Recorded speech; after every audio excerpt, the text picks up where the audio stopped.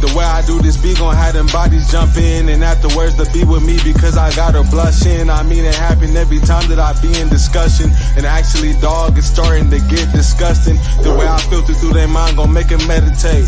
The way I'm thugging on the spine gon' make a nigga hate. Usually wouldn't happen, but I don't care today. It usually wouldn't happen, but I don't care today, dog. Usually when I'm rapping, I got so much to say. Usually calling and texting, but baby, not today. Usually balling and flexing, but nigga, not today. Not today, no nigga, not today, dog. Still got the section, but we ain't hopping on yacht today. I get it poppin', this energy start a damn parade. Dropping my phone and making time for the love and hate. Not today, no nigga, not today, dog. I look at it from a perspective of what can I do and when am I going to do it to change my situation, you know? This that iced out new sprinter, no pretending. I promise from all this winning, this energy have been gifted from G.O.D. independent. She look me in my eyes and tell me she wanna ride, but not today, Missy. But my dog finna chase, so not today, kitty. Yeah, I'm usually off the chain, but not today, pretty. Not today. No nigga, not today, dog.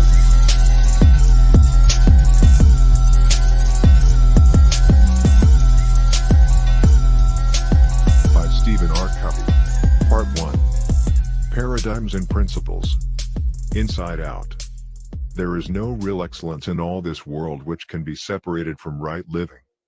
David Starr Jordan. In more than 25 years of working with people in business, university, and marriage and family settings, I have come in contact with many individuals who have achieved an incredible degree of outward success, but have found themselves struggling with an inner hunger, a deep need for personal congruency and effectiveness, and for healthy, growing relationships with other people. I suspect some of the problems they have shared with me may be familiar to you. I've set and met my career goals and I'm having tremendous professional success. But it's cost me my personal and family life. I don't know my wife and children anymore. I'm not even sure I know myself and what's really important to me. I've had to ask myself, is it worth it? I've started a new diet, for the 5th time this year. I know I'm overweight, and I really want to change. I read all the new information, I set goals, I get myself all psyched up with a positive mental attitude and tell myself I can do it. But I don't. After a few weeks, I fizzle. I just can't seem to keep a promise I make to myself. I've taken course after course on effective management training. I expect a lot out of my employees and I work hard to be friendly toward them and to treat them right. But I don't feel any loyalty from them. I think if I were homesick for a day, they'd spend most of their time gabbing at the water fountain. Why can't I train them to be independent and responsible, or find employees who can be? My teenage son is rebellious and on drugs. No matter what I try, he won't listen to me. What can I do? There's so much to do. And there's never enough time. I feel pressured and hassled all day, every day, 7 days a week. I've attended time management seminars and I've tried half a dozen different planning systems. They've helped some, but I still don't feel I'm living the happy, productive, peaceful life I want to live. I want to teach my children the value of work. But to get them to do anything, I have to supervise every move, and put up with complaining every step of the way. It's so much easier to do it myself. Why can't children do their work cheerfully and without being reminded? I'm busy, really busy. But sometimes I wonder if what I'm doing will make any difference in the long run. I'd really like to think there was meaning in my life, that somehow things were different because I was here. I see my friends or relatives achieve some degree of success or receive some recognition, and I smile and congratulate them enthusiastically. But inside, I'm eating my heart out. Why do I feel this way? I have a forceful personality. I know, in almost any interaction, I can control the outcome. Most of the time, I can even do it by influencing others to come up with the solution I want. I think through each situation and I really feel the ideas I come up with are usually the best for everyone. But I feel uneasy. I always wonder what other people really think of me and my ideas. My marriage has gone flat. We don't fight or anything, we just don't love each other anymore. We've gone to counseling, we've tried a number of things, but we just can't seem to rekindle the feeling we used to have. These are deep problems, painful problems, problems that quick fix approaches can't solve. A few years ago, my wife Sandra and I were struggling with this kind of concern. One of our sons was having a very difficult time in school. He was doing poorly academically, he didn't even know how to follow the instructions on the tests, let alone do well on them. Socially he was immature, often embarrassing those closest to him. Athletically, he was small, skinny, and uncoordinated, swinging his baseball bat, for example, almost before the ball was even pitched. Others would laugh at him. Sandra and I were consumed with a desire to help him. We felt that if success were important in any area of life, it was supremely important in our role as parents. So we worked on our attitudes and behavior toward him, and we tried to work on his. We attempted to psych him up using positive mental attitude techniques. Come on, son. You can do it. We know you can. Put your hands a little higher on the bat and keep your eye on the ball. Don't swing till it gets close to you. And if he did a little better, we would go to great lengths to reinforce him. That's good, son, keep it up. When others laughed, we reprimanded them. Leave him alone. Get off his back. He's just learning. And our son would cry and insist that he'd never be any good and that he didn't like baseball anyway. Nothing we did seemed to help, and we were really worried. We could see the effect this was having on his self-esteem. We tried to be encouraging and helpful and positive, but after repeated failure, we finally drew back and tried to look at the situation on a different level. At this time in my professional role, I was involved in leadership development work with various clients throughout the country. In that capacity, I was preparing bi-monthly programs on the subject of communication and perception for IBM's Executive Development Program participants. As I researched and prepared these presentations, I became particularly interested in how perceptions are formed, how they govern the way we see, and how the way we see governs how we behave. This led me to a study of expectancy theory and self-fulfilling prophecies, or the Pygmalion effect, and to a realization of how deeply embedded our perceptions are. It taught me that we must look at the lens through which we see the world, as well as at the world we see, and that the lens itself shapes how we interpret the world. As Sandra and I talked about the concepts I was teaching at IBM and about our own situation, we began to realize that what we were doing to help our son was not in harmony with the way we really saw him. When we honestly examined our deepest feelings, we realized that our perception was that he was basically inadequate, somehow behind. No matter how much we worked on our attitude and behavior, our efforts were ineffective because, despite our actions and our words, what we really communicated to him was, "You aren't capable. You have to be protected." We began to realize that if we wanted to change the situation, we first had to change ourselves. And to change ourselves effectively, we first had to change our perceptions. The personality and character ethics. At the same time, in addition to my research on perception, I was also deeply immersed in an in-depth study of the success literature published in the United States since 1776. I was reading or scanning literally hundreds of books, articles, and essays in fields such as self-improvement, popular psychology, and self-help. At my fingertips was the sum and substance of what a free and democratic people considered to be the keys to successful living. As my study took me back through 200 years of writing about success, I noticed a startling pattern emerging in the content of the literature. Because of our own pain, and because of similar pain I had seen in the lives and relationships of many people I had worked with through the years, I began to feel more and more that much of the success literature of the past 50 years was superficial. It was filled with social image consciousness, techniques and quick fixes, with social band-aids and aspirin that addressed acute problems and sometimes even appeared to solve them temporarily, but left the underlying chronic problems untouched to fester and resurface time and again. In stark contrast, almost all the literature in the first 150 years or so focused on what could be called the character ethic as the foundation of success, things like integrity, humility, fidelity, temperance, courage, justice, patience, industry, simplicity, modesty, and the golden rule. Benjamin Franklin's autobiography is representative of that literature. It is, basically, the story of one man's effort to integrate certain principles and habits deep within his nature. The character ethic taught that there are basic principles of effective living, and that people can only experience true success and enduring happiness as they learn and integrate these principles into their basic character. But shortly after World War I, the basic view of success shifted from the character ethic to what we might call the personality ethic. Success became more a function of personality, of public image, of attitudes and behaviors, skills and techniques that lubricate the processes of human interaction. This personality ethic essentially took two paths. One was human and public relations techniques, and the other was positive mental attitude, PMA. Some of this philosophy was expressed in inspiring and sometimes valid maxims such as your attitude determines your altitude, smiling wins more friends than frowning, and whatever the mind of man can conceive and believe it can achieve. Other parts of the personality approach were clearly manipulative, even deceptive, encouraging people to use techniques to get other people to like them, or to fake interest in the hobbies of others to get out of them what they wanted, or to use the power look, or to intimidate their way through life. Some of this literature acknowledged character as an ingredient of success, but tended to compartmentalize it rather than recognize it as foundational and catalytic.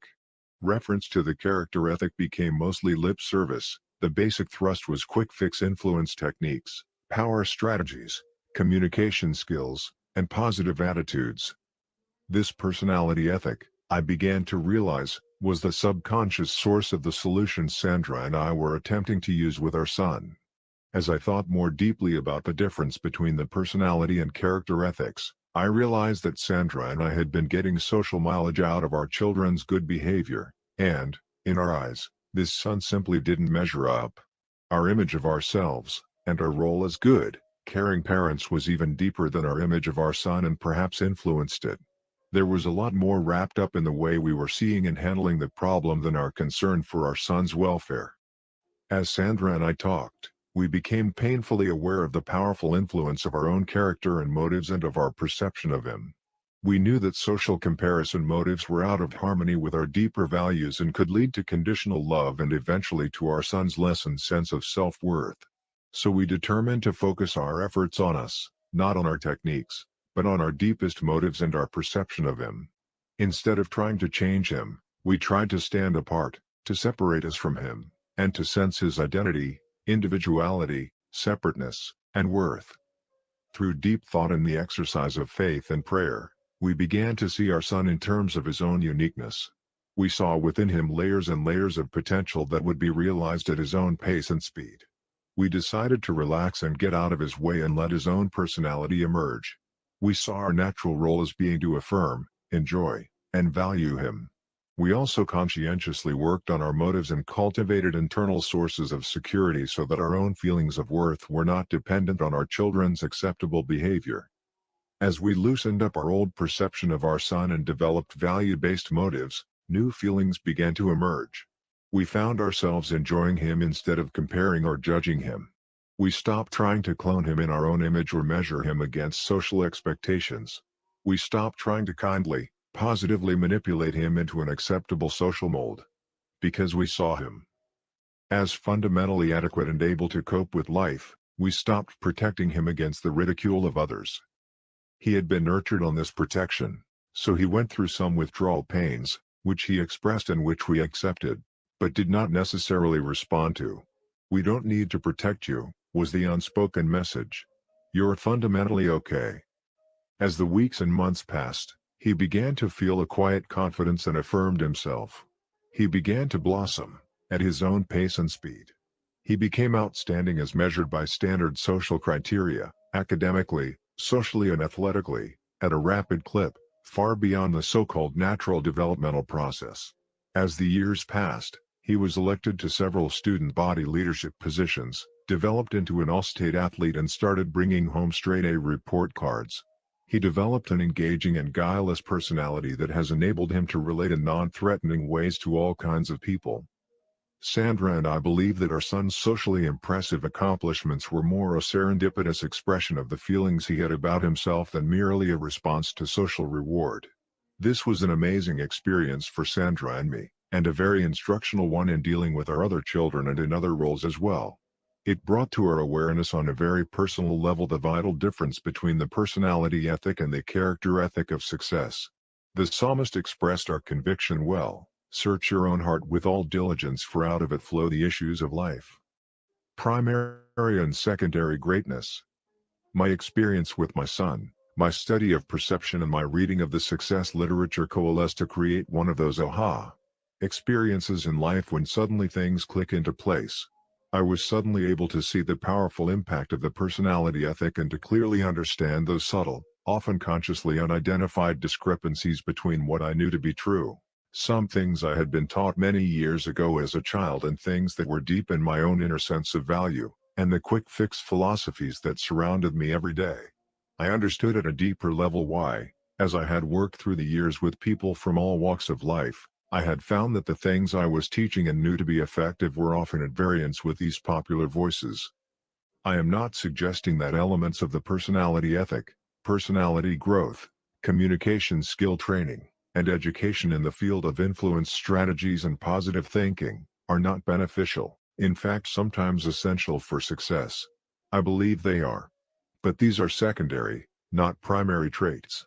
Perhaps, in utilizing our human capacity to build on the foundation of generations before us, we have inadvertently become so focused on our own building that we have forgotten the foundation that holds it up, or in reaping for so long where we have not sown, perhaps we have forgotten the need to sow.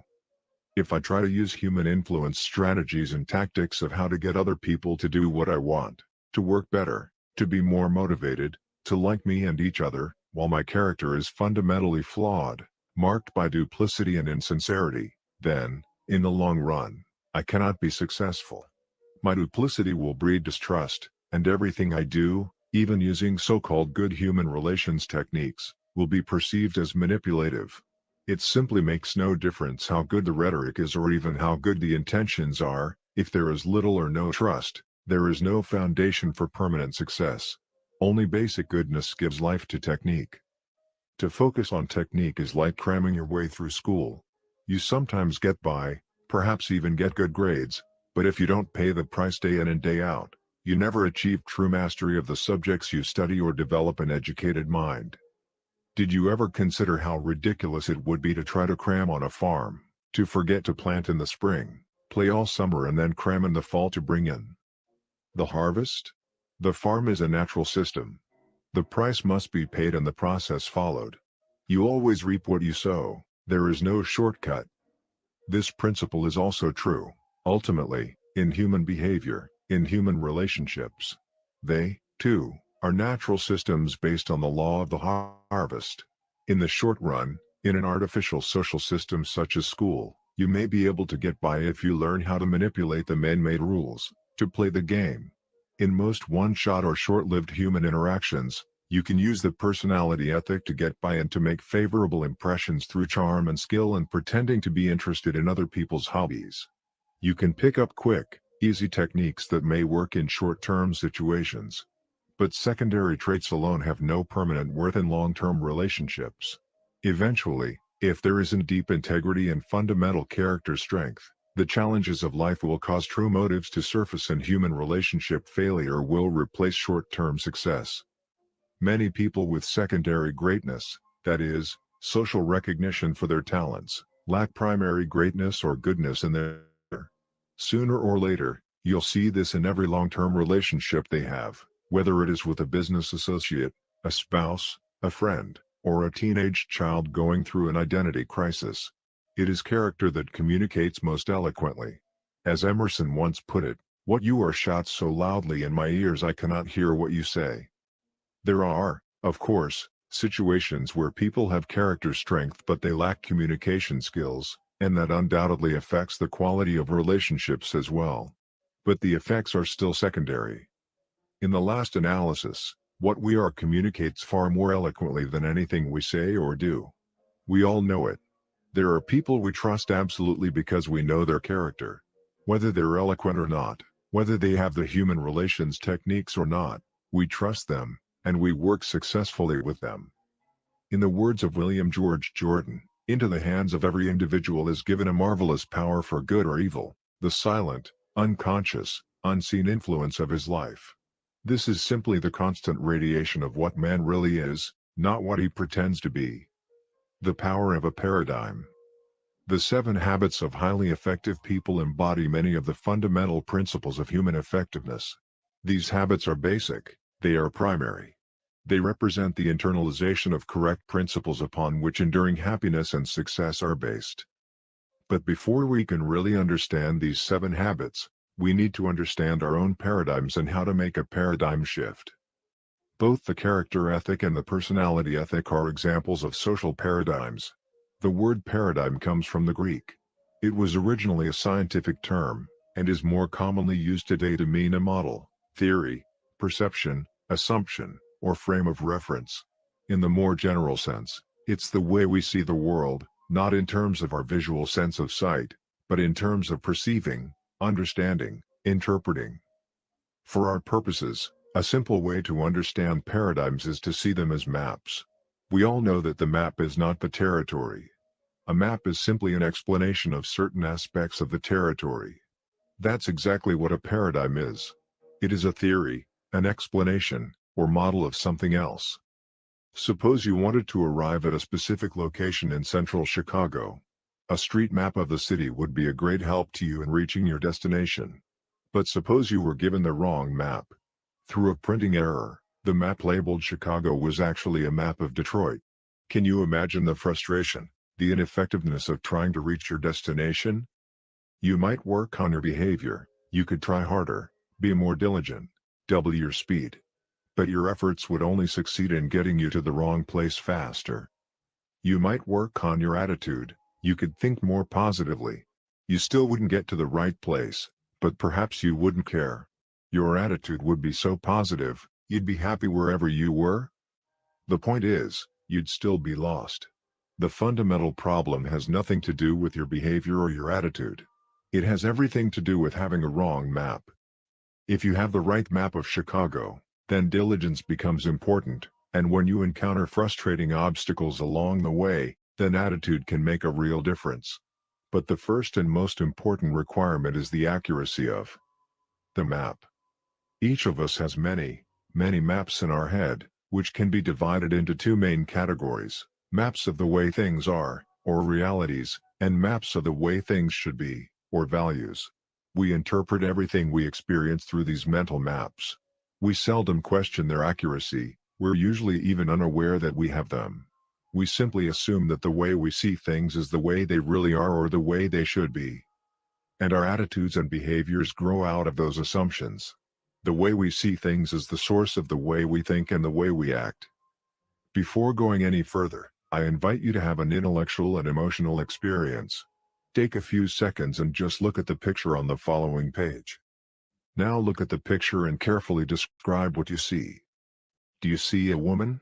How old would you say she is? What does she look like? What is she wearing? In what kind of roles do you see her? You probably would describe the woman in the second picture to be about 25 years old, very lovely, rather fashionable with a petite nose and a demure presence. If you were a single man, you might like to take her out.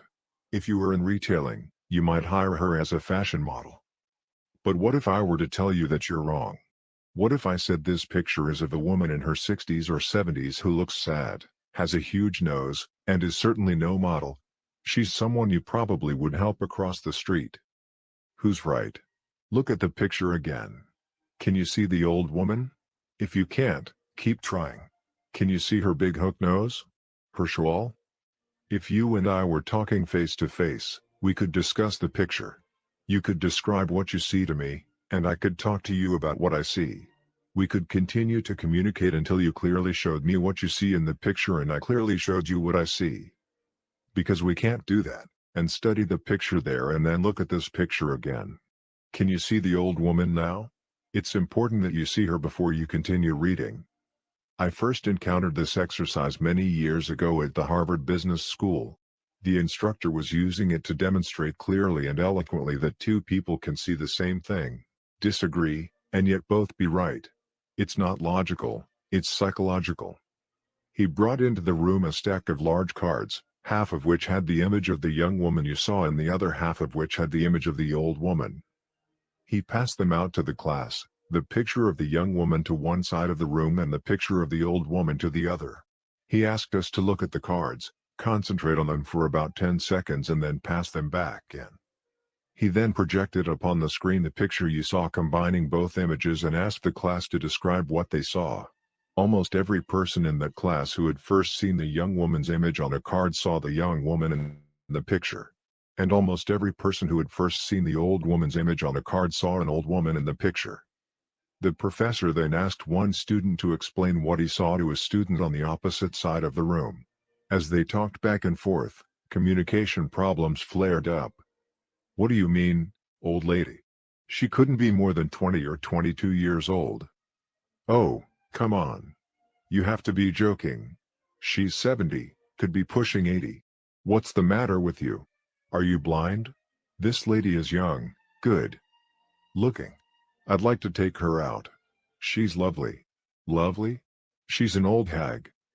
The arguments went back and forth, each person sure of, and adamant in, his or her position.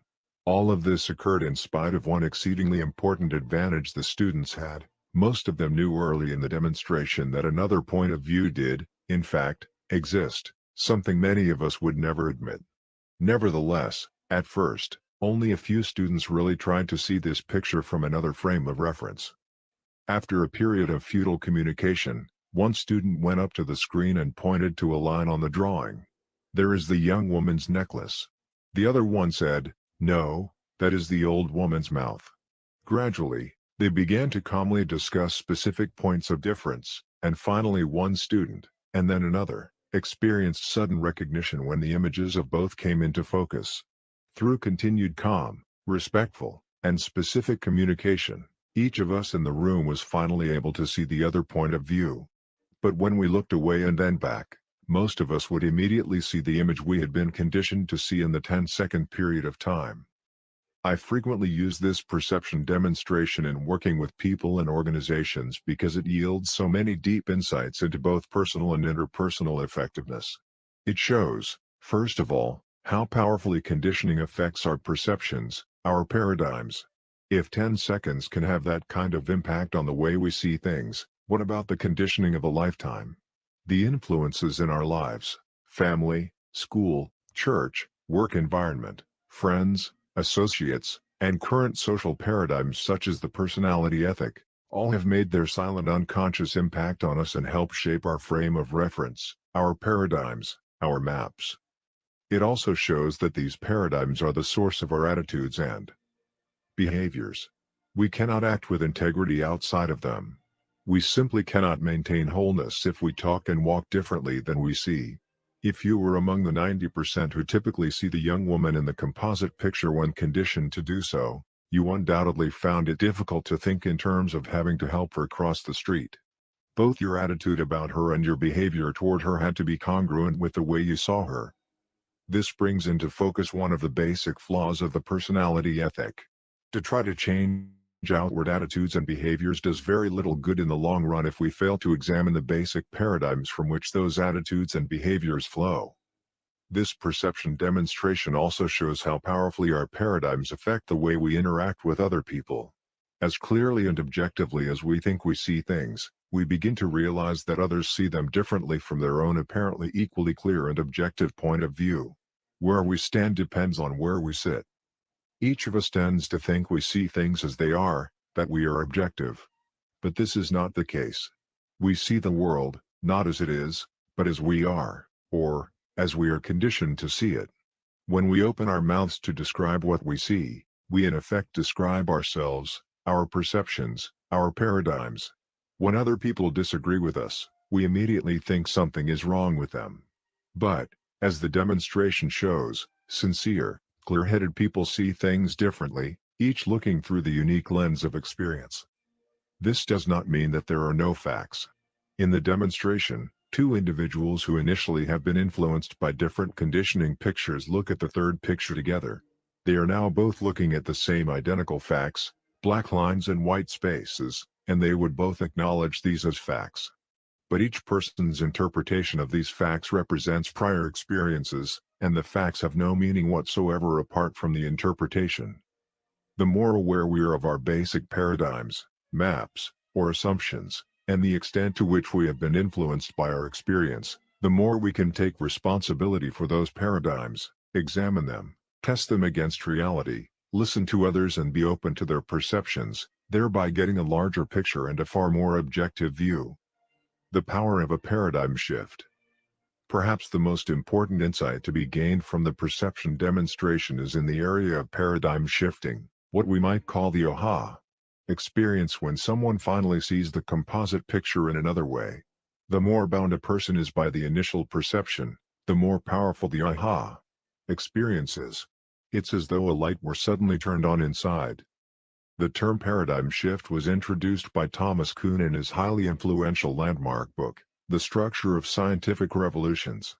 Kuhn shows how almost every significant breakthrough in the field of scientific endeavor is first a break with tradition, with old ways of thinking, with old paradigms. For Ptolemy, the great Egyptian astronomer, the Earth was the center of the universe. But Copernicus created a paradigm shift, and a great deal of resistance and persecution as well, by placing the sun at the center. Suddenly, everything took on a different interpretation. The Newtonian model of physics was a clockwork paradigm and is still the basis of modern engineering. But it was partial, incomplete. The scientific world was revolutionized by the Einsteinian paradigm, the relativity paradigm, which had much higher predictive and explanatory value. Until the germ theory was developed, a high percentage of women and children died during childbirth, and no one could understand why. In military skirmishes, more men were dying from small wounds and diseases than from the major traumas on the front lines. But as soon as the germ theory was developed, a whole new paradigm, a better, improved way of understanding what was happening made dramatic, significant medical improvement possible. The United States today is the fruit of a paradigm shift. The traditional concept of government for centuries had been a monarchy, the divine right of kings. Then a different paradigm was developed, government of the people, by the people, and for the people. And a constitutional democracy was born, unleashing tremendous human energy and ingenuity, and creating a standard of living, of freedom and liberty, of influence and hope unequaled in the history of the world. Not all paradigm shifts are in positive directions. As we have observed, the shift from the character ethic to the personality ethic has drawn us away from the very roots that nourish true success and happiness.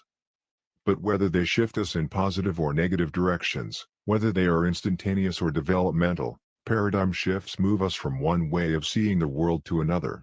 And those shifts create powerful change. Our paradigms, correct or incorrect, are the sources of our attitudes and behaviors, and ultimately our relationships with others. I remember a mini paradigm shift I experienced one Sunday morning on a subway in New York.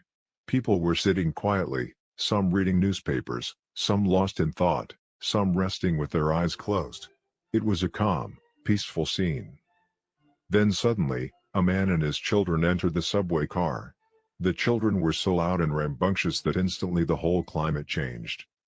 The man sat down next to me and closed his eyes, apparently oblivious to the situation.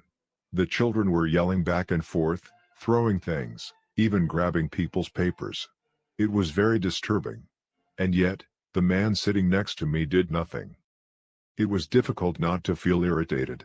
I could not believe that he could be so insensitive as to let his children run wild like that and do nothing about it, taking no responsibility at all. It was easy to see that everyone else on the subway felt irritated, too. So finally, with what I felt was unusual patience and restraint, I turned to him and said, "Sir, your children are really disturbing a lot of people. I wonder if you couldn't control them a little more?" The man lifted his gaze as if to come to a consciousness of the situation for the first time and said softly, "Oh, you're right.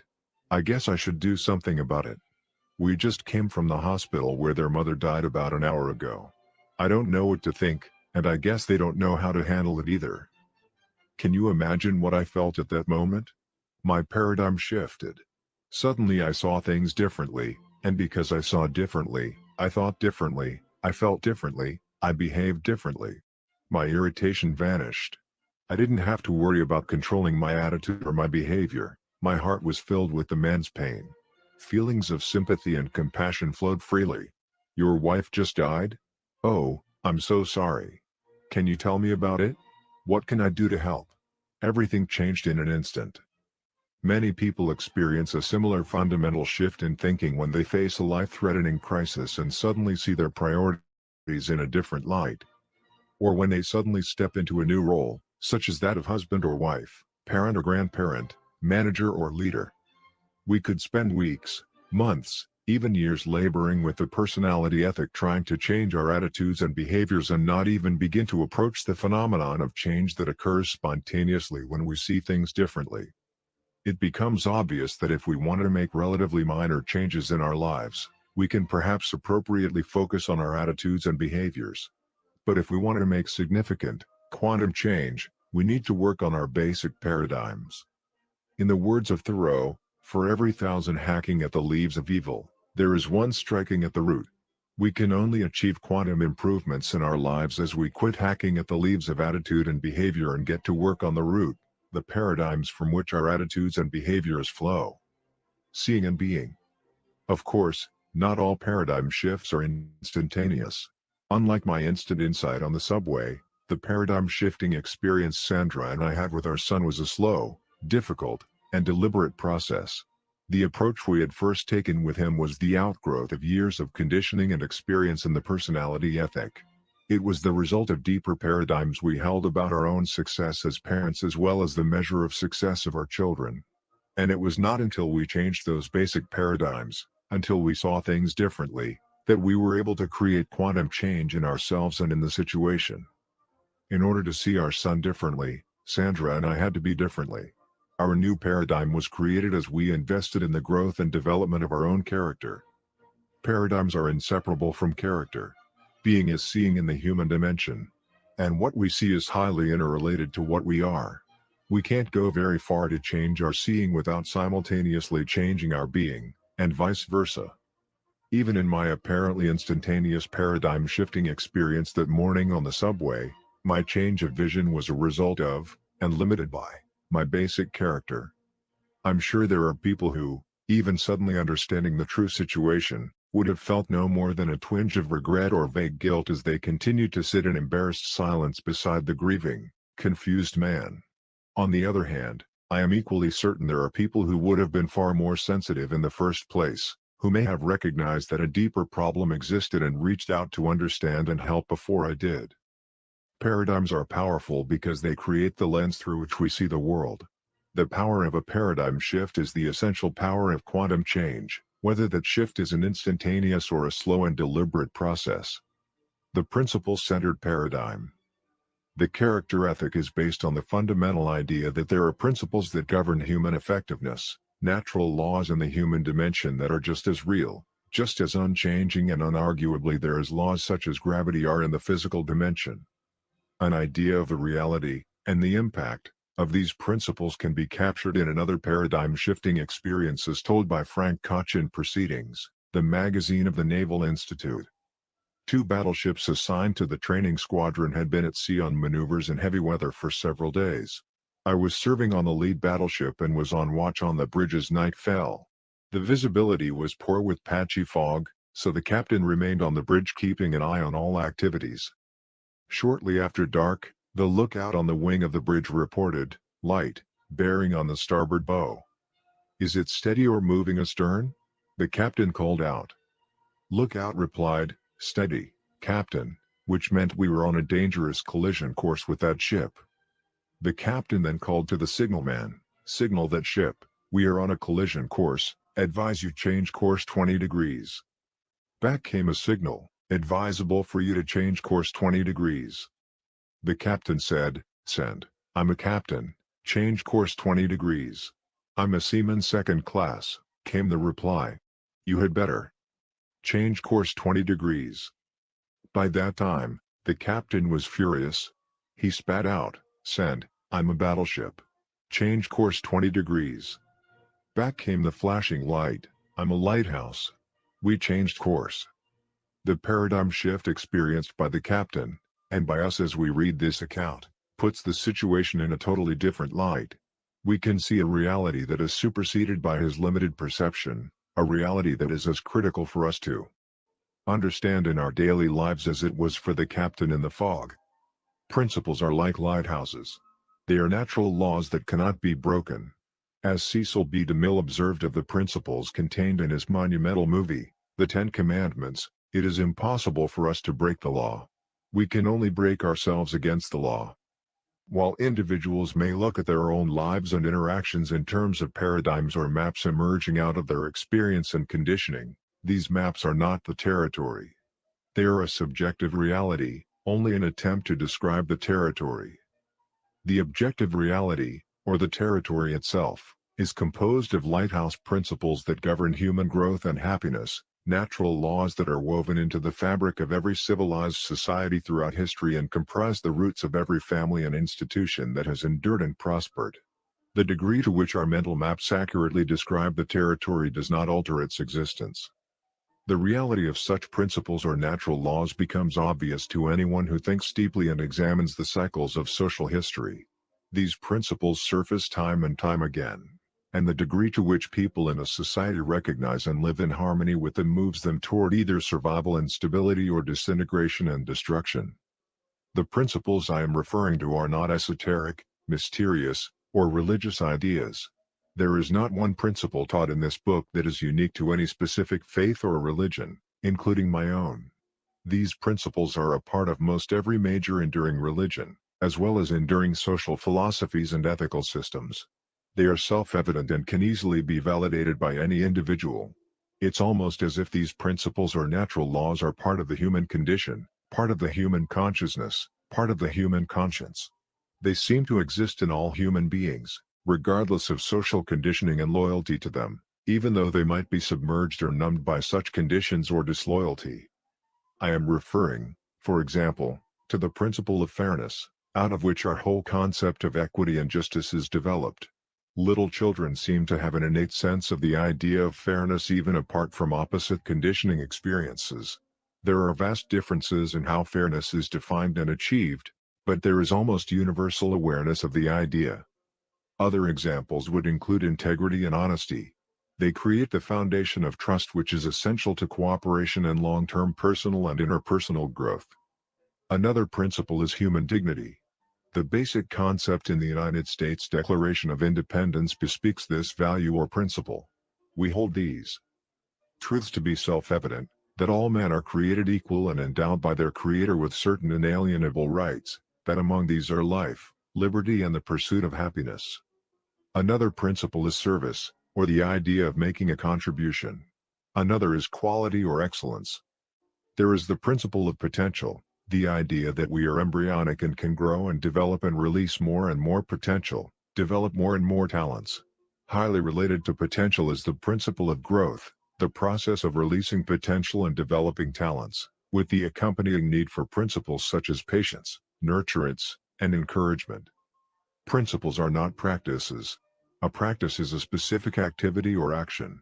A practice that works in one circumstance will not necessarily work in another, as parents who have tried to raise a second child exactly like they did the first can readily attest.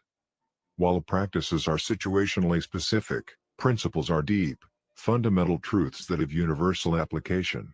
They apply to individuals, to marriages, to families, to private and public organizations of every kind. When these truths are internalized into habits, they empower people to create a wide variety of practices to deal with different situations. Principles are not values. A gang of thieves can share values, but they are in violation of the fundamental principles we're talking about. Principles are the territory. Values are maps. When we value correct principles, we have truth, a knowledge of things as they are. Principles are guidelines for human conduct that are proven to have enduring, permanent value. They're fundamental. They're essentially unarguable because they are self-evident. One way to quickly grasp the self-evident nature of principles is to simply consider the absurdity of attempting to live an effective life based on their opposites. I doubt that anyone would seriously consider unfairness, deceit, baseness, uselessness, mediocrity, or degeneration to be a solid foundation for lasting happiness and success. Although people may argue about how these principles are defined or manifested or achieved, there seems to be an innate consciousness and awareness that they exist. The more closely our maps or paradigms are aligned with these principles or natural laws, the more accurate and functional they will be. Correct maps will infinitely impact our personal and interpersonal effectiveness far more than any amount of effort expended on changing our attitudes and behaviors. Principles of growth and change. The glitter of the personality ethic, the massive appeal, is that there is some quick and easy way to achieve quality of life, personal effectiveness and rich, deep relationships with other people, without going through the natural process of work and growth that makes it possible. It's simple without substance. It's the get-rich-quick scheme promising wealth without work. And it might even appear to succeed, but the schemer remains. The personality ethic is illusory and deceptive. And trying to get high-quality results with its techniques and quick fixes is just about as effective as trying to get to some place in Chicago using a map of Detroit. In the words of Erich Fromm, an astute observer of the roots and fruits of the personality ethic, today we come across an individual who behaves like an automaton, who does not know or understand himself, and the only person that he knows is the person that he is supposed to be, whose meaningless chatter has replaced communicative speech, whose synthetic smile has replaced genuine laughter, and whose sense of dull despair has taken the place of genuine pain. Two statements may be said concerning this individual. One is that he suffers from defects of spontaneity and individuality which may seem to be incurable. At the same time it may be said of him he does not differ essentially from the millions of the rest of us who walk upon this earth. In all of life, there are sequential stages of growth and development. A child learns to turn over, to sit up, to crawl, and then to walk and run. Each step is important and each one takes time. No step can be skipped. This is true in all phases of life, in all areas of development, whether it be learning to play the piano or communicate effectively with a working associate. It is true with individuals, with marriages, with families, and with organizations. We know and accept this fact or principle of process in the area of physical things, but to understand it in emotional areas, in human relations, and even in the area of personal character is less common and more difficult. And even if we understand it, to accept it and to live in harmony with it are even less common and more difficult.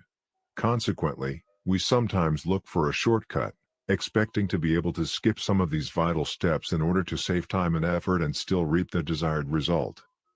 But what happens when we attempt to shortcut a natural process in our growth and development? If you are only an average tennis player but decide to play at a higher level in order to make a better impression, what will result? Would positive thinking alone enable you to compete effectively against a professional? What if you were to lead your friends to believe you could play the piano at concert hall level while your actual present skill was that of a beginner? The answers are obvious. It is simply impossible to violate, ignore, or shortcut this development process. It is contrary to nature, and attempting to seek such a shortcut only results in disappointment and frustration. On a 10-point scale, if I am at level 2 in any field, and desire to move to level 5, I must first take the step toward level 3. A 1,000-mile journey begins with the first step and can only be taken one step at a time. If you don't let a teacher know at what level you are, by asking a question, or revealing your ignorance, you will not learn or grow. You cannot pretend for long, for you will eventually be found out. Admission of ignorance is often the first step in our education. Thoreau taught, how can we remember our ignorance, which our growth requires, when we are using our knowledge all the time? I recall one occasion when two young women, daughters of a friend of mine, came to me tearfully, complaining about their father's harshness and lack of understanding. They were afraid to open up with their parents for fear of the consequences. And yet they desperately needed their parents' love, understanding, and guidance. I talked with the father and found that he was intellectually aware of what was happening. But while he admitted he had a temper problem, he refused to take responsibility for it and to honestly accept the fact that his emotional development level was low. It was more than his pride could swallow to take the first step toward change. To relate effectively with a wife, a husband, children, friends, or working associates, we must learn to listen. And this requires emotional strength. Listening involves patience, openness, and the desire to understand, highly developed qualities of character. It's so much easier to operate from a low emotional level and to give high-level advice. Our level of development is fairly obvious with tennis or piano playing. where it is impossible to pretend. But it is not so obvious in the areas of character and emotional development. We can pose and put on for a stranger or an associate. We can pretend. And for a while we can get by with it, at least in public. We might even deceive ourselves.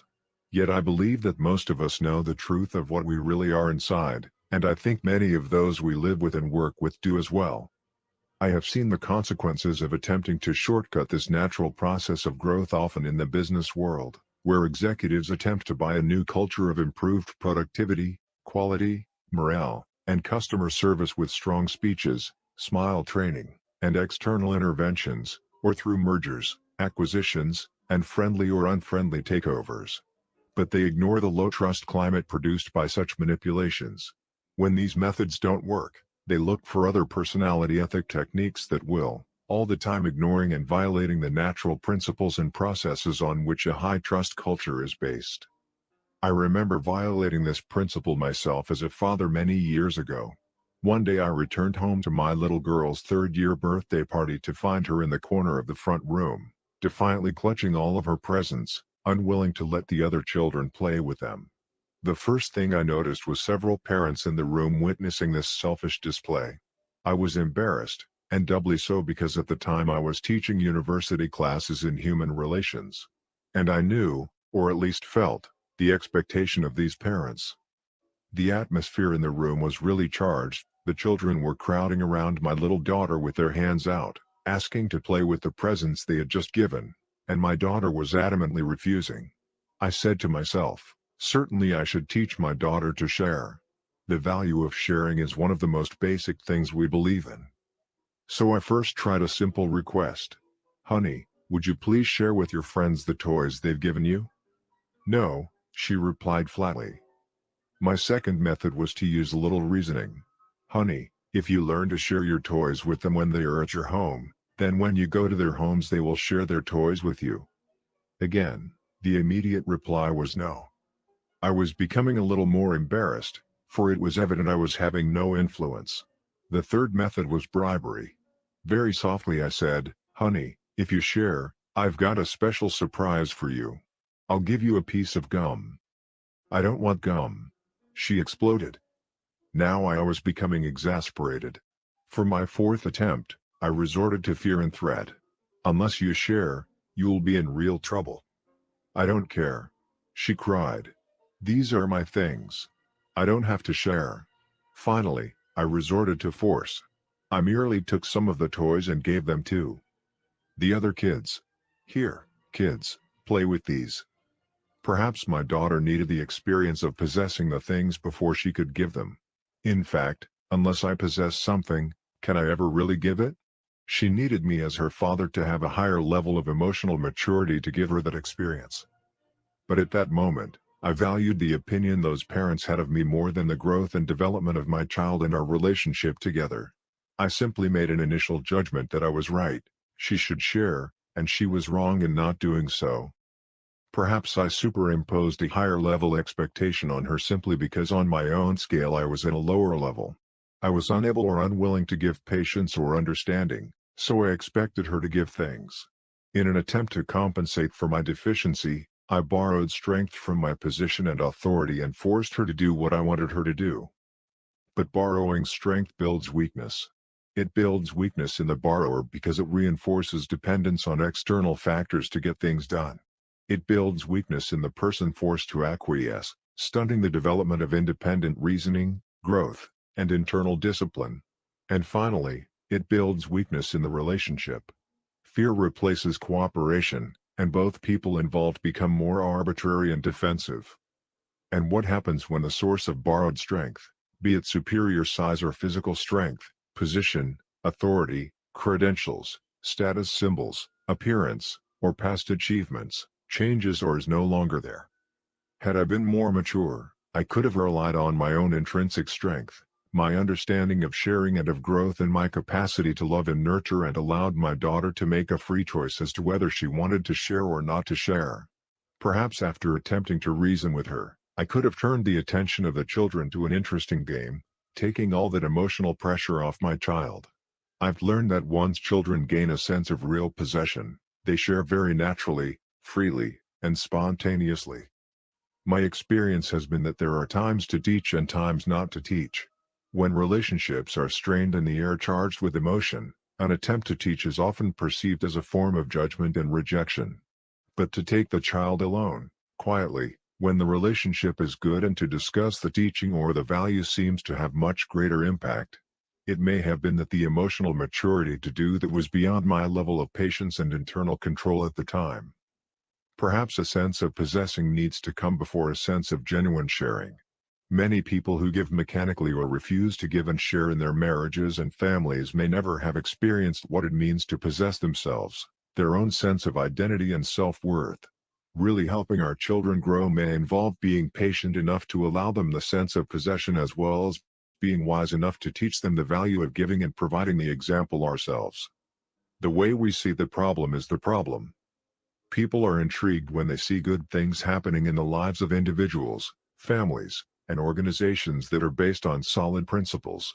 They admire such personal strength and maturity, such family unity and teamwork, such adaptive synergistic organizational culture. And their immediate request is very revealing of their basic paradigm. How do you do it? Teach me the techniques. What they're really saying is, give me some quick fix advice or solution that will relieve the pain in my own situation. They will find people who will meet their wants and teach these things, and for a short time, skills and techniques may appear to work.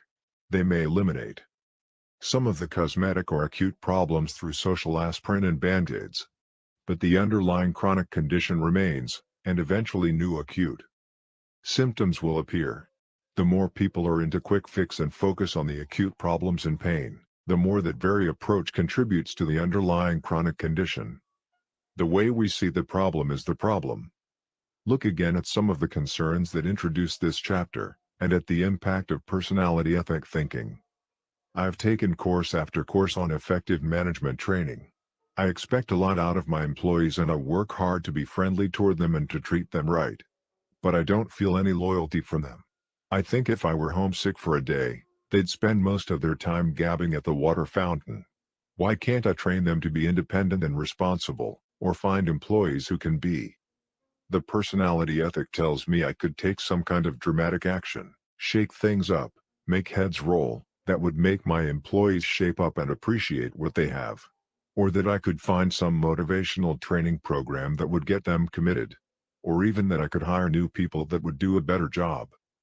But is it possible that under that apparently disloyal behavior, these employees question whether I really act in their best interest? Do they feel like I'm treating them as mechanical objects? Is there some truth to that? Deep inside, is that really the way I see them? Is there a chance the way I look at the people who work for me is part of the problem? There's so much to do. And there's never enough time. I feel pressured and hassled all day, every day, 7 days a week. I've attended time management seminars and I've tried half a dozen different planning systems.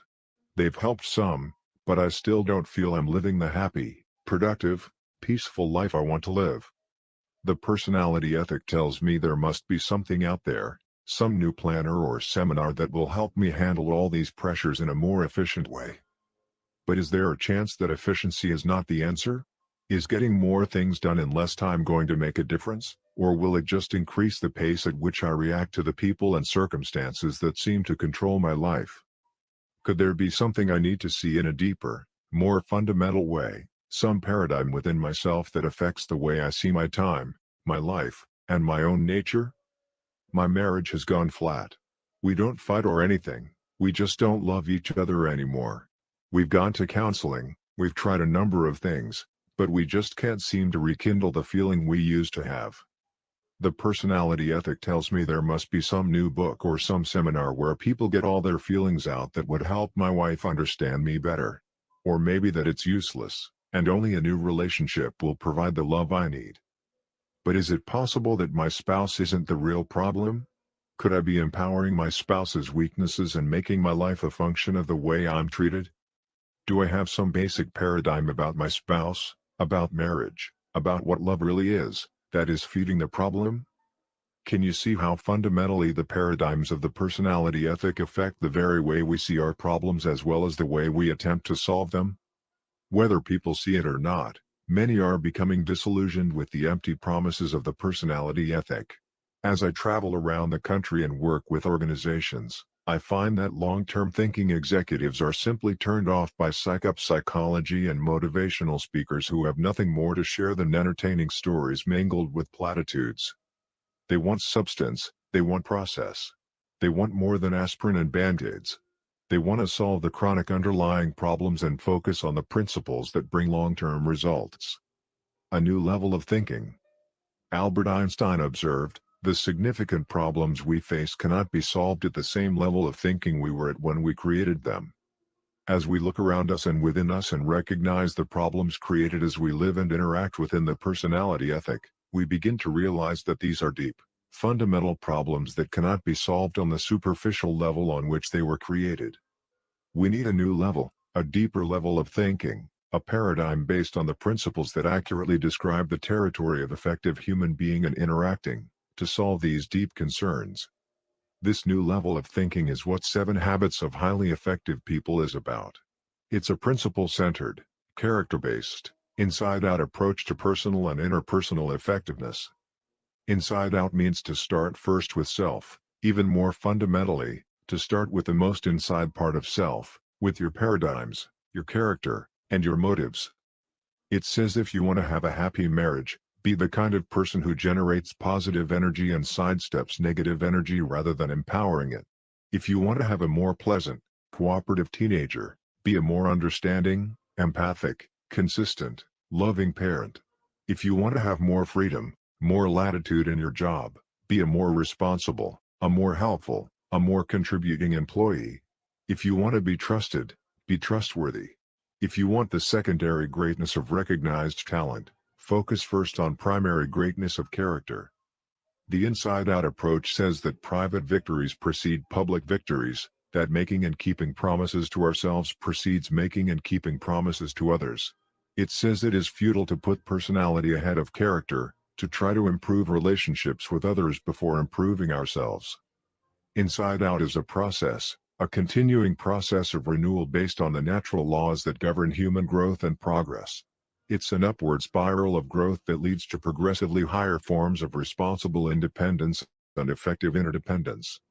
I have had the opportunity to work with many people, wonderful people, talented people, people who deeply want to achieve happiness and success. People who are searching, people who are hurting. I've worked with business executives, college students, church and civic groups, families and marriage partners. And in all of my experience, I have never seen lasting solutions to problems, lasting happiness and success, that came from the outside in. What I have seen result from the outside in paradigm is unhappy people who feel victimized and immobilized, who focus on the weaknesses of other people and the circumstances they feel are responsible for their own stagnant situation.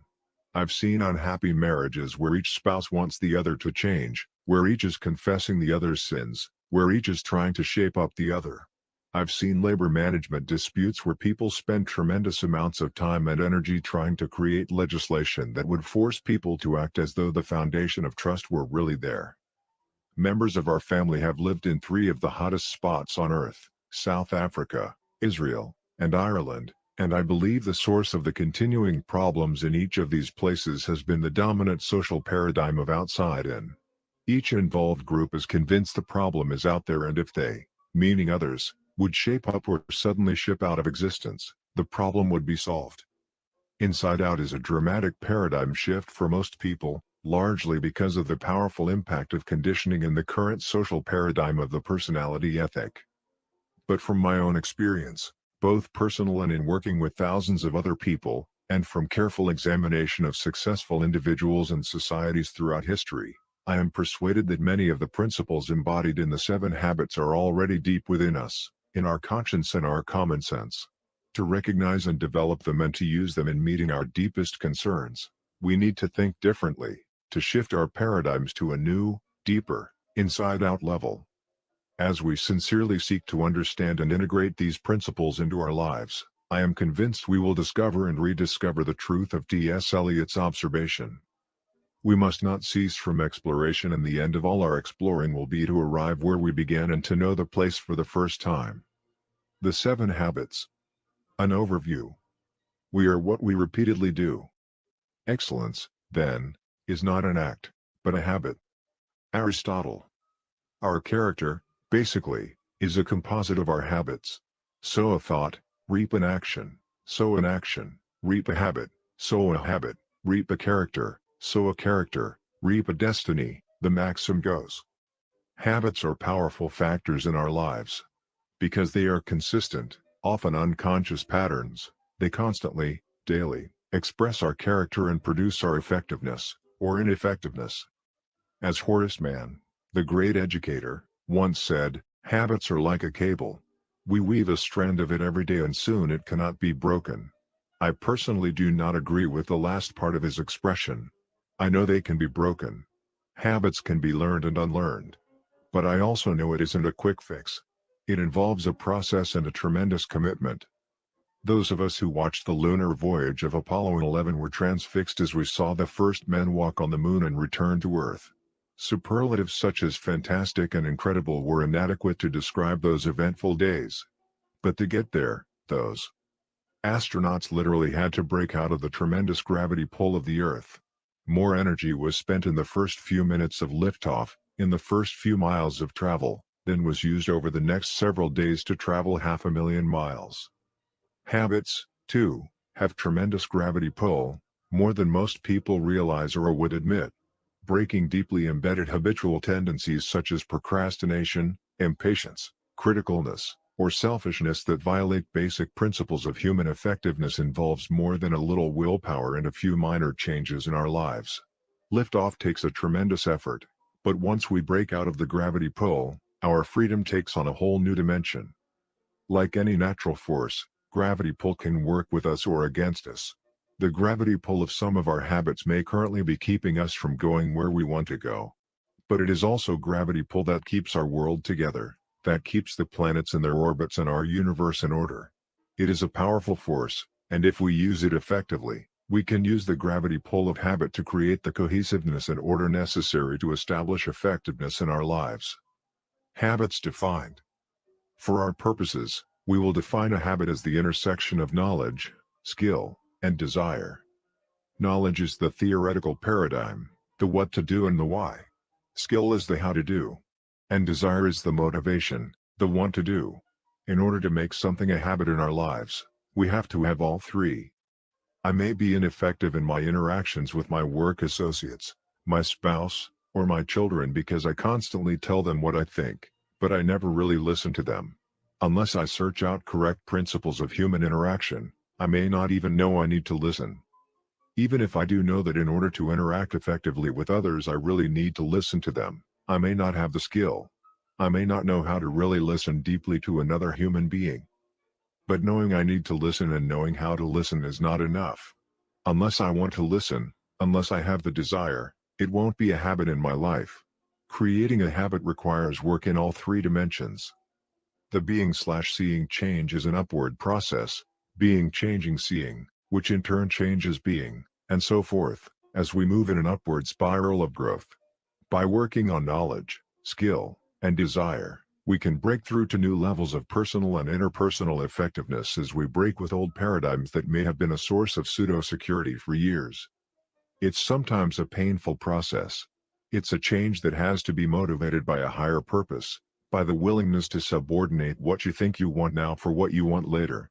But this process produces happiness, the object and design of our existence. Happiness can be defined, in part at least, as the fruit of the desire and ability to sacrifice what we want now for what we want eventually. Effective habits. Internalized principles and patterns of behavior. The maturity continuum. The 7 habits are not a set of separate or piecemeal psych-up formulas. In harmony with the natural laws of growth, they provide an incremental, sequential, highly integrated approach to the development of personal and interpersonal effectiveness. They move us progressively on a maturity continuum from dependence to independence to interdependence. We each begin life as an infant, totally dependent on others. We are directed, nurtured, and sustained by others. Without this nurturing, we would only live for a few hours or a few days at the most. Then gradually, over the ensuing months and years, we become more and more independent, physically, mentally, emotionally, and financially, until eventually we can essentially take care of ourselves, becoming inner-directed and self-reliant. As we continue to grow and mature, we become increasingly aware that all of nature is interdependent, that there is an ecological system that governs nature, including society. We further discover that the higher reaches of our nature have to do with our relationships with others, that human life also is interdependent. Our growth from infancy to adulthood is in accordance with natural law. And there are many dimensions to growth. Reaching our full physical maturity, for example, does not necessarily assure us of simultaneous emotional or mental maturity. On the other hand, a person's physical dependence does not mean that he or she is mentally or emotionally immature. On the maturity continuum, dependence is the paradigm of you take care of me, you come through for me, you didn't come through, I blame you for the results. Independence is the paradigm of I can do it, I am responsible, I am self-reliant, I can choose. Interdependence is the paradigm of we can do it, we can cooperate, we can combine our talents and abilities and create something greater together. Dependent people need others to get what they want. Independent people can get what they want through their own effort. Interdependent people combine their own efforts with the efforts of others to achieve their greatest success. If I were physically dependent, paralyzed or disabled or limited in some physical way, I would need you to help me. If I were emotionally dependent, my sense of worth and security would come from your opinion of me. If you didn't like me, it could be devastating. If I were intellectually dependent, I would count on you to do my thinking for me, to think through the issues and problems of my life. If I were independent, physically, I could pretty well make it on my own. Mentally, I could think my own thoughts, I could move from one level of abstraction to another. I could think creatively and analytically and organize and express my thoughts in understandable ways. Emotionally, I would be validated from within. I would be inner-directed. My sense of worth would not be a function of being liked or treated well. It's easy to see that independence is much more mature than dependence. Independence is a major achievement in and of itself. But independence is not supreme. Nevertheless, the current social paradigm enthrones independence. It is the avowed goal of many individuals and social movements. Most of the self-improvement material puts independence on a pedestal, as though communication, teamwork, and cooperation were lesser values. But much of our current emphasis on independence is a reaction to dependence, to having others control us, define us, use us, and manipulate us. The little understood concept of interdependence appears to many to smack of dependence, and therefore, we find people, often for selfish reasons, leaving their marriages, abandoning their children, and forsaking all kinds of social responsibility, all in the name of independence.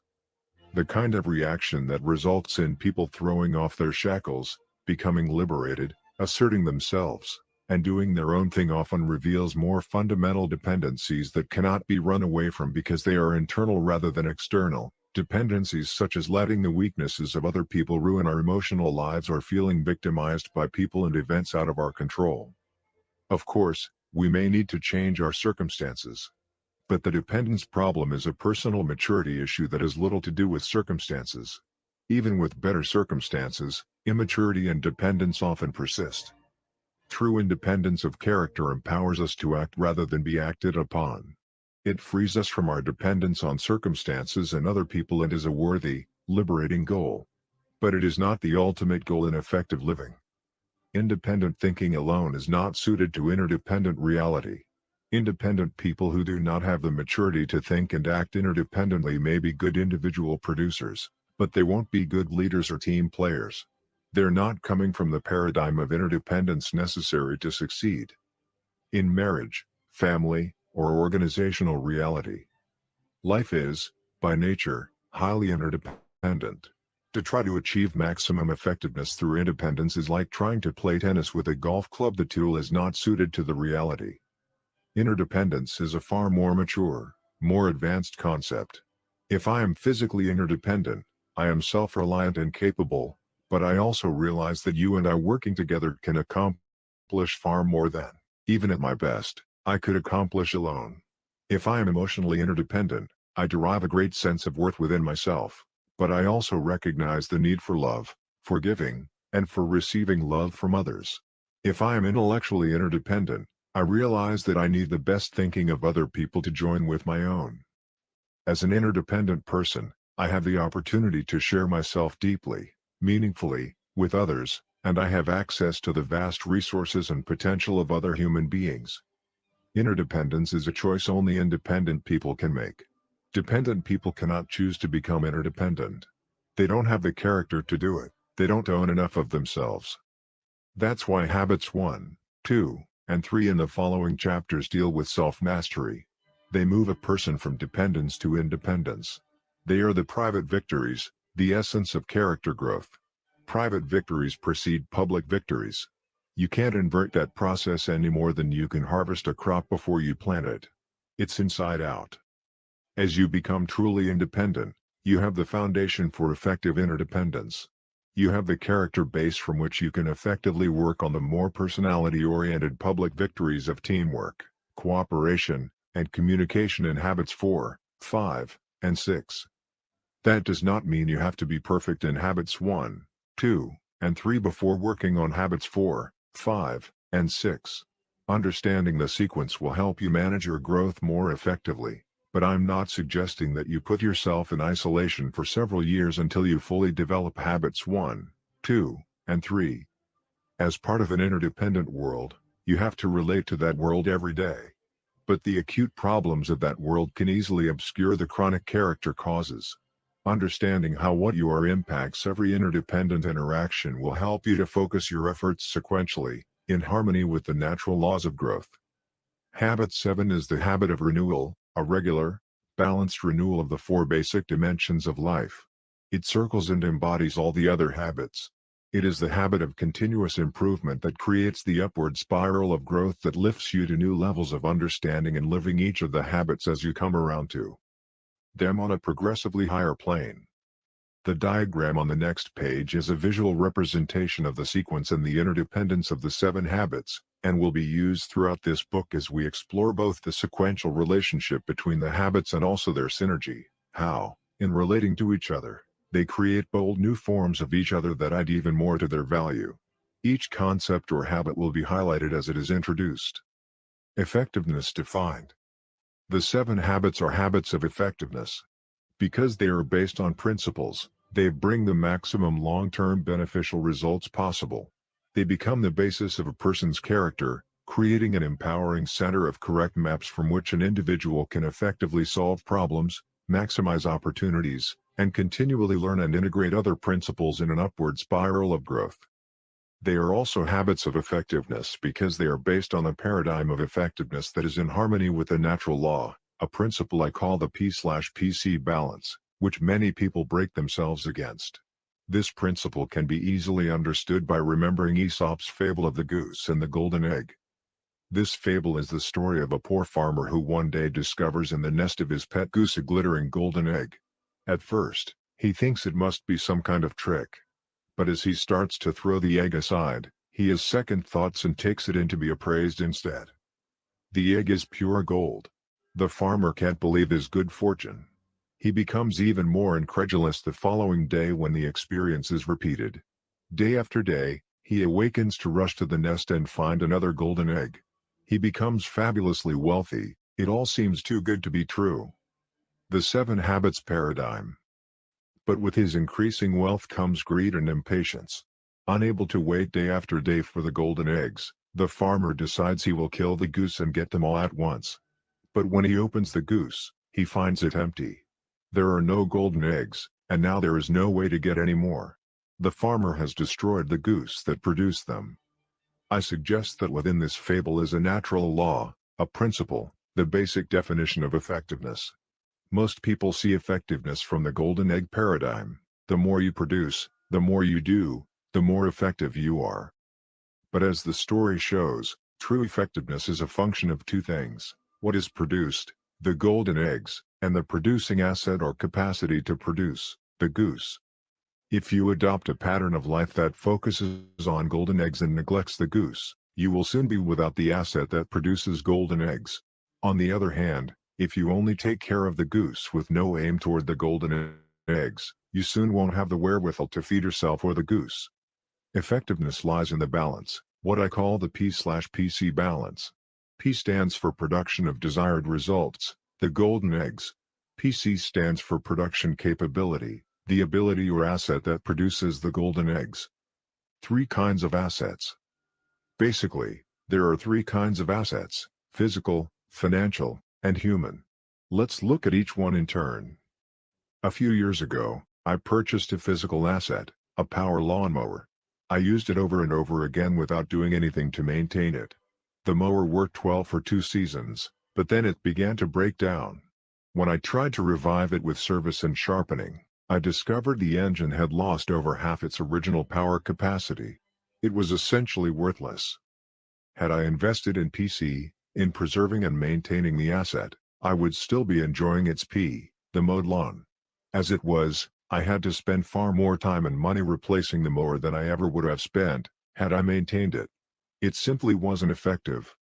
In our quest for short-term returns, or results, we often ruin a prized physical asset, a car, a computer, a washer or a dryer, even our body or our environment. Keeping P and PC in balance makes a tremendous difference in the effective use of physical assets. It also powerfully impacts the effective use of financial assets. How often do people confuse principal with interest? Have you ever invaded principal to increase your standard of living, to get more golden eggs? The decreasing principal has decreasing power to produce interest or income. And the dwindling capital becomes smaller and smaller until it no longer supplies even basic needs. Our most important financial asset is our own capacity to earn. If we don't continually invest in improving our own PC, we severely limit our options. We're locked into our present situation, running scared of our corporation or our boss's opinion of us, economically dependent and defensive. Again, it simply isn't effective. In the human area, the P/PC balance is equally fundamental, but even more important, because people control physical and financial assets. When two people in a marriage are more concerned about getting the golden eggs, the benefits, than they are in preserving the relationship that makes them possible, they often become insensitive and inconsiderate, neglecting the little kindnesses and courtesies so important to a deep relationship.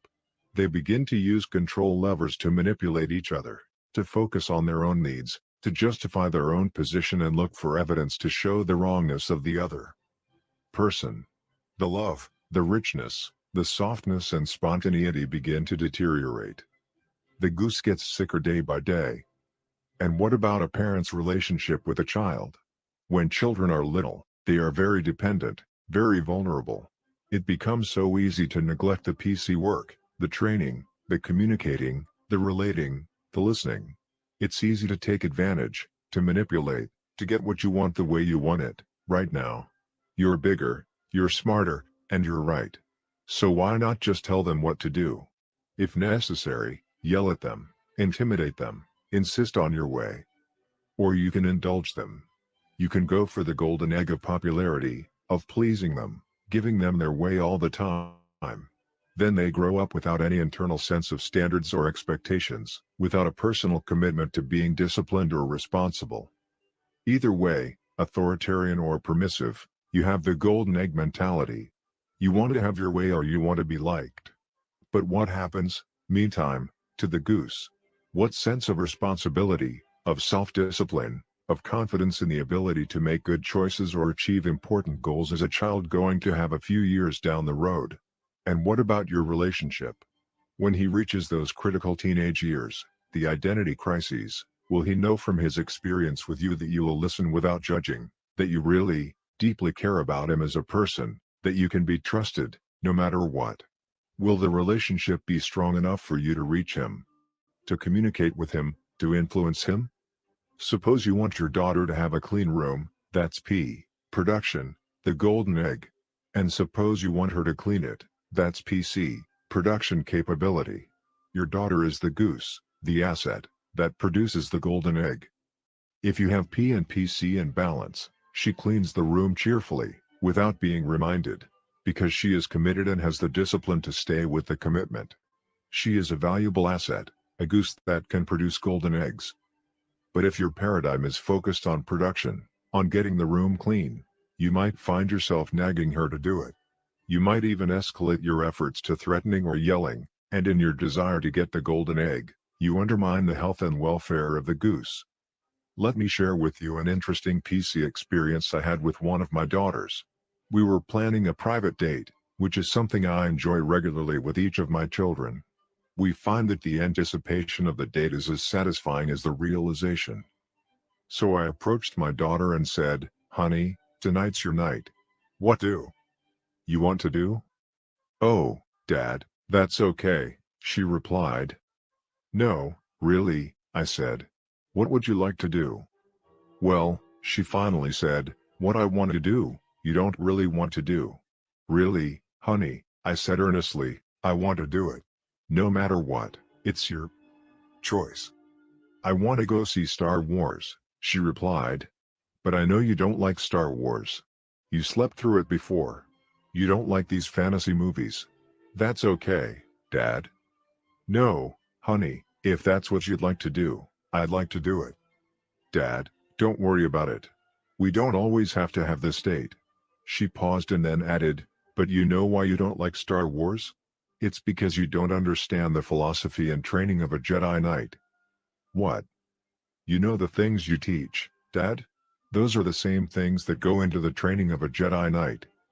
"Really? Let's go to Star Wars." And we did. She sat next to me and gave me the paradigm. I became her student, her learner. It was totally fascinating. I could begin to see out of a new paradigm the whole way a Jedi Knight's basic philosophy and training is manifested in different circumstances. That experience was not a Plan P experience, it was the serendipitous fruit of a PC investment. It was bonding and very satisfying. But we enjoyed golden eggs, too, as the goose, the quality of the relationship, was significantly fed. Organizational PC. One of the immensely valuable aspects of any correct principle is that it is valid and applicable in a wide variety of circumstances.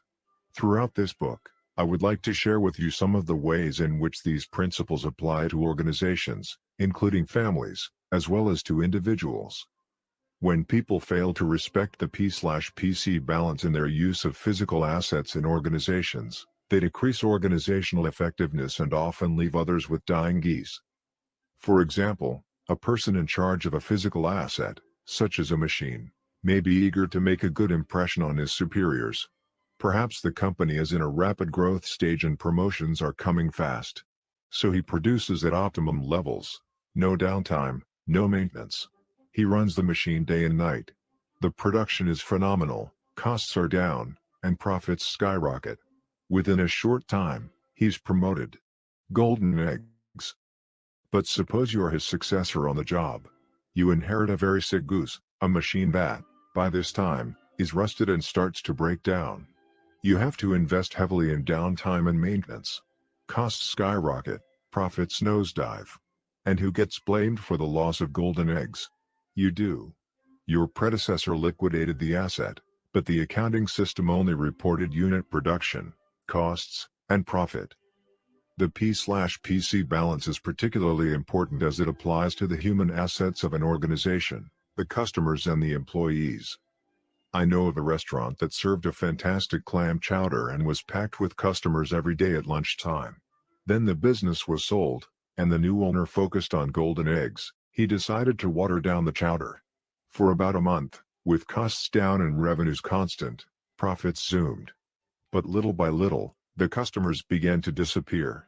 Trust was gone, and business dwindled to almost nothing. The new owner tried desperately to reclaim it, but he had neglected the customers, violated their trust, and lost the asset of customer loyalty. There was no more goose to produce the golden egg. There are organizations that talk a lot about the customer and then completely neglect the people that deal with the customer, the employees. The PC principle is to always treat your employees exactly as you want them to treat your best customers. You can buy a person's hand, but you can't buy his heart. His heart is where his enthusiasm, his loyalty is. You can buy his back, but you can't buy his brain. That's where his creativity is, his ingenuity, His resourcefulness. PC work is treating employees as volunteers just as you treat customers as volunteers, because that's what they are. They volunteer the best part, their hearts and minds. I was in a group once where someone asked, "How do you shape up lazy and incompetent employees?" One man responded, "Drop hand grenades." Several others cheered that kind of macho management talk, that shape up or ship out supervision approach. But another person in the group asked, "Who picks up the pieces?" "No pieces." "Well, why don't you do that to your customers?" The other man replied, "Just say, 'Listen, if you're not interested in buying, you can just ship out of this place.'" He said, "You can't do that to customers." "Well, how come you can do it to employees?" "Because they're in your employ." "I see. Are your employees devoted to you? Do they work hard? How's the turnover?" "Are you kidding? You can't find good people these days. There's too much turnover, absenteeism, moonlighting. People just don't care anymore." That focus on golden eggs, that attitude, that paradigm, is totally inadequate to tap into the powerful energies of the mind and heart of another person. A short-term bottom line is important, but it isn't all important. Effectiveness lies in the balance. Excessive focus on P results in ruined health, worn-out machines, depleted bank accounts, and broken relationships. Too much focus on PC is like a person who runs 3 or 4 hours a day, bragging about the extra 10 years of life it creates, unaware he's spending them running. Or a person endlessly going to school, never producing, living on other people's golden eggs, the eternal student syndrome. To maintain the P/PC balance, the balance between the golden egg, production, and the health and welfare of the goose, production capability, is often a difficult judgment call. But I suggest it is the very essence of effectiveness. It balances short-term with long-term. It balances going for the great and paying the price to get an education. It balances the desire to have a room clean and the building of a relationship in which the child is internally committed to do it, cheerfully, willingly, without external supervision. It's a principle you can see validated in your own life when you burn the candle at both ends to get more golden eggs and wind up sick or exhausted, unable to produce any at all, or when you get a good night's sleep and wake up ready to produce throughout the day. You can see it when you press to get your own way with someone and somehow feel an emptiness in the relationship, or when you really take time to invest in a relationship and you find the desire and ability to work together, to communicate, takes a quantum leap. The P/PC balance is the very essence of effectiveness. It's validated in every arena of life. We can work with it or against it, but it's there. It's a lighthouse. It's the definition and paradigm of effectiveness upon which the 7 habits in this book are based. How to use this book.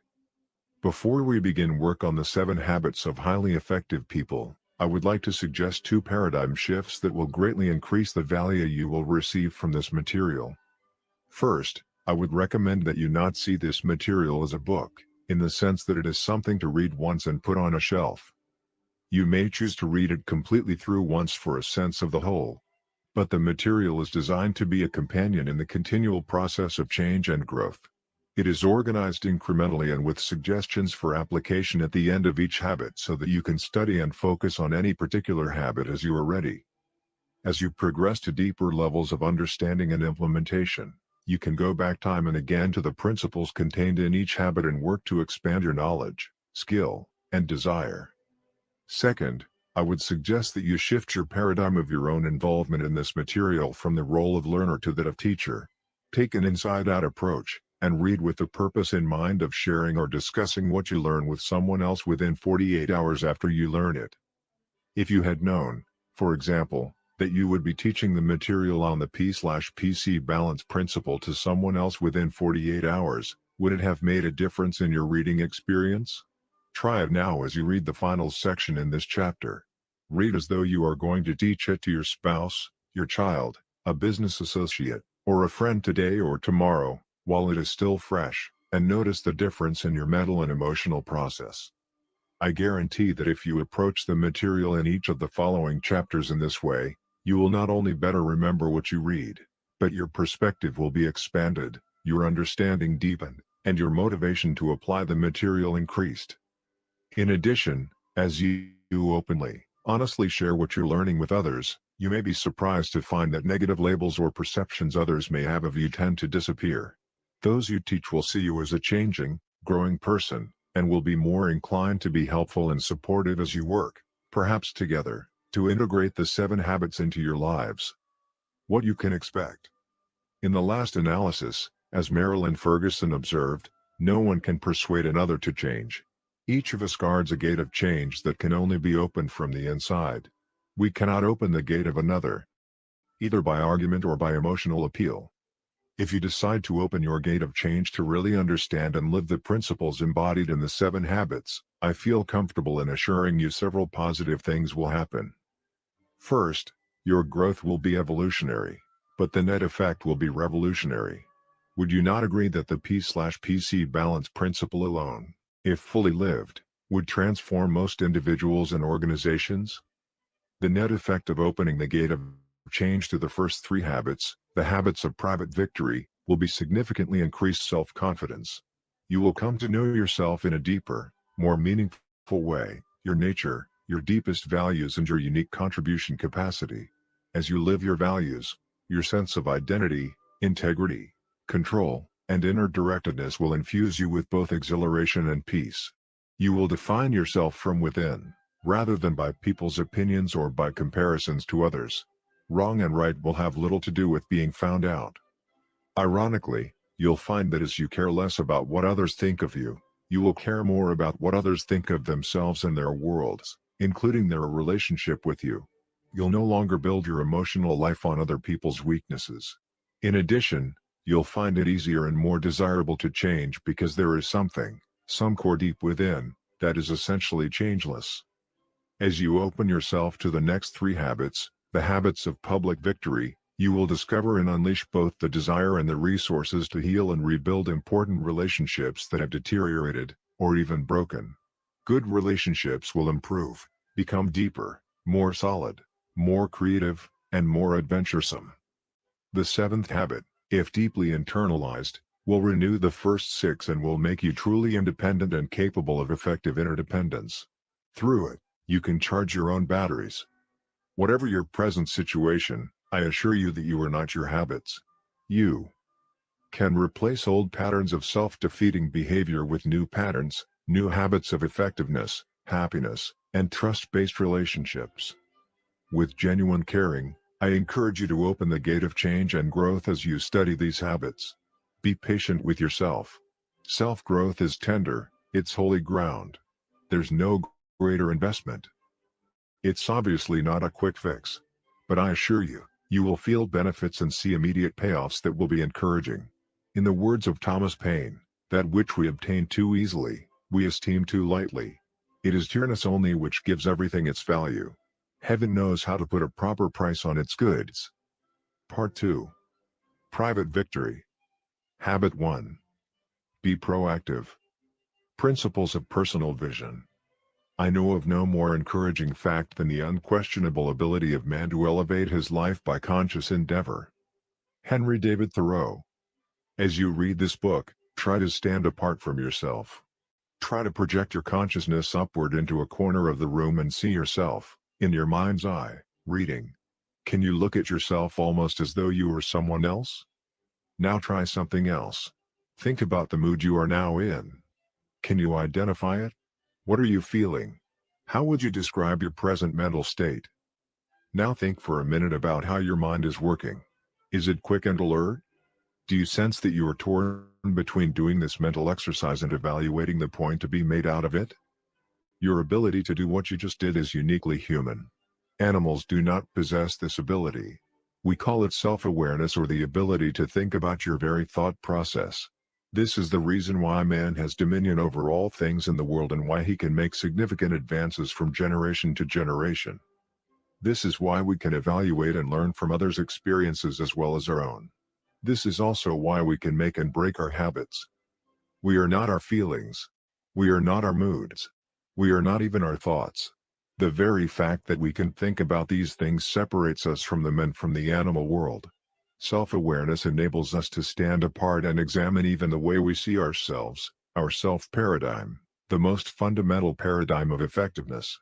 It affects not only our attitudes and behaviors, but also how we see other people. It becomes our map of the basic nature of mankind. In fact, until we take how we see ourselves, and how we see others, into account, we will be unable to understand how others see and feel about themselves and their world. Unaware, we will project our intentions on their behavior and call ourselves objective. This significantly limits our personal potential and our ability to relate to others as well. But because of the unique human capacity of self-awareness, we can examine our paradigms to determine whether they are reality or principle-based, or if they are a function of conditioning and conditions. The social mirror. If the only vision we have of ourselves comes from the social mirror, from the current social paradigm, and from the opinions, perceptions, and paradigms of the people around us, our view of ourselves is like the reflection in the crazy mirror room at the carnival. You're never on time. Why can't you ever keep things in order? You must be an artist. You eat like a horse. I can't believe you won. This is so simple. Why can't you understand? These visions are disjointed and out of proportion. They are often more projections than reflections, projecting the concerns and character weaknesses of people, giving the input rather than accurately reflecting what we are. The reflection of the current social paradigm tells us we are largely determined by conditioning and conditions. While we have acknowledged the tremendous power of conditioning in our lives, to say that we are determined by it, that we have no control over that influence, creates quite a different map. There are actually three social maps, three theories of determinism widely accepted, independently or in combination, to explain the nature of man. Genetic determinism basically says your grandparents did it to you. That's why you have such a temper. Your grandparents had short tempers and it's in your DNA. It just goes through the generations and you inherited it. In addition, you're Irish, and that's the nature of Irish people. Psychic determinism basically says your parents did it to you. Your upbringing, your childhood experience essentially laid out your personal tendencies and your character structure. That's why you're afraid to be in front of a group. It's the way your parents brought you up. You feel terribly guilty if you make a mistake because you remember deep inside the emotional scripting when you were very vulnerable and tender and dependent. You remember the emotional punishment, the rejection, the comparison with somebody else when you didn't perform as well as expected. Environmental determinism basically says your boss is doing it to you, or your spouse, or that bratty teenager, or your economic situation, or national policies. Someone or something in your environment is responsible for your situation. Each of these maps is based on the stimulus/response theory we most often think of in connection with Pavlov's experiments with dogs. The basic idea is that we are conditioned to respond in a particular way to a particular stimulus. How accurately and functionally do these deterministic maps describe the territory? How clearly do these mirrors reflect the true nature of man? Do they become self-fulfilling prophecies? Are they based on principles we can validate within ourselves?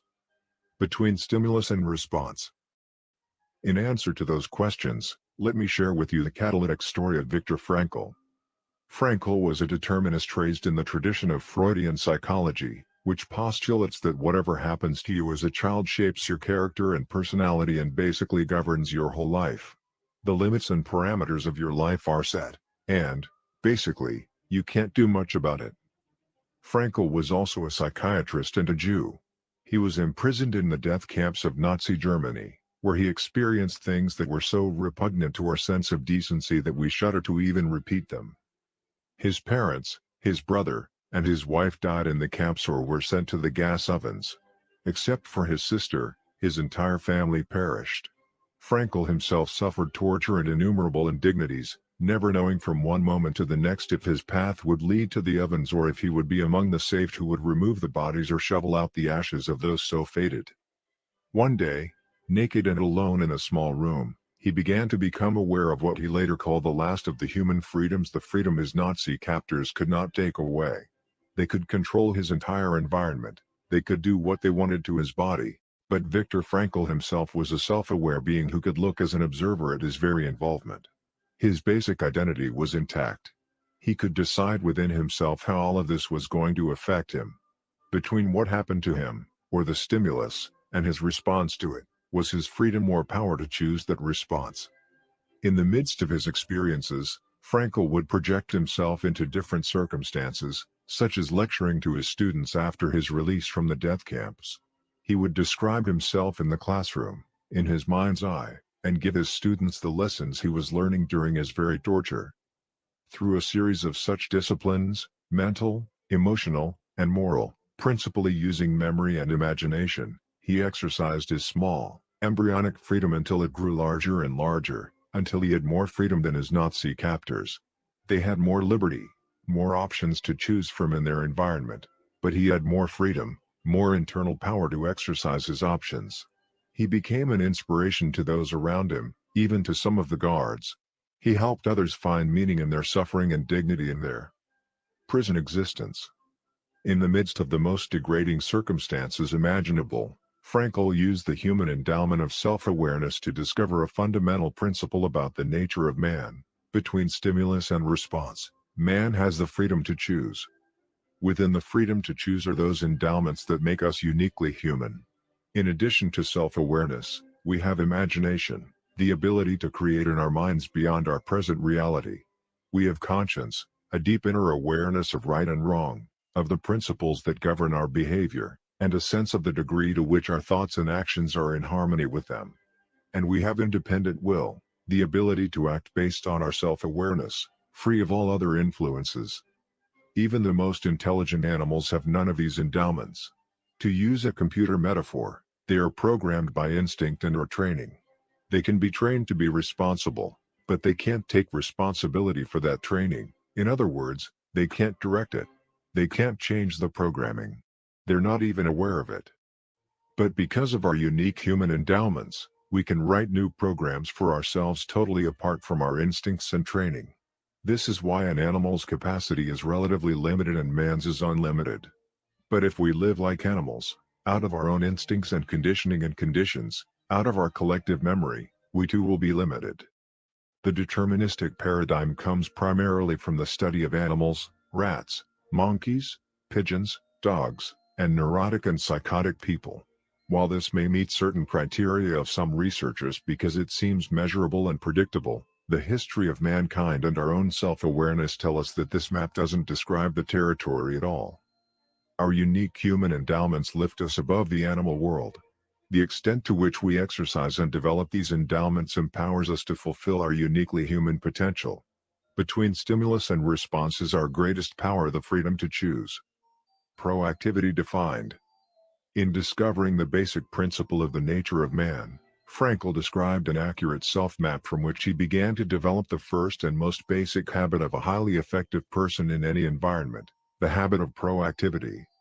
While the word proactivity is now fairly common in management literature, it is a word you won't find in most dictionaries. It means more than merely taking initiative. It means that as human beings, we are responsible for our own lives.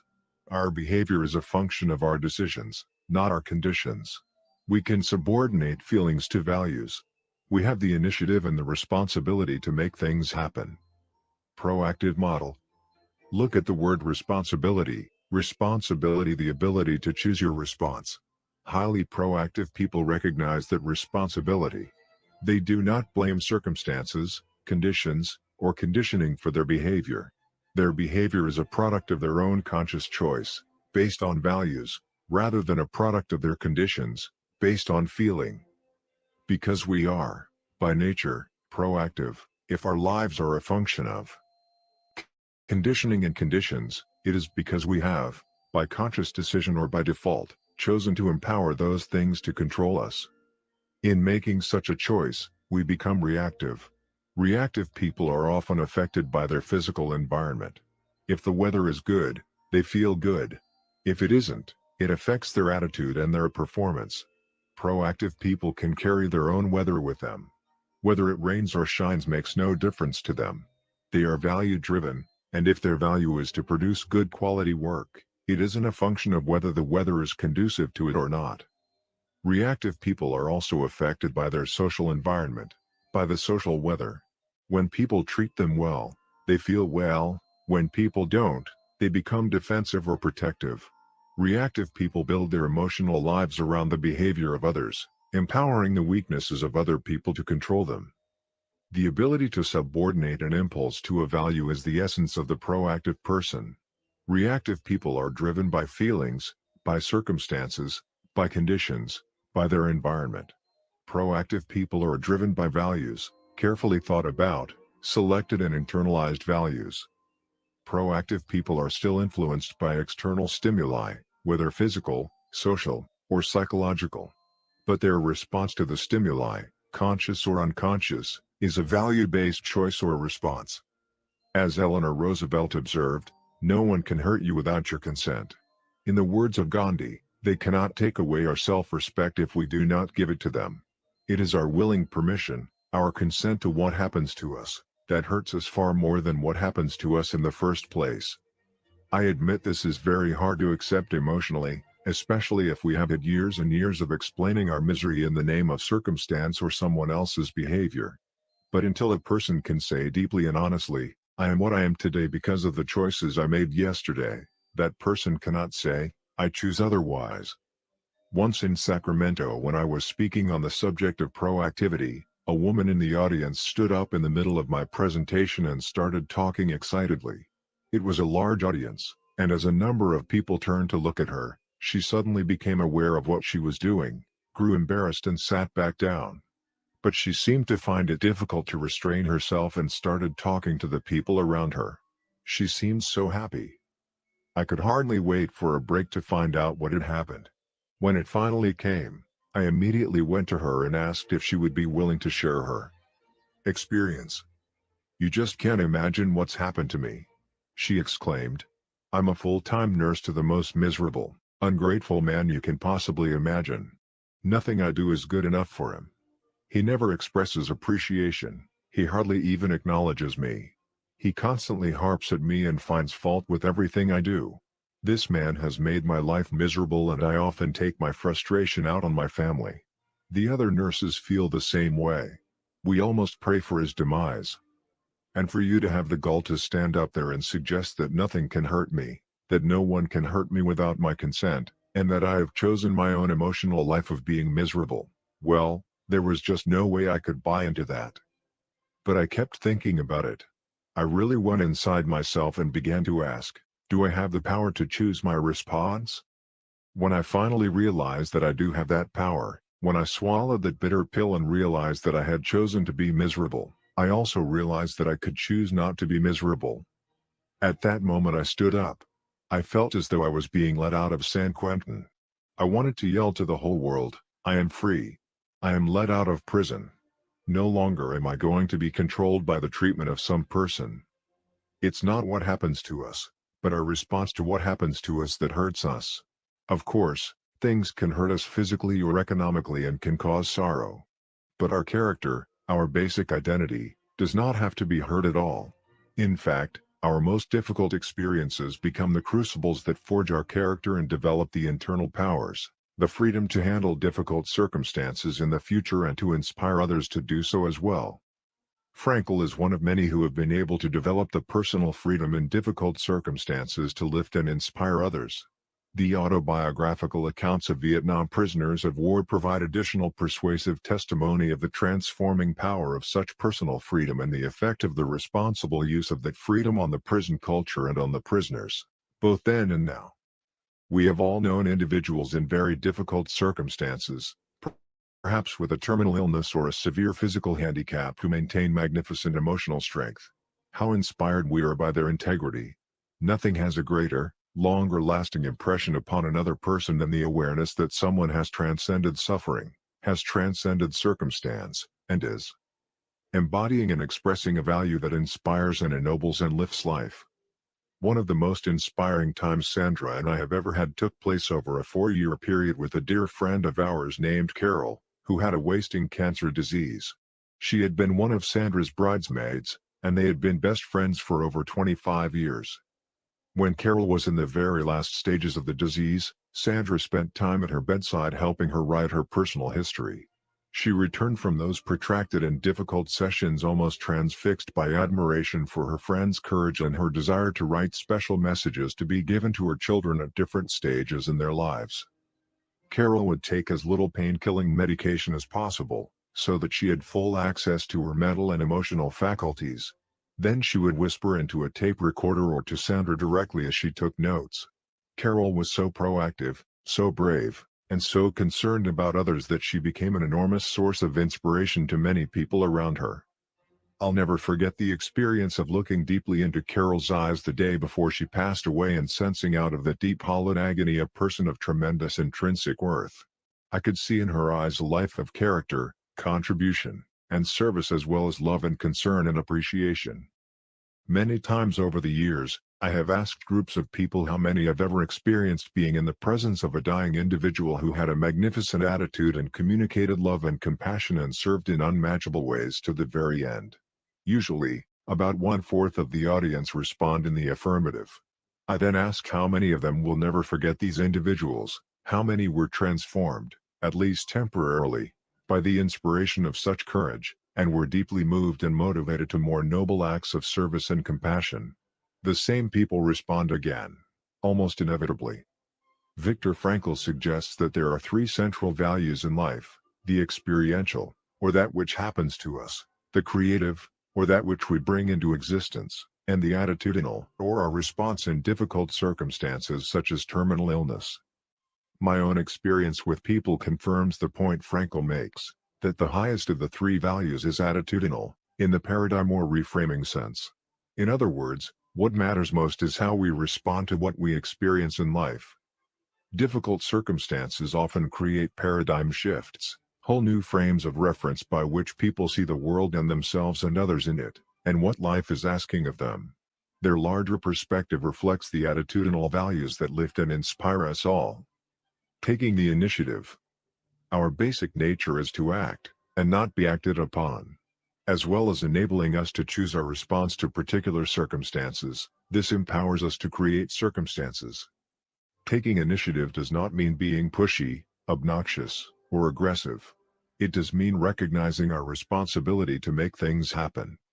Over the years, I have frequently counseled people who wanted better jobs to show more initiative, to take interest in aptitude tests, to study the industry, even the specific problems the organizations they are interested in are facing, and then to develop an effective presentation showing how their abilities can help solve the organization's problem. It's called solution selling, and is a key paradigm in business success. The response is usually agreement. Most people can see how powerfully such an approach would affect their opportunities for employment or advancement. But many of them fail to take the necessary steps, the initiative, to make it happen. I don't know where to go to take the interest and aptitude tests. How do I study industry and organizational problems? No one wants to help me. I don't have any idea how to make an effective presentation. Many people wait for something to happen or someone to take care of them. But people who end up with the good jobs are the proactive ones who are solutions to problems, not problems themselves, who seize the initiative to do whatever is necessary, consistent with correct principles, to get the job done. Whenever someone in our family, even one of the younger children, takes an irresponsible position and waits for someone else to make things happen or provide a solution, we tell them, use your R&I, resourcefulness and initiative. In fact, often before we can say it, they answer their own complaints. I know, use my R&I. Holding people to the responsible course is not demeaning, it is affirming. Proactivity is part of human nature, and, although the proactive muscles may be dormant, they are there. By respecting the proactive nature of other people, we provide them with at least one clear, undistorted reflection from the social mirror. Of course, the maturity level of the individual has to be taken into account. We can't expect high creative cooperation from those who are deep into emotional dependence. But we can, at least, affirm their basic nature and create an atmosphere where people can seize opportunities and solve problems in an increasingly self-reliant way. Act or be acted upon. The difference between people who exercise initiative and those who don't is literally the difference between night and day. I'm not talking about a 25 to 50% difference in effectiveness, I'm talking about a 5,000+ % difference, particularly if they are smart, aware, and sensitive to others. It takes initiative to create the P/PC balance of effectiveness in your life. It takes initiative to develop the 7 habits. As you study the other 6 habits, you will see that each depends on the development of your proactive muscles. Each puts the responsibility on you to act. If you wait to be acted upon, you will be acted upon. And growth and opportunity consequences attend either road. At one time I worked with a group of people in the home improvement industry, representatives from 20 different organizations who met quarterly to share their numbers and problems in an uninhibited way. This was during a time of heavy recession, and the negative impact on this particular industry was even heavier than on the economy in general. These people were fairly discouraged as we began. The first day, our discussion question was, what's happening to us? What's the stimulus? Many things were happening. The environmental pressures were powerful. There was widespread unemployment, and many of these people were laying off friends just to maintain the viability of their enterprises. By the end of the day, everyone was even more discouraged. The second day, we addressed the question, what's going to happen in the future? We studied environmental trends with the underlying reactive assumption that those things would create their future. By the end of the second day, we were even more depressed. Things were going to get worse before they got better, and everyone knew it. So on the third day, we decided to focus on the proactive question, what is our response? What are we going to do? How can we exercise initiative in this situation? In the morning we talked about managing and reducing costs. In the afternoon we discussed increasing market share. We brainstormed both areas, then concentrated on several very practical, very doable things. A new spirit of excitement, hope, and proactive awareness concluded the meetings. At the very end of the third day, we summarized the results of the conference in a 3-part answer to the question, how's business? Part 1, what's happening to us is not good, and the trends suggest that it will get worse before it gets better. Part 2, but what we are causing to happen is very good, for we are better managing and reducing our costs and increasing our market share. Part 3, therefore, business is better than ever. Now what would a reactive mind say to that? Oh, come on. Face facts. You can only carry this positive thinking and self-psych approach so far. Sooner or later you have to face reality. But that's the difference between positive thinking and proactivity. We did face reality. We faced the reality of the current circumstance and of future projections. But we also faced the reality that we had the power to choose a positive response to those circumstances and projections. Not facing reality would have been to accept the idea that what's happening in our environment had to determine us. Businesses, community groups, organizations of every kind, including families, can be proactive. They can combine the creativity and resourcefulness of proactive individuals to create a proactive culture within the organization. The organization does not have to be at the mercy of the environment. It can take the initiative to accomplish the shared values and purposes of the individuals involved. Listening to our language. Because our attitudes and behaviors flow out of our paradigms, if we use our self-awareness to examine them, we can often see in them the nature of our underlying maps. Our language, for example, is a very real indicator of the degree to which we see ourselves as proactive people. The language of reactive people absolves them of responsibility. That's me. That's just the way I am. I am determined. There's nothing I can do about it. He makes me so mad. I'm not responsible. My emotional life is governed by something outside my control. I can't do that. I just don't have the time.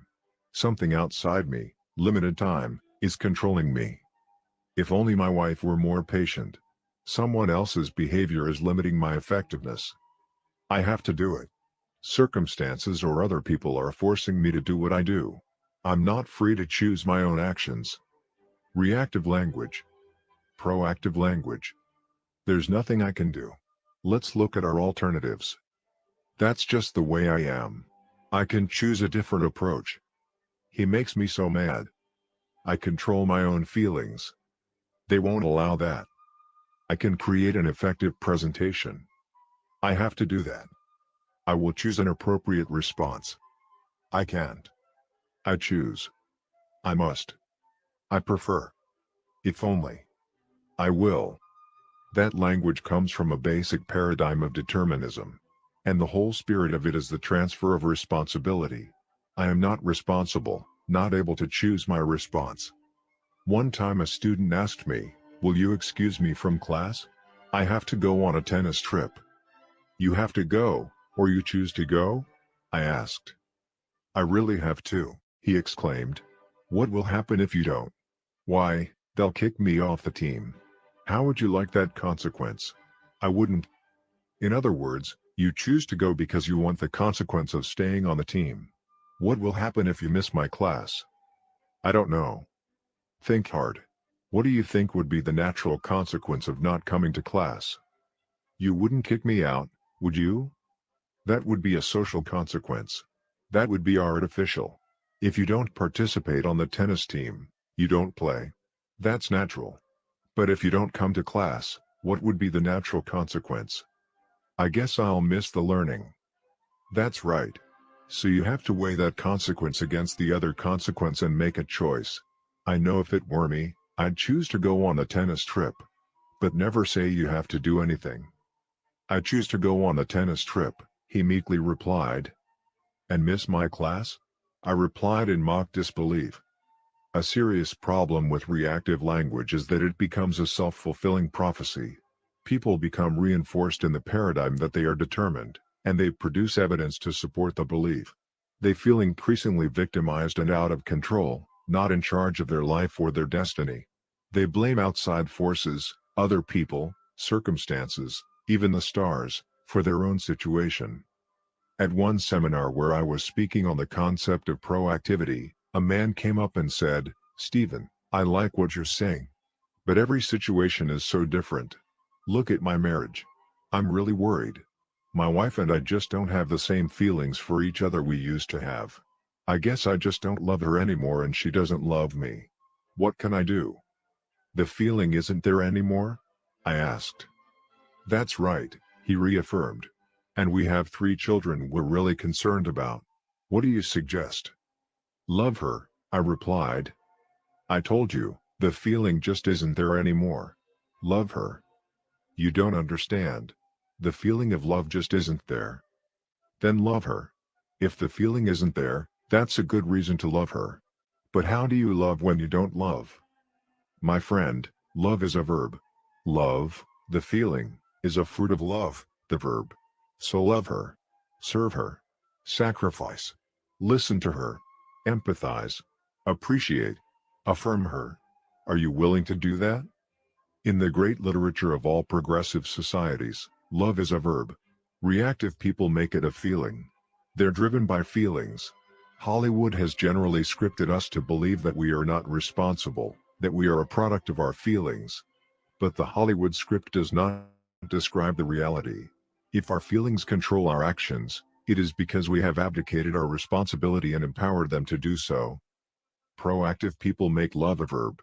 Love is something you do, the sacrifices you make, the giving of self, like a mother bringing a newborn into the world. If you want to study love, study those who sacrifice for others, even for people who offend or do not love in return. If you are a parent, look at the love you have for the children you sacrificed for. Love is a value that is actualized through loving actions. Proactive people subordinate feelings to values. Love, the feeling, can be recaptured. No concern. Circle of concern/circle of influence. Another excellent way to become more self-aware regarding our own degree of proactivity is to look at where we focus our time and energy. We each have a wide range of concerns: our health, our children, problems at work, the national debt, nuclear war. We could separate those from things in which we have no particular mental or emotional involvement by creating a circle of concern. Proactive focus. Positive energy enlarges the circle of influence. As we look at those things within our circle of concern, it becomes apparent that there are some things over which we have no real control and others that we can do something about. We could identify those concerns in the latter group by circumscribing them within a smaller circle of influence. By determining which of these 2 circles is the focus of most of our time and energy, we can discover much about the degree of our proactivity. Reactive focus. Negative energy reduces the circle of influence. Proactive people focus their efforts in the circle of influence. They work on the things they can do something about. The nature of their energy is positive, enlarging and magnifying, causing their circle of influence to increase. Reactive people, on the other hand, focus their efforts in the circle of concern. They focus on the weakness of other people, the problems in the environment, and circumstances over which they have no control. Their focus results in blaming and accusing attitudes, reactive language, and increased feelings of victimization. The negative energy generated by that focus, combined with neglect in areas they could do something about, causes their circle of influence to shrink. As long as we are working in our circle of concern, we empower the things within it to control us. We aren't taking the proactive initiative necessary to effect positive change. Earlier, I shared with you the story of my son who was having serious problems in school. Sandra and I were deeply concerned about his apparent weaknesses and about the way other people were treating him. But those things were in our circle of concern. As long as we focused our efforts on those things, we accomplished nothing, except to increase our own feelings of inadequacy and helplessness and to reinforce our son's dependence. It was only when we went to work in our circle of influence, when we focused on our own paradigms, that we began to create a positive energy that changed ourselves and eventually influenced our son as well. By working on ourselves instead of worrying about conditions, we were able to influence the conditions. Because of position, wealth, role, or relationships, there are some circumstances in which a person's circle of influence is larger than his or her circle of concern. This situation reflects a self-inflicted emotional myopia, another reactive selfish lifestyle focused in the circle of concern. Though they may have to prioritize the use of their influence, proactive people have a circle of concern that is at least as big as their circle of influence, accepting the responsibility to use their influence effectively. Direct, indirect, and no control. The problems we face fall in one of three areas: direct control, problems involving our own behavior; indirect control, problems involving other people's behavior; or no control, problems we can do nothing about, such as our past or situational realities. The proactive approach puts the first step in the solution of all three kinds of problems within our present circle of influence. Direct control problems are solved by working on our habits. They are obviously within our circle of influence. These are the private victories of habits 1, 2, and 3. Indirect control problems are solved by changing our methods of influence. These are the public victories of habits 4, 5, and 6. I have personally identified over 30 separate methods of human influence, as separate as empathy is from confrontation, as separate as example is from persuasion. Most people have only 3 or 4 of these methods in their repertoire, starting usually with reasoning, and, if that doesn't work, moving to flight or fight. How liberating it is to accept the idea that I can learn new methods of human influence instead of constantly trying to use old ineffective methods to shape up someone else. No control problems involve taking the responsibility to change the line on the bottom on our face, to smile, to genuinely and peacefully accept these problems and learn to live with them, even though we don't like them. In this way, we do not empower these problems to control us.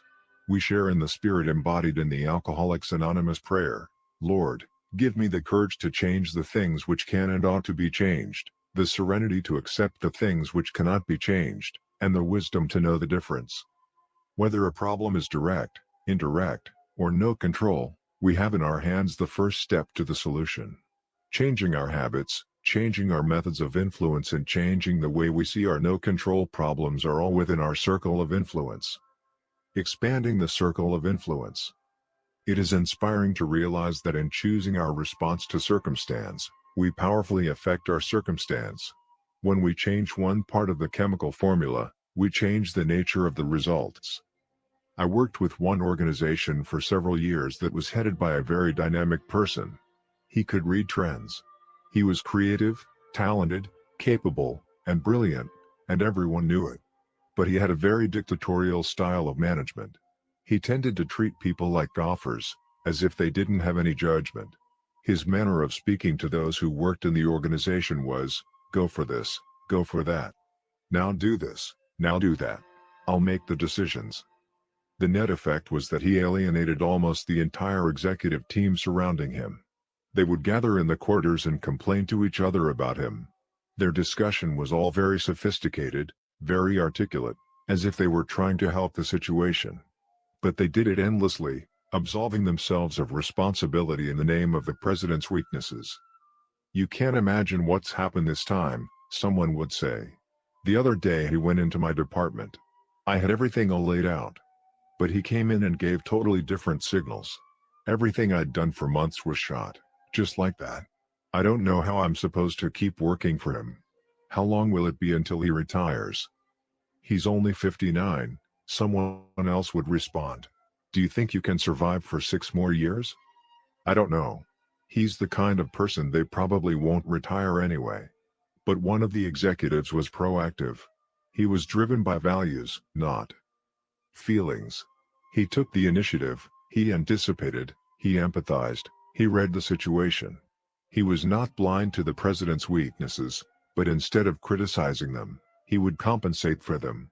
Where the president was weak in his style, he'd try to buffer his own people and make such weaknesses irrelevant. And he'd work with the president's strengths, his vision, talent, creativity. This man focused on his circle of influence. He was treated like a gopher, also. But he would do more than what was expected. He anticipated the president's need. He read with empathy the president's underlying concern, so when he presented information, he also gave his analysis and his recommendations based on that analysis. As I sat one day with the president in an advisory capacity, he said, "Stephen, I just can't believe what this man has done. He's not only given me the information I requested, but he's provided additional information that's exactly what we needed. He even gave me his analysis of it in terms of my deepest concerns, and a list of his recommendations. The recommendations are consistent with the analysis, and the analysis is consistent with the data. He's remarkable. What a relief not to have to worry about this part of the business." At the next meeting, it was go for this and go for that to all the executives. But one. To this man, it was "What's your opinion?" His circle of influence had grown. This caused quite a stir in the organization. The reactive minds in the executive quarters began shooting their vindictive ammunition at this proactive man. It's the nature of reactive people to absolve themselves of responsibility. It's so much safer to say, "I am not responsible." If I say I am responsible, I might have to say, "I am irresponsible." It would be very hard for me to say that I have the power to choose my response and that the response I have chosen has resulted in my involvement in a negative, collusive environment, especially if for years I have absolved myself of responsibility for results in the name of someone else's weaknesses. So these executives focused on finding more information, more ammunition, more evidence as to why they weren't responsible. But this man was proactive toward them, too. Little by little, his circle of influence toward them grew also. It continued to expand to the extent that eventually no one made any significant moves in the organization without that man's involvement and approval, including the president. But the president did not feel threatened because this man's strength complemented his strength and compensated for his weaknesses. So he had the strength of two people, a complementary team. This man's success was not dependent on his circumstances. Many others were in the same situation. It was his chosen response to those circumstances, his focus on his circle of influence, that made the difference. There are some people who interpret proactive to mean pushy, aggressive, or insensitive, but that isn't the case at all. Proactive people aren't pushy. They're smart, they're value-driven, they read reality, and they know what's needed. Look at Gandhi. While his accusers were in the legislative chambers criticizing him because he wouldn't join in their circle of concern rhetoric condemning the British Empire for their subjugation of the Indian people, Gandhi was out in the rice paddies, quietly, slowly, imperceptibly expanding his circle of influence with the field laborers. A groundswell of support, of trust, of confidence followed him through the countryside. Though he held no office or political position, through compassion, courage, fasting, and moral persuasion he eventually brought England to its knees, breaking political domination of 300 million people with the power of his greatly expanded circle of influence. The haves and the bees. One way to determine which circle our concern is in is to distinguish between the haves and the bees. The circle of concern is filled with the haves. I'll be happy when I have my house paid off. If only I had a boss who wasn't such a dictator. If only I had a more patient husband. If I had more obedient kids. If I had my degree. If I could just have more time to myself. The circle of influence is filled with the bees. I can be more patient, be wise, be loving. It's the character focus. Anytime we think the problem is out there, that thought is the problem. We empower what's out there to control us. The change paradigm is outside in. What's out there has to change before we can change. The proactive approach is to change from the inside out, to be different, and by being different, to effect positive change in what's out there. I can be more resourceful, I can be more diligent, I can be more creative, I can be more cooperative. One of my favorite stories is one in the Old Testament, part of the fundamental fabric of the Judeo-Christian tradition. It's the story of Joseph, who was sold into slavery in Egypt by his brothers at the age of 17. Can you imagine how easy it would have been for him to languish in self-pity as a servant of Potiphar, to focus on the weaknesses of his brothers and his captors and on all he didn't have? But Joseph was proactive. He worked on B. And within a short period of time, he was running Potiphar's household. He was in charge of all that Potiphar had because the trust was so high. Then the day came when Joseph was caught in a difficult situation and refused to compromise his integrity. As a result, he was unjustly imprisoned for 13 years. But again he was proactive. He worked on the inner circle, on being instead of having, and soon he was running the prison and eventually the entire nation of Egypt, second only to the Pharaoh. I know this idea is a dramatic paradigm shift for many people. It is so much easier to blame other people, conditioning, or conditions for our own stagnant situation. But we are responsible to control our lives and to powerfully influence our circumstances by working on what we are. If I have a problem in my marriage, what do I really gain by continually confessing my wife's sins? By saying I'm not responsible, I make myself a powerless victim. I immobilize myself in a negative situation. I also diminish my ability to influence her. My nagging, accusing, critical attitude only makes her feel validated in her own weakness. My criticism is worse than the conduct I want to correct. My ability to positively impact the situation withers and dies. If I really want to improve my situation, I can work on the one thing over which I have control, myself. I can stop trying to shape up my wife and work on my own weaknesses. I can focus on being a great marriage partner, a source of unconditional love and support. Hopefully, my wife will feel the power of proactive example and respond in kind. But whether she does or doesn't, the most positive way I can influence my situation is to work on myself, on my being. There are so many ways to work in the circle of influence: to be a better listener, to be a more loving marriage partner, to be a better student, to be a more cooperative and dedicated employee. Sometimes the most proactive thing we can do is to be happy, just to genuinely smile. Happiness, like unhappiness, is a proactive choice. There are things, like the weather, that our circle of influence will never include. But as proactive people, we can carry our own physical or social weather with us. We can be happy and accept those things that at present we can't control, while we focus our efforts on the things that we can. The other end of the stick.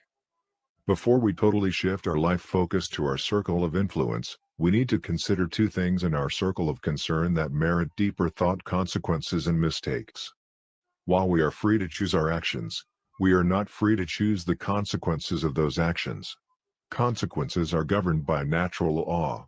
They are out in the circle of concern. We can decide to step in front of a fast-moving train, but we cannot decide what will happen when the train hits us. We can decide to be dishonest in our business dealings. While the social consequences of the decision may vary depending on whether or not we are found out, the natural consequences to our basic character are a fixed result. Our behavior is governed by principles.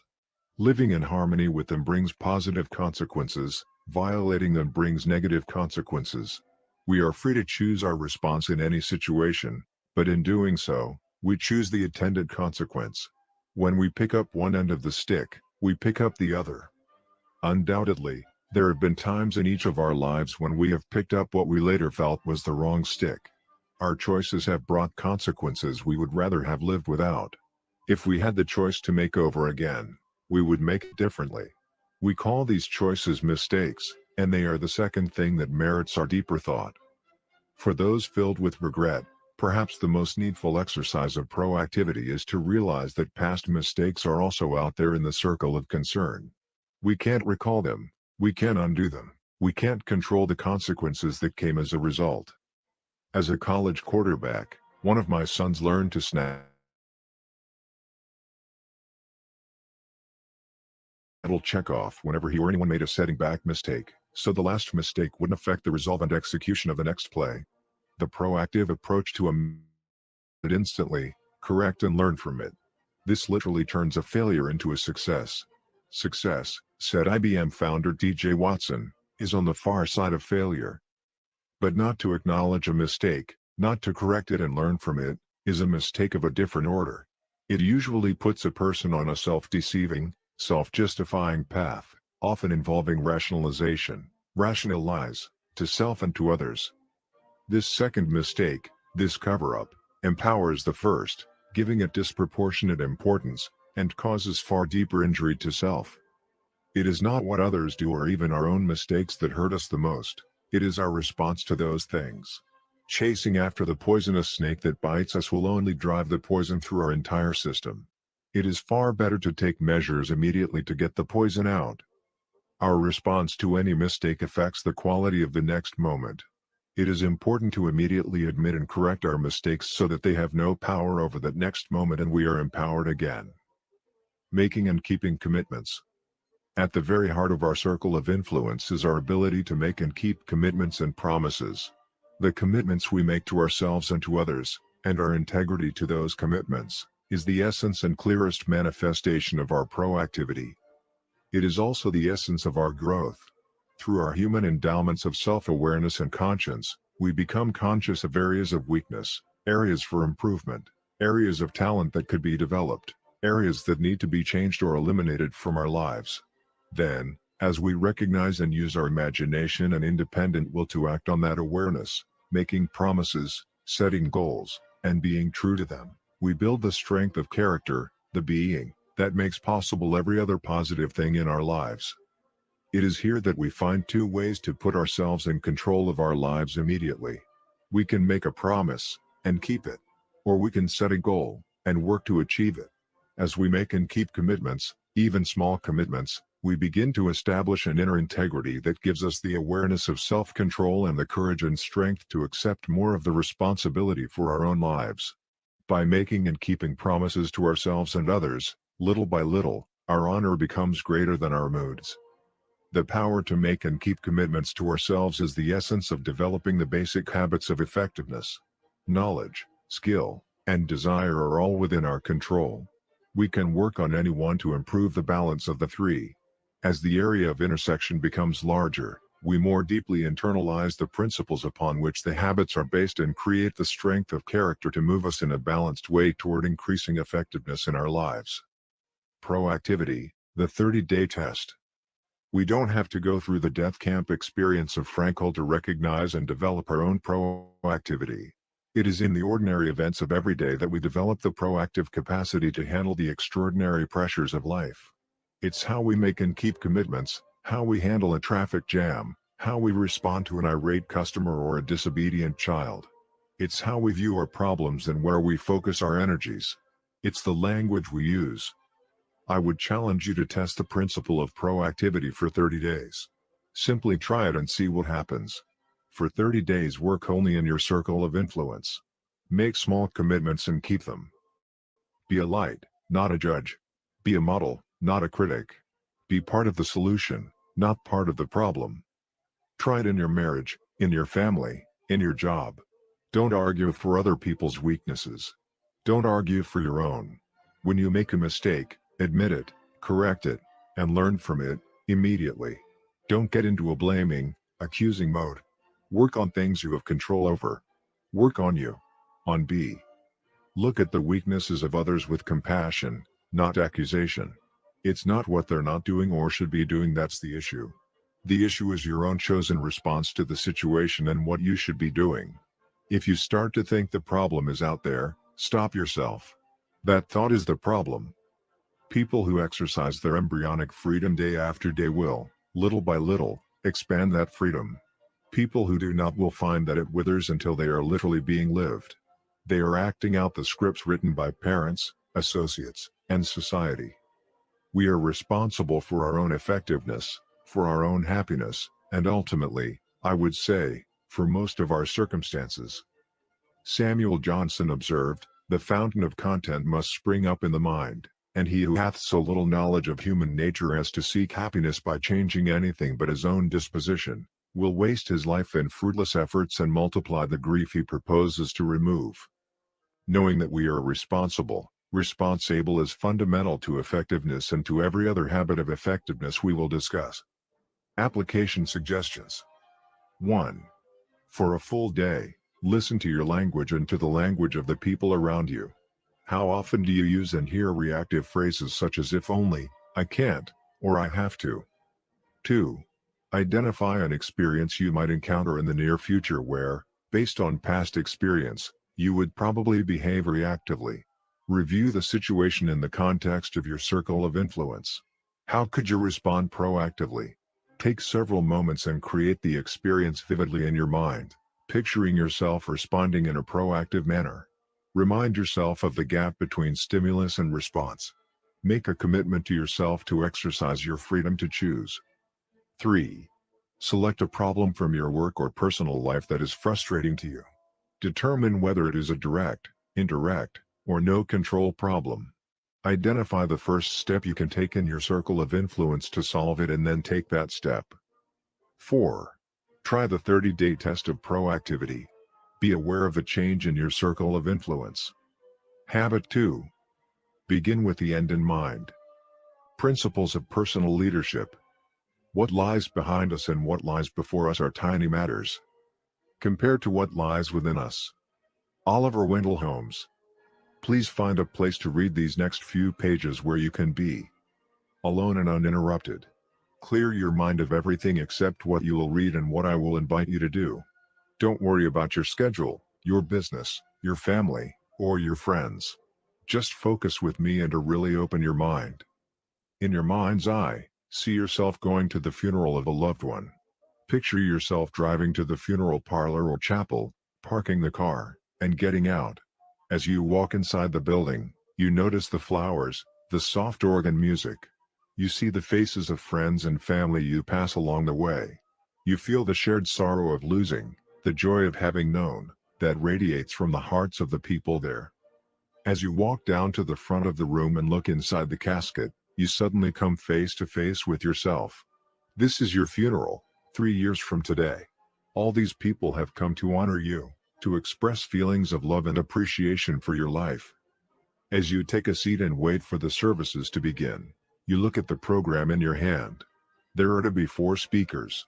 The first is from your family, immediate and also extended, children, brothers, sisters, nephews, nieces, aunts, uncles, cousins, and grandparents who have come from all over the country to attend. The second speaker is one of your friends, someone who can give a sense of what you are as a person. The third speaker is from your work or profession. And the fourth is from your church or some community organization where you've been involved in service. Now think deeply.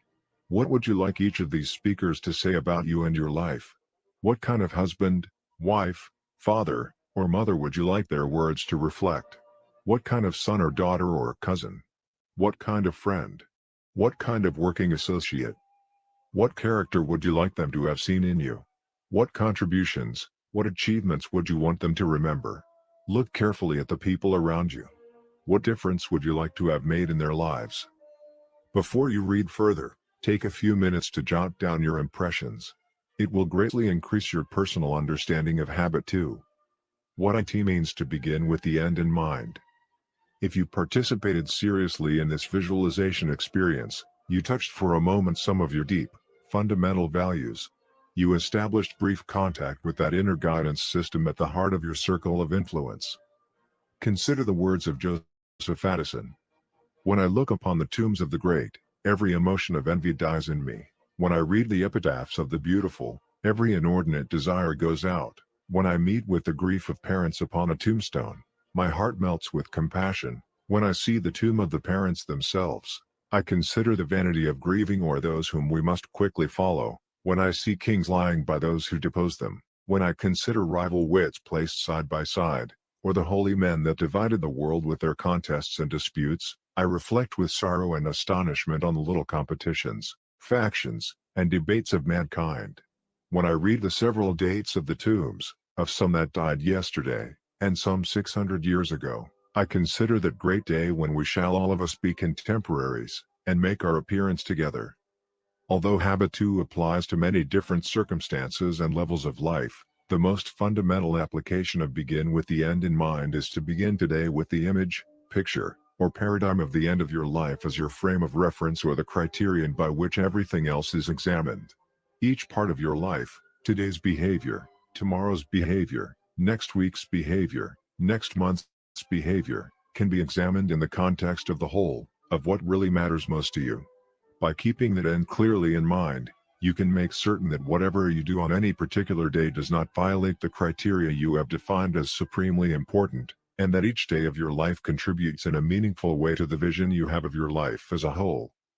To begin with the end in mind means to start with a clear understanding of your destination. It means to know where you're going so that you better understand where you are now and so that the steps you take are always in the right direction. It's incredibly easy to get caught up in an activity trap, in the busyness of life, to work harder and harder at climbing the ladder of success only to discover it's leaning against the wrong wall. It is possible to be busy, very busy, without being very effective. People often find themselves achieving victories that are empty, successes that have come at the expense of things they suddenly realize were far more valuable to them. People from every walk of life, doctors, academicians, actors, politicians, business professionals, athletes, and plumbers, often struggle to achieve a higher income, more recognition or a certain degree of professional competence, only to find that their drive to achieve their goal blinded them to the things that really mattered most and now are gone. How different our lives are when we really know what is deeply important to us, and, keeping that picture in mind, we manage ourselves each day to be and to do what really matters most. If the ladder is not leaning against the right wall, every step we take just gets us to the wrong place faster. We may be very busy, we may be very efficient, but we will also be truly effective only when we begin with the end in mind. If you carefully consider what you want it to be said of you in the funeral experience, you will find your definition of success. It may be very different from the definition you thought you had in mind. Perhaps fame, achievement, money, or some of the other things we strive for are not even part of the right wall. When you begin with the end in mind, you gain a different perspective. One man asked another on the death of a mutual friend, "How much did he leave?" His friend responded, "He left it all." All things are created twice. Begin with the end in mind is based on the principle that all things are created twice. There's a mental or first creation, and a physical or second creation to all things. Take the construction of a home, for example. You create it in every detail before you ever hammer the first nail into place. You try to get a very clear sense of what kind of house you want. If you want a family-centered home, you plan to put a family room where it would be a natural gathering place. You plan sliding doors and a patio for children to play outside. You work with ideas. You work with your mind until you get a clear image of what you want to build. Then you reduce it to blueprint and develop construction plans. All of this is done before the earth is touched. If not, then in the second creation, the physical creation, you will have to make expensive changes that may double the cost of your home. The carpenter's rule is measure twice, cut once. You have to make sure that the blueprint, the first creation, is really what you want, that you've thought everything through. Then you put it into bricks and mortar. Each day you go to the construction shed and pull out the blueprint to get marching orders for the day. You begin with the end in mind. For another example, look at a business. If you want to have a successful enterprise, you clearly define what you're trying to accomplish. You carefully think through the product or service you want to provide in terms of your market target. Then you organize all the elements, financial, research and development, operations, marketing, personnel, physical facilities, and so on, to meet that objective. The extent to which you begin with the end in mind often determines whether or not you are able to create a successful enterprise. Most business failures begin in the first creation, with problems such as undercapitalization, misunderstanding of the market, or lack of a business plan. The same is true with parenting. If you want to raise responsible, self-disciplined children, you have to keep that end clearly in mind as you interact with your children on a daily basis. You can't behave toward them in ways that undermine their self-discipline or self-esteem. To varying degrees, people use this principle in many different areas of life. Before you go on a trip, you determine your destination and plan out the best route. Before you plant a garden, you plan it out in your mind, possibly on paper. You create speeches on paper before you give them. You envision the landscaping in your yard before you landscape it. You design the clothes you make before you thread the needle. To the extent to which we understand the principle of two creations and accept the responsibility for both, we act within and enlarge the borders of our circle of influence. To the extent to which we do not operate in harmony with this principle and take charge of the first creation, we diminish it. By design or default. It's a principle that all things are created twice, but not all first creations are by conscious design. In our personal lives, if we do not develop our own self-awareness and become responsible for first creations, we empower other people and circumstances outside our circle of influence to shape much of our lives by default. We reactively live the scripts handed to us by family, associates, other people's agendas, the pressures of circumstance, scripts from our earlier years, from our training, our conditioning. These scripts come from people, not principles. And they rise out of our deep vulnerabilities, our deep dependency on others and our needs for acceptance and love, for belonging, for a sense of importance and worth, for a feeling that we matter. Whether we are aware of it or not, whether we are in control of it or not, there is a first creation to every part of our lives. We are either the second creation of our own proactive design, or we are the second creation of other people's agendas, of circumstances, or of past habits. The unique human capacities of self-awareness, imagination, and conscience enable us to examine first creations and make it possible for us to take charge of our own first creation, to write our own script. Put another way, Habit 1 says, you are the creator. Habit 2 is the first creation. Leadership and management, the two creations. Habit 2 is based on principles of personal leadership, which means that leadership is the first creation. Leadership is not management. Management is the second creation, which we'll discuss in the chapter on Habit 3. But leadership has to come first.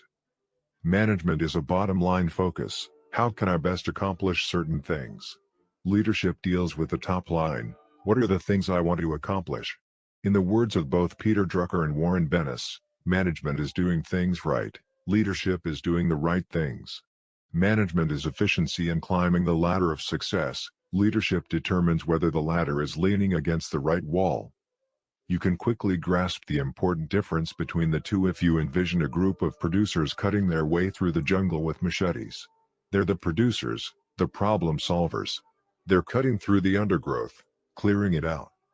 The managers are behind them, sharpening their machetes, writing policy and procedure manuals, holding muscle development programs, bringing in improved technologies and setting up working schedules and compensation programs for machete wielders. The leader is the one who climbs the tallest tree, surveys the entire situation, and yells, "Wrong jungle." But how do the busy, efficient producers and managers often respond? Shut up. We're making progress. As individuals, groups, and businesses, we're often so busy cutting through the undergrowth we don't even realize we're in the wrong jungle. And the rapidly changing environment in which we live makes effective leadership more critical than it has ever been. In every aspect of independent and interdependent life, we are more in need of a vision or destination and a compass, a set of principles or directions, and less in need of a road map. We often don't know what the terrain ahead will be like or what we will need to go through it. Much will depend on our judgment at the time. But an inner compass will always give us direction. Effectiveness, often even survival, does not depend solely on how much effort we expend, but on whether or not the effort we expend is in the right jungle. And the metamorphosis taking place in most every industry and profession demands leadership first and management second. In business, the market is changing so rapidly that many products and services that successfully met consumer tastes and needs a few years ago are obsolete today. Proactive, powerful leadership must constantly monitor environmental change, particularly customer buying habits and motives, and provide the force necessary to organize resources in the right direction. Such changes as deregulation of the airline industry, skyrocketing costs of healthcare, and the greater quality and quantity of imported cars impact the environment in significant ways. If industries do not monitor the environment, including their own work teams, and exercise the creative leadership to keep headed in the right direction, no amount of management expertise can keep them from failing. Efficient management without effective leadership is, as one individual has phrased it, like straightening deck chairs on the Titanic. No management success can compensate for failure in leadership. But leadership is hard because we're often caught in a management paradigm. At the final session of a year-long executive development program in Seattle, the president of an oil company came up to me and said, "Stephen, when you pointed out the difference between leadership and management in the second month, I looked at my role as the president of this company and realized that I had never been into leadership. I was deep into management, buried by pressing challenges and the details of day-to-day logistics. So I decided to withdraw from management. I could get other people to do that. I wanted to really lead my organization. It was hard. I went through withdrawal pains because I stopped dealing with a lot of the pressing, urgent matters that were right in front of me and which gave me a sense of immediate accomplishment. I didn't receive much satisfaction as I started wrestling with the direction issues, the culture building issues, the deep analysis of problems, the seizing of new opportunities. Others also went through withdrawal pains from their working style comfort zones. They missed the easy accessibility I had given them before. They still wanted me to be available to them, to respond, to help solve their problems on a day-to-day basis. But I persisted. I was absolutely convinced that I needed to provide leadership. And I did. Today our whole business is different. We're more in line with our environment. We have doubled our revenues and quadrupled our profits. I'm into leadership. I'm convinced that too often parents are also trapped in the management paradigm, thinking of control, efficiency, and rules instead of direction, purpose, and family feeling. And leadership is even more lacking in our personal lives. We're into managing with efficiency, setting and achieving goals before we have even clarified our values. Rescripting, becoming your own first creator. As we previously observed, proactivity is based on the unique human endowment of self-awareness. The two additional unique human endowments that enable us to expand our proactivity and to exercise personal leadership in our lives are imagination and conscience. Through imagination, we can visualize the uncreated worlds of potential that lie within us. Through conscience, we can come in contact with universal laws or principles with our own singular talents and avenues of contribution, and with the personal guidelines within which we can most effectively develop them. Combined with self-awareness, these two endowments empower us to write our own script.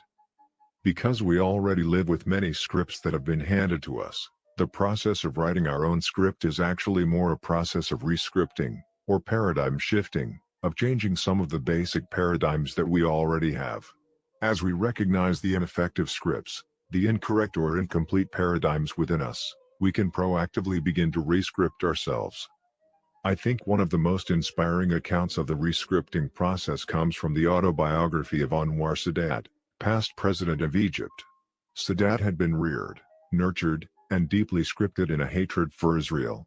He would make the statement on national television, "I will never shake the hand of an Israeli as long as they occupy 1 inch of Arab soil. Never, never, never." And huge crowds all around the country would chant, "Never, never, never." He marshaled the energy and unified the will of the whole country in that script. The script was very independent and nationalistic, and it aroused deep emotions in the people. But it was also very foolish, and Sadat knew it. It ignored the perilous, highly interdependent reality of the situation. So he rescripted himself. It was a process he had learned when he was a young man imprisoned in cell 54, a solitary cell in Cairo Central Prison, as a result of his involvement in a conspiracy plot against King Farouk. He learned to withdraw from his own mind and look at it to see if the scripts were appropriate and wise. He learned how to vacate his own mind and, through a deep personal process of meditation, to work with his own scriptures, his own form of prayer, and rescript himself. He records that he was almost loath to leave his prison cell because it was there that he realized that real success is success with self. It's not in having things, but in having mastery, having victory over self. For a period of time during Nasser's administration, Sadat was relegated to a position of relative insignificance. Everyone felt that his spirit was broken, but it wasn't. They were projecting their own home movies onto him. They didn't understand him. He was biding his time. And when that time came, when he became president of Egypt and confronted the political realities, he rescripted himself toward Israel. He visited the Knesset in Jerusalem and opened up one of the most precedent-breaking peace movements in the history of the world, a bold initiative that eventually brought about the Camp David Accord. Sadat was able to use his self-awareness, his imagination and his conscience to exercise personal leadership, to change an essential paradigm, to change the way he saw the situation. He worked in the center of his circle of influence. And from that rescripting, that change in paradigm, flowed changes in behavior and attitude that affected millions of lives in the wider circle of concern. In developing our own self-awareness, many of us discover ineffective scripts, deeply embedded habits that are totally unworthy of us, totally incongruent with the things we really value in life. Habit 2 says we don't have to live with those scripts.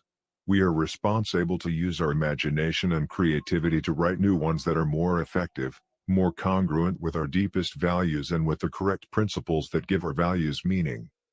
Suppose, for example, that I am highly overreactive to my children.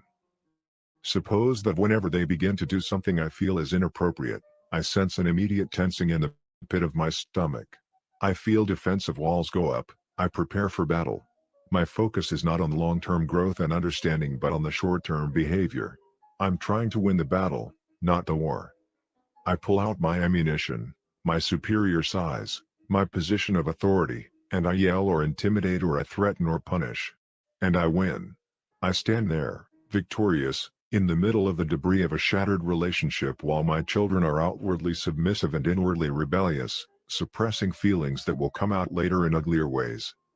Now if I were sitting at that funeral we visualized earlier, and one of my children was about to speak, I would want his life to represent the victory of teaching, training, and disciplining with love over a period of years rather than the battle scars of quick-fix skirmishes.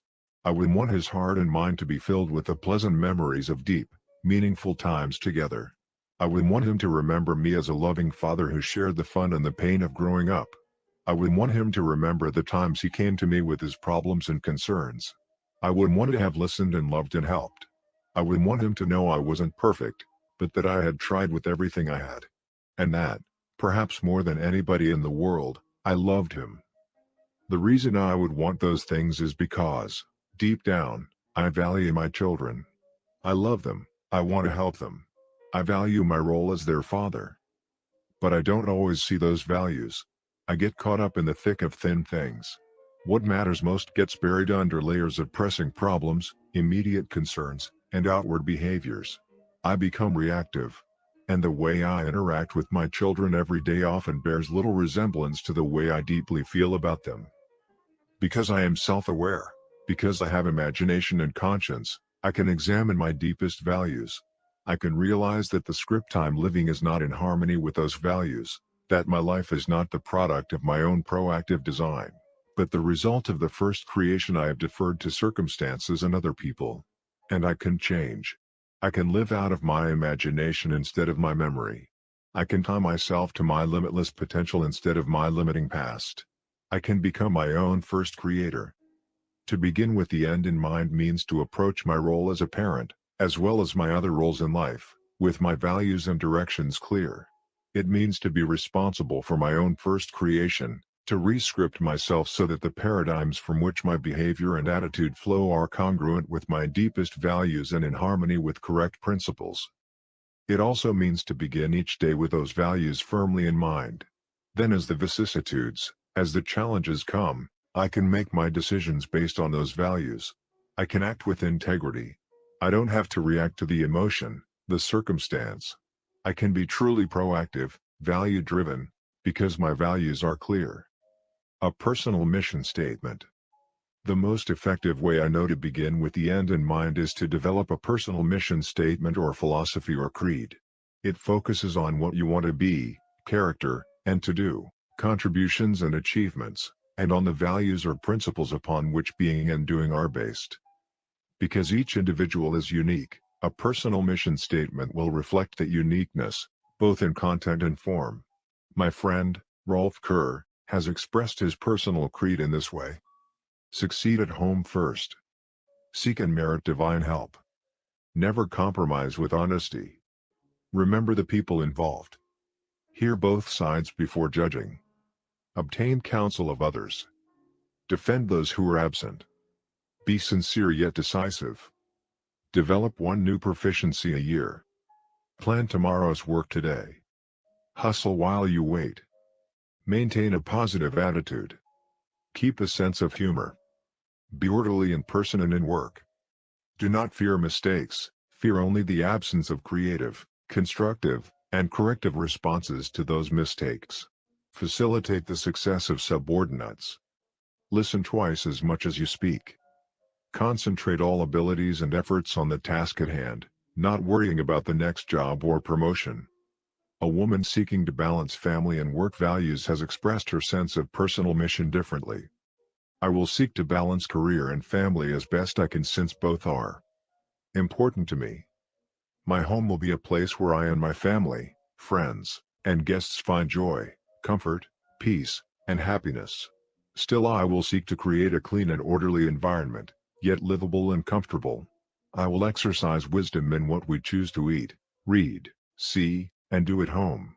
I especially want to teach my children to love, to learn, and to laugh, and to work and develop their unique talents. I value the rights, freedoms, and responsibilities of our democratic society.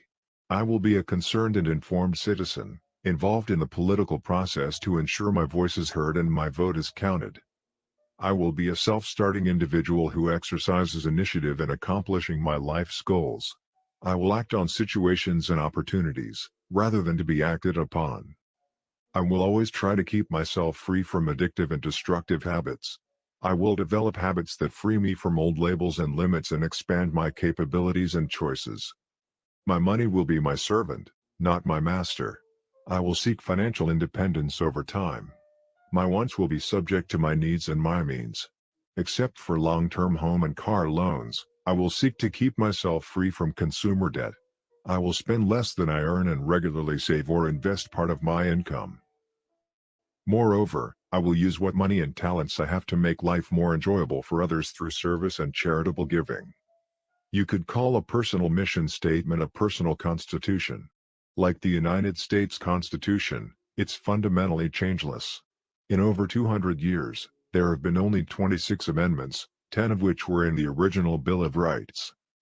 The United States Constitution is the standard by which every law in the country is evaluated. It is the document the President agrees to defend and support when he takes the oath of allegiance. It is the criterion by which people are admitted into citizenship. It is the foundation and the center that enables people to ride through such major traumas as the Civil War, Vietnam, or Watergate. It is the written standard, the key criterion by which everything else is evaluated and directed. The Constitution has endured and serves its vital function today because it is based on correct principles, on the self-evident truths contained in the Declaration of Independence. These principles empower the Constitution with a timeless strength, even in the midst of social ambiguity and change. Our peculiar security, said Thomas Jefferson, is in the possession of a written Constitution.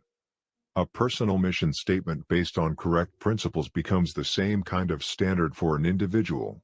It becomes a personal constitution, the basis for making major, life-directing decisions, the basis for making daily decisions in the midst of the circumstances and emotions that affect our lives. It empowers individuals with the same timeless strength in the midst of change.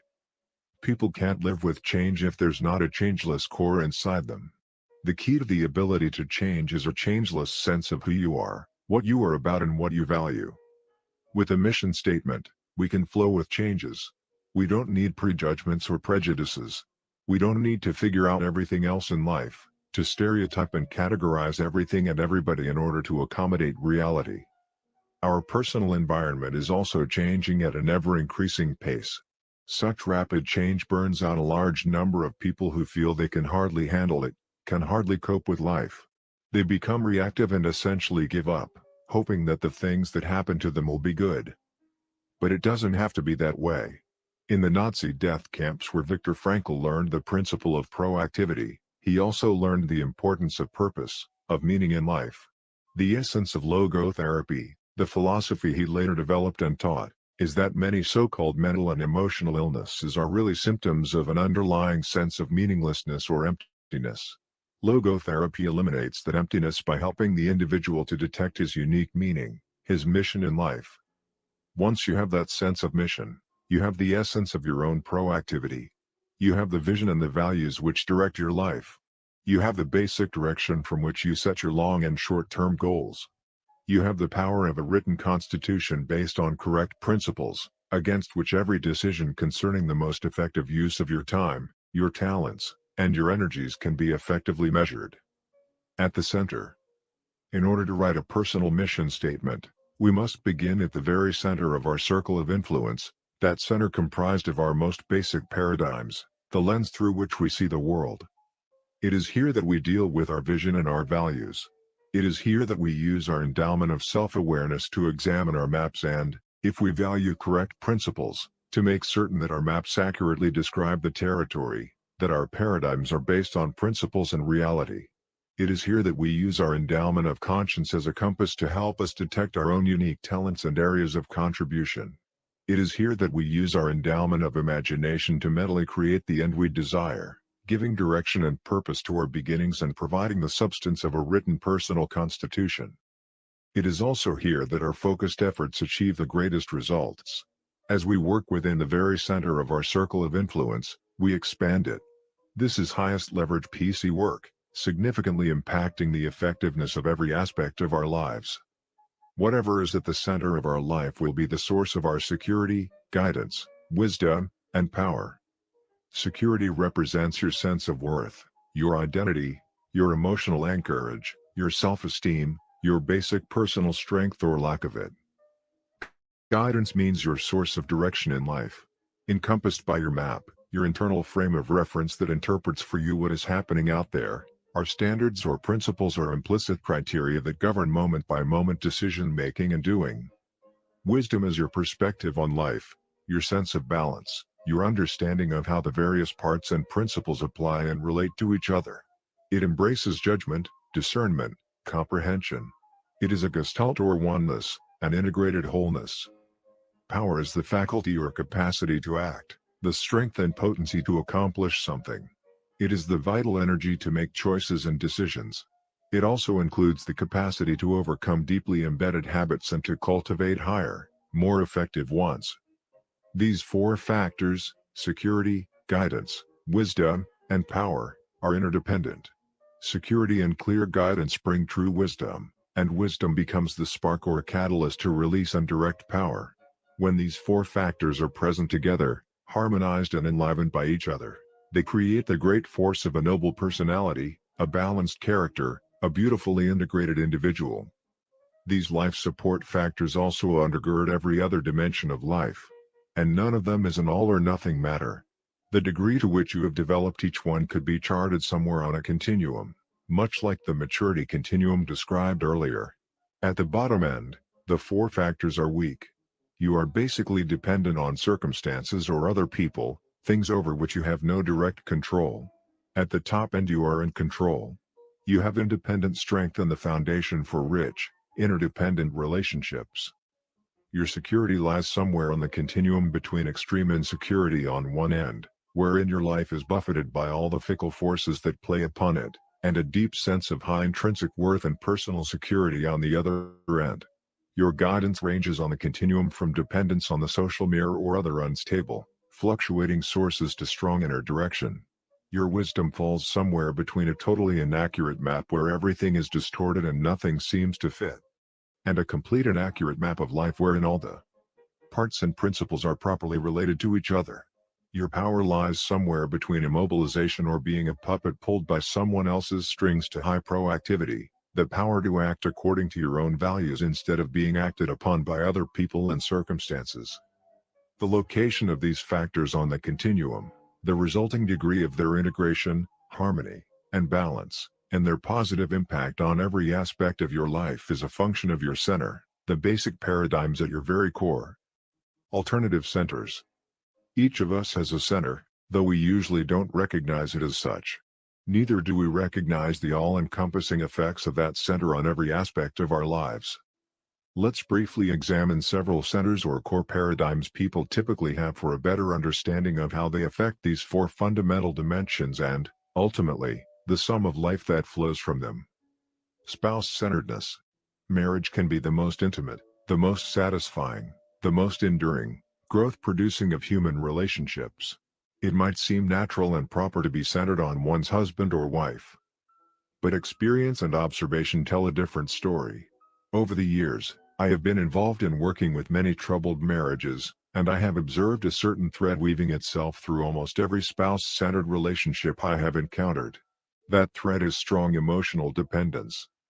If our sense of emotional worth comes primarily from our marriage, then we become highly dependent upon that relationship. We become vulnerable to the moods and feelings, the behavior and treatment of our spouse, or to any external event that may impinge on the relationship. A new child, in-laws, economic setbacks, social successes, and so forth. When responsibilities increase and stresses come in the marriage, we tend to revert to the scripts we were given as we were growing up. But so does our spouse. And those scripts are usually different. Different ways of handling financial, child discipline, or in-law issues come to the surface. When these deep-seated tendencies combine with the emotional dependency in the marriage, the spouse-centered relationship reveals all its vulnerability. When we are dependent on the person with whom we are in conflict, both need and conflict are compounded. Love-hate overreactions, fight-or-flight tendencies, withdrawal, aggressiveness, bitterness, resentment, and cold competition are some of the usual results. When these occur, we tend to fall even further back on background tendencies and habits in an effort to justify and defend our own behavior, and we attack our spouses. Inevitably, anytime we are too vulnerable, we feel the need to protect ourselves from further wounds. So we resort to sarcasm, cutting humor, criticism, anything that will keep from exposing the tenderness within.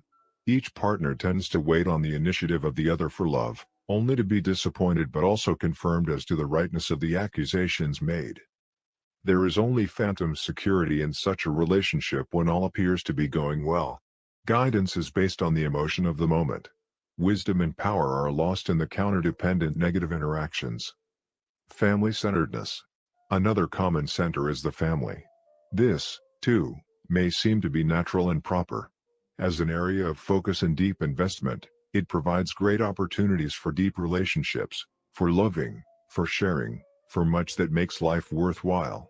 But as a center, it ironically destroys the very elements necessary to family success. People who are family-centered get their sense of security or personal worth from the family tradition and culture or the family reputation. Thus, they become vulnerable to any changes in that tradition or culture and to any influences that would affect that reputation. Family-centered parents do not have the emotional freedom, the power, to raise their children with their ultimate welfare truly in mind. If they derive their own security from the family, their need to be popular with their children may override the importance of a long-term investment in their children's growth and development. Or they may be focused on the proper and correct behavior of the moment. Any behavior that they consider improper threatens their security.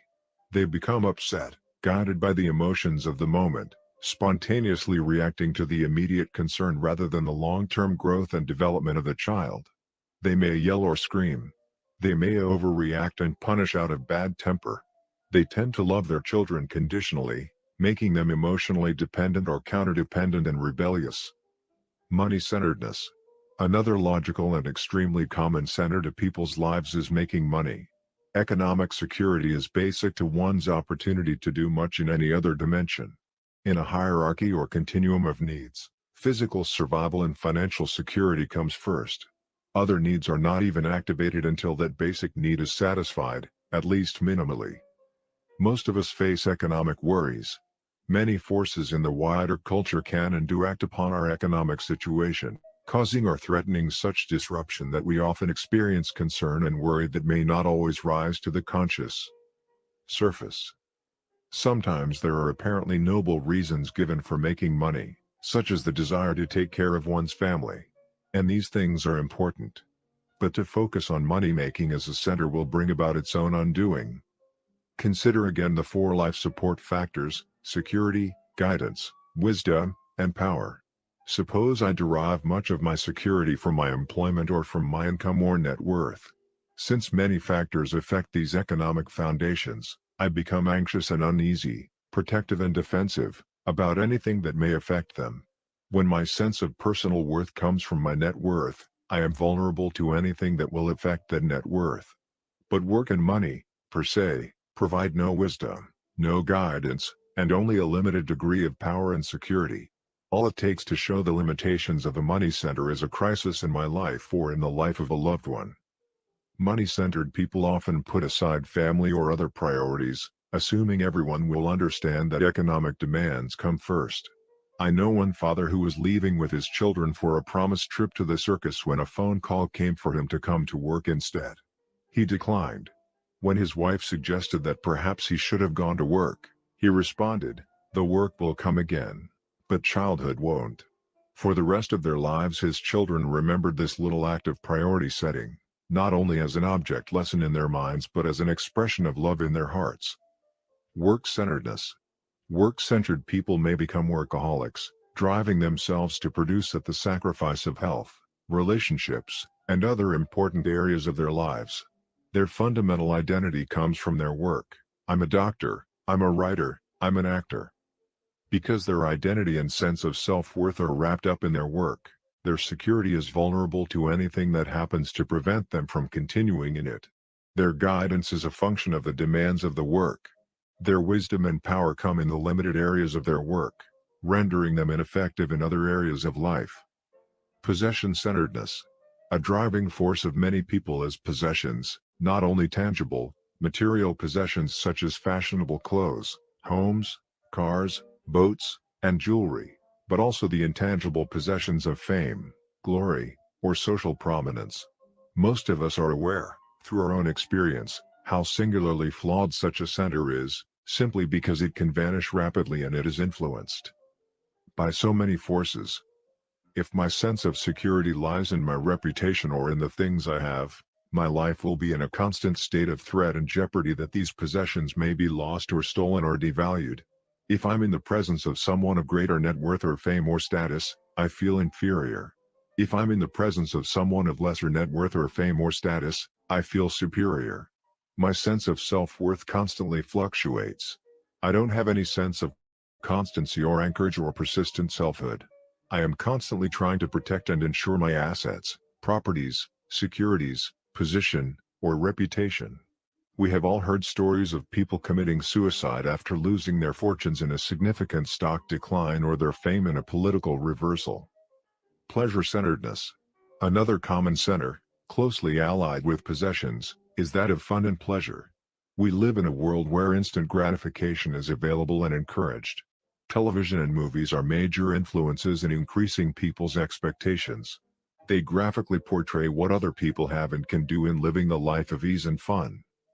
But while the glitter of pleasure-centered lifestyles is graphically portrayed, the natural result of such lifestyles, the impact on the inner person, on productivity, on relationships, is seldom accurately seen. Innocent pleasures in moderation can provide relaxation for the body and mind and can foster family and other relationships. But pleasure, per se, offers no deep, lasting satisfaction or sense of fulfillment. The pleasure-centered person, too soon bored with each succeeding level of fun, constantly cries for more and more. So the next new pleasure has to be bigger and better, more exciting. with a bigger high. A person in this state becomes almost entirely narcissistic, interpreting all of life in terms of the pleasure it provides to the self here and now. Too many vacations that last too long, too many movies, too much TV, too much video game playing, too much undisciplined leisure time in which a person continually takes the course of least resistance gradually wastes a life. It ensures that a person's capacities stay dormant, that talents remain undeveloped, that the mind and spirit become lethargic, and that the heart is unfulfilled. Where's the security, the guidance, the wisdom, and the power? At the low end of the continuum, in the pleasure of a fleeting moment. Malcolm Muggeridge writes a 20th century testimony. When I look back on my life nowadays, which I sometimes do, what strikes me most forcibly about it is that what seemed at the time most significant and seductive, seems now most futile and absurd. For instance, success in all of its various guises, being known and being praised, ostensible pleasures, like acquiring money or seducing women, or traveling, going to and fro in the world and up and down in it like Satan, explaining and experiencing whatever Vanity Fair has to offer. In retrospect, all these exercises in self-gratification seem pure fantasy, what Pascal called, licking the earth. Friend/enemy-centeredness. Young people are particularly, though certainly not exclusively, susceptible to becoming friend-centered. Acceptance and belonging to a peer group can become almost supremely important. The distorted and ever-changing social mirror becomes the source for the four life support factors, creating a high degree of dependence on the fluctuating moods, feelings, attitudes, and behavior of others. Friend-centeredness can also focus exclusively on one person, taking on some of the dimensions of marriage. The emotional dependence on one individual, the escalating needs/conflict spiral, and the resulting negative interactions can grow out of friend-centeredness. And what about putting an enemy at the center of one's life? Most people would never think of it, and probably no one would ever do it consciously. Nevertheless, enemy centering is very common, particularly when there is frequent interaction between people who are in real conflict. When someone feels he has been unjustly dealt with by an emotionally or socially significant person, it is very easy for him to become preoccupied with the injustice and make the other person the center of his life. Rather than proactively leading his own life, the enemy-centered person is counterdependently reacting to the behavior and attitudes of a perceived enemy. One friend of mine who taught at a university became very distraught because of the weaknesses of a particular administrator with whom he had a negative relationship. He allowed himself to think about the man constantly until eventually it became an obsession. It so preoccupied him that it affected the quality of his relationships with his family, his church, and his working associates. He finally came to the conclusion that he had to leave the university and accept a teaching appointment somewhere else. Wouldn't you really prefer to teach at this university, if the man were not here? I asked him. Yes, I would, he responded. But as long as he is here, then my staying is too disruptive to everything in life. I have to go. Why have you made this administrator the center of your life? I asked him. He was shocked by the question. He denied it. But I pointed out to him that he was allowing one individual and his weaknesses to distort his entire map of life, to undermine his faith in the quality of his relationships with his loved ones.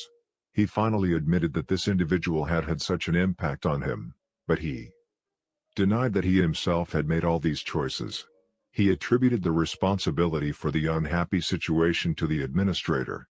He, himself, he declared, was not responsible. As we talked, little by little, he came to realize that he was indeed responsible, but that because he did not handle this responsibility well, he was being irresponsible. Many divorced people fall into a similar pattern. They are still consumed with anger and bitterness and self-justification regarding an ex-spouse.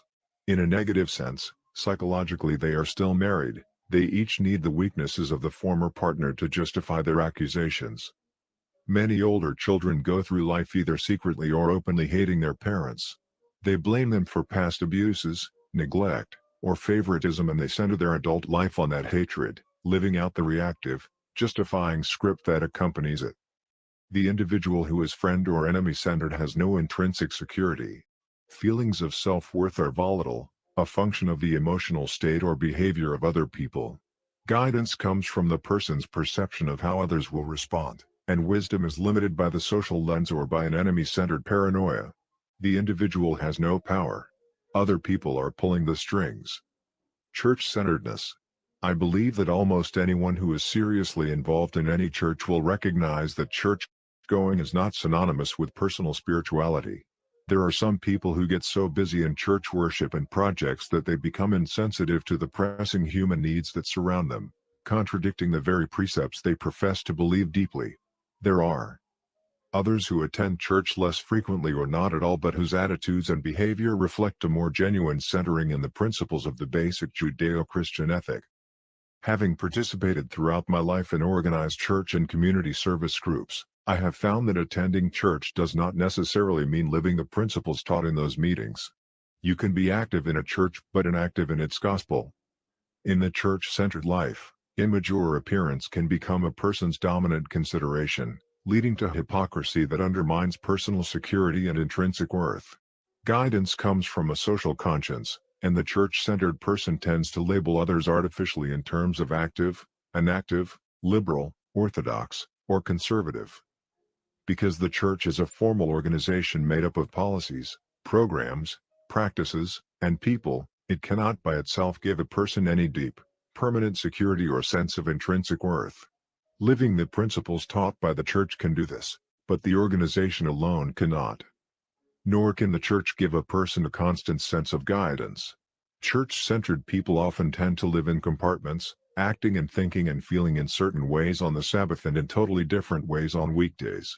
Such lack of wholeness or unity or integrity is a further threat to security, creating the need for increased labeling and self-justifying.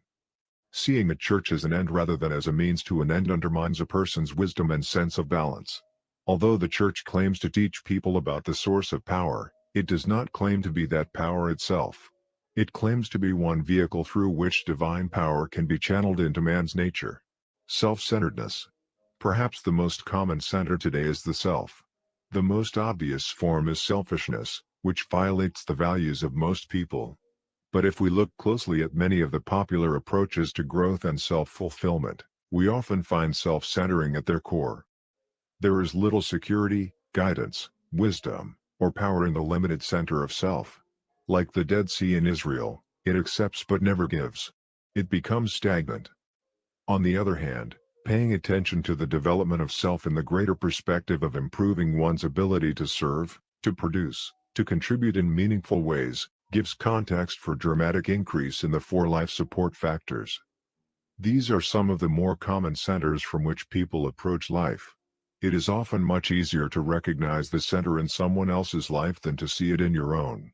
You probably know someone who puts making money ahead of everything else. You probably know someone whose energy is devoted to justifying his or her position in an ongoing negative relationship.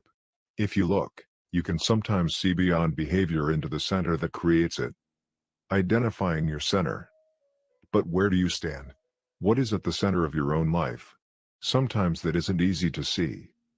Perhaps the best way to identify your own center is to look closely at your life support factors.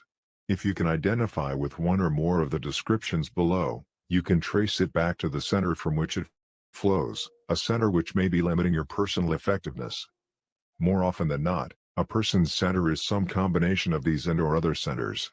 Most people are very much a function of a variety of influences that play upon their lives. Depending on external or internal conditions, one particular center may be activated until the underlying needs are satisfied. Then, another center becomes the compelling force. As a person fluctuates from one center to another, the resulting relativism is like roller coasting through life. One moment you're high, the next moment you're low, making efforts to compensate for one weakness by borrowing strength from another weakness. There is no consistent sense of direction, no persistent wisdom, no steady power supply or sense of personal, intrinsic worth and identity. The ideal, of course, is to create one clear center from which you consistently derive a high degree of security, guidance, wisdom, and power, empowering your proactivity and giving congruency and harmony to every part of your life. A principle center. By centering our lives on correct principles, We create a solid foundation for development of the 4 life support factors. Our security comes from knowing that, unlike other centers based on people or things which are subject to frequent and immediate change, correct principles do not change. We can depend on them. Principles don't react to anything. They don't get mad and treat us differently. They won't divorce us or run away with our best friend. They aren't out to get us. They can't pave our way with shortcuts and quick fixes.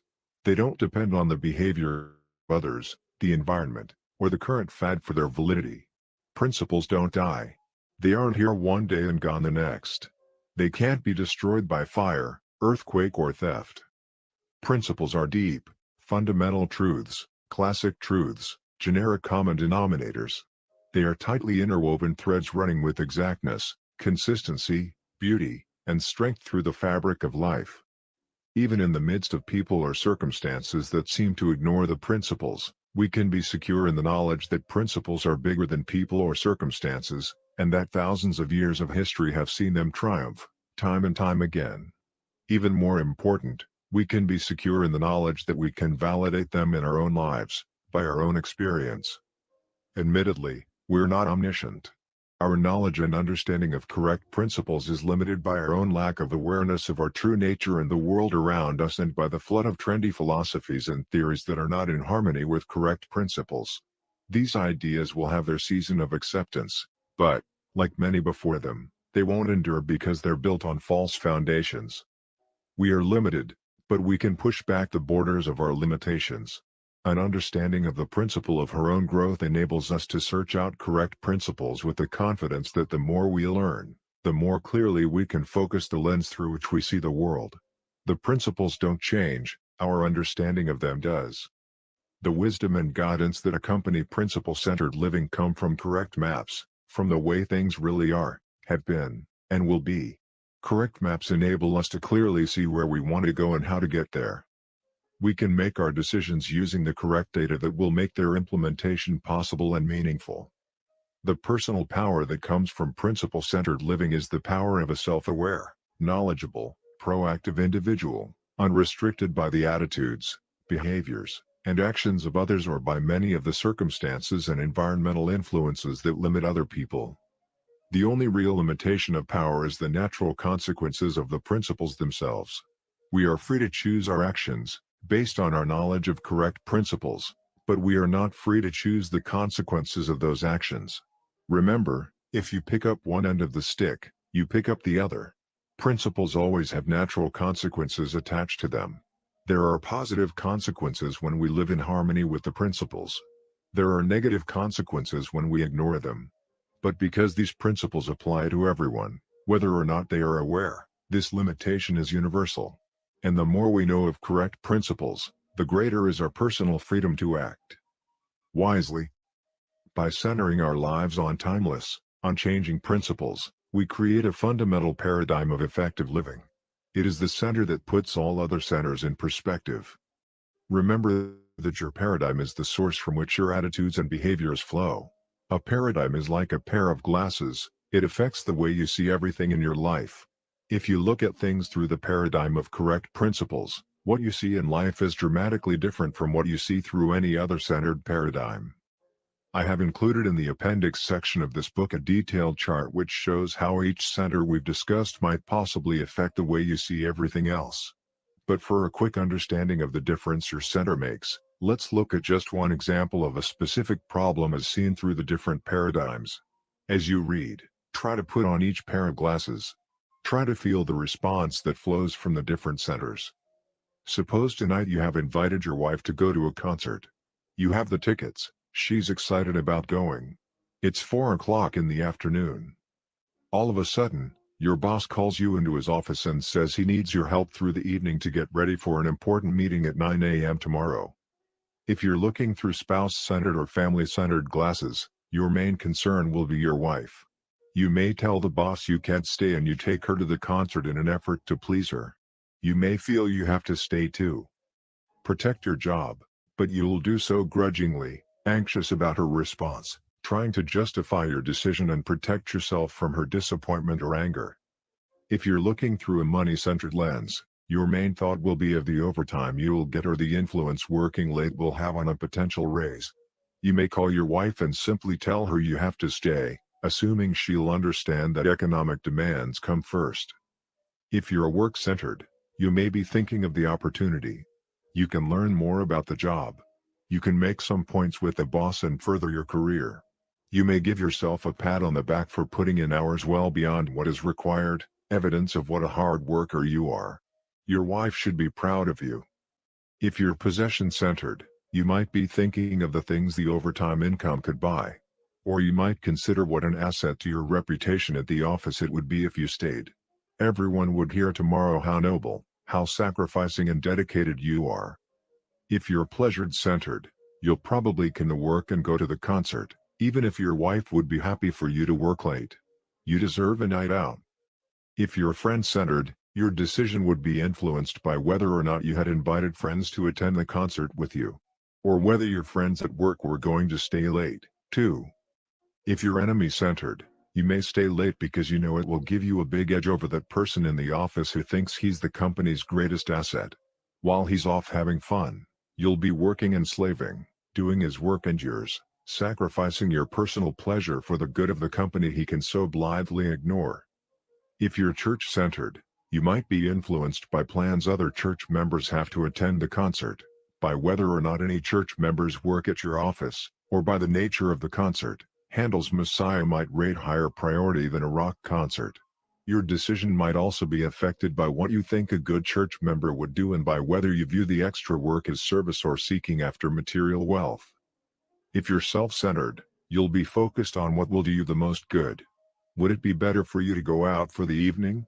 Or would it be better for you to make a few points with the boss? How the different options affect you will be your main concern.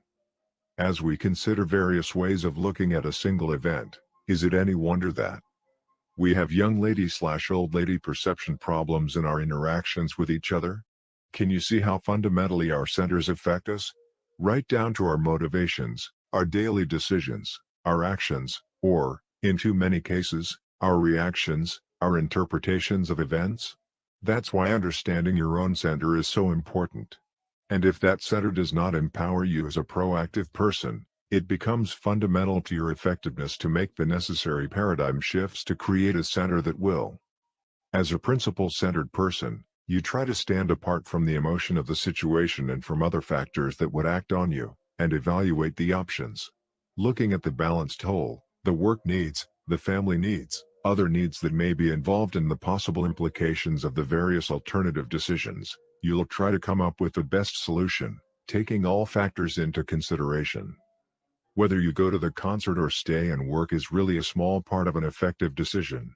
You might make the same choice with a number of other centers. But there are several important differences when you are coming from a principle-centered paradigm. First, you are not being acted upon by other people or circumstances. You are proactively choosing what you determine to be the best alternative. You make your decision consciously and knowledgeably. Second, you know your decision is most effective because it is based on principles with predictable long-term results. Third, what you choose to do contributes to your ultimate values in life. Staying at work to get the edge on someone at the office is an entirely different evening in your life from staying because you value your boss's effectiveness and you genuinely want to contribute to the company's welfare. The experiences you have as you carry out your decisions take on quality and meaning in the context of your life as a whole. Fourth, you can communicate to your wife and your boss within the strong networks you've created in your interdependent relationships. Because you are independent, you can be effectively interdependent. You might decide to delegate what is delegable and come in early the next morning to do the rest. And finally, you'll feel comfortable about your decision. Whatever you choose to do, you can focus on it and enjoy it. As a principle-centered person, you see things differently. And because you see things differently, you think differently, you act differently. Because you have a high degree of security, guidance, wisdom, and power that flows from a solid, unchanging core, you have the foundation of a highly proactive and highly effective life. Writing and using a personal mission statement. As we go deeply within ourselves, as we understand and realign our basic paradigms to bring them in harmony with correct principles, we create both an effective, empowering center and a clear lens through which we can see the world. We can then focus that lens on how we, as unique individuals, relate to that world. Frankl says we detect rather than invent our missions in life. I like that choice of words.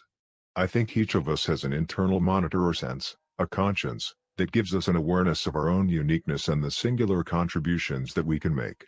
In Frankl's words, everyone has his own specific vocation or mission in life. Therein he cannot be replaced, nor can his life be repeated. Thus, everyone's task is as unique as is his specific opportunity to implement it.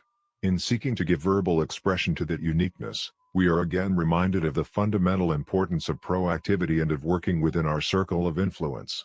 To seek some abstract meaning to our lives out in our circle of concern is to abdicate our proactive responsibility, to place our own first creation in the hands of circumstance and other people. Our meaning comes from within.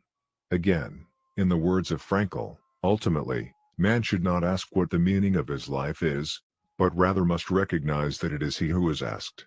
In a word, each man is questioned by life, and he can only answer to life by answering for his own life. To life he can only respond by being responsible.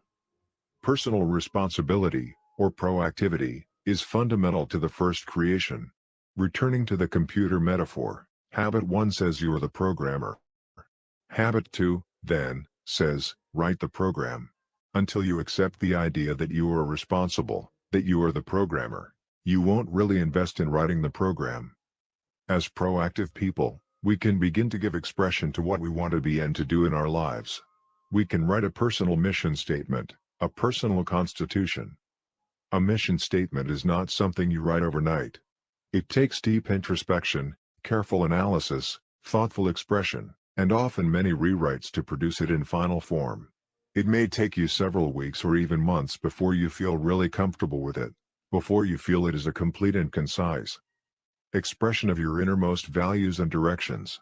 Even then, you will want to review it regularly and make minor changes as the years bring additional insights or changing circumstances. But fundamentally, your mission statement becomes your constitution, the solid expression of your vision and values. It becomes the criterion by which you measure everything else in your life. I recently finished reviewing my own mission statement, which I do fairly regularly. Sitting on the edge of a beach, alone, at the end of a bicycle ride, I took out my organizer and hammered it out. It took several hours, but I felt a sense of clarity, a sense of organization and commitment, a sense of exhilaration and freedom. I find the process is as important as the product. Writing or reviewing a mission statement changes you because it forces you to think through your priorities deeply, carefully, and to align your behavior with your beliefs. As you do, other people begin to sense that you're not being driven by everything that happens to you. You have a sense of mission about what you're trying to do and you are excited about it. Using your whole brain. Our self-awareness empowers us to examine our own thoughts. This is particularly helpful in creating a personal mission statement because the two unique human endowments that enable us to practice habit 2, imagination and conscience, are primarily functions of the right side of the brain. Understanding how to tap into that right brain capacity greatly increases our first creation ability. A great deal of research has been conducted for decades on what has come to be called brain dominance theory. The findings basically indicate that each hemisphere of the brain, left and right, tends to specialize in and preside over different functions, process different kinds of information, and deal with different kinds of problems. Essentially, the left hemisphere is the more logical/verbal one and the right hemisphere the more intuitive, creative one. The left deals with words, the right with pictures, the left with parts and specifics, the right with wholes and the relationship between the parts. The left deals with analysis, which means to break apart, the right with synthesis, which means to put together. The left deals with sequential thinking, the right with simultaneous and holistic thinking. The left is time-bound, the right is time-free. Although people use both sides of the brain, one side or the other generally tends to be dominant in each individual. Of course, the ideal would be to cultivate and develop the ability to have good crossover between both sides of the brain so that a person could first sense what the situation called for and then use the appropriate tool to deal with it. But people tend to stay in the comfort zone of their dominant hemisphere and process every situation according to either a right or left brain preference. In the words of Abraham Maslow, he that is good with a hammer tends to think everything is a nail. This is another factor that affects the young lady/old lady perception difference.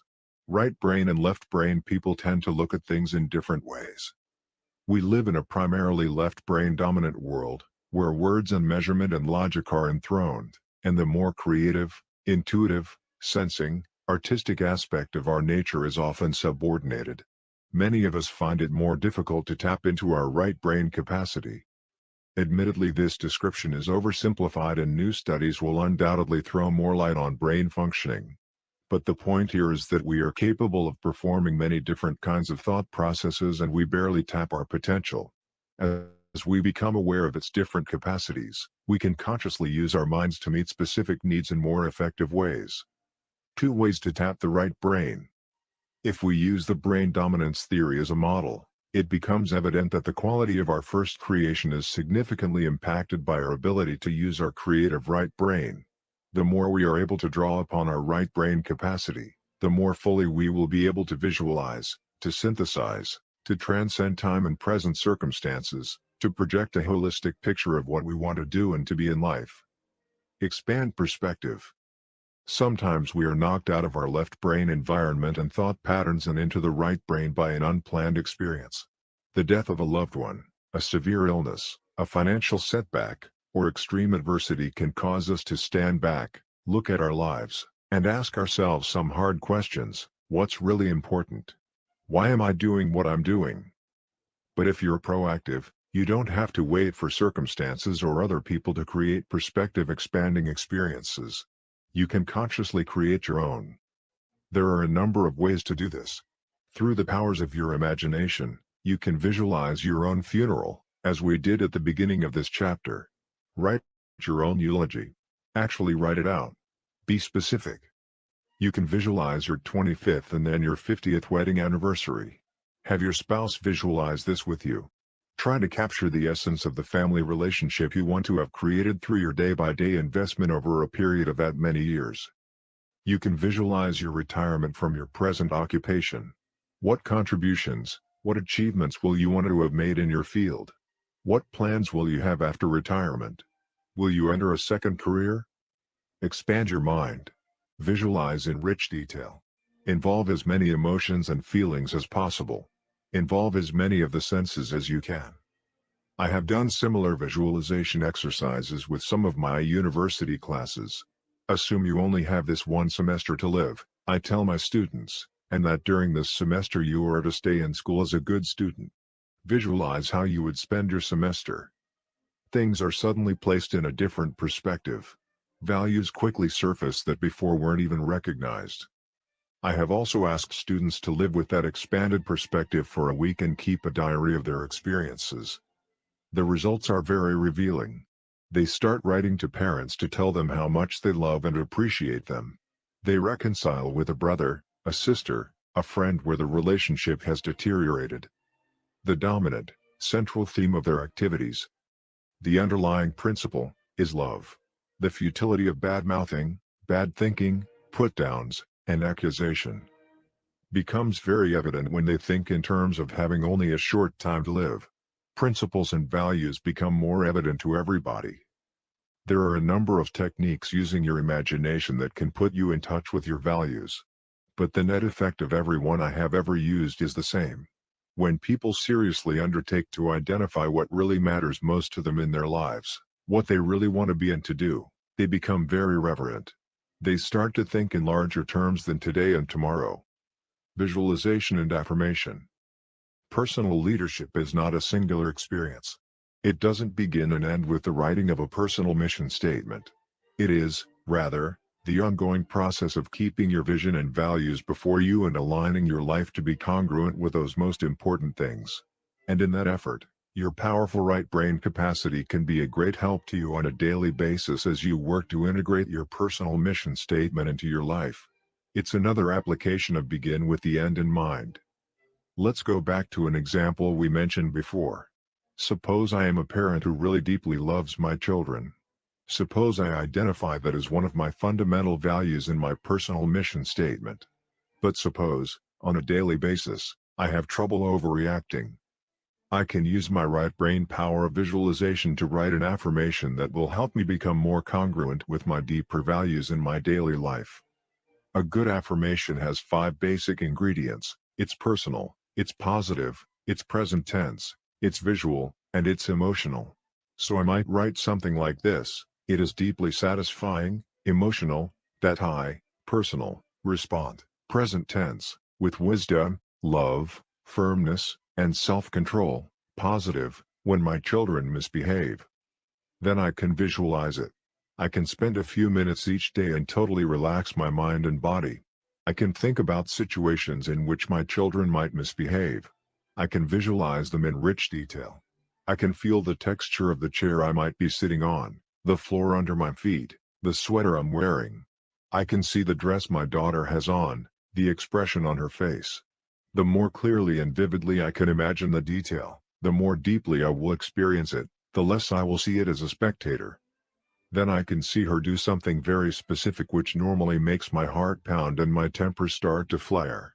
But instead of seeing my normal response, I can see myself handle the situation with all the love, the power, the self-control I have captured in my affirmation. I can write the program, write the script, in harmony with my values, with my personal mission statement. And if I do this, day after day my behavior will change. Instead of living out of the scripts given to me by my own parents or by society or by genetics or my environment, I will be living out of the script I have written from my own self. Selected Values System. I have helped and encouraged my son, Sean, to use this affirmation process extensively throughout his football career. We started when he played quarterback in high school, and eventually, I taught him how to do it on his own. We would try to get him in a very relaxed state of mind through deep breathing and a progressive muscle relaxation technique so that he became very quiet inside. Then I would help him visualize himself right in the heat of the toughest situations imaginable. He would imagine a big blitz coming at him fast. He had to read the blitz and respond. He would imagine giving audibles at the line after reading defenses. He would imagine quick reads with his first receiver, his second receiver, his third receiver. He would imagine options that he normally wouldn't do. At one point in his football career, he told me he was constantly getting uptight. As we talked, I realized that he was visualizing uptightness. So we worked on visualizing relaxation in the middle of the big pressure circumstance. We discovered that the nature of the visualization is very important. If you visualize the wrong thing, you'll produce the wrong thing. Dr. Charles Garfield has done extensive research on peak performers, both in athletics and in business.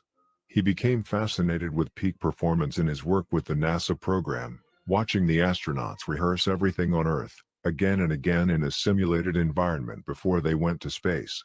Although he had a doctorate in mathematics, he decided to go back and get another PhD in the field of psychology and study the characteristics of peak performers. One of the main things his research showed was that almost all of the world-class athletes and other peak performers are visualizers. They see it, they feel it, they experience it before they actually do it. They begin with the end in mind. You can do it in every area of your life. Before a performance, a sales presentation, a difficult confrontation, or the daily challenge of meeting a goal, see it clearly, vividly, relentlessly, over and over again. Create an internal comfort zone. Then, when you get into the situation, it isn't foreign. It doesn't scare you. Your creative, visual right brain is one of your most important assets, both in creating your personal mission statement and in integrating it into your life. There is an entire body of literature and audio and videotapes that deals with this process of visualization and affirmation. Some of the more recent developments in this field include such things as subliminal programming, neurolinguistic programming, and new forms of relaxation and self-talk processes. These all involve explanation, elaboration and different packaging of the fundamental principles of the first creation. My review of the success literature brought me in contact with hundreds of books on this subject. Although some made extravagant claims and relied on anecdotal rather than scientific evidence, I think that most of the material is fundamentally sound. The majority of it appears to have originally come out of the study of the Bible by many individuals. In effective personal leadership, visualization and affirmation techniques emerge naturally out of a foundation of well-thought-through purposes and principles that become the center of a person's life. They are extremely powerful in rescripting and reprogramming, into writing deeply committed to purposes and principles into one's heart and mind. I believe that central to all enduring religions and society are the same principles and practices clothed in different language, meditation, prayer, covenants, ordinances, scripture study, empathy, compassion, and many different forms of the use of both conscience and imagination. But if these techniques become part of the personality ethic and are severed from a base of character and principles, they can be misused and abused in serving other centers, primarily the center of self. Affirmation and visualization are forms of programming, and we must be certain that we do not submit ourselves to any programming that is not in harmony with our basic center or that comes from sources centered on money-making, self-interest, or anything other than correct principles. The imagination can be used to achieve the fleeting success that comes when a person is focused on material gain or on what's in it for me. But I believe the higher use of imagination is in harmony with the use of conscience to transcend self and create a life of contribution based on unique purpose and on the principles that govern interdependent reality. Identifying roles and goals. Of course, the logical/verbal left brain becomes important also as you attempt to capture your right brain images, feelings, and pictures in the words of a written mission statement. Just as breathing exercises help integrate body and mind, writing is a kind of psycho-neuromuscular activity which helps bridge and integrate the conscious and subconscious minds. Writing distills, crystallizes, and clarifies thought and helps break the whole into parts. We each have a number of different roles in our lives, different areas or capacities in which we have responsibility. I may, for example, have a role as an individual, a husband, a father, a teacher, a church member, and a businessman. And each of these roles is important. One of the major problems that arises when people work to become more effective in life is that they don't think broadly enough. They lose the sense of proportion, the balance, the natural ecology necessary to effective living. They may get consumed by work and neglect personal health. In the name of professional success, they may neglect the most precious relationships in their lives. You may find that your mission statement will be much more balanced, much easier to work with, if you break it down into the specific role areas of your life and the goals you want to accomplish in each area. Look at your professional role. You might be a salesperson, or a manager, or a product developer. What are you about in that area? What are the values that should guide you? Think of your personal roles: husband, wife, father, mother, neighbor, friend. What are you about in those roles? What's important to you? Think of community roles, the political area, public service, volunteer organizations. One executive has used the idea of roles and goals to create the following mission statement. My mission is to live with integrity and to make a difference in the lives of others. To fulfill this mission, I have charity, I seek out and love the one, each one, regardless of his situation. I sacrifice, I devote my time, talents, and resources to my mission. I inspire, I teach by example that we are all children of a loving Heavenly Father and that every Goliath can be overcome. I am impactful, what I do makes a difference in the lives of others. These roles take priority in achieving my mission. Husband, my partner is the most important person in my life. Together we contribute the fruits of harmony, industry, charity, and thrift. Father, I help my children experience progressively greater joy in their lives.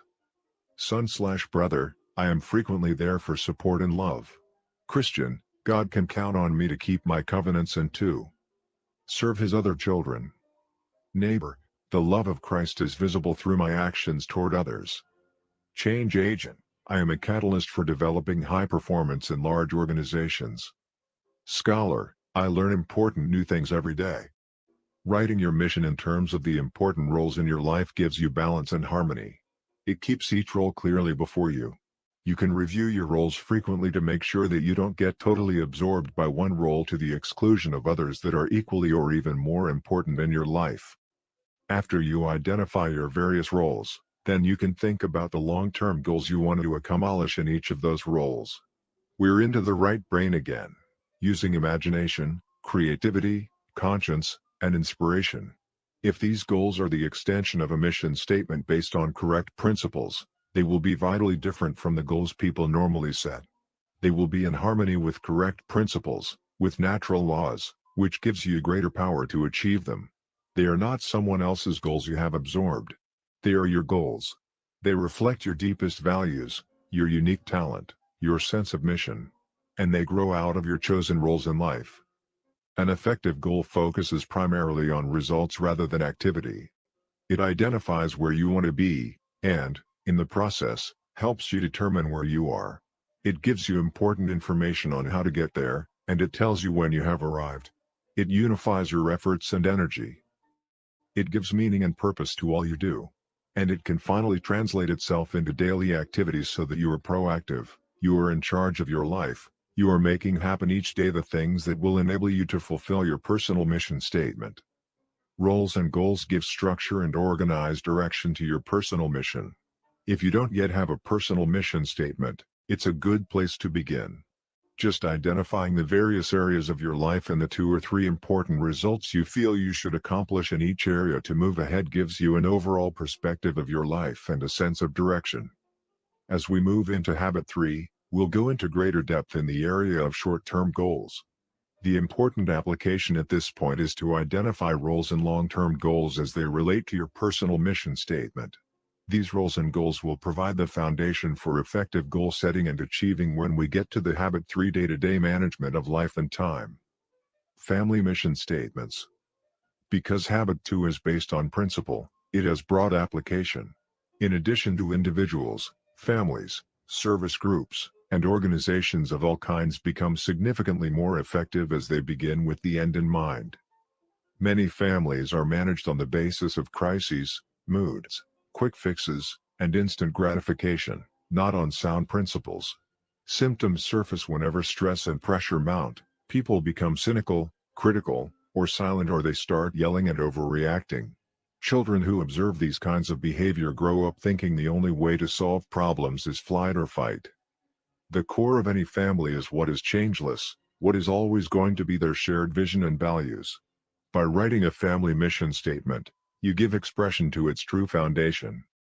This mission statement becomes its constitution, the standard, the criterion for evaluation and decision-making. It gives continuity and unity to the family as well as direction.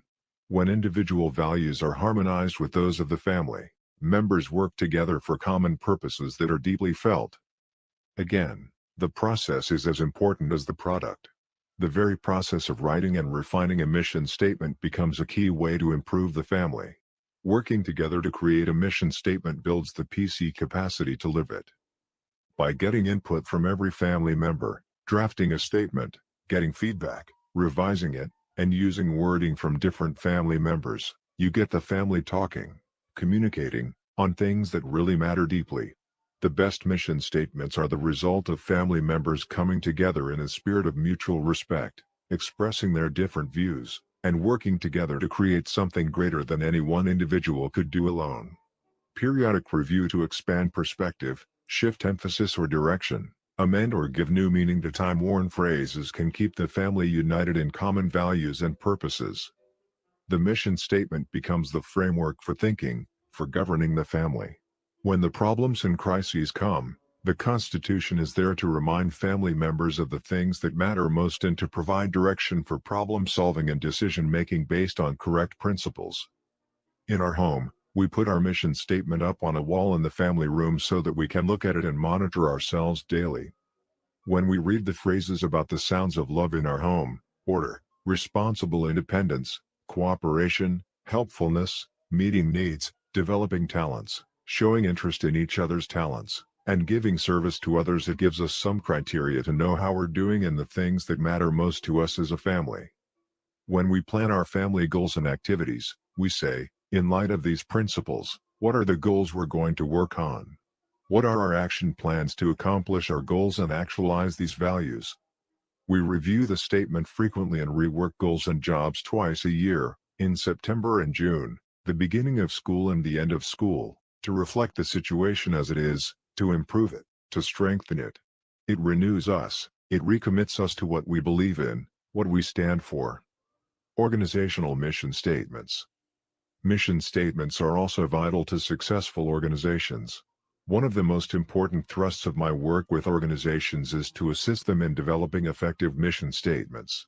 And to be effective, that statement has to come from within the bowels of the organization. Everyone should participate in a meaningful way, not just the top strategy planners, but everyone. Once again, the involvement process is as important as the written product and is the key to its use. I am always intrigued whenever I go to IBM and watch the training process there. Time and time again, I see the leadership of the organization come into a group and say that IBM stands for three things: the dignity of the individual, excellence, and service. These things represent the belief system of IBM. Everything else will change, but these three things will not change. Almost like osmosis, this belief system has spread throughout the entire organization, providing a tremendous base of shared values and personal security for everyone who works there. Once I was training a group of people for IBM in New York. It was a small group, about 20 people, and one of them became ill. He called his wife in California, who expressed concern because his illness required special treatment. The IBM people responsible for the training session arranged to have him taken to an excellent hospital with medical specialists in the disease. But they could sense that his wife was uncertain and really wanted him home where their personal physician could handle the problem. So they decided to get him home. Concerned about the time involved in driving him to the airport and waiting for a commercial plane, they brought in a helicopter, flew him to the airport, and hired a special plane just to take this man to California. I don't know what costs that involved, my guess would be many thousands of dollars. But IBM believes in the dignity of the individual. That's what the company stands for. To those present, that experience represented its belief system and was no surprise. I was impressed. At another time, I was scheduled to train 175 shopping center managers at a particular hotel. I was amazed at the level of service there.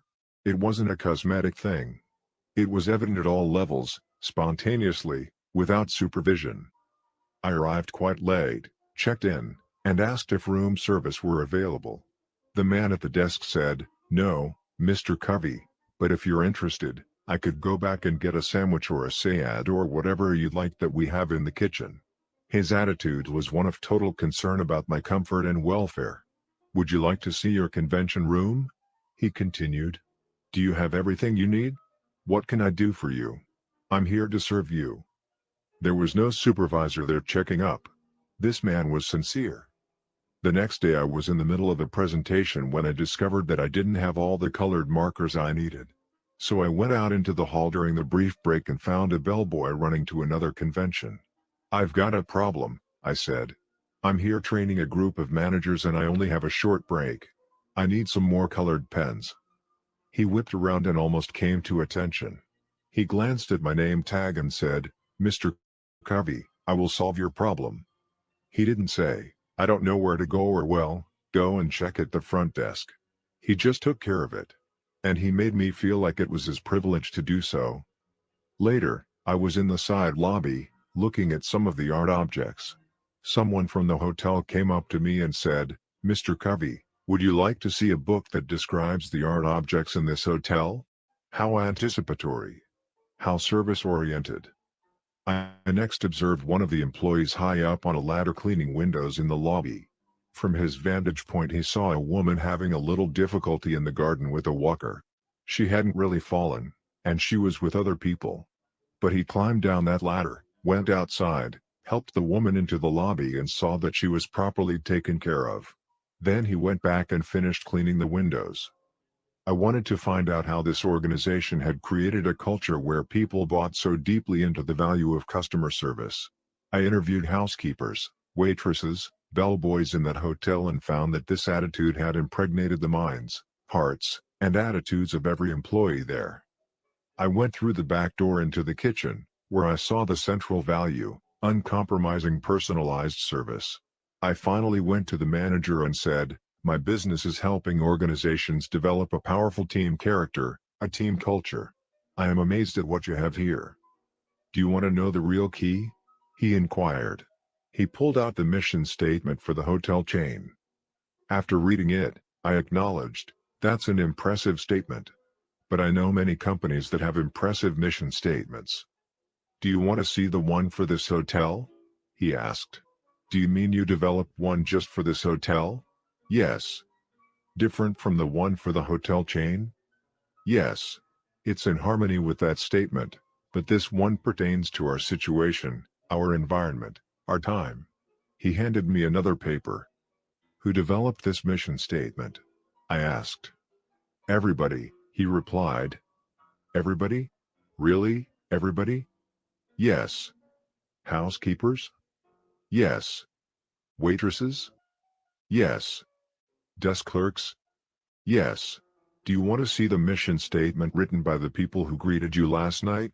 He pulled out a mission statement that they, themselves, had written that was interwoven with all the other mission statements. Everyone, at every level, was involved.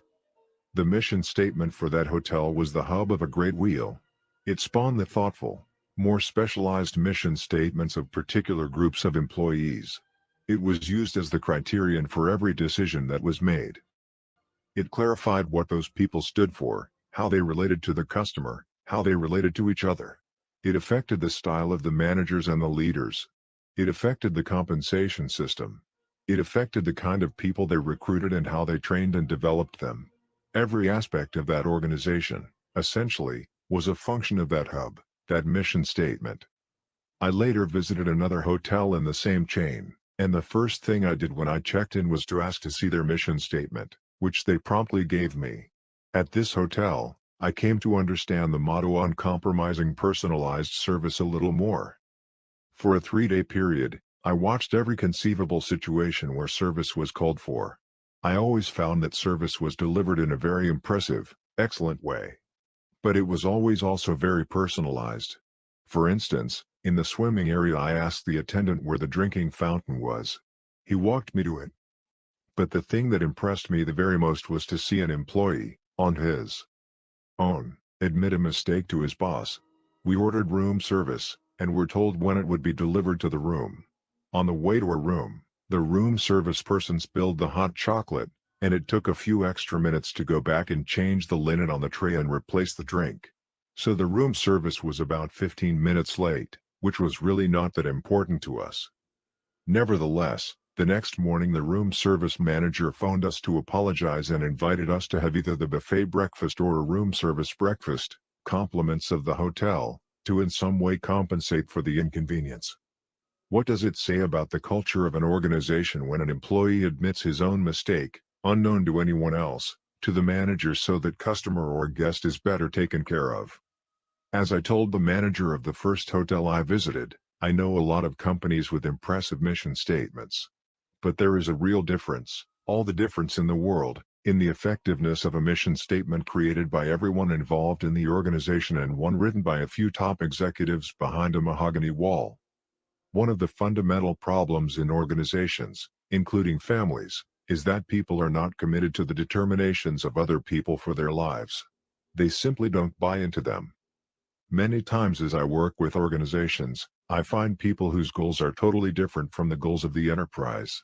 I commonly find reward systems completely out of alignment with stated value systems.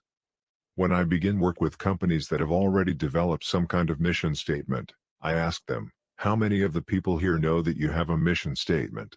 How many of you know what it contains? How many were involved in creating it? How many really buy into it and use it as your frame of reference in making decisions? Without involvement, there is no commitment. Mark it down, asterisk it, circle it, underline it.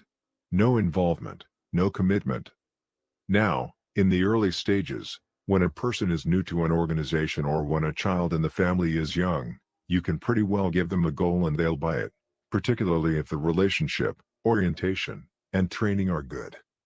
But when people become more mature in their own lives take on a separate meaning, they want involvement, significant involvement.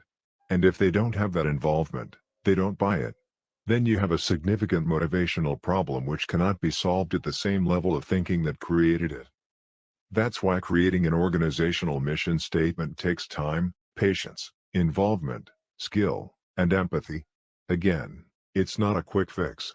It takes time and sincerity, correct principles, and the courage and integrity to align systems, structure, and management style to the shared vision and values. But it's based on correct principles and it works. An organizational mission statement, one that truly reflects the deep shared vision and values of everyone within that organization, creates a great unity and tremendous commitment. It creates in people's hearts and minds a frame of reference, a set of criteria or guidelines, by which they will govern themselves. They don't need someone else directing, controlling, criticizing, or taking cheap shots. They have bought into the changeless core of what the organization is about. Application suggestions. 1.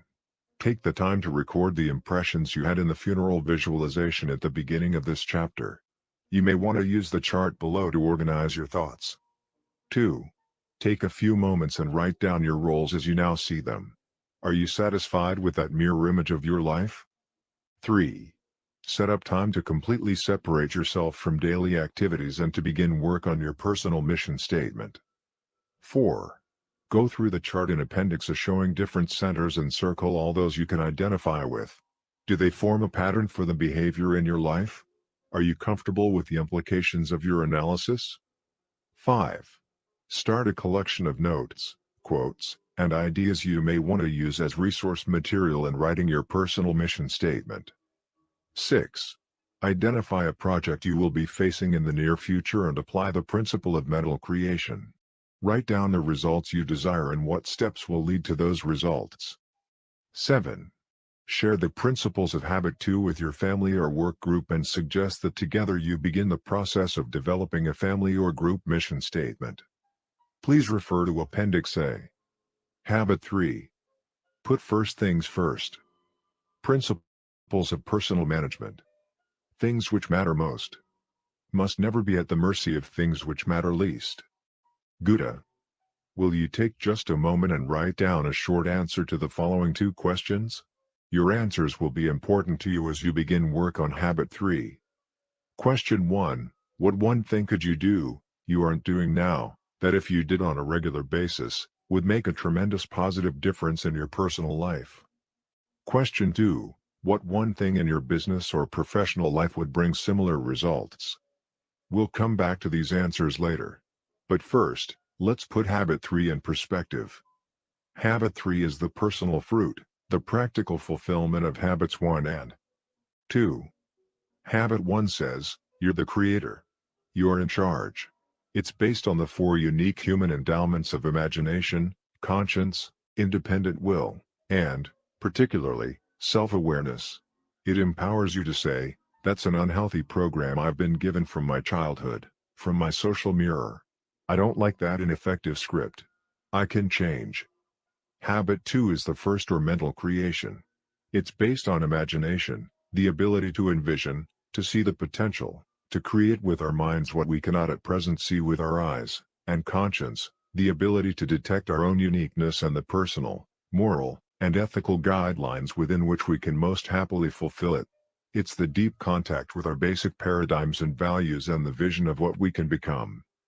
Habit 3, then, is the second creation, the physical creation. It's the fulfillment, the actualization, the natural emergence of Habits 1 and 2. It's the exercise of independent will toward becoming principle-centered. It's the day in, day out, moment by moment doing it. Habits 1 and 2 are absolutely essential and prerequisite to Habit 3. You can't become principle-centered without first being aware of and developing your own proactive nature. You can't become principle-centered without first being aware of your paradigms and understanding how to shift them and align them with principles. You can't become principle-centered without a vision of and a focus on the unique contribution that is yours to make. But with that foundation, you can become principle-centered, day in day out, moment by moment, by living Habit 3, by practicing effective self-management. Management, remember, is clearly different from leadership. Leadership is primarily a high-powered, right-brain activity. It's more of an art, It's based on a philosophy. You have to ask the ultimate questions of life when you're dealing with personal leadership issues. But once you have dealt with those issues, once you have resolved them, you then have to manage yourself effectively to create a life congruent with your answers. The ability to manage well doesn't make much difference if you're not even in the right jungle. But if you are in the right jungle, it makes all the difference. In fact, the ability to manage well determines the quality and even the existence of the second creation. Management is the breaking down, the analysis, the sequencing, the specific application, the time-bound left brain aspect of effective self-government. My own maxim of personal effectiveness is this: manage from the left, lead from the right. The power of independent will. In addition to self-awareness, imagination, and conscience, it is the fourth human endowment, independent will, that really makes effective self-management possible. It is the ability to make decisions and choices and to act in accordance with them. It is the ability to act rather than to be acted upon, to proactively carry out the program we have developed through the other three endowments. The human will is an amazing thing. Time after time, it has triumphed against unbelievable odds. The Helen Kellers of this world give dramatic evidence to the value, the power of the independent will. But as we examine this endowment in the context of effective self-management, we realize it's usually not the dramatic, the visible, the once-in-a-lifetime, up-by-the-bootstraps effort that brings enduring success. Empowerment comes from learning how to use this great endowment in the decisions we make every day. The degree to which we have developed our independent will in our everyday lives is measured by our personal integrity. Integrity is, fundamentally, the value we place on ourselves. It's our ability to make and keep commitments to ourselves, to walk our talk. It's honor with self. A fundamental part of the character ethic, the essence of proactive growth. Effective management is putting first things first. While leadership decides what first things are, it is management that puts them first, day by day, moment by moment. Management is discipline, carrying it out.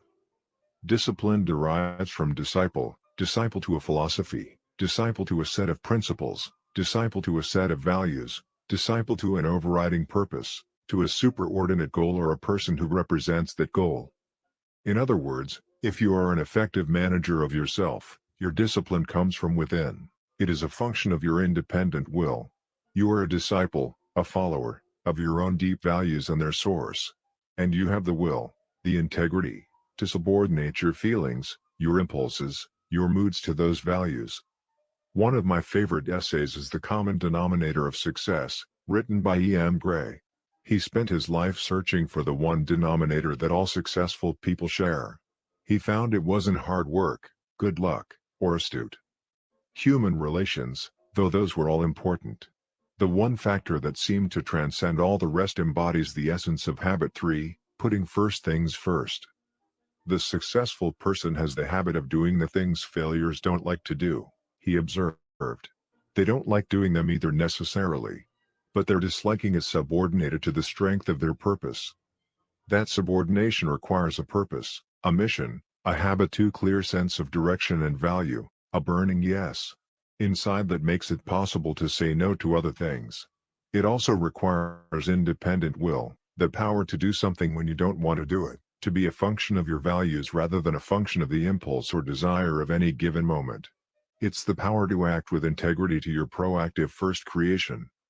4 generations of time management. In Habit 3 we are dealing with many of the questions addressed in the field of life and time management.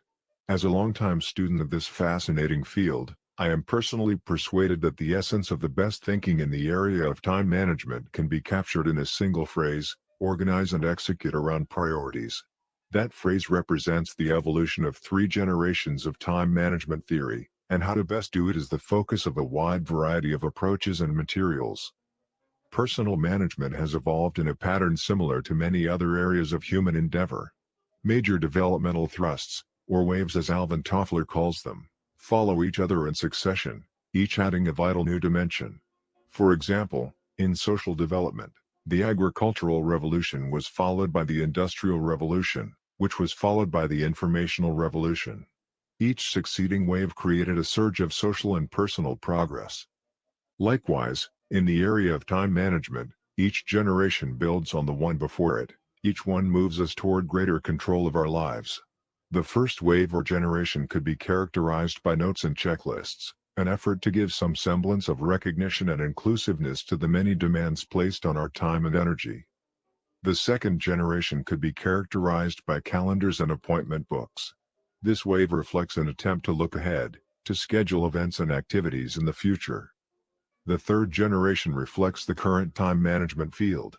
It adds to those preceding generations the important idea of prioritization, of clarifying values, and of comparing the relative worth of activities based on their relationship to those values.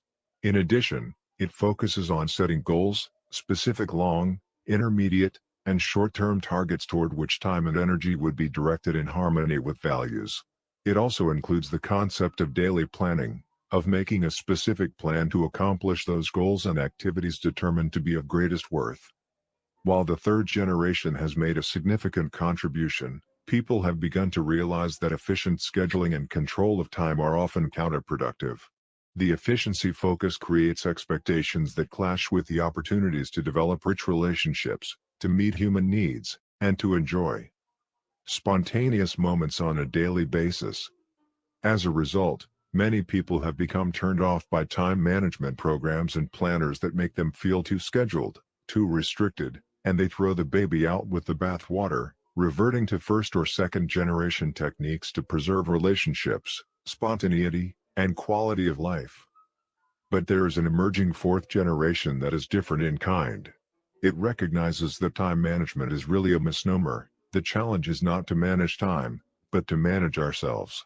Satisfaction is a function of expectation as well as realization. And expectation and satisfaction lie in our circle of influence. Rather than focusing on things and time, fourth generation expectations focus on preserving and enhancing relationships and on accomplishing results, in short, on maintaining the P/PC balance. Quadrant 2. The essential focus of the fourth generation of management can be captured in the time management matrix diagrammed on the next page. Basically, we spend time in one of four ways. As you can see, the two factors that define an activity are urgent and important. Urgent means it requires immediate attention. It's now. Urgent things act on us. A ringing phone is urgent. Most people can't stand the thought of just allowing the phone to ring. You could spend hours preparing materials, you could get all dressed up and travel to a person's office to discuss a particular issue, but if the phone were to ring while you were there, it would generally take precedence over your personal visit. If you were to phone someone, there aren't many people who would say, "I'll get to you in 15 minutes, just hold." But those same people would probably let you wait in an office for at least that long while they completed a telephone conversation with someone else. Urgent matters are usually visible. They press on us, they insist on action. They're often popular with others. They're usually right in front of us. And often they are pleasant, easy, fun to do. But so often they are unimportant. Importance, on the other hand, has to do with results. If something is important, it contributes to your mission, your values, your high priority goals. We react to urgent matters. Important matters that are not urgent require more initiative, more proactivity. We must act to seize opportunity, to make things happen. If we don't practice habit 2, if we don't have a clear idea of what is important, of the results we desire in our lives, we are easily diverted into responding to the urgent. Look for a moment at the four quadrants in the time management matrix. Quadrant I is both urgent and important. It deals with significant results that require immediate attention. We usually call the activities in Quadrant I crises or problems.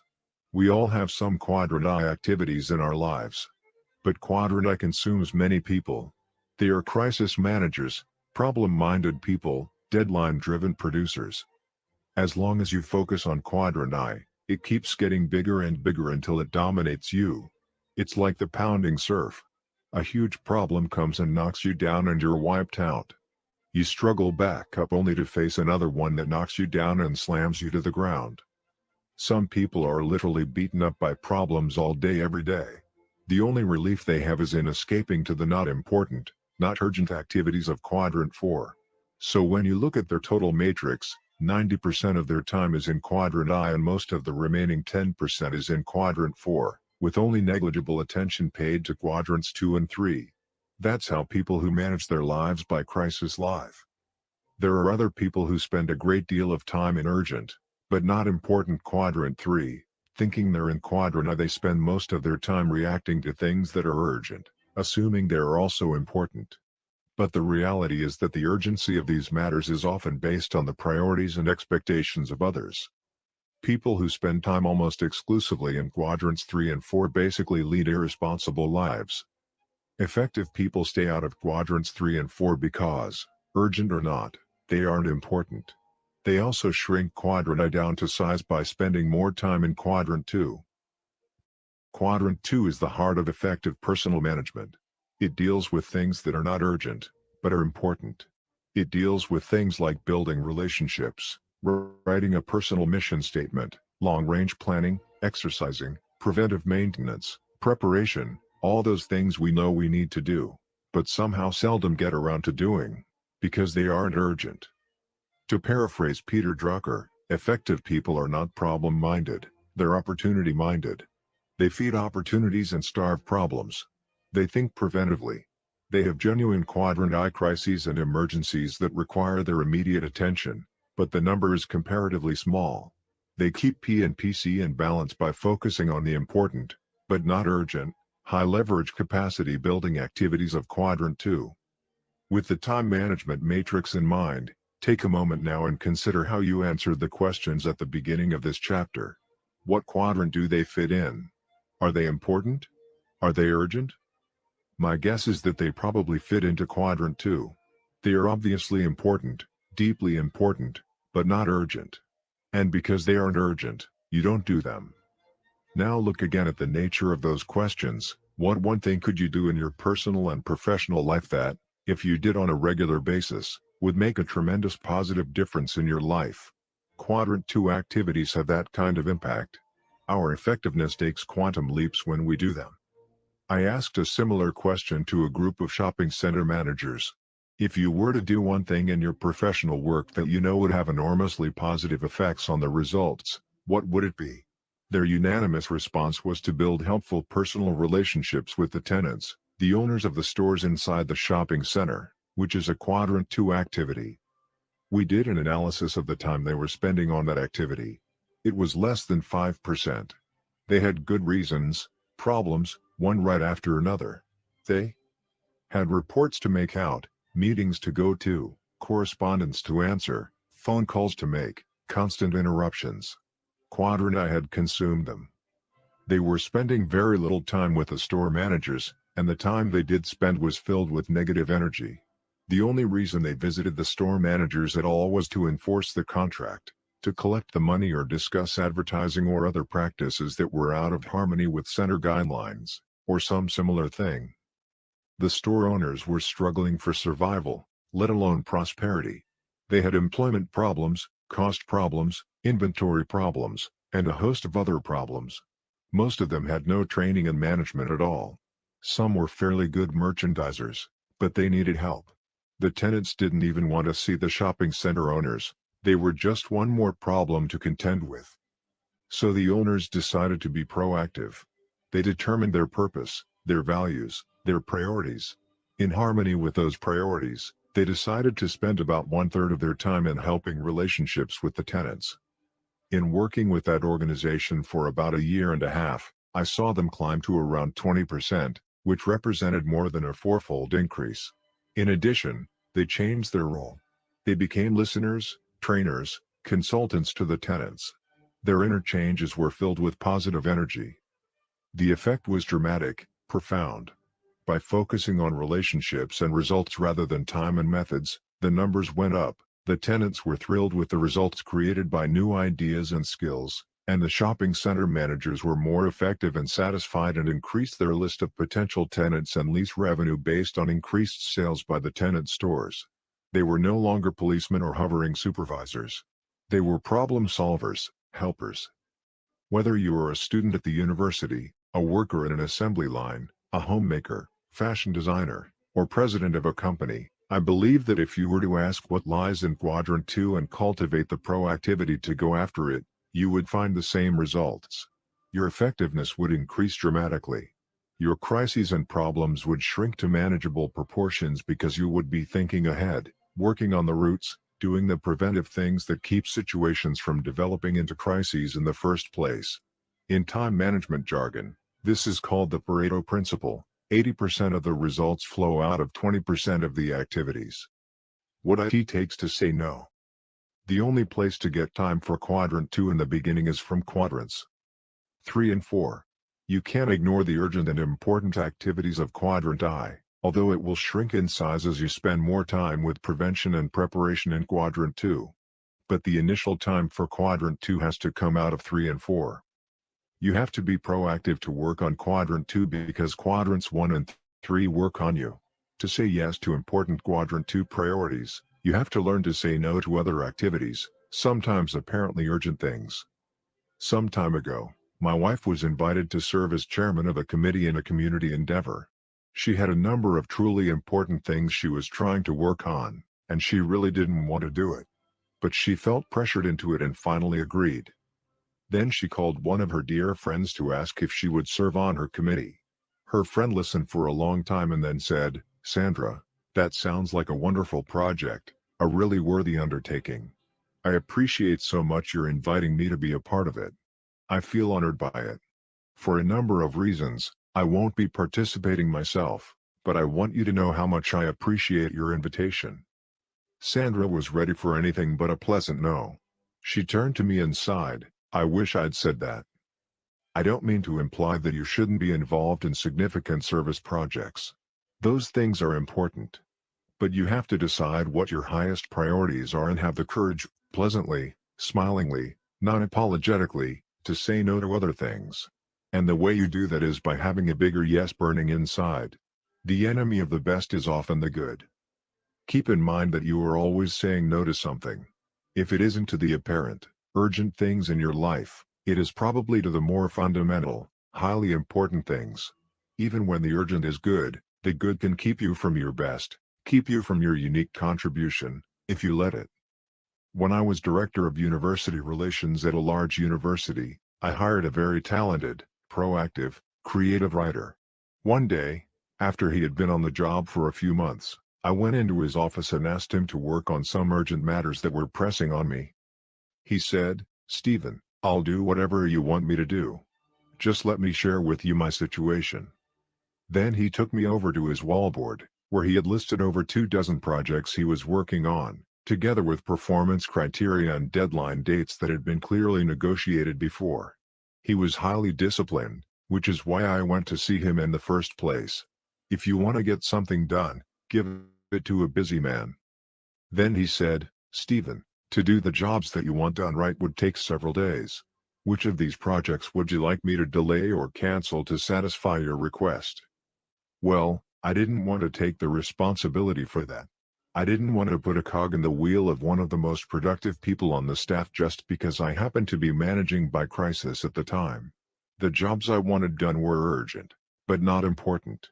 So I went and found another crisis manager and gave the job to him. We say yes or no to things daily, usually many times a day. A center of correct principles and a focus on our personal mission empowers us with wisdom to make those judgments effectively. As I work with different groups, I tell them that the essence of effective time and life management is to organize and execute around balanced priorities. Then I ask this question: if you were to fault yourself in one of 3 areas, which would it be? 1. The inability to prioritize. 2.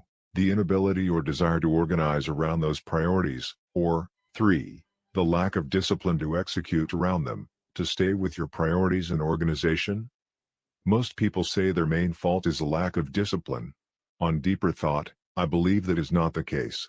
The basic problem is that their priorities have not become deeply planted in their hearts and minds.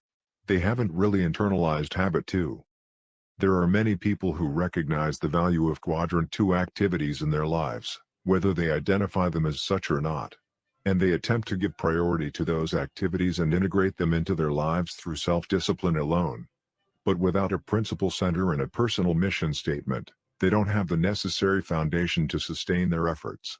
They're working on the leaves, on the attitudes and the behaviors of discipline, without even thinking to examine the roots, the basic paradigms from which their natural attitudes and behaviors flow. A quadrant 2 focus is a paradigm that grows out of a principle center. If you are centered on your spouse, your money, your friends, your pleasure, or any extrinsic factor, you will keep getting thrown back into quadrants 1 and 3, reacting to the outside forces your life is centered on. Even if you're centered on yourself, you'll end up in 1 and 3 reacting to the impulse of the moment. Your independent will alone cannot effectively discipline you against your center. In the words of the architectural maxim, form follows function. Likewise, management follows leadership. The way you spend your time is a result of the way you see your time and the way you really see your priorities. If your priorities grow out of a principle center and a personal mission, if they are deeply planted in your heart and in your mind, you will see quadrant 2 as a natural, exciting place to invest your time. It's almost impossible to say no to the popularity of quadrant 3 or to the pleasure of escape to quadrant 4 if you don't have a bigger yes burning inside. Only when you have the self-awareness to examine your program, and the imagination and conscience to create a new, unique, principle-centered program to which you can say yes, only then will you have sufficient independent willpower to say no, with a genuine smile, to the unimportant. Moving into quadrant 2. If quadrant 2 activities are clearly the heart of effective personal management, the first things we need to put first, then how do we organize and execute around those things? The first generation of time management does not even recognize the concept of priority.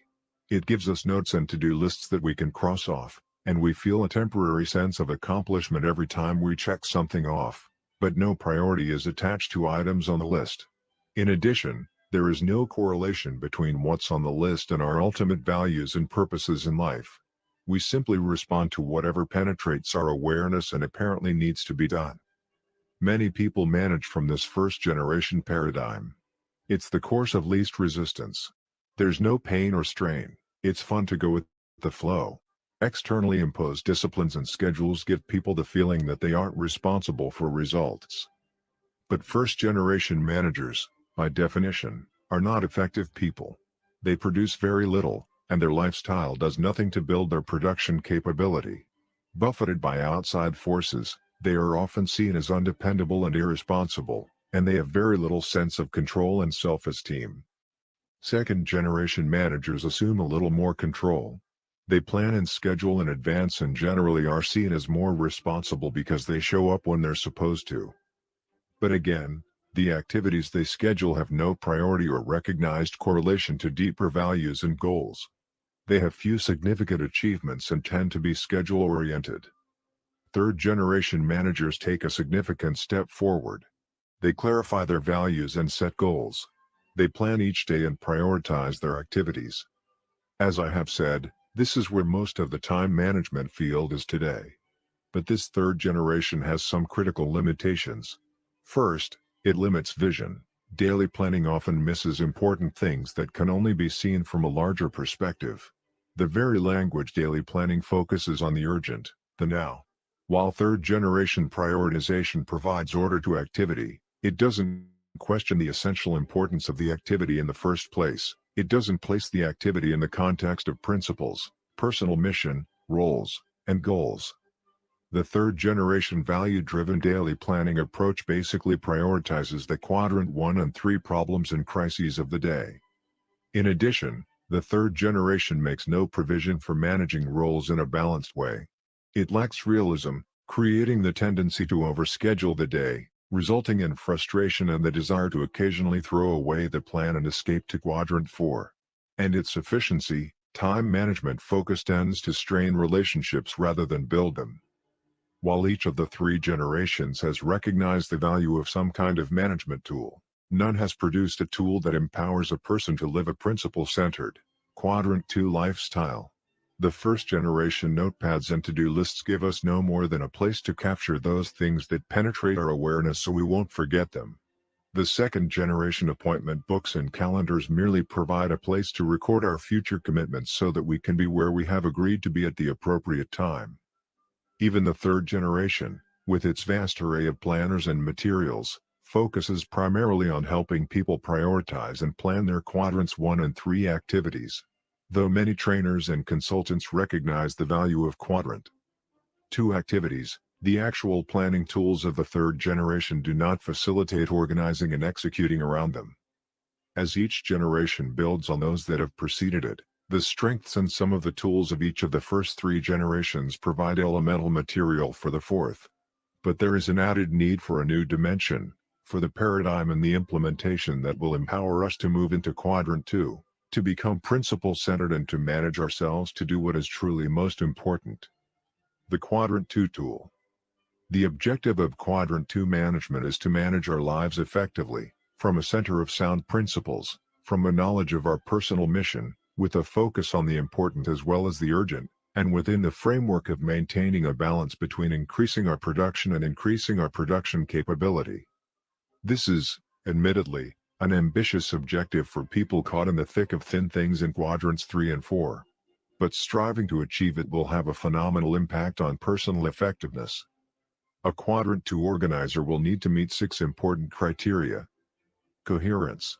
Coherence suggests that there is harmony, unity, and integrity between your vision and mission, your roles and goals, your priorities and plans, and your desires and discipline.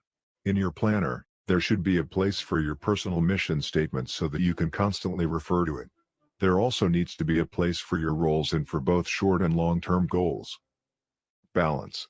Your tool should help you to keep balance in your life, to identify your various roles and keep them right in front of you, so that you don't neglect important areas such as your health, your family, professional preparation, or personal development. Many people seem to think that success in one area can compensate for failure in other areas of life. But can it really? Perhaps it can for a limited time in some areas. But can success in your profession compensate for a broken marriage, ruined health, or weakness in personal character? True effectiveness requires balance, and your tool needs to help you create and maintain it. Quadrant 2 focus. You need a tool that encourages you, motivates you, actually helps you spend the time you need in Quadrant 2, so that you're dealing with prevention rather than prioritizing crises. In my opinion, the best way to do this is to organize your life on a weekly basis. You can still adapt and prioritize on a daily basis, but the fundamental thrust is organizing the week. Organizing on a weekly basis provides much greater balance and context than daily planning. There seems to be implicit cultural recognition of the week as a single, complete unit of time. Business, education, and many other facets of society operate within the framework of the week, designating certain days for focused investment and others for relaxation or inspiration. The basic Judeo-Christian ethic honors the Sabbath, the one day out of every 7 set aside for uplifting purposes. Most people think in terms of weeks. But most third-generation planning tools focus on daily planning. While they may help you prioritize your activities, they basically only help you organize crises and busy work. The key is not to prioritize what's on your schedule, but to schedule your priorities. And this can best be done in the context of the week. A people dimension. You also need a tool that deals with people, not just schedules. While you can think in terms of efficiency and dealing with time, a principle-centered person thinks in terms of effectiveness in dealing with people. There are times when principle-centered Quadrant 2 living requires the subordination of schedules to people. Your tool needs to reflect that value, to facilitate implementation rather than create guilt when a schedule is not followed. Flexibility. Your planning tool should be your servant, never your master. Since it has to work for you, it should be tailored to your style, your needs, your particular ways. Portability. Your tool should also be portable, so that you can carry it with you most of the time. You may want to review your personal mission statement while riding the bus. You may want to measure the value of a new opportunity against something you already have planned. If your organizer is portable, you will keep it with you so that important data is always within reach. Since Quadrant 2 is the heart of effective self-management, you need a tool that moves you into Quadrant 2. My work with the 4th generation concept has led to the creation of a tool specifically designed according to the criteria listed above. But many good 3rd generation tools can easily be adapted. Because the principles are sound, The practices or specific applications can vary from one individual to the next. Becoming a Quadrant 2 self-manager. Although my effort here is to teach principles, not practices, of effectiveness, I believe you can better understand the principles and the empowering nature of the fourth generation if you actually experience organizing a week from a principle-centered, Quadrant 2 base. Quadrant 2 organizing involves 4 key activities. Identifying roles. The first task is to write down your key roles. If you haven't really given serious thought to the roles in your life, you can write down what immediately comes to mind. You have a role as an individual. You may want to list one or more roles as a family member, a husband or wife, mother or father, son or daughter, a member of the extended family of grandparents, aunts, uncles, and cousins. You may want to list a few roles in your work, indicating different areas in which you wish to invest time and energy on a regular basis. You may have roles in church or community affairs. You don't need to worry about defining the roles in a way that you will live with for the rest of your life. Just consider the week and write down the areas you see yourself spending time in during the next 7 days. Here are 2 examples of the way people might see their various roles. 1. Individual. 1. Personal development. 2. Spouse/parent. 2. Spouse. 3. Manager new products. 3. Parent. 4. Manager research. 4. Real estate salesperson. 5. Manager staff dev. 5. Community service. 6. Manager administration. 6. Symphony board member. 7. Chairman United Way. Selecting goals. The next step is to think of 1 or 2 important results you feel you should accomplish in each role during the next 7 days. These would be recorded as goals. See next page.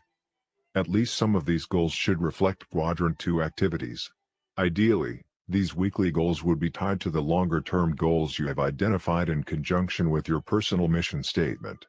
But even if you haven't written your mission statement, you can get a feeling, a sense, of what is important as you consider each of your roles and 1 or 2 goals for each role. Scheduling. Now you can look at the week ahead with your goals in mind and schedule time to achieve them.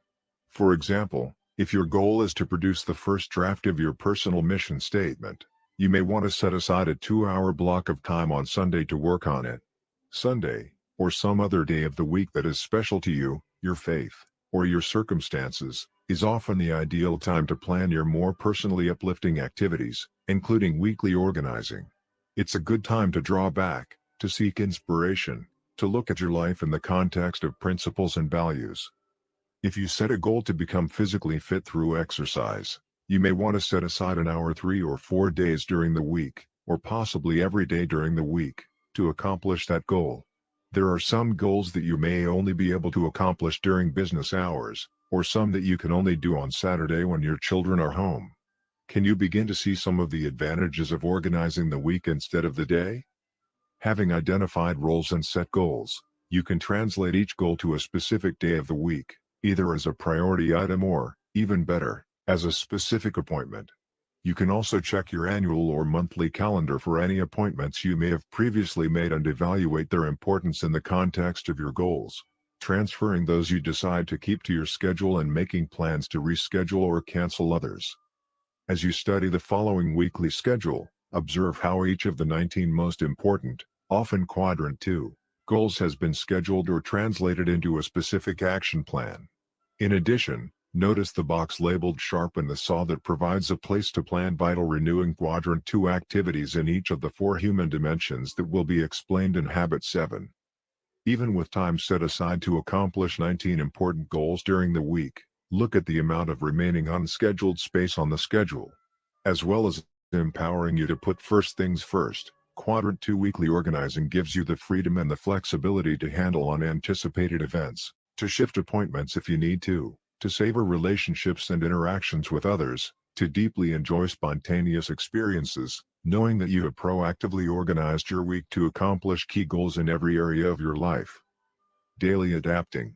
With Quadrant 2 weekly organizing, daily planning becomes more a function of daily adapting, of prioritizing activities and responding to unanticipated events, relationships, and experiences in a meaningful way.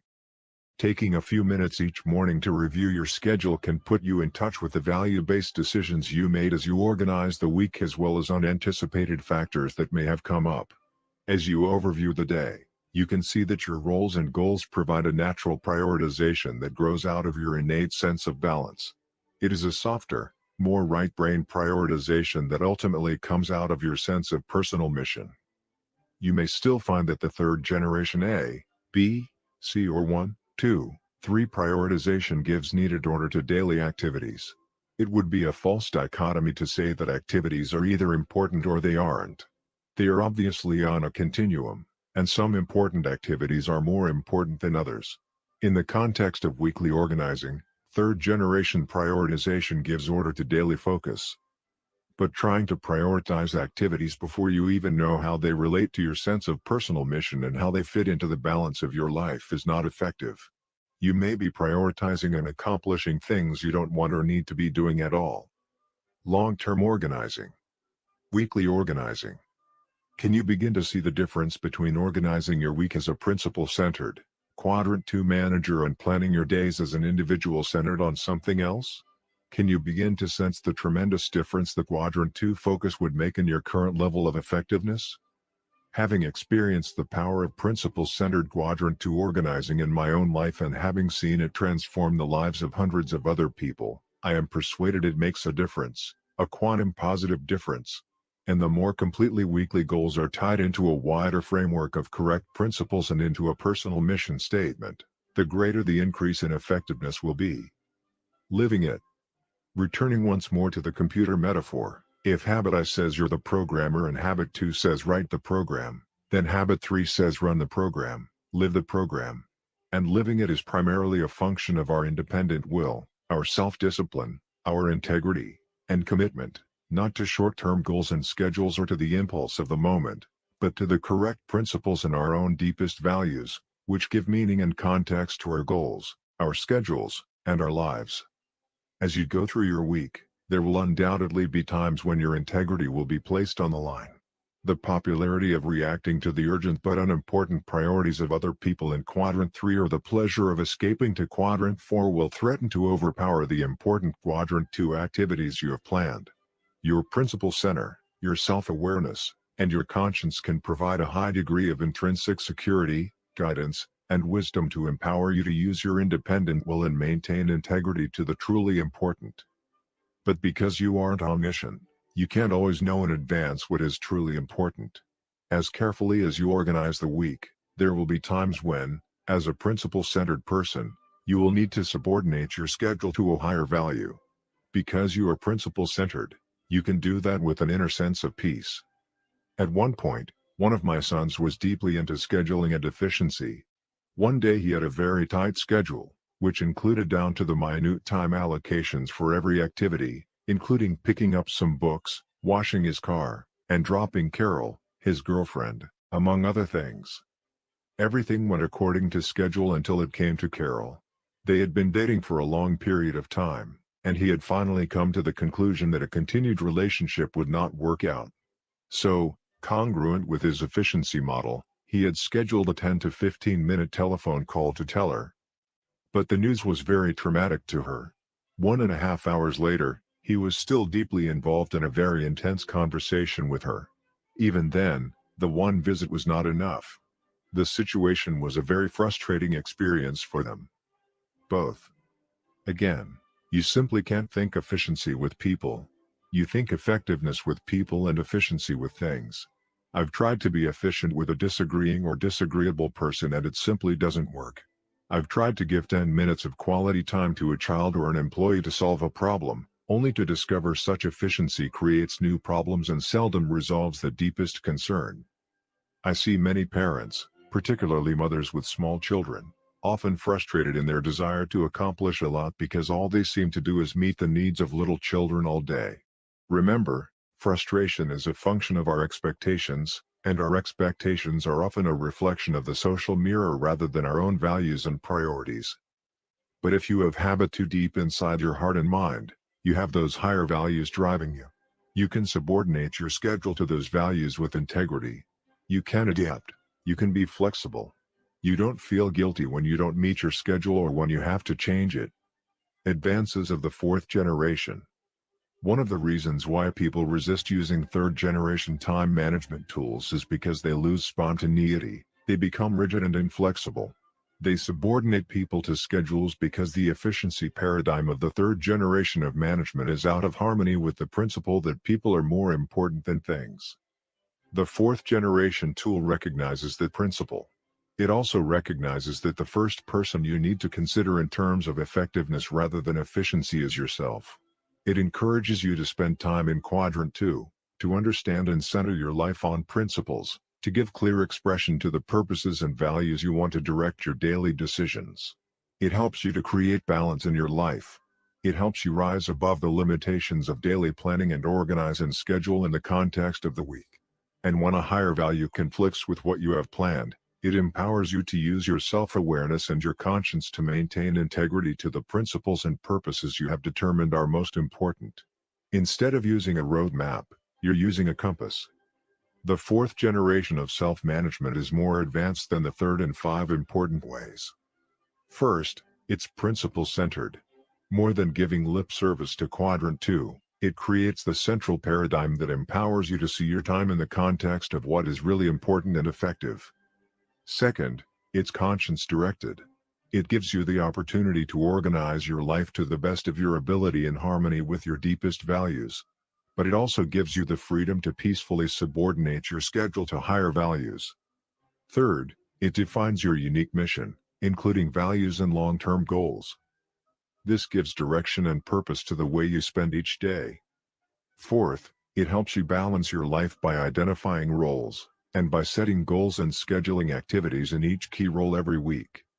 And fifth, it gives greater context through weekly organizing, with daily adaptation as needed, rising above the limiting perspective of a single day and putting you in touch with your deepest values through review of your key roles. The practical thread running through all 5 of these advances is a primary focus on relationships and results and a secondary focus on time. Delegation, increasing P&PC. We accomplish all that we do through delegation, either to time or to other people. If we delegate to time, we think efficiency. If we delegate to other people, we think effectiveness. Many people refuse to delegate to other people because they feel it takes too much time and effort and they could do the job better themselves. But effectively delegating to others is perhaps the single most powerful high-leverage activity there is.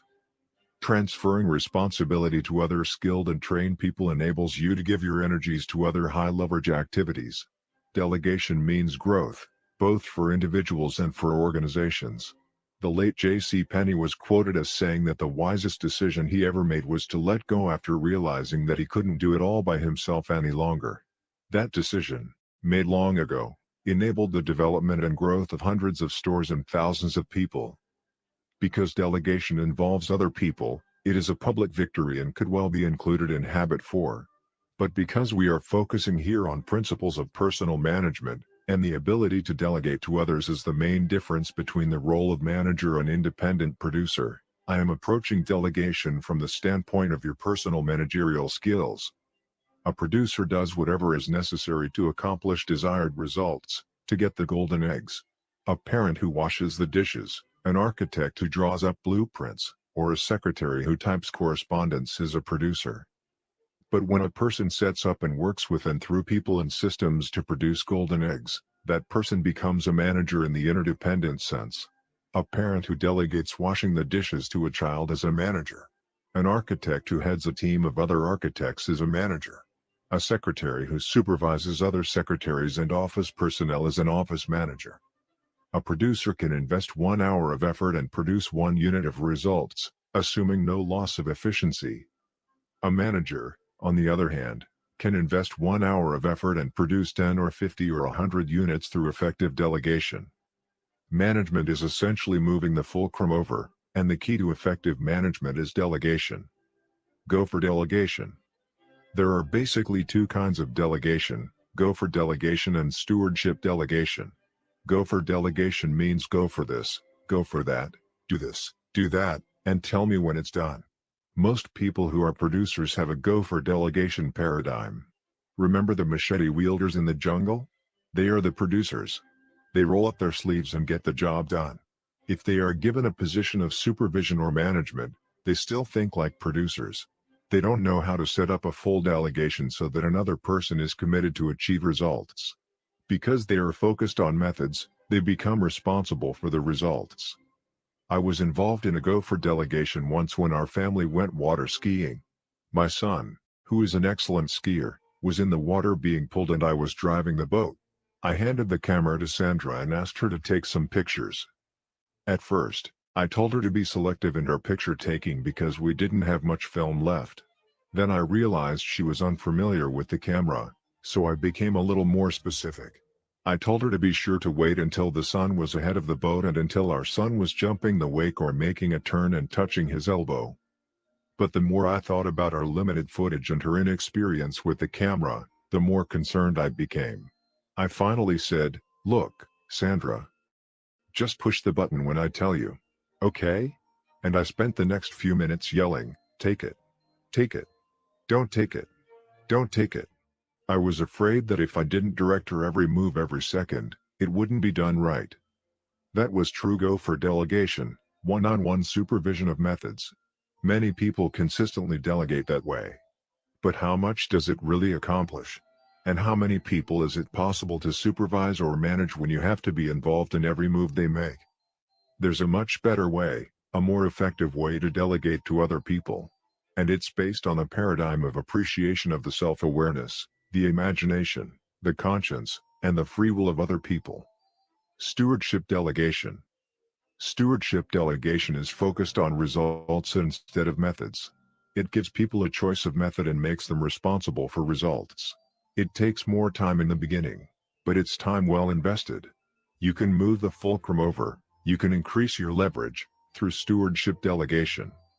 Stewardship delegation involves clear, upfront mutual understanding and commitment regarding expectations in 5 areas. Desired results. Create a clear, mutual understanding of what needs to be accomplished, focusing on what, not how, results, not methods.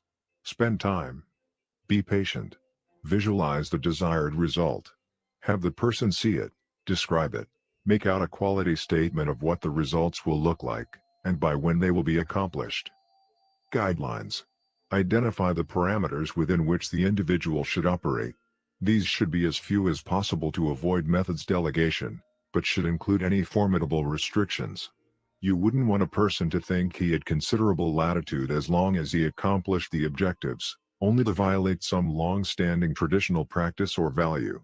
That kills initiative and sends people back to the gopher's creed, "Just tell me what you want me to do, and I'll do it."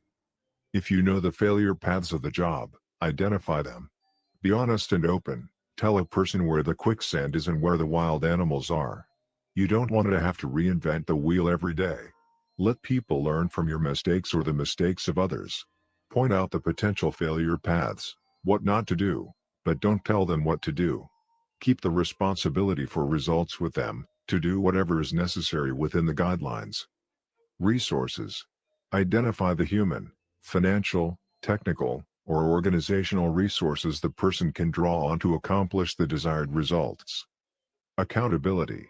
Set up the standards of performance that will be used in evaluating the results and the specific times when reporting and evaluation will take place. Consequences. Specify what will happen, both good and bad, as a result of the evaluation. This could include such things as financial rewards, psychic rewards, different job assignments, and natural consequences tied into the overall mission of an organization. Some years ago, I had an interesting experience in delegation with one of my sons. We were having a family meeting, and we had our mission statement up on the wall to make sure our plans were in harmony with our values. Everybody was there. I set up a big blackboard and we wrote down our goals, the key things we wanted to do, and the jobs that flowed out of those goals. Then I asked for volunteers to do the job. "Who wants to pay the mortgage?" I asked. I noticed I was the only one with my hand up. "Who wants to pay for the insurance? The food? The cars?" I seemed to have a real monopoly on the opportunities. "Who wants to feed the new baby?" There was more interest here, But my wife was the only one with the right qualifications for the job. As we went down the list, job by job, it was soon evident that mom and dad had more than 60-hour work weeks. With that paradigm in mind, some of the other jobs took on a more proper perspective. My 7-year-old son, Stephen, volunteered to take care of the yard. Before I actually gave him the job, I began a thorough training process. I wanted him to have a clear picture in his mind of what a well-cared-for yard was like, so I took him next door to our neighbors. "Look, son," I said. "See how our neighbor's yard is green and clean? That's what we're after, green and clean. Now come look at our yard. See the mixed colors? That's not it, that's not green. Green and clean is what we want. Now how you get it green is up to you. You're free to do it any way you want, except paint it. But I'll tell you how I'd do it if it were up to me." "How would you do it, Dad?" "I'd turn on the sprinklers. But you may want to use buckets or a hose. It makes no difference to me. All we care about is that the color is green. Okay?" "Okay. Now let's talk about clean, son. Clean means no messes around, no paper, strings, bones, sticks, or anything that messes up the place. I'll tell you what let's do. Let's just clean up half the yard right now and look at the difference." So we got out 2 paper sacks and picked up one side of the yard. "Now look at this side. Look at the other side. See the difference? That's called clean." "Wait," he called. "I see some paper behind that bush." "Oh, good. I didn't notice that newspaper back there. You have good eyes, son. Now before you decide whether or not you're going to take the job, let me tell you a few more things. Because when you take the job, I don't do it anymore. It's your job. It's called a stewardship. Stewardship means a job with a trust. I trust you to do the job, to get it done. Now who's going to be your boss? You, Dad? No, not me. You're the boss. You boss yourself. How do you like mom and dad nagging you all the time? I don't. We don't like doing it either. It sometimes causes a bad feeling, doesn't it? So you boss yourself. Now, guess who your helper is? Who? I am, I said. You boss me. I do? That's right. But my time to help is limited. Sometimes I'm away. But when I'm here, you tell me how I can help. I'll do anything you want me to do. Okay. Now guess who judges you? Who? You judge yourself. I do? That's right. Twice a week the two of us will walk around the yard, and you can show me how it's coming. How are you going to judge? Green and clean. Right. I trained him with those 2 words for 2 weeks before I felt he was ready to take the job.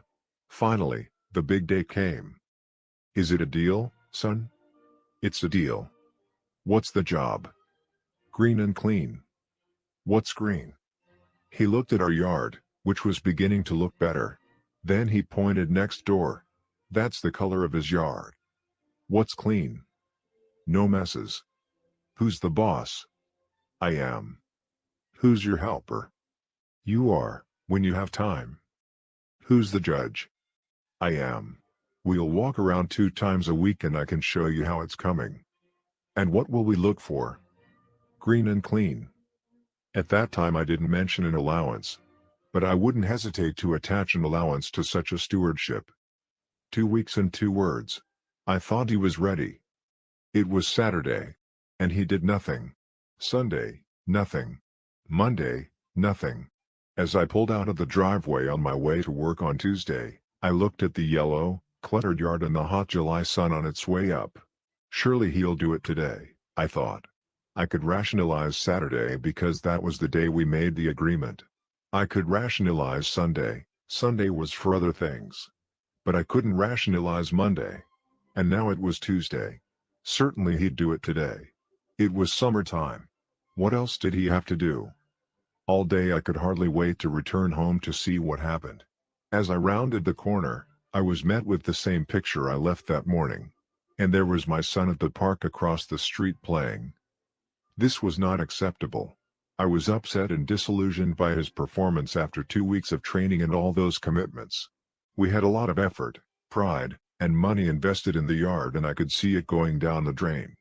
Besides, my neighbor's yard was manicured and beautiful, and the situation was beginning to get embarrassing. I was ready to go for delegation. "Son, you get over here and pick up this garbage right now or else." I knew I could get the golden egg that way. But what about the goose? What would happen to his internal commitment? So I faked a smile and yelled across the street, "Hi, son. How's it going?" "Fine," he returned. "How's the yard coming?" I knew the minute I said it I had broken our agreement. That's not the way we had set up an accounting. That's not what we had agreed. So he felt justified in breaking it, too. "Fine, Dad." I bit my tongue and waited until after dinner. Then I said, "Son, let's do as we agreed. Let's walk around the yard together and you can show me how it's going in your stewardship." As we started out the door, his chin began to quiver. Tears welled up in his eyes and, by the time we got out to the middle of the yard, he was whimpering. "It's so hard, Dad." "What's so hard?" I thought to myself. You haven't done a single thing. But I knew what was hard: self-management, self-supervision. So I said, "Is there anything I can do to help?" "Would you, Dad?" He sniffed. "What was our agreement?" "You said you'd help me if you had time." "I have time." So he ran into the house and came back with 2 sacks. He handed me one. "Will you pick that stuff up?" He pointed to the garbage from Saturday night's barbecue. "It makes me sick." So I did. I did exactly what he asked me to do. And that was when he signed the agreement in his heart. It became his yard, his stewardship. He only asked for help 2 or 3 more times that entire summer. He took care of that yard. He kept it greener and cleaner than it had ever been under my stewardship. He even reprimanded his brothers and sisters if they left so much as a gum wrapper on the lawn. Trust is the highest form of human motivation. It brings out the very best in people. But it takes time and patience, and it doesn't preclude the necessity to train and develop people so that their competency can rise to the level of that trust. I am convinced that if stewardship delegation is done correctly, both parties will benefit and ultimately much more work will get done in much less time.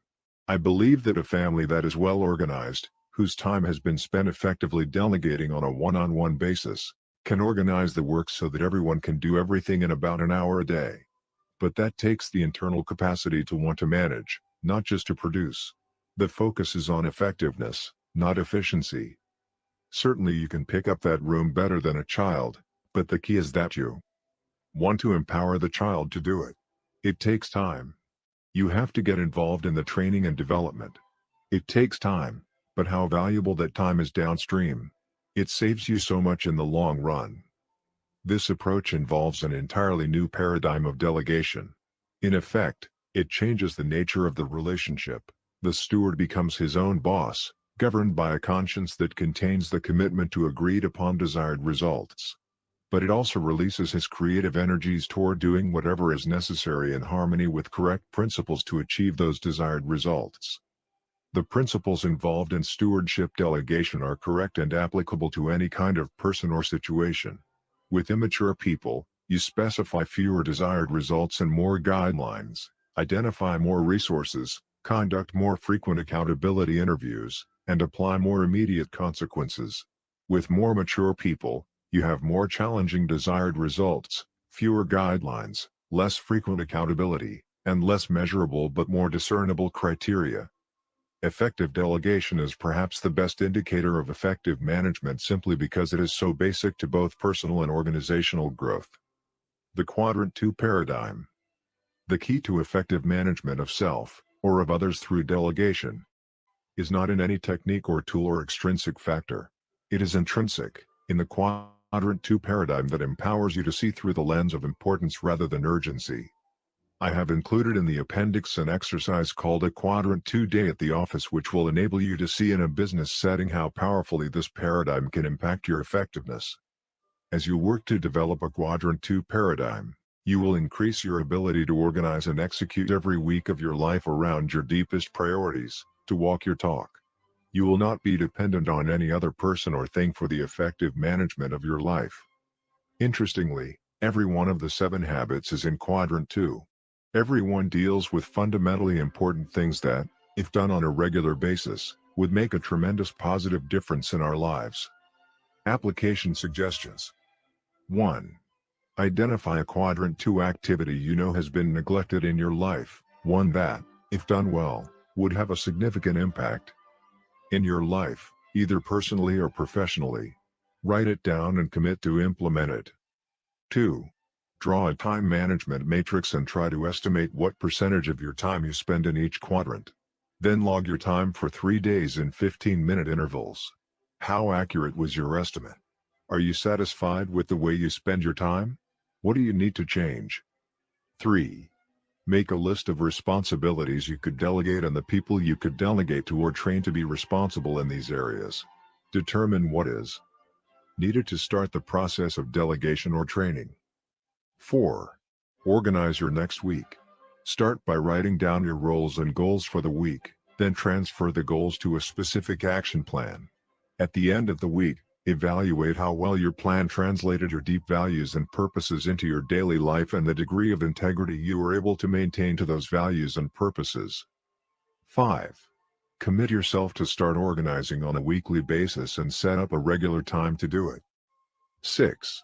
Either convert your current planning tool into a 4th generation tool or secure such a tool. 7.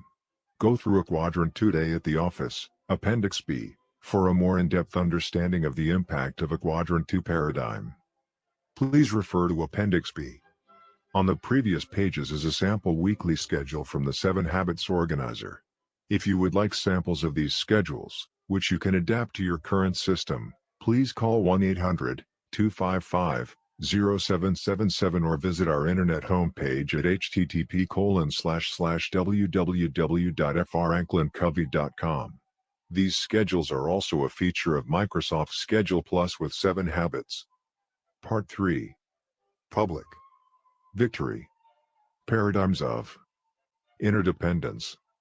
There can be no friendship without confidence, and no confidence without integrity. Samuel Johnson. Before moving into the area of public victory, we should remember that effective interdependence can only be built on a foundation of true independence. Private victory precedes public victory. Algebra comes before calculus. As we look back and survey the terrain to determine where we've been and where we are in relationship to where we're going, we clearly see that we could not have gotten where we are without coming the way we came.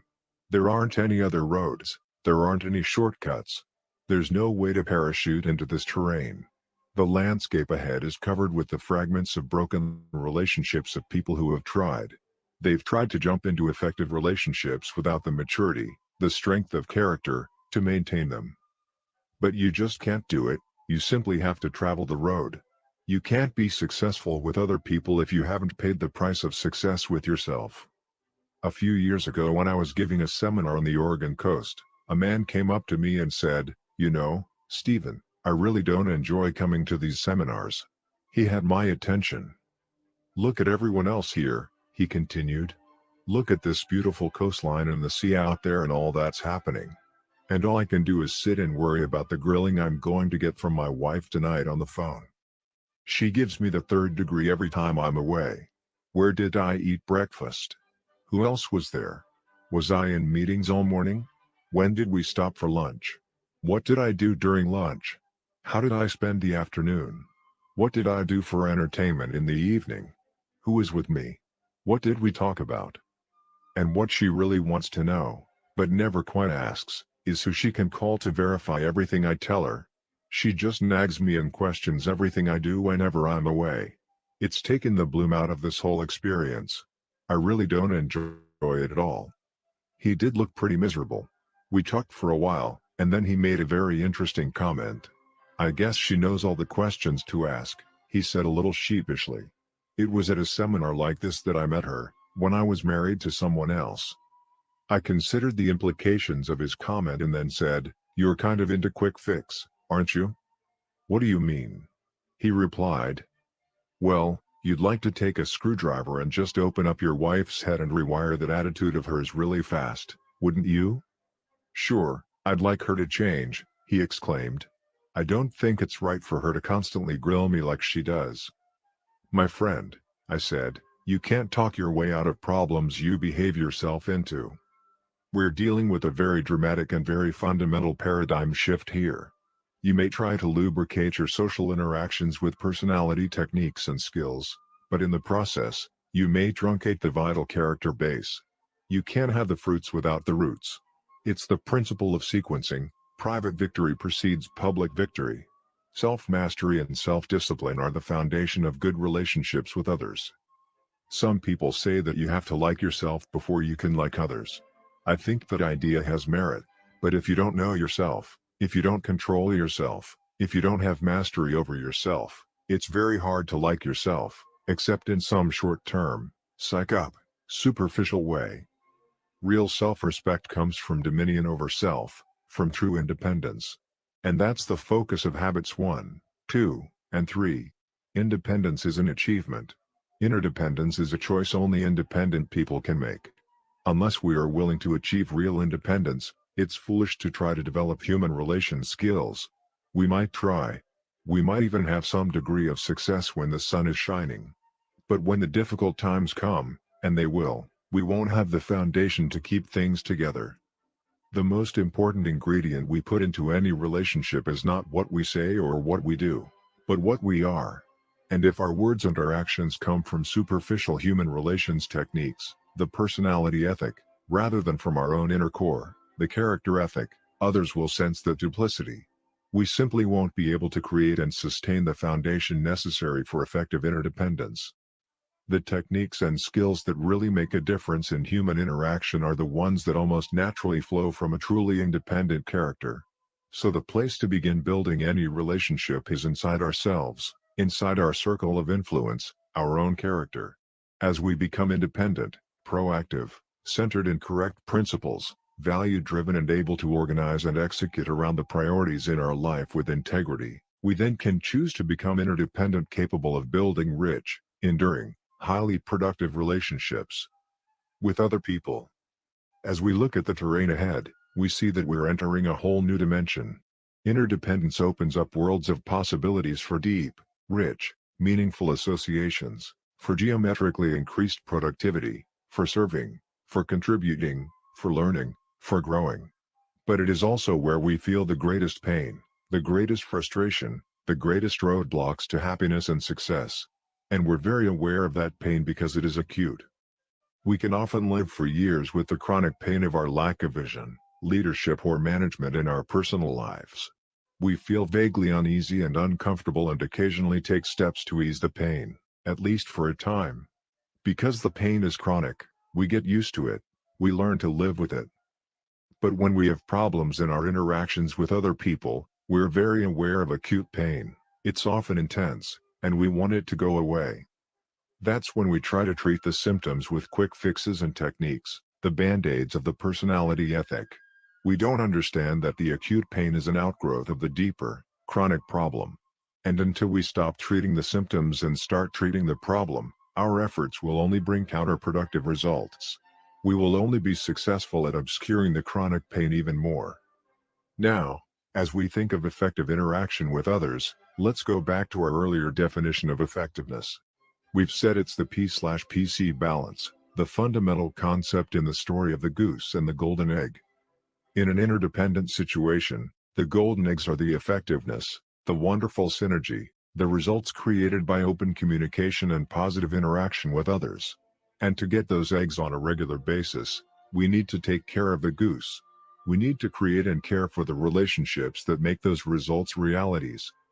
So before we descend from our point of reconnaissance and get into habits 4, 5, and 6, I would like to introduce what I believe to be a very powerful metaphor in describing relationships and in defining the P/PC balance in an interdependent reality. The emotional bank account.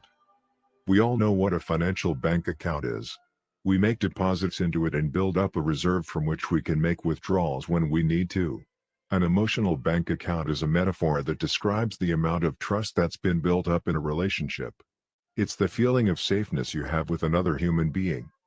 If I make deposits into an emotional bank account with you through courtesy, kindness, honesty, and keeping my commitments to you, I build up a reserve. Your trust toward me becomes higher, and I can call upon that trust many times if I need to.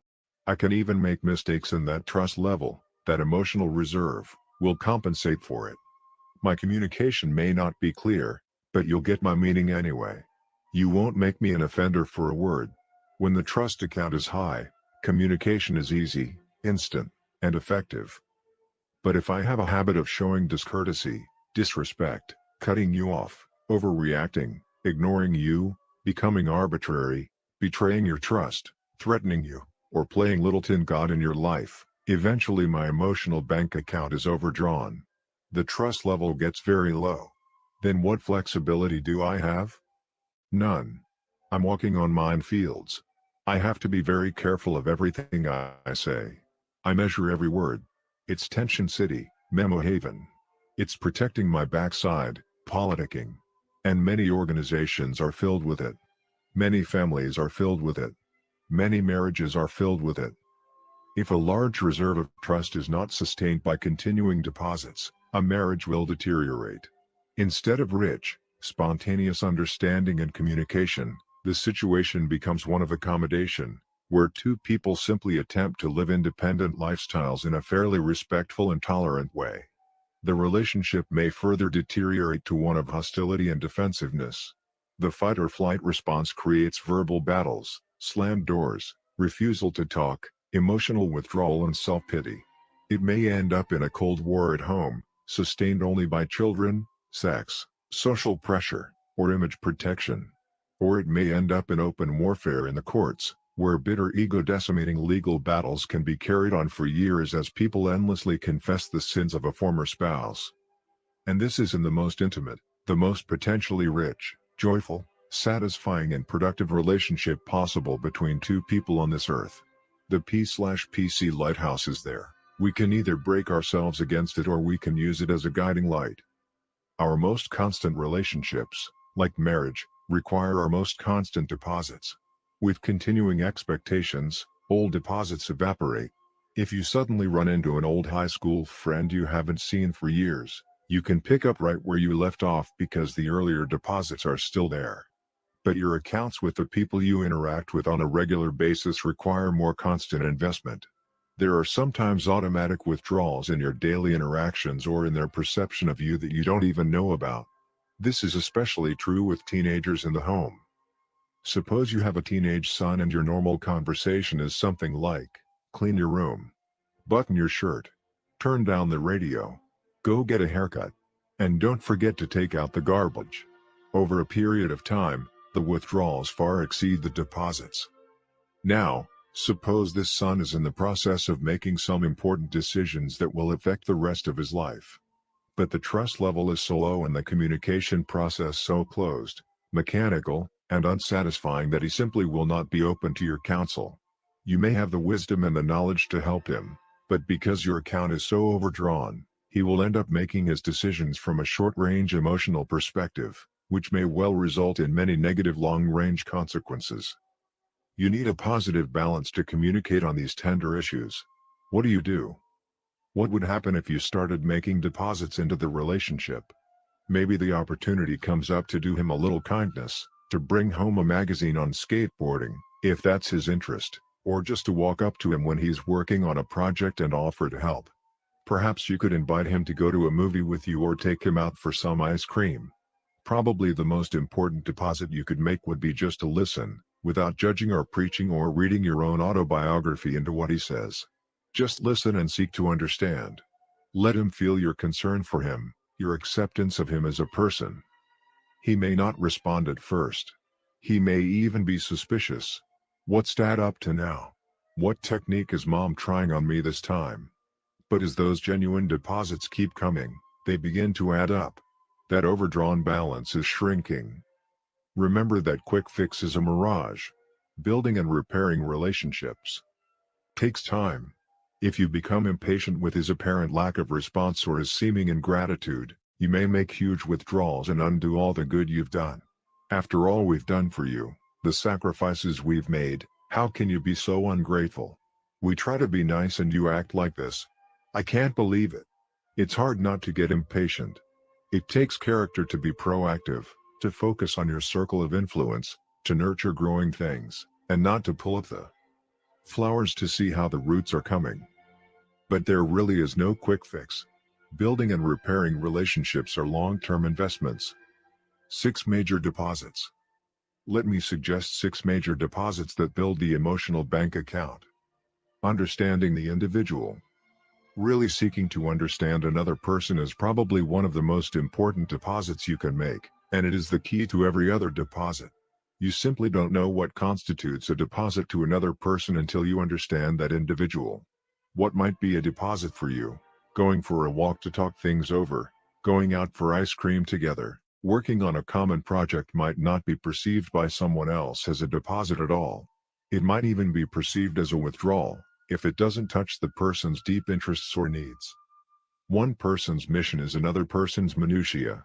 To make a deposit, what is important to another person must be as important to you as the other person is to you. You may be working on a high-priority project when your 6-year-old child interrupts with something that seems trivial to you, but it may be very important from his point of view. It takes habit 2 to recognize and recommit yourself to the value of that person, and habit 3 to subordinate your schedule to that human priority. By accepting the value he places on what he has to say, you show an understanding of him that makes a great deposit. I have a friend whose son developed an avid interest in baseball. My friend wasn't interested in baseball at all. But one summer, he took his son to see every major league team play one game.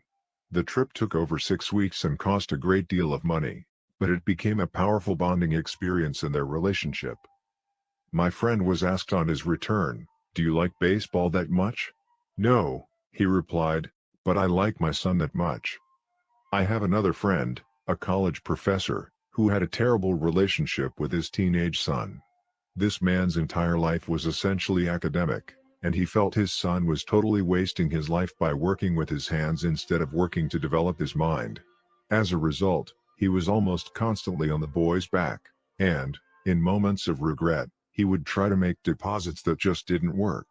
The boy perceived the gestures as new forms of rejection, comparison, and judgment. And they precipitated huge withdrawals. The relationship was turning sour, and it was breaking the father's heart. One day I shared with him this principle of making what is important to the other person as important to you as the other person is to you. He took it deeply to heart. He engaged his son in a project to build a miniature wall of China around their home. It was a consuming project, and they worked side by side on it for over a year and a half. Through that bonding experience, the son moved through that phase in his life and into an increased desire to develop his mind. But the real benefit was what happened to the relationship. Instead of a sore spot, it became a source of joy and strength to both father and son. Our tendency is to project out of our own autobiographies what we think other people want or need. We project our intentions on the behavior of others. We interpret what constitutes a deposit based on our own needs and desires, either now or when we were at a similar age or stage in life. If they don't interpret our effort as a deposit, our tendency is to take it as a rejection of our well-intentioned effort and to give up. The golden rule says to do unto others as you would have others do unto you. While on the surface that could mean to do for them what you would like to have done for you, I think the more essential meaning is to understand them deeply as individuals, the way you would want to be understood, and then to treat them in terms of that understanding. As one successful parent said about raising children, treat them all the same by treating them differently. Attending to the little things. The little kindnesses and courtesies are so important. Small discourtesies, little unkindnesses, little forms of disrespect make large withdrawals. In relationships, the little things are the big things. I remember an evening I spent with 2 of my sons some years ago. It was an organized father and son outing, complete with gymnastics, wrestling matches, hot dogs, orangeade, and a movie, the works. In the middle of the movie, Sean, who was then 4 years old, fell asleep in his seat. His older brother, Stephen, who was 6, stayed awake, and we watched the rest of the movie together. When it was over, I picked Sean up in my arms, carried him out to the car and laid him in the back seat. It was very cold that night, so I took off my coat and gently arranged it over and around him. When we arrived home, I quickly carried Sean in and tucked him into bed. After Stephen put on his jammies and brushed his teeth, I lay down next to him to talk about the night out together. "How'd you like it, Stephen?" "Fine," he answered. "Did you have fun?" "Yes." "What did you like most?" "I don't know. The trampoline, I guess." "That was quite a thing, wasn't it, doing those somersaults and tricks in the air like that?" There wasn't much response on his part. I found myself making conversation. I wondered why Stephen wouldn't open up more. He usually did when exciting things happened. I was a little disappointed. I sensed something was wrong. He had been so quiet on the way home and getting ready for bed. Suddenly Stephen turned over on his side, facing the wall. I wondered why and lifted myself up just enough to see his eyes welling up with tears. "What's wrong, honey? What is it?" He turned back, and I could sense he was feeling some embarrassment for the tears in his quivering lips and chin. "Daddy, if I were cold, would you put your coat around me, too?" Of all the events of that special night out together, the most important was a little act of kindness, a momentary, unconscious showing of love to his little brother. What a powerful, personal lesson that experience was to me then and is even now. People are very tender, very sensitive inside. I don't believe age or experience makes much difference. Inside, even within the most toughened and calloused exteriors, are the tender feelings and emotions of the heart. Keeping commitments. Keeping a commitment or a promise is a major deposit. Breaking one is a major withdrawal. In fact, there's probably not a more massive withdrawal than to make a promise that's important to someone and then not to come through. The next time a promise is made, they won't believe it. People tend to build their hopes around promises, particularly promises about their basic livelihood. I've tried to adopt a philosophy as a parent never to make a promise I don't keep. I therefore try to make them very carefully, very sparingly, and to be aware of as many variables and contingencies as possible so that something doesn't suddenly come up to keep me from fulfilling it. Occasionally, despite all my effort, the unexpected does come up, creating a situation where it would be unwise or impossible to keep a promise I've made. But I value that promise. I either keep it anyway, or explain the situation thoroughly to the person involved and ask to be released from the promise. I believe that if you cultivate the habit of always keeping the promises you make, you build bridges of trust that span the gaps of understanding between you and your child. Then, when your child wants to do something you don't want him to do, and out of your maturity you can see consequences that the child cannot see, you can say, "Son, if you do this, I promise you that this will be the result." If that child has cultivated trust in your word, in your promises, he will act on your counsel. Clarifying expectations. Imagine the difficulty you might encounter if you and your boss had different assumptions regarding whose role it was to create your job description. "When am I going to get my job description?" you might ask. "I've been waiting for you to bring one to me so that we could discuss it," your boss might reply. "I thought defining my job was your role." "That's not my role at all. Don't you remember? Right from the first, I said that how you do in the job largely depends on you." "I thought you meant that the quality of my job depended on me. But I don't even know what my job really is."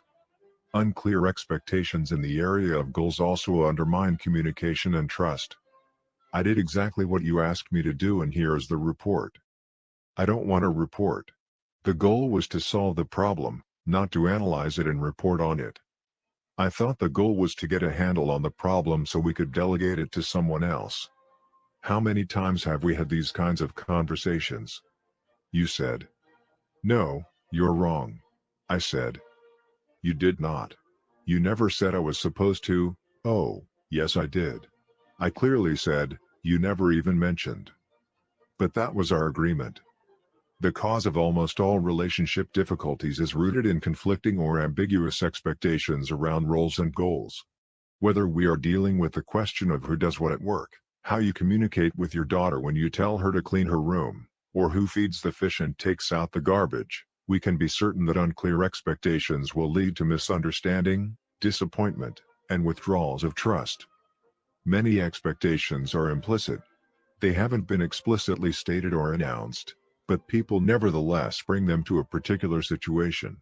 In marriage, for example, a man and a woman have implicit expectations of each other in their marriage roles.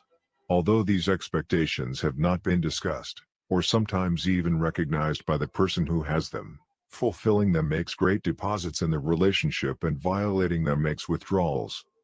That's why it's so important whenever you come into a new situation to get all the expectations out on the table. People will begin to judge each other through those expectations. And if they feel like their basic expectations have been violated, the reserve of trust is diminished. We create many negative situations by simply assuming that our expectations are self-evident and that they are clearly understood and shared by other people. The deposit is to make the expectations clear and explicit in the beginning. This takes a real investment of time and effort up front, but it saves great amounts of time and effort down the road. When expectations are not clear and shared, people begin to become emotionally involved and simple misunderstandings become compounded, turning into personality clashes and communication breakdowns. Clarifying expectations sometimes takes a great deal of courage. It seems easier to act as though differences don't exist and to hope things will work out than it is to face the differences and work together to arrive at a mutually agreeable set of expectations. Showing personal integrity. Personal integrity generates trust and is the basis of many different kinds of deposits. Lack of integrity can undermine almost any other effort to create high trust accounts. People can seek to understand, remember the little things, keep their promises, clarify and fulfill expectations, and still fail to build reserves of trust if they are inwardly duplicitous. Integrity includes but goes beyond honesty. Honesty is telling the truth, in other words, conforming our words to reality. Integrity is conforming reality to our words, in other words, keeping promises and fulfilling expectations.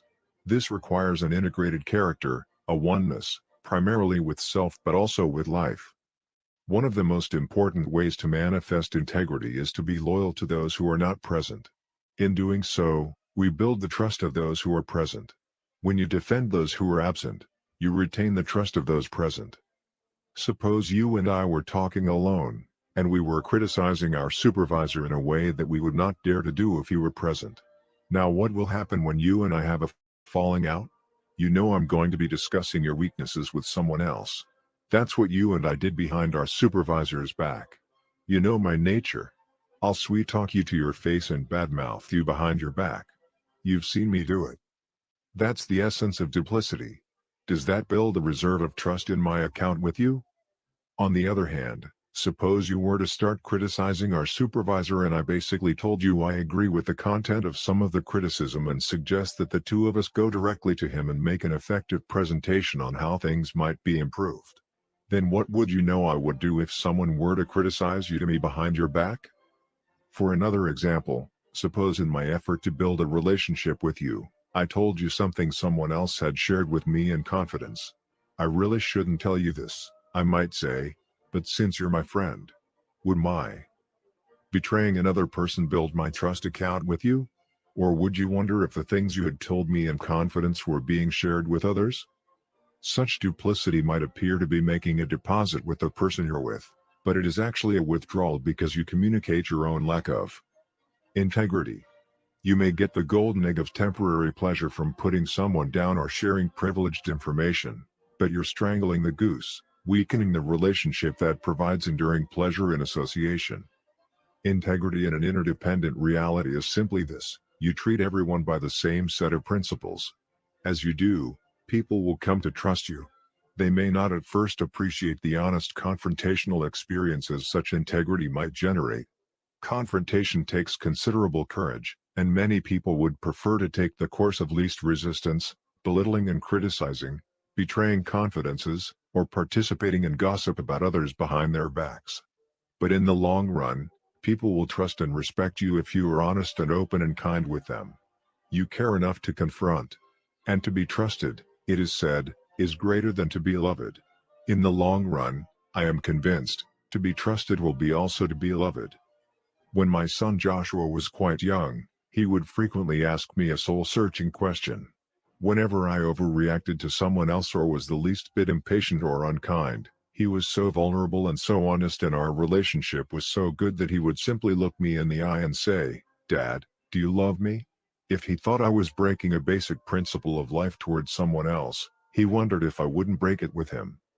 As a teacher, as well as a parent, I have found that the key to the 99 is the one. Particularly the one that is testing the patience and the good humor of the many. It is the love and the discipline of the one student, the one child, that communicates love for the others. It's how you treat the one that reveals how you regard the 99, because everyone is ultimately a one. Integrity also means avoiding any communication that is deceptive, full of guile, or beneath the dignity of people. A lie is any communication with intent to deceive, according to one definition of the word. Whether we communicate with words or behavior, if we have integrity, our intent cannot be to deceive. Apologizing sincerely when you make a withdrawal. When we make withdrawals from the emotional bank account, we need to apologize and we need to do it sincerely. Great deposits come in the sincere words. I was wrong. That was unkind of me. I showed you no respect. I gave you no dignity, and I'm deeply sorry. I embarrassed you in front of your friends and I had no call to do that. Even though I wanted to make a point, I never should have done it. I apologize. It takes a great deal of character strength to apologize quickly out of one's heart rather than out of pity. A person must possess himself and have a deep sense of security in fundamental principles and values in order to genuinely apologize. People with little internal security can't do it. It makes them too vulnerable. They feel it makes them appear soft and weak, and they fear that others will take advantage of their weakness. Their security is based on the opinions of other people, and they worry about what others might think. In addition, they usually feel justified in what they did. They rationalize their own wrong in the name of the other person's wrong, and if they apologize at all, it's superficial. If you're going to bow low, says Eastern wisdom. Pay the uttermost farthing, says the Christian ethic. To be a deposit, an apology must be sincere, and it must be perceived as sincere. Leo Ruskin taught, it is the weak who are cruel. Gentleness can only be expected from the strong. I was in my office at home one afternoon writing, of all things, on the subject of patience. I could hear the boys running up and down the hall making loud banging noises, and I could feel my own patience beginning to wane. Suddenly, my son David started pounding on the bathroom door, yelling at the top of his lungs, "Let me in! Let me in!" I rushed out of the office and spoke to him with great intensity. "David, do you have any idea how disturbing that is to me? Do you know how hard it is to try to concentrate and write creatively? Now, you go into your room and stay in there until you can behave yourself." So in he went, dejected, and shut the door. As I turned around, I became aware of another problem. The boys had been playing tackle football in the 4-foot-wide hallway, and one of them had been elbowed in the mouth. He was lying there in the hall, bleeding from the mouth. David, I discovered, had gone to the bathroom to get a wet towel for him. But his sister, Maria, who was taking a shower, wouldn't open the door. When I realized that I had completely misinterpreted the situation and had overreacted, I immediately went in to apologize to David. As I opened the door, the first thing he said to me was, "I won't forgive you." "Well, why not, honey?" I replied.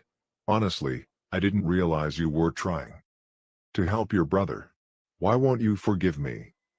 "Because you did the same thing last week," he replied. In other words, he was saying, "Dad, you're overdrawn, and you're not going to talk your way out of a problem you behaved yourself into." Sincere apologies make deposits. Repeated apologies interpreted as insincere make withdrawals. And the quality of the relationship reflects it. It is one thing to make a mistake, and quite another thing not to admit it.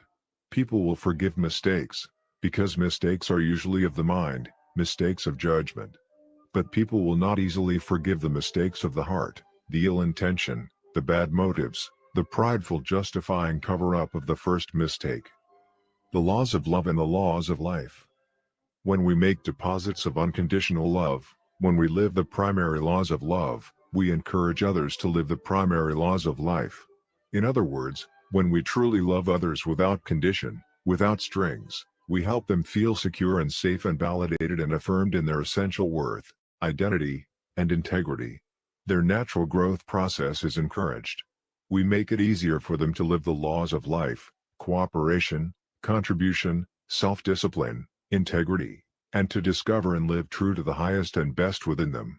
We give them the freedom to act on their own inner imperatives rather than react to our conditions and limitations. This does not mean we become permissive or soft. That itself is a massive withdrawal. We counsel, we plead, we set limits and consequences. But we love, regardless. When we violate the primary laws of love, when we attach strings and conditions to that gift, we actually encourage others to violate the primary laws of life. We put them in a reactive, defensive position where they feel they have to prove I matter as a person, independent of you. In reality, they aren't independent. They are counterdependent, which is another form of dependency and is at the lowest end of the maturity continuum. They become reactive, almost enemy-centered, more concerned about defending their rights and producing evidence of their individuality than they are about proactively listening to and honoring their own inner imperatives. Rebellion is a not of the heart, not of the mind. The key is to make deposits constant deposits of unconditional love. I once had a friend who was dean of a very prestigious school. He planned and saved for years to provide his son the opportunity to attend that institution, but when the time came, the boy refused to go.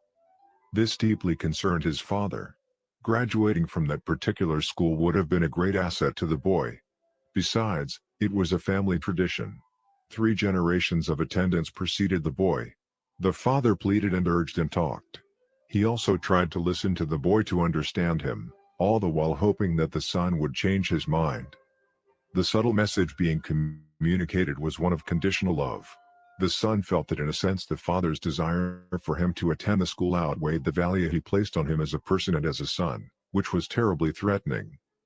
Consequently, he fought for and with his own identity and integrity, and he increased in his resolve and his efforts to rationalize his decision not to go. After some intense soul-searching, the father decided to make a sacrifice, to renounce conditional love. He knew that his son might choose differently than he had wished. Nevertheless, he and his wife resolved to love their son unconditionally, regardless of his choice. It was an extremely difficult thing to do because the value of his educational experience was so close to their hearts and because it was something they had planned and worked for since his birth. The father and mother went through a very difficult rescripting process, struggling to really understand the nature of unconditional love. They communicated to the boy what they were doing and why, and told him that they had come to the point at which they could say in all honesty that his decision would not affect their complete feeling of unconditional love toward him. They didn't do this to manipulate him, to try to get him to shape up. They did it as the logical extension of their growth and character. The boy didn't give much of a response at the time, but his parents had such a paradigm of unconditional love at that point that it would have made no difference in their feelings for him. About a week later, he told his parents that he had decided not to go. They were perfectly prepared for this response and continued to show unconditional love for him. Everything was settled and life went along normally. A short time later, an interesting thing happened. Now that the boy no longer felt he had to defend his position, he searched within himself more deeply and found that he really did want to have this educational experience. He applied for admission, and then he told his father, who again showed unconditional love by fully accepting his son's decision. My friend was happy, but not excessively so, because he had truly learned to love without condition. Dag Hammarskjöld, past Secretary General of the United Nations, once made a profound, far-reaching statement: "It is more noble to give yourself completely to one individual than to labor diligently for the salvation of the masses." I take that to mean that I could devote 8, 10, or 12 hours a day, 5, 6, or 7 days a week to the thousands of people and projects out there and still not have a deep, meaningful relationship with my own spouse, with my own teenage son, with my closest working associate. And it would take more nobility of character, more humility, courage, and strength, to rebuild that one relationship than it would to continue putting in all those hours for all those people and causes. In 25 years of consulting with organizations, I have been impressed over and over again by the power of that statement. Many of the problems in organizations stem from relationship difficulties at the very top, between two partners in a professional firm, between the owner and the president of a company, between the president and an executive vice president. It truly takes more nobility of character to confront and resolve those issues than it does to continue to diligently work for the many projects and people out there. When I first came across Hammarhold's statement, I was working in an organization where there were unclear expectations between the individual who was my right-hand man and myself. I simply did not have the courage to confront our differences regarding role and goal expectations and values, particularly in our methods of administration. So I worked for a number of months in a compromise mode to avoid what might turn out to be an ugly confrontation. All the while, bad feelings were developing inside both of us. After reading that it is more noble to give yourself completely to one individual than to labor diligently for the salvation of the masses, I was deeply affected by the idea of rebuilding that relationship. I had to steel myself for what lay ahead, because I knew it would be hard to really get the issues out and to achieve a deep, common understanding and commitment. I remember actually shaking in anticipation of the visit. He seemed like such a hard man, so set in his own ways and so right in his own eyes, yet I needed his strengths and abilities. I was afraid a confrontation might jeopardize regarding role and goal expectations and values, particularly in our methods of administration. So I worked for a number of months in a compromise mode to avoid what might turn out to be an ugly confrontation. All the while, bad feelings were developing inside both of us. After reading that it is more noble to give yourself completely to one individual than to labor diligently for the salvation of the masses, I was deeply affected by the idea of rebuilding that relationship. I had to steel myself for what lay ahead, because I knew it would be hard to really get the issues out and to achieve a deep, common understanding and commitment.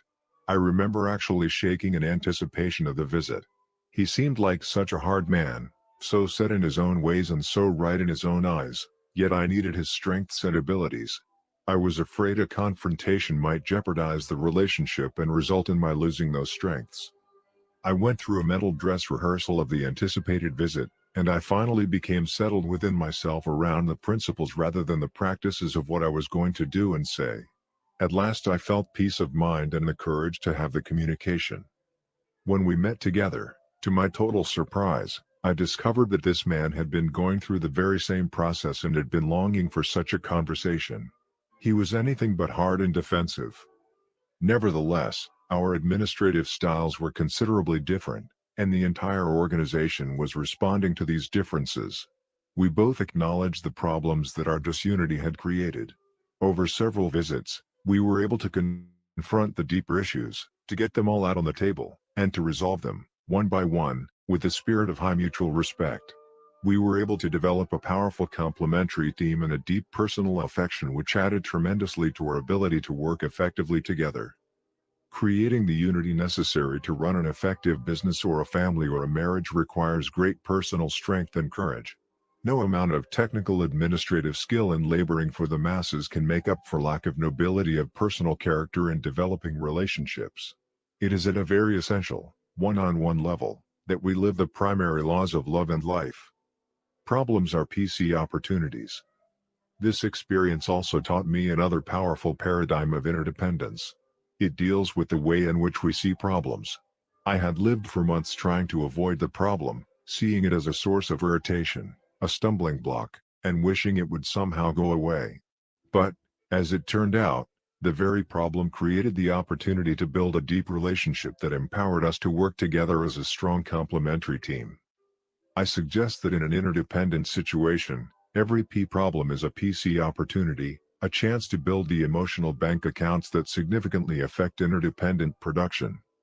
When parents see their children's problems as opportunities to build the relationship instead of as negative, burdensome irritations, it totally changes the nature of parent-child interaction. Parents become more willing, even excited, about deeply understanding and helping their children. When a child comes to them with a problem, instead of thinking, "Oh, no, not another problem," their paradigm is, "Here is a great opportunity for me to really help my child and to invest in our relationship." Many interactions change from transactional to transformational, and strong bonds of love and trust are created as children sense the value parents give to their problems and to them as individuals. This paradigm is powerful in business as well. One department store chain that operates from this paradigm has created a great loyalty among its customers. Anytime a customer comes into the store with a problem, no matter how small, the clerks immediately see it as an opportunity to build the relationship with the customer. They respond with a cheerful, positive desire to solve the problem in a way that will make the customer happy. They treat the customer with such grace and respect, giving such second-mile service, that many of the customers don't even think of going anywhere else. By recognizing that the P/PC balance is necessary to effectiveness in an interdependent reality, we can value our problems as opportunities to increase PC. The habits of interdependence. With the paradigm of the emotional bank account in mind, we're ready to move into the habits of public victory, of success in working with other people. As we do, we can see how these habits work together to create effective interdependence. We can also see how powerfully scripted we are in other patterns of thought and behavior. In addition, we can see on an even deeper level that effective interdependence can only be achieved by truly independent people. It is impossible to achieve public victory with popular win/win negotiation techniques or reflective listening techniques or creative problem-solving techniques that focus on personality and truncate the vital character base. Let's now focus on each of the public victory habits in depth. Some of the details of this story have been changed to protect the privacy of those involved. Habit 4. Think win/win. Principles of interpersonal leadership. We have committed the golden rule to memory, let us now commit it to life. Edwin Markham. One time I was asked to work with a company whose president was very concerned about the lack of cooperation among his people. Our basic problem, Stephen, is that they're selfish, he said. They just won't cooperate. I know if they would cooperate, we could produce so much more. Can you help us develop a human relations program that will solve the problem? Is your problem the people or the paradigm? I asked. Look for yourself, he replied. So I did. And I found that there was a real selfishness, an unwillingness to cooperate, a resistance to authority, defensive communication. I could see that overdrawn emotional bank accounts had created a culture of low trust. But I pressed the question. Let's look at it deeper, I suggested. Why don't your people cooperate? What is the reward for not cooperating? There's no reward for not cooperating, he assured me. The rewards are much greater if they do cooperate. Are they? I asked. Behind a curtain on one wall of this man's office was a chart. On the chart were a number of racehorses all lined up on a track. Superimposed on the face of each horse was the face of one of his managers. At the end of the track was a beautiful travel poster of Bermuda, an idyllic picture of blue skies and fleecy clouds and a romantic couple walking hand in hand down a white sandy beach. Once a week, this man would bring all his people into this office and talk cooperation. Let's all work together. We'll all make more money if we do. Then he would pull the curtain and show them the chart. Now which of you is going to win the trip to Bermuda? It was like telling one flower to grow and watering another, like saying firings will continue until morale improves. He wanted cooperation. He wanted his people to work together, to share ideas, to all benefit from the effort. But he was setting them up in competition with each other. One manager's success meant failure for the other managers. As with many problems between people in business, family, and other relationships, the problem in this company was the result of a flawed paradigm. The president was trying to get the fruits of cooperation from a paradigm of competition. And when it didn't work, he wanted a technique, a program, a quick fix antidote to make his people cooperate. But you can't change the fruit without changing the root. Working on the attitudes and behaviors would have been hacking at the leaves. So we focused instead on producing personal and organizational excellence in an entirely different way by developing information and reward systems which reinforce the value of cooperation. Whether you are the president of a company or the janitor, the moment you step from independence into interdependence in any capacity, you step into a leadership role. You are in a position of influencing other people. And the habit of effective interpersonal leadership is think win/win. 6 paradigms of human interaction. Win/win is not a technique, it's a total philosophy of human interaction. In fact, it is one of 6 paradigms of interaction. The alternative paradigms are win/lose, lose/win, lose/lose, win, and win/win or no deal. Win/win. Lose/lose. Win/lose. Lose/win. Win. Win/win or no deal. Win/win. Win/win is a frame of mind and heart that constantly seeks mutual benefit in all human interactions. Win/win means that agreements or solutions are mutually beneficial, mutually satisfying. With a win/win solution, all parties feel good about the decision and feel committed to the action plan. Win/win sees life as a cooperative, not a competitive arena. Most people tend to think in terms of dichotomies, strong or weak, hardball or softball, win or lose. But that kind of thinking is fundamentally flawed. It's based on power and position rather than on principle. Win/win is based on the paradigm that there is plenty for everybody, that one person's success is not achieved at the expense or exclusion of the success of others. Win/win is a belief in the third alternative. It's not your way or my way, it's a better way, a higher way. Win/lose. One alternative to win/win is win/lose, the paradigm of the race to Bermuda. It says if I win, you lose. In leadership style, win/lose is the authoritarian approach. I get my way, you don't get yours. Win/lose people are prone to use position, power, credentials, possessions, or personality to get their way. Most people have been deeply scripted in the win/lose mentality since birth. First and most important of the powerful forces at work is the family. When one child is compared with another, when patience, understanding or love is given or withdrawn on the basis of such comparisons, people are into win/lose thinking. Whenever love is given on a conditional basis, when someone has to earn love, what's being communicated to them is that they are not intrinsically valuable or lovable. Value does not lie inside them, it lies outside. It's in comparison with somebody else or against some expectation. And what happens to a young mind and heart, highly vulnerable, highly dependent upon the support and emotional affirmation of the parents, in the face of conditional love? The child is molded, shaped, and programmed in the win/lose mentality. If I'm better than my brother, my parents will love me more. My parents don't love me as much as they love my sister. I must not be as valuable. Another powerful scripting agency is the peer group. A child first wants acceptance from his parents and then from his peers, whether they be siblings or friends. And we all know how cruel peers sometimes can be. They often accept or reject totally on the basis of conformity to their expectations and norms, providing additional scripting toward win/lose. The academic world reinforces win/lose scripting. The normal distribution curve basically says that you got an A because someone else got a C. It interprets an individual's value by comparing him or her to everyone else.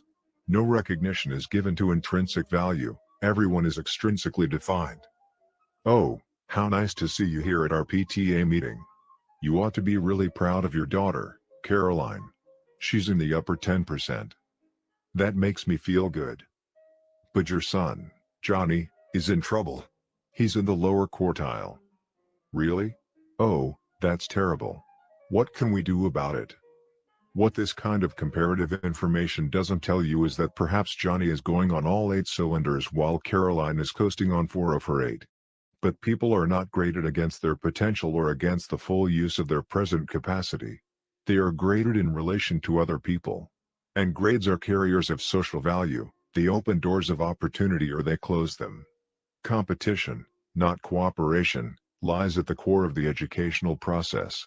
Cooperation, in fact, is usually associated with cheating. Another powerful programming agent is athletics, particularly for young men in their high school or college years. Often they develop the basic paradigm that life is a big game, a zero-sum game where some win and some lose. Winning is beating in the athletic arena. Another agent is law. We live in a litigious society. The first thing many people think about when they get into trouble is suing someone, taking them to court, winning at someone else's expense. But defensive minds are neither creative nor cooperative. Certainly we need law or else society will deteriorate. It provides survival, but it doesn't create synergy. At best it results in compromise. Law is based on an adversarial concept. The recent trend of encouraging lawyers and law schools to focus on peaceable negotiation, the techniques of win-slash-win, and the use of private courts, may not provide the ultimate solution, but it does reflect a growing awareness of the problem. Certainly there is a place for win-slash-lose thinking in truly competitive and low-trust situations. But most of life is not a competition. We don't have to live each day competing with our spouse, our children, our coworkers, our neighbors, and our friends. Who's winning in your marriage? Is a ridiculous question. If both people aren't winning, both are losing. Most of life is an interdependent, not an independent, reality. Most results you want depend on cooperation between you and others. And the win-slash-lose mentality is dysfunctional to that cooperation. Lose-slash-win. Some people are programmed the other way, lose-slash-win. I lose, you win. Go ahead. Have your way with me. Step on me again. Everyone does. I'm a loser. I've always been a loser. I'm a peacemaker. I'll do anything to keep peace. Lose-slash-win is worse than win-slash-lose because it has no standards, no demands, no expectations, no vision. People who think lose-slash-win are usually quick to please or appease. They seek strength from popularity or acceptance. They have little courage to express their own feelings and convictions and are easily intimidated by the ego strength of others. In negotiation, lose-slash-win is seen as capitulation, giving in or giving up. In leadership style, it's permissiveness or indulgence. Lose-slash-win means being a nice guy, even if nice guys finish last. Win-slash-lose people love lose-slash-win people because they can feed on them. They love their weaknesses, they take advantage of them. Such weaknesses complement their strengths. But the problem is that lose-slash-win people bury a lot of feelings. And unexpressed feelings never die, they're buried alive and come forth later in uglier ways. Psychosomatic illnesses, particularly of the respiratory, nervous, and circulatory systems, often are the reincarnation of cumulative resentment, deep disappointment and disillusionment repressed by the lose-slash-win mentality. Disproportionate rage or anger, overreaction to minor provocation, and cynicism are other embodiments of suppressed emotion. People who are constantly repressing, not transcending feelings towards a higher meaning find that it affects the quality of their self-esteem and eventually the quality of their relationships with others. Both win-slash-lose and lose-slash-win are weak positions, based in personal insecurities. In the short run, win-slash-lose will produce more results because it draws on the often considerable strengths and talents of the people at the top. Lose-slash-win is weak and chaotic from the outset. Many executives, managers, and parents swing back and forth, as if on a pendulum, from win-slash-lose inconsideration to lose-slash-win indulgence. When they can't stand confusion and lack of structure, direction, expectation, and discipline any longer, they swing back to win-slash-lose until guilt undermines their resolve and drives them back to lose-slash-win until anger and frustration drive them back to win-slash-lose again. Lose-slash-lose. When two win-slash-lose people get together, that is, when two determined, stubborn, ego-invested individuals interact, the result will be lose-slash-lose. Both will lose. Both will become vindictive and want to get back or get even, blind to the fact that murder is suicide, that revenge is a two-edged sword. I know of a divorce in which the husband was directed by the judge to sell the assets and turn over half the proceeds to his ex-wife. In compliance, he sold a car worth over $10,000 for $50 and gave $25 to the wife. When the wife protested, the court clerk checked on the situation and discovered that the husband was proceeding in the same manner systematically through all of the assets. Some people become so centered on an enemy, so totally obsessed with the behavior of another person, that they become blind to everything except their desire for that person to lose, even if it means losing themselves. Lose-slash-lose is the philosophy of adversarial conflict, the philosophy of war. Lose-slash-lose is also the philosophy of the highly dependent person without inner direction who is miserable and thinks everyone else should be, too. If nobody ever wins, perhaps being a loser isn't so bad. Win. Another common alternative is simply to think win.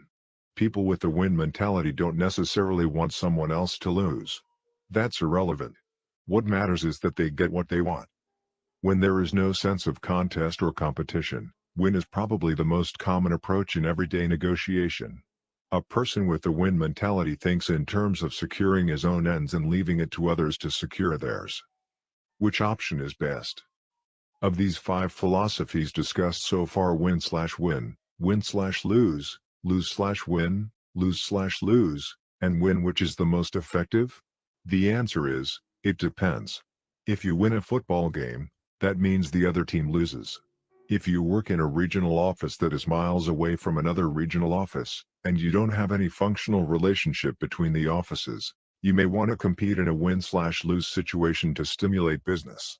However, you would not want to set up a win/lose situation like the race to Bermuda contest within a company or in a situation where you need cooperation among people or groups of people to achieve maximum success. If you value a relationship and the issue isn't really that important, you may want to go for lose/win in some circumstances to genuinely affirm the other person. What I want isn't as important to me as my relationship with you. Let's do it your way this time. You might also go for lose/win if you feel the expense of time and effort to achieve a win of any kind would violate other higher values. Maybe it just isn't worth it. There are circumstances in which you would want to win, and you wouldn't be highly concerned with the relationship of that win to others. If your child's life were in danger, for example, you might be peripherally concerned about other people and circumstances. But saving that life would be supremely important.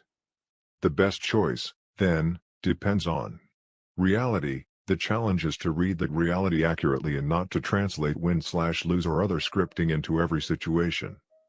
Most situations, in fact, are part of an interdependent reality, and then win/win is really the only viable alternative of the 5. Win/lose is not viable because, although I appear to win in a confrontation with you, your feelings, your attitudes toward me and our relationship have been affected. If I am a supplier to your company, for example, and I win on my terms in a particular negotiation, I may get what I want now. But will you come to me again? My short-term win will really be a long-term lose if I don't get your repeat business. So an interdependent win/lose is really lose/lose in the long run. If we come up with a lose/win, you may appear to get what you want for the moment. But how will that affect my attitude about working with you, about fulfilling the contract? I may not feel as anxious to please you. I may carry battle scars with me into any future negotiations. My attitude about you and your company may be spread as I associate with others in the industry. So we're into lose/lose again. Lose/lose obviously isn't viable in any context. And if I focus on my own win and don't even consider your point of view, there's no basis for any kind of productive relationship. In the long run, if it isn't a win for both of us, we both lose. That's why win/win is the only real alternative in interdependent realities. I worked with a client once, the president of a large chain of retail stores, who said, "Stephen, this win/win idea sounds good, but it is so idealistic. The tough, realistic business world isn't like that. There's win/lose everywhere, and if you're not out there playing the game, you just can't make it." "All right," I said, "try going for win/lose with your customers. Is that realistic?" "Well, no," he replied. "Why not?" "I'd lose my customers." "Then, go for lose/win, give the store away. Is that realistic?" "No. No margin, no mission." As we considered the various alternatives, win/win appeared to be the only truly realistic approach. "I guess that's true with customers," he admitted, "but not with suppliers." "You are the customer of the supplier," I said. "Why doesn't the same principle apply?" "Well, we recently renegotiated our lease agreements with the mall operators and owners," he said. "We went in with a win/win attitude. We were open, reasonable, conciliatory.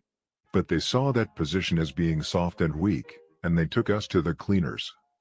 "Well, why did you go for lose/win?" I asked. "We didn't. We went for win/win." "I thought you said they took you to the cleaners." "They did." "In other words, you lost." "That's right." "And they won." "That's right." "So what's that called?" When he realized that what he had called win/win was really lose/win, he was shocked. And as we examined the long-term impact of that lose/win, the suppressed feelings, the trampled values, the resentment that seethed under the surface of the relationship, we agreed that it was really a loss for both parties in the end. If this man had had a real win/win attitude, he would have stayed longer in the communication process, listened to them all and more, then expressed his point of view with more courage. He would have continued in the win/win spirit until a solution was reached they both felt good about. And that solution, that third alternative, would have been synergistic, probably something neither of them had thought of on his own. Win/win or no deal. If these individuals had not come up with a synergistic solution, one that was agreeable to both, they could have gone for an even higher expression of win/win, win/win or no deal. No deal basically means that if we can't find a solution that would benefit us both, we agree to disagree agreeably. No deal. No expectations have been created, no performance contracts established. I don't hire you or we don't take on a particular assignment together because it's obvious that our values or our goals are going in opposite directions. It is so much better to realize this up front instead of downstream when expectations have been created and both parties have been disillusioned. When you have no deal as an option in your mind, you feel liberated because you have no need to manipulate people, to push your own agenda, to drive for what you want. You can be open. You can really try to understand the deeper issues underlying the positions. With no deal as an option, you can honestly say, I only want to go for win/win. I want to win, and I want you to win. I wouldn't want to get my way and have you not feel good about it, because downstream it would eventually surface and create a withdrawal. On the other hand, I don't think you would feel good if you got your way and I gave in. So let's work for a win/win. Let's really hammer it out. And if we can't find it, then let's agree that we won't make a deal at all. It would be better not to deal than to live with a decision that wasn't right for us both. Then maybe another time we might be able to get together. Sometime after learning the concept of win/win or no deal, the president of a small computer software company shared with me the following experience. We had developed new software which we sold on a 5-year contract to a particular bank. The bank president was excited about it, but his people weren't really behind the decision. About a month later, that bank changed presidents. The new president came to me and said, I am uncomfortable with these software conversions. I have a mess on my hands. My people are all saying that they can't go through this and I really feel I just can't push it at this point in time. My own company was in deep financial trouble. I knew I had every legal right to enforce the contract. But I had become convinced of the value of the principle of win/win. So I told him, we have a contract. Your bank has secured our products and our services to convert you to this program. But we understand that you're not happy about it. So what we'd like to do is give you back the contract, give you back your deposit, and if you are ever looking for a software solution in the future, come back and see us. I literally walked away from an $84,000 contract. It was close to financial suicide. But I felt that, in the long run, if the principle were true, it would come back and pay dividends. 3 months later, the new president called me. I'm now going to make changes in my data processing, he said, and I want to do business with you. He signed a contract for $240,000. Anything less than win/win in an interdependent reality is a poor second best that will have impact in the long-term relationship. The cost of that impact needs to be carefully considered. If you can't reach a true win/win, you're very often better off to go for no deal. Win/win or no deal provides tremendous emotional freedom in the family relationship. If family members can't agree on a video that everyone will enjoy, they can simply decide to do something else. No deal rather than having some enjoy the evening at the expense of others. I have a friend whose family has been involved in singing together for several years. When they were young, she arranged the music, made the costumes, accompanied them on the piano and directed the performances. As the children grew older, their taste in music began to change and they wanted to have more say in what they performed and what they wore. They became less responsive to direction. Because she had years of experience in performing herself and felt closer to the needs of the older people at the rest homes where they planned to perform, She didn't feel that many of the ideas they were suggesting would be appropriate. At the same time, however, she recognized their need to express themselves and to be part of the decision-making process. So she set up a win-or no deal. She told them she wanted to arrive at an agreement that everyone felt good about, or they would simply find other ways to enjoy their talents. As a result, everyone felt free to express his or her feelings and ideas as they worked to set up a win-win agreement, knowing that whether or not they could agree, there would be no emotional strings. The win-win or no deal approach is most realistic at the beginning of a business relationship or enterprise. In a continuing business relationship, no deal may not be a viable option, which can create serious problems, especially for family businesses or businesses that are begun initially on the basis of friendship. In an effort to preserve the relationship, people sometimes go on for years making one compromise after another, thinking win-lose or lose-win even while talking win-win. This creates serious problems for the people and for the business, particularly if the competition operates on win-win and synergy.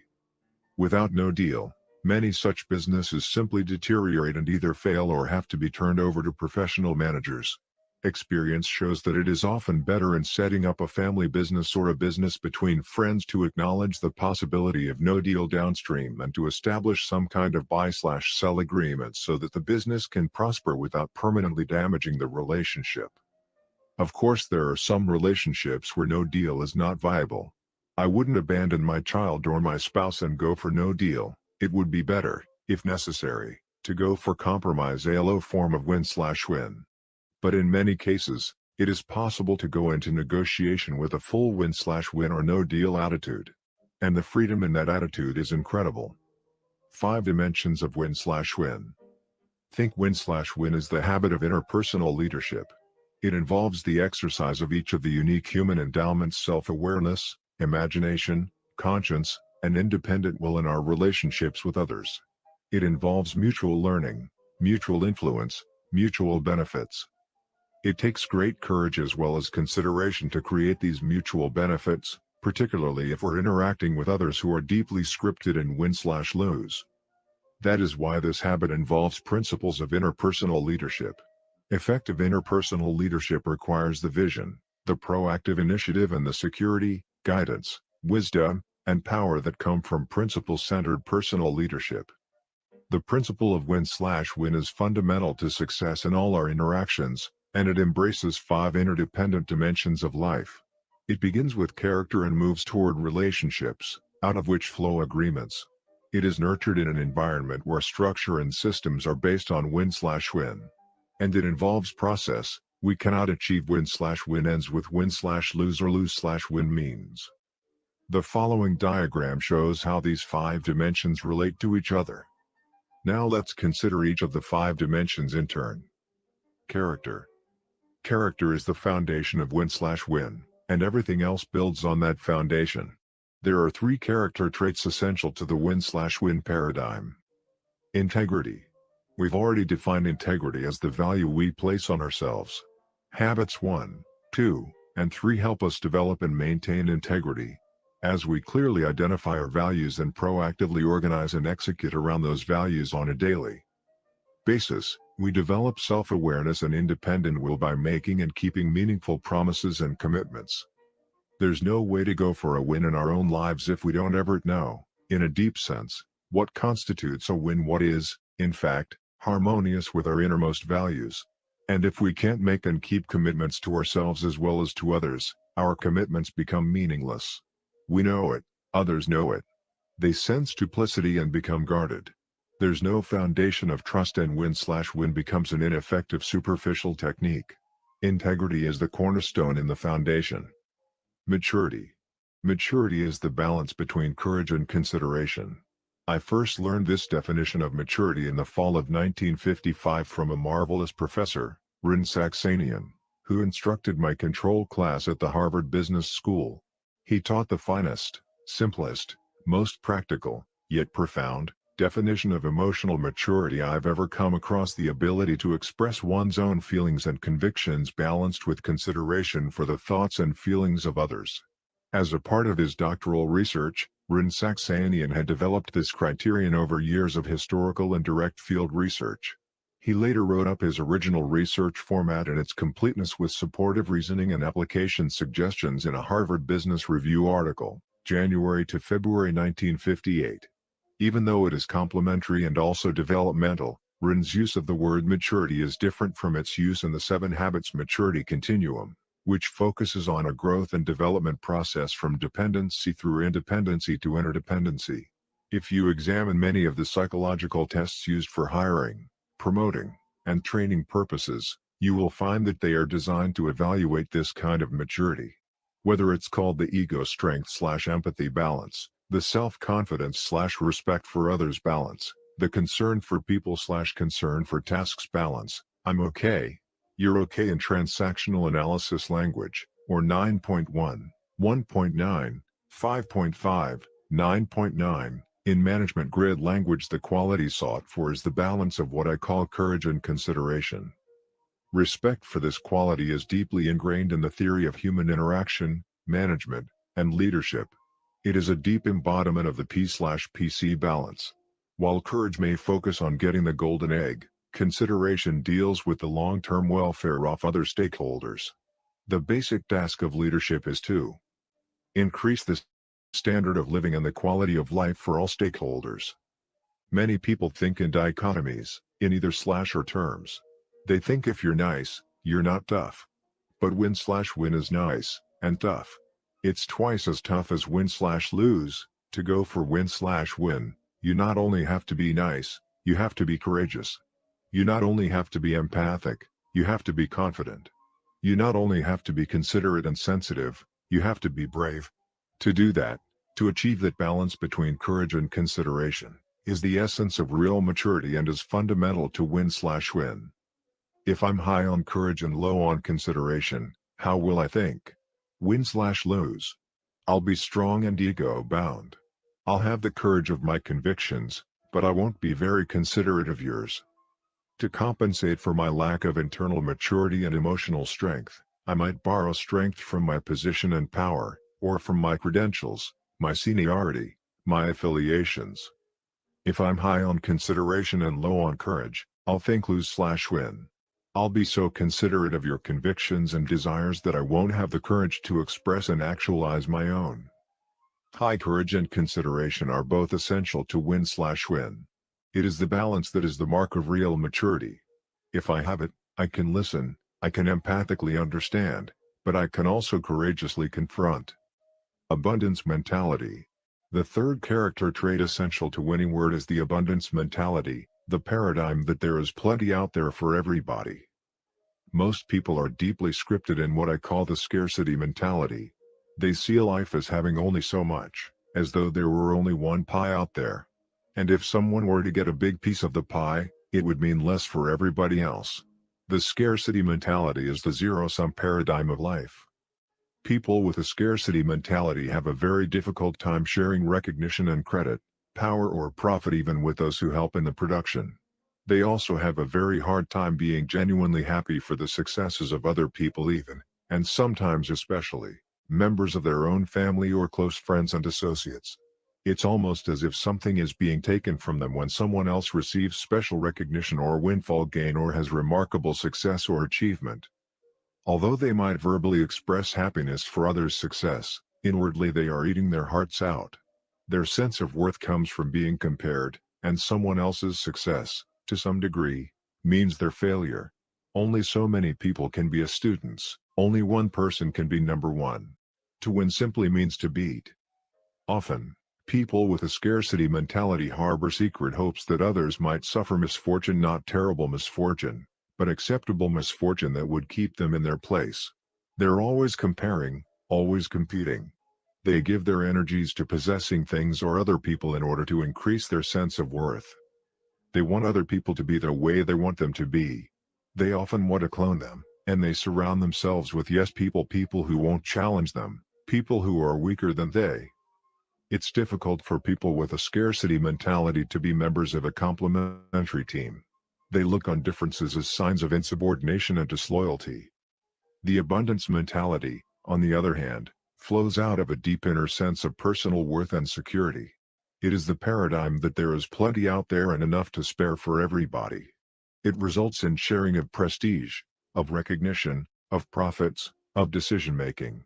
It opens possibilities, options, alternatives, and creativity.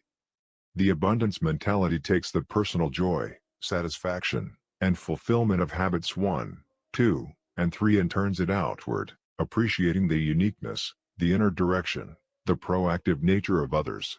It recognizes the unlimited possibilities for positive interactive growth and development, creating new third alternatives.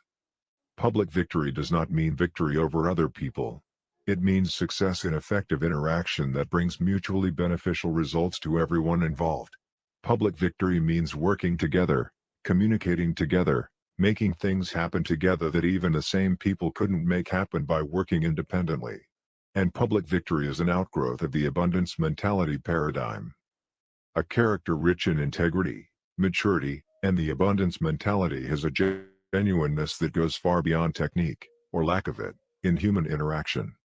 One thing I have found particularly helpful to win/lose people in developing a win/win character is to associate with some model or mentor who really thinks win/win. When people are deeply scripted in win/lose or other philosophies and regularly associate with others who are likewise scripted, they don't have much opportunity to see and experience the win/win philosophy in action. So I recommend reading literature, such as the inspiring biography of Anwar Sadat, In Search of Identity, and seeing movies like Chariots of Fire or plays like Les Miserables that expose you to models of win/win. But remember, if we search deeply enough within ourselves beyond the scripting, beyond the learned attitudes and behaviors, the real validation of win/win, as well as every other correct principle, is in our own lives. Relationships.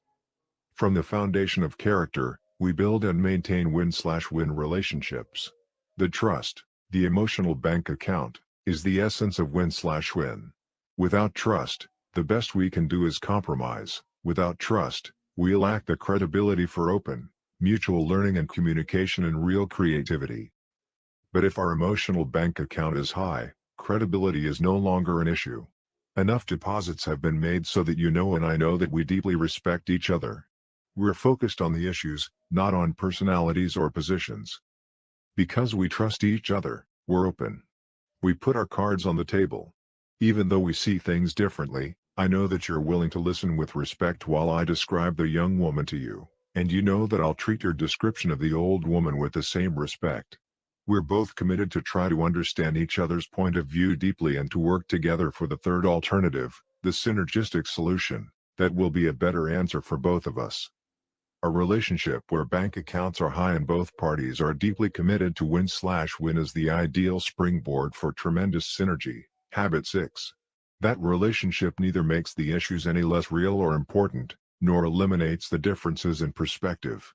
But it does eliminate the negative energy normally focused on differences in personality and position and creates a positive, cooperative energy focused on thoroughly understanding the issues and resolving them in a mutually beneficial way.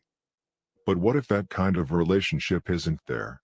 What if you have to work out an agreement with someone who hasn't even heard of win/win and is deeply scripted in win/lose or some other philosophy? Dealing with win/lose is the real test of win/win. Rarely is win/win easily achieved in any circumstance. Deep issues and fundamental differences have to be dealt with. But it is much easier when both parties are aware of and committed to it and where there is a high emotional bank account in the relationship. When you're dealing with a person who is coming from a paradigm of win/lose, the relationship is still the key. The place to focus is on your circle of influence. You make deposits into the emotional bank account through genuine courtesy, respect, and appreciation for that person and for the other point of view. You stay longer in the communication process. You listen more, you listen in greater depth. You express yourself with greater courage. You aren't reactive. You go deeper inside yourself for strength of character to be proactive. You keep hammering it out until the other person begins to realize that you genuinely want the resolution to be a real win for both of you. That very process is a tremendous deposit in the emotional bank account.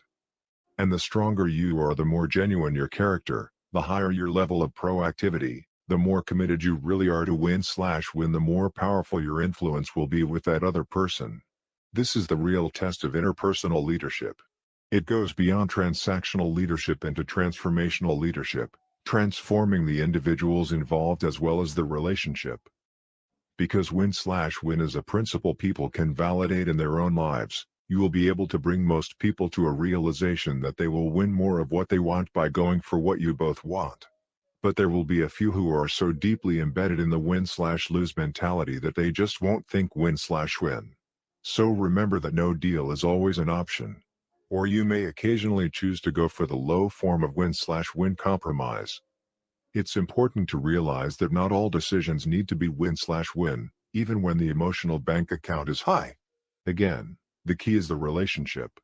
If you and I work together, for example, and you were to come to me and say, "Stephen, I know you won't like this decision. I don't have time to explain it to you, let alone get you involved." There's a good possibility you'll think it's wrong.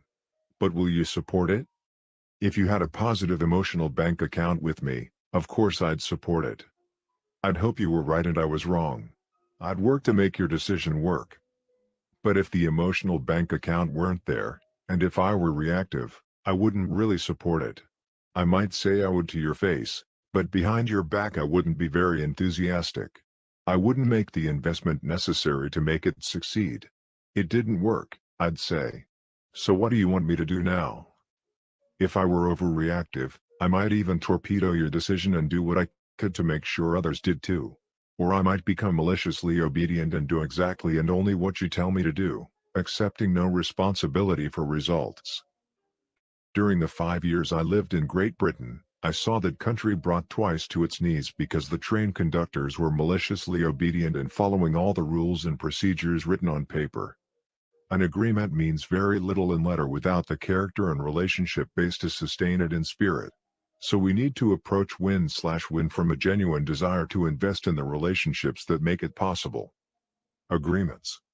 From relationships flow the agreements that give definition and direction to win/win. They are sometimes called performance agreements or partnership agreements, shifting the paradigm of productive interaction from vertical to horizontal, from hovering supervision to self-supervision, from positioning to being partners in success. Win/win agreements cover a wide scope of interdependent interaction. We discussed one important application when we talked about delegation in the Green and Clean Story in Habit 3.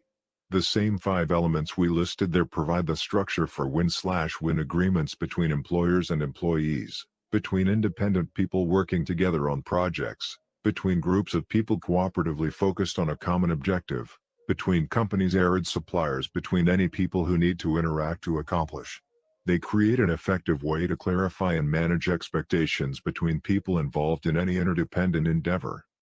In the win/win agreement, the following 5 elements are made very explicit.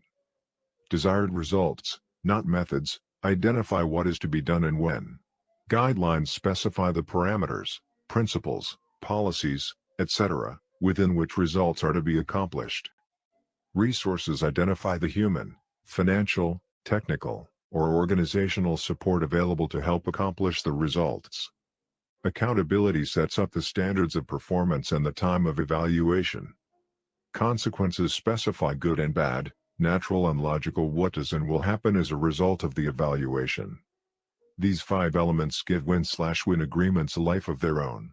A clear mutual understanding and agreement up front in these areas creates a standard against which people can measure their own success.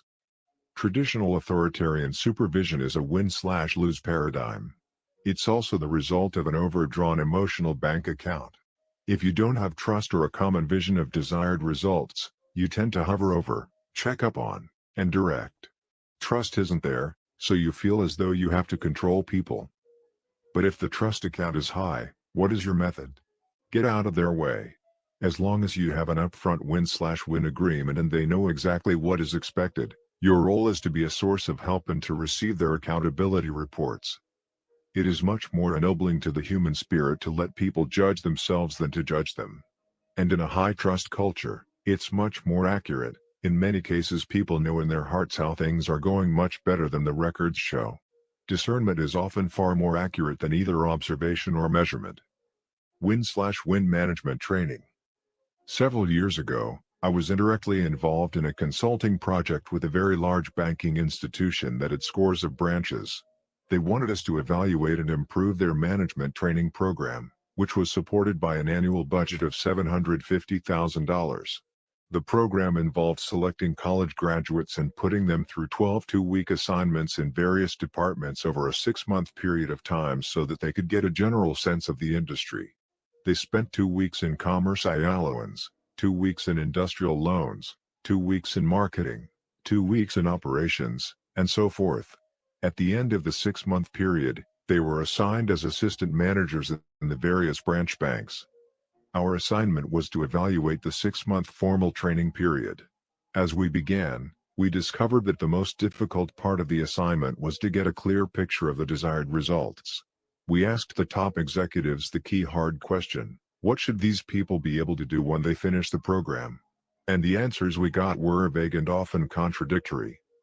The training program dealt with methods, not results, so we suggested that they set up a pilot training program based on a different paradigm called learner-controlled instruction.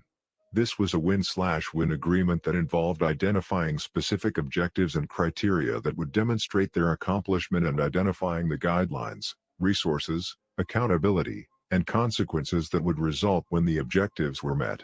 The consequences in this case were promotion to assistant manager, where they would receive the on-the-job part of their training, and a significant increase in salary. We had to really press to get the objectives hammered out. What is it you want them to understand about accounting? What about marketing? What about real estate loans? And we went down the list. They finally came up with over 100 objectives, which we simplified, reduced, and consolidated until we came down to 39 specific behavioral objectives with criteria attached to them. The trainees were highly motivated by both the opportunity and the increased salary to meet the criteria as soon as possible.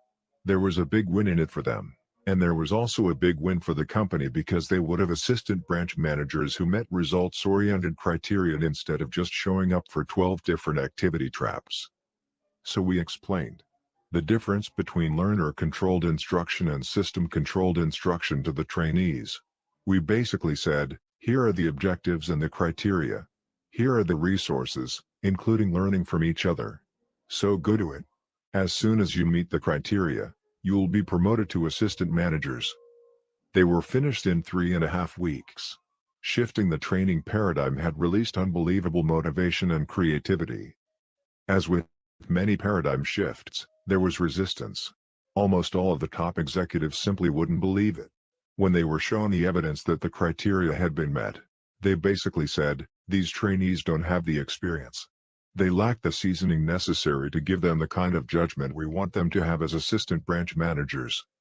In talking with them later, we found that what many of them were really saying was, we went through GOAT week, how come these guys don't have to? But of course they couldn't put it that way. They lack seasoning was a much more acceptable expression. In addition, for obvious reasons, including the $750,000 budget for a 6-month program, the personnel department was upset. So we responded, fair enough. Let's develop some more objectives and attach criteria to them. But let's stay with the paradigm of learner-controlled instruction. We hammered out 8 more objectives with very tough criteria in order to give the executives the assurance that the people were adequately prepared to be assistant branch managers and continue the on-the-job part of the training program. After participating in some of the sessions where these criteria were developed, several of the executives remarked that if the trainees could meet these tough criteria, they would be better prepared than almost any who had gone through the 6-month program. We had prepared the trainees to expect resistance. We took the additional objectives and criteria back to them and said, just as we expected, management wants you to accomplish some additional objectives with even tougher criteria than before. They have assured us this time that if you meet these criteria, they will make you assistant managers. They went to work in unbelievable ways. They went to the executives in departments such as accounting and basically said, sir, I am a member of this new pilot program called Learner-Controlled Instruction, and it is my understanding that you participated in developing the objectives and the criteria. I have 6 criteria to meet in this particular department. I was able to pass 3 of them off with skills I gained in college. I was able to get another one out of a book. I learned the 5th one from Tom, the fellow you trained last week. I only have one criterion left to meet, and I wonder if you or someone else in the department might be able to spend a few hours with me to show me how. So they spent half a day in a department instead of 2 weeks. These trainees cooperated with each other, brainstormed with each other, and they accomplished the additional objectives in a week and a half. The 6-month program was reduced to 5 weeks, and the results were significantly increased. This kind of thinking can similarly affect every area of organizational life if people have the courage to explore their paradigms and to concentrate on win/win. I am always amazed at the results that happen, both to individuals and to organizations, when responsible, proactive, self-directing individuals are turned loose on a task. Win/win performance agreements. Creating win/win performance agreements requires vital paradigm shifts. The focus is on results, not methods. Most of us tend to supervise methods. We use the go for delegation discussed in Habit 3, the methods management I used with Sandra when I asked her to take pictures of our son as he was water skiing. But win/win agreements focus on results, releasing tremendous individual human potential and creating greater synergy. Building P in the process instead of focusing exclusively on P. With win/win accountability, people evaluate themselves. The traditional evaluation games people play are awkward and emotionally exhausting.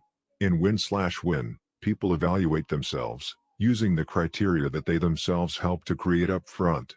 And if you set it up correctly, people can do that.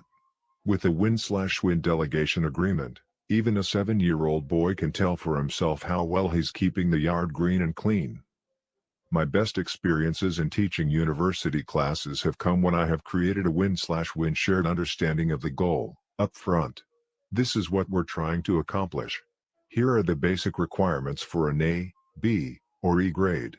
My goal is to help every one of you get an A. Now you take what we've talked about and analyze it and come up with your own understanding of what you want to accomplish that is unique to you. Then let's get together and agree on the grade you want and what you plan to do to get it. Management philosopher and consultant Peter Drucker recommends the use of a manager's letter to capture the essence of performance agreements between managers and their employees. Following a deep and thorough discussion of expectations, guidelines and resources to make sure they are in harmony with organizational goals, the employee writes a letter to the manager that summarizes the discussion and indicates when the next performance plan or review discussion will take place. Developing such a win/win performance agreement is the central activity of management. With an agreement in place, employees can manage themselves within the framework of that agreement.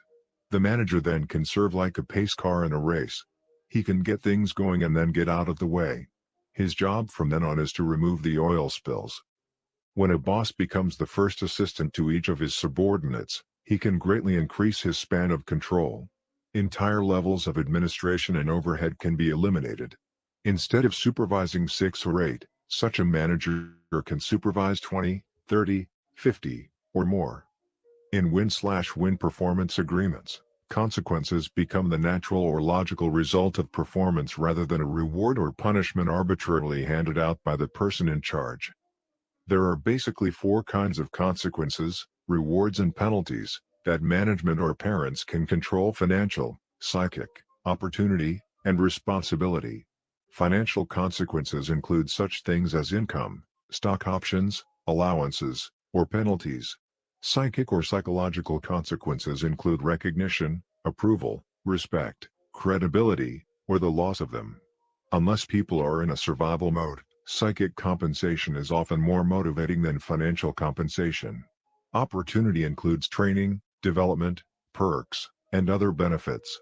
Responsibility has to do with scope and authority, either of which can be enlarged or diminished. Win/win agreements specify consequences in one or more of those areas and the people involved know it up front. So you don't play games.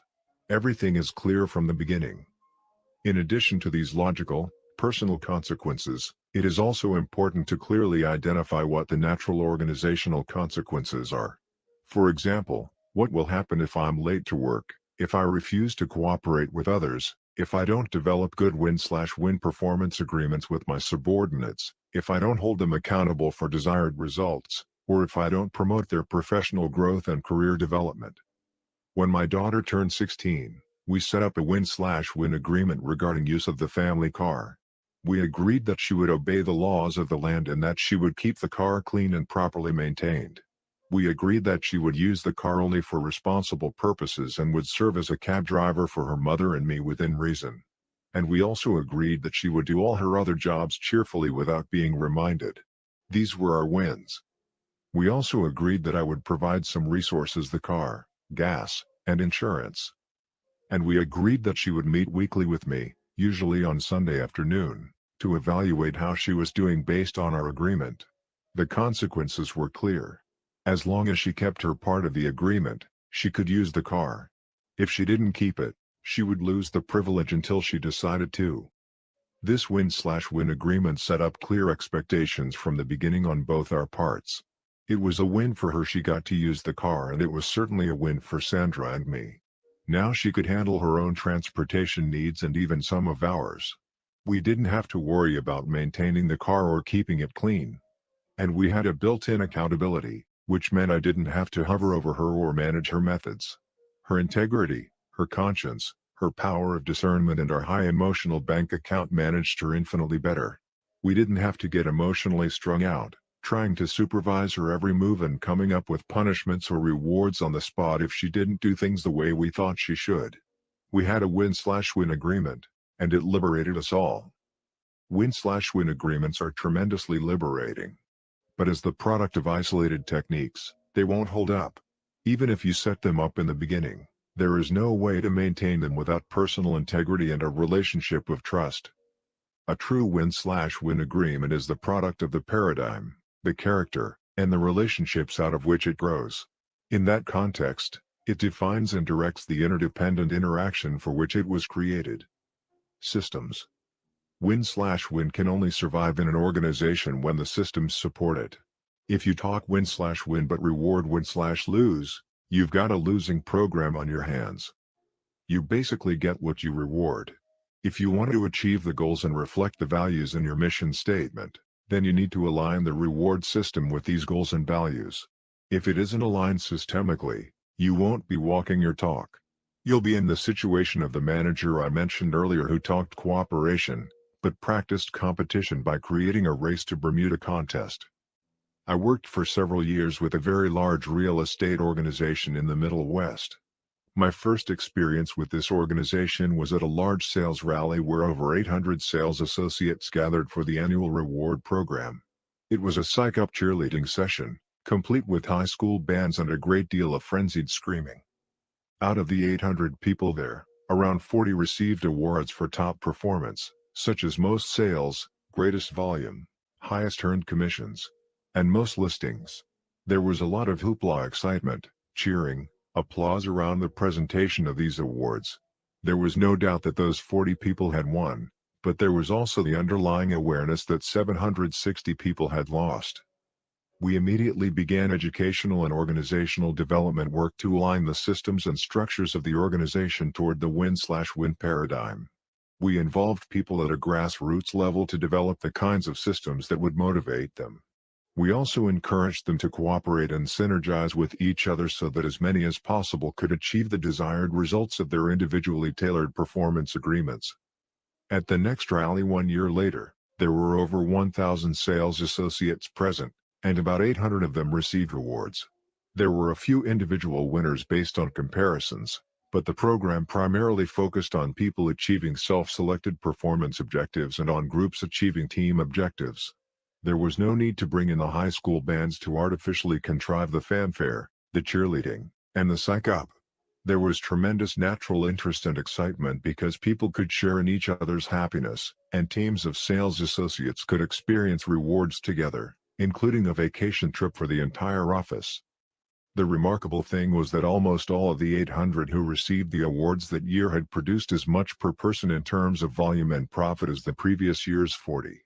The spirit of win/win had significantly increased the number of golden eggs and had fed the goose as well, releasing enormous human energy and talent. The resulting synergy was astounding to almost everyone involved. Competition has its place in the marketplace or against last year's performance, perhaps even against another office or individual where there is no particular interdependence, no need to cooperate. But cooperation in the workplace is as important to free enterprise as competition in the marketplace. The spirit of win/win cannot survive in an environment of competition and contests. For win/win to work, the systems have to support it.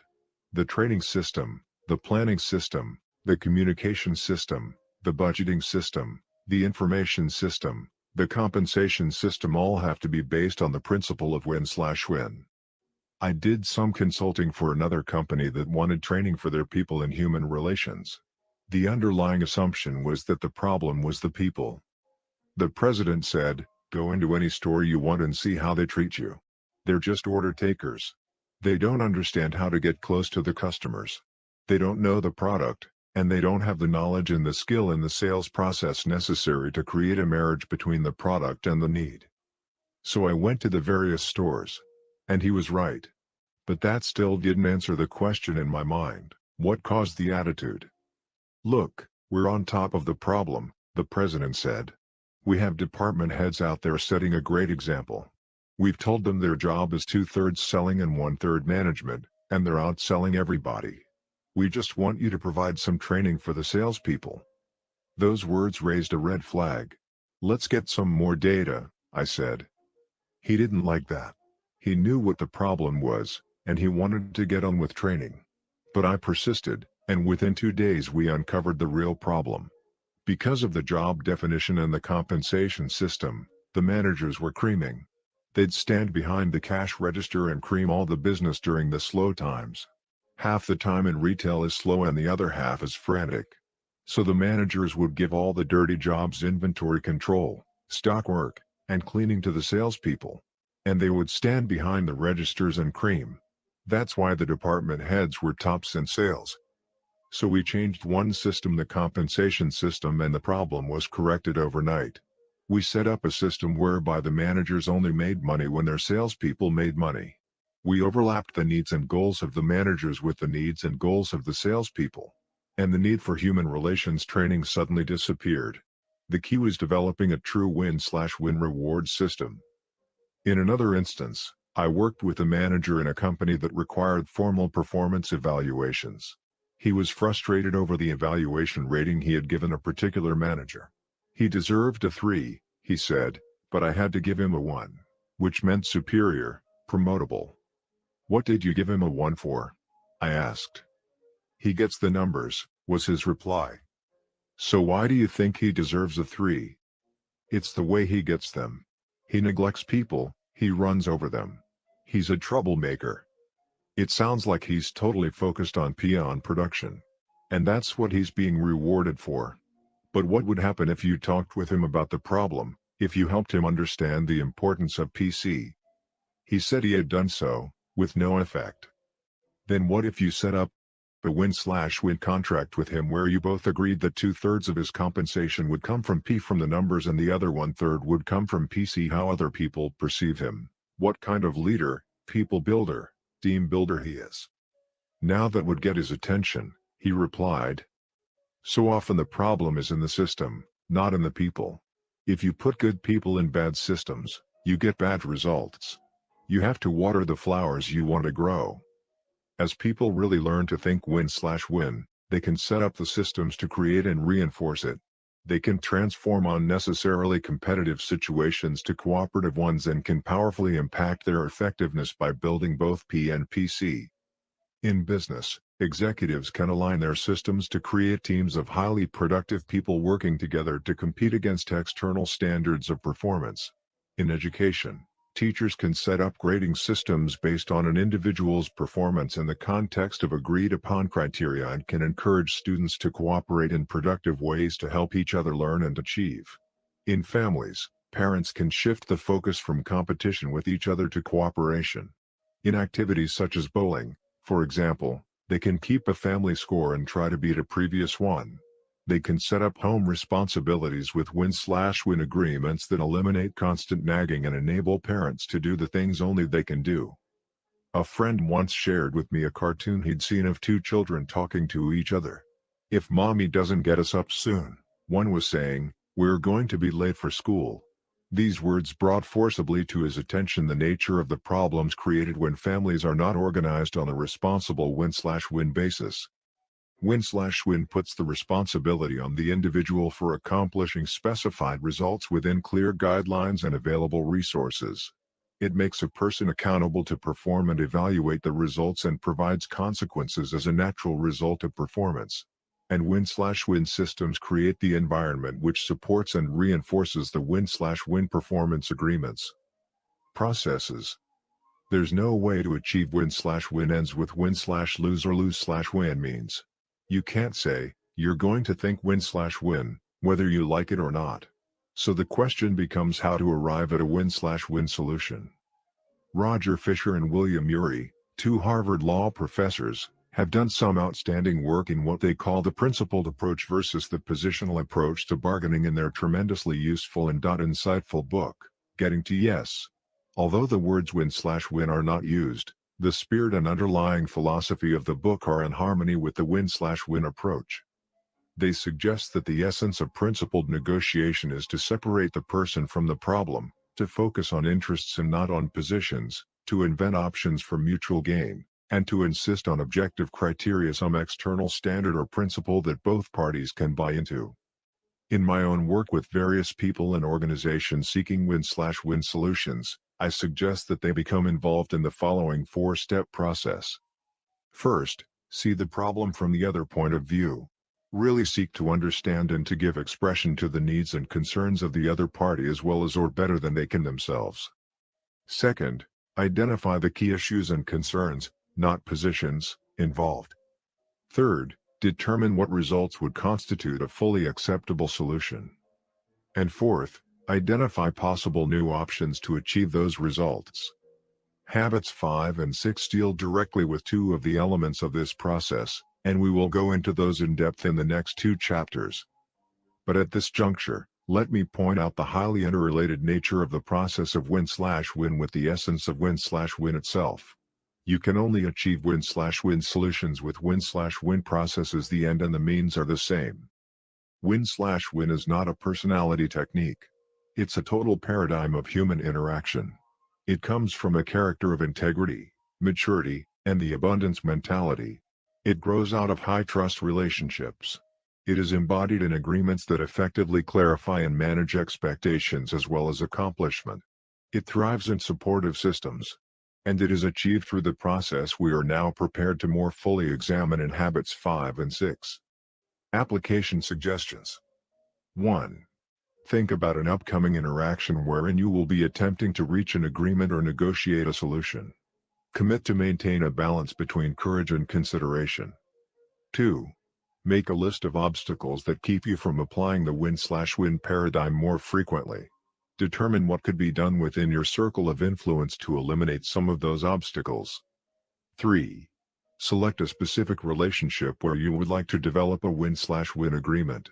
Try to put yourself in the other person's place, and write down explicitly how you think that person sees the solution. Then list, from your own perspective, what results would constitute a win for you. Approach the other person and ask if he or she would be willing to communicate until you reach a point of agreement and mutually beneficial solution. 4. Identify 3 key relationships in your life. Give some indication of what you feel the balance is in each of the emotional bank accounts. Write down some specific ways you could make deposits in each account. 5. Deeply consider your own scripting. Is it win-slash-lose? How does that scripting affect your interactions with other people? Can you identify the main source of that script? Determine whether or not those scripts serve well in your current reality. 6. Try to identify a model of win-slash-win thinking who, even in hard situations, really seeks mutual benefit. Determine now to more closely watch and learn from this person's example. Habit 5. Seek first to understand, then to be understood. Principles of empathic communication. The heart has its reasons which reason knows not of. Pascal. Suppose you've been having trouble with your eyes and you decide to go to an optometrist for help. After briefly listening to your complaint, he takes off his glasses and hands them to you. "Put these on," he says. "I've worn this pair of glasses for 10 years now and they've really helped me. I have an extra pair at home, you can wear these." So you put them on, but it only makes the problem worse. "This is terrible," you exclaim. "I can't see a thing." "Well, what's wrong?" he asks. "They work great for me. Try harder." "I am trying," you insist. "Everything is a blur." "Well, what's the matter with you? Think positively." "Okay. I positively can't see a thing." "Boy, are you ungrateful," he chides. "And after all I've done to help you. What are the chances you'd go back to that optometrist the next time you needed help?" Not very good, I would imagine. You don't have much confidence in someone who doesn't diagnose before he or she prescribes. But how often do we diagnose before we prescribe in communication? "Come on, honey, tell me how you feel. I know it's hard, but I'll try to understand." "Oh, I don't know, Mom. You'd think it was stupid." "Of course I wouldn't. You can tell me. Honey, no one cares for you as much as I do. I'm only interested in your welfare. What's making you so unhappy?" "Oh, I don't know." "Corn on, honey.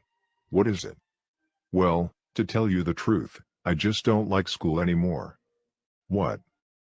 You respond incredulously. "What do you mean you don't like school? And after all the sacrifices we've made for your education. Education is the foundation of your future. If you'd apply yourself like your older sister does, you'd do better and then you'd like school. Time and time again. We've told you to settle down. You've got the ability, but you just don't apply yourself. Try harder. Get a positive attitude about it." Pause. "Now go ahead. Tell me how you feel." We have such a tendency to rush in, to fix things up with good advice. But we often fail to take the time to diagnose, to really, deeply understand the problem first. If I were to summarize in one sentence the single most important principle I have learned in the field of interpersonal relations, it would be this: seek first to understand, then to be understood. This principle is the key to effective interpersonal communication. Character and communication. Right now, you're reading a book I've written. Reading and writing are both forms of communication. So are speaking and listening. In fact, those are the 4 basic types of communication. And think of all the hours you spend doing at least one of those 4 things. The ability to do them well is absolutely critical to your effectiveness. Communication is the most important skill in life. We spend most of our waking hours communicating. But consider this: you've spent years learning how to read and write, years learning how to speak. But what about listening? What training or education have you had that enables you to listen so that you really, deeply understand another human being from that individual's own frame of reference? Comparatively few people have had any training in listening at all. And, for the most part, their training has been in the personality ethic of technique, truncated from the character base and the relationship base absolutely vital to authentic understanding of another person. If you want to interact effectively with me, to influence me, your spouse, your child, your neighbor, your boss, your co-worker, your friend, you first need to understand me. And you can't do that with technique alone. If I sense you're using some technique, I sense duplicity, manipulation. I wonder why you're doing it, what your motives are. And I don't feel safe enough to open myself up to you. The real key to your influence with me is your example, your actual conduct. Your example flows naturally out of your character, or the kind of person you truly are, not what others say you are or what you may want me to think you are. It is evident in how I actually experience you. Your character is constantly radiating, communicating. From it, in the long run, I come to instinctively trust or distrust you and your efforts with me. If your life runs hot and cold, if you're both caustic and kind, and, above all, if your private performance doesn't square with your public performance, it's very hard for me to open up with you. Then, as much as I may want and even need to receive your love and influence, I don't feel safe enough to expose my opinions and experiences and my tender feelings. Who knows what will happen? But unless I open up with you, unless you understand me and my unique situation and feelings, You won't know how to advise or counsel me. What you say is good and fine, but it doesn't quite pertain to me. You may say you care about and appreciate me. I desperately want to believe that. But how can you appreciate me when you don't even understand me? All I have are your words, and I can't trust words. I'm too angry and defensive, perhaps too guilty and afraid to be influenced, even though inside I know I need what you could tell me. Unless you're influenced by my uniqueness, I'm not going to be influenced by your advice. So if you want to be really effective in the habit of interpersonal communication, you cannot do it with technique alone. You have to build the skills of empathic listening on a base of character that inspires openness and trust. And you have to build the emotional bank accounts that create a commerce between hearts. Empathic listening. Seek first to understand involves a very deep shift in paradigm. We typically seek first to be understood. Most people do not listen with the intent to understand, they listen with the intent to reply. They're either speaking or preparing to speak. They're filtering everything through their own paradigms, reading their autobiography into other people's lives. Oh, I know exactly how you feel. I went through the very same thing. Let me tell you about my experience. They're constantly projecting their own home movies onto other people's behavior. They prescribe their own glasses for everyone with whom they interact. If they have a problem with someone, a son, a daughter, a spouse, an employee, their attitude is, that person just doesn't understand. A father once told me, I can't understand my kid. He just won't listen to me at all. Let me restate what you just said, I replied. You don't understand your son because he won't listen to you? That's right, he replied. Let me try again, I said. You don't understand your son because he won't listen to you? That's what I said, he impatiently replied. I thought that to understand another person, you needed to listen to him, I suggested. Oh, he said. There was a long pause. Oh, he said again, as the light began to dawn. Oh, yeah. But I do understand him. I know what he's going through. I went through the same thing myself. I guess what I don't understand is why he won't listen to me. This man didn't have the vaguest idea of what was really going on inside his boy's head. He looked into his own head and thought he saw the world, including his boy. That's the case with so many of us. We're filled with our own rightness, our own autobiography. We want to be understood. Our conversations become collective monologues, and we never really understand what's going on inside another human being. When another person speaks, we're usually listening at one of four levels. We may be ignoring another person, not really listening at all. We may practice pretending. Yeah. Right. We may practice selective listening, hearing only certain parts of the conversation. We often do this when we're listening to the constant chatter of a preschool child. Or we may even practice attentive listening, paying attention and focusing energy on the words that are being said. But very few of us ever practice the fifth level, the highest form of listening, empathic listening. When I say empathic listening, I am not referring to the techniques of active listening or reflective listening, which basically involve mimicking what another person says. That kind of listening is skill-based, truncated from character and relationships, and often insults those listened to in such a way. It is also essentially autobiographical. If you practice those techniques, you may not project your autobiography in the actual interaction, but your motive in listening is autobiographical. You listen with reflective skills, but you listen with intent to reply, to control, to manipulate. When I say empathic listening, I mean listening with intent to understand. I mean seeking first to understand, to really understand. It's an entirely different paradigm. Empathic, from empathy, listening gets inside another person's frame of reference. You look out through it, you see the world the way they see the world, you understand their paradigm, you understand how they feel. Empathy is not sympathy. Sympathy is a form of agreement, a form of judgment. And it is sometimes the more appropriate emotion and response. But people often feed on sympathy. It makes them dependent. The essence of empathic listening is not that you agree with someone, it's that you fully, deeply, understand that person, emotionally as well as intellectually. Empathic listening involves much more than registering, reflecting, or even understanding the words that are said. Communications experts estimate, in fact, that only 10% of our communication is represented by the words we say. Another 30% is represented by our sounds, and 60% by our body language. In empathic listening, you listen with your ears, but you also, and more importantly, listen with your eyes and with your heart. You listen for feeling, for meaning. You listen for behavior. You use your right brain as well as your left. You sense, you intuit, you feel. Empathic listening is so powerful because it gives you accurate data to work with. Instead of projecting your own autobiography and assuming thoughts, feelings, motives and interpretation, you're dealing with the reality inside another person's head and heart. You're listening to understand. You're focused on receiving the deep communication of another human soul. In addition, empathic listening is the key to making deposits in emotional bank accounts, because nothing you do is a deposit unless the other person perceives it as such. You can work your fingers to the bone to make a deposit, only to have it turn into a withdrawal when a person regards your efforts as manipulative, self-serving, intimidating, or condescending because you don't understand what really matters to him. Empathic listening is, in and of itself, a tremendous deposit in the emotional bank account. It's deeply therapeutic and healing because it gives a person psychological air. If all the air were suddenly sucked out of the room you're in right now, what would happen to your interest in this book?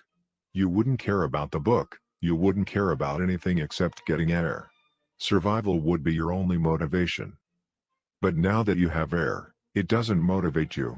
This is one of the greatest insights in the field of human motivation. Satisfied needs do not motivate. It's only the unsatisfied need that motivates. Next to physical survival, the greatest need of a human being is psychological survival, to be understood, to be affirmed, to be validated, to be appreciated. When you listen with empathy to another person, you give that person psychological air. And after that vital need is met, you can then focus on influencing or problem solving. This need for psychological air impacts communication in every area of life. I taught this concept at a seminar in Chicago one time, and I instructed the participants to practice empathic listening during the evening. The next morning, a man came up to me almost bursting with news. "Let me tell you what happened last night," he said.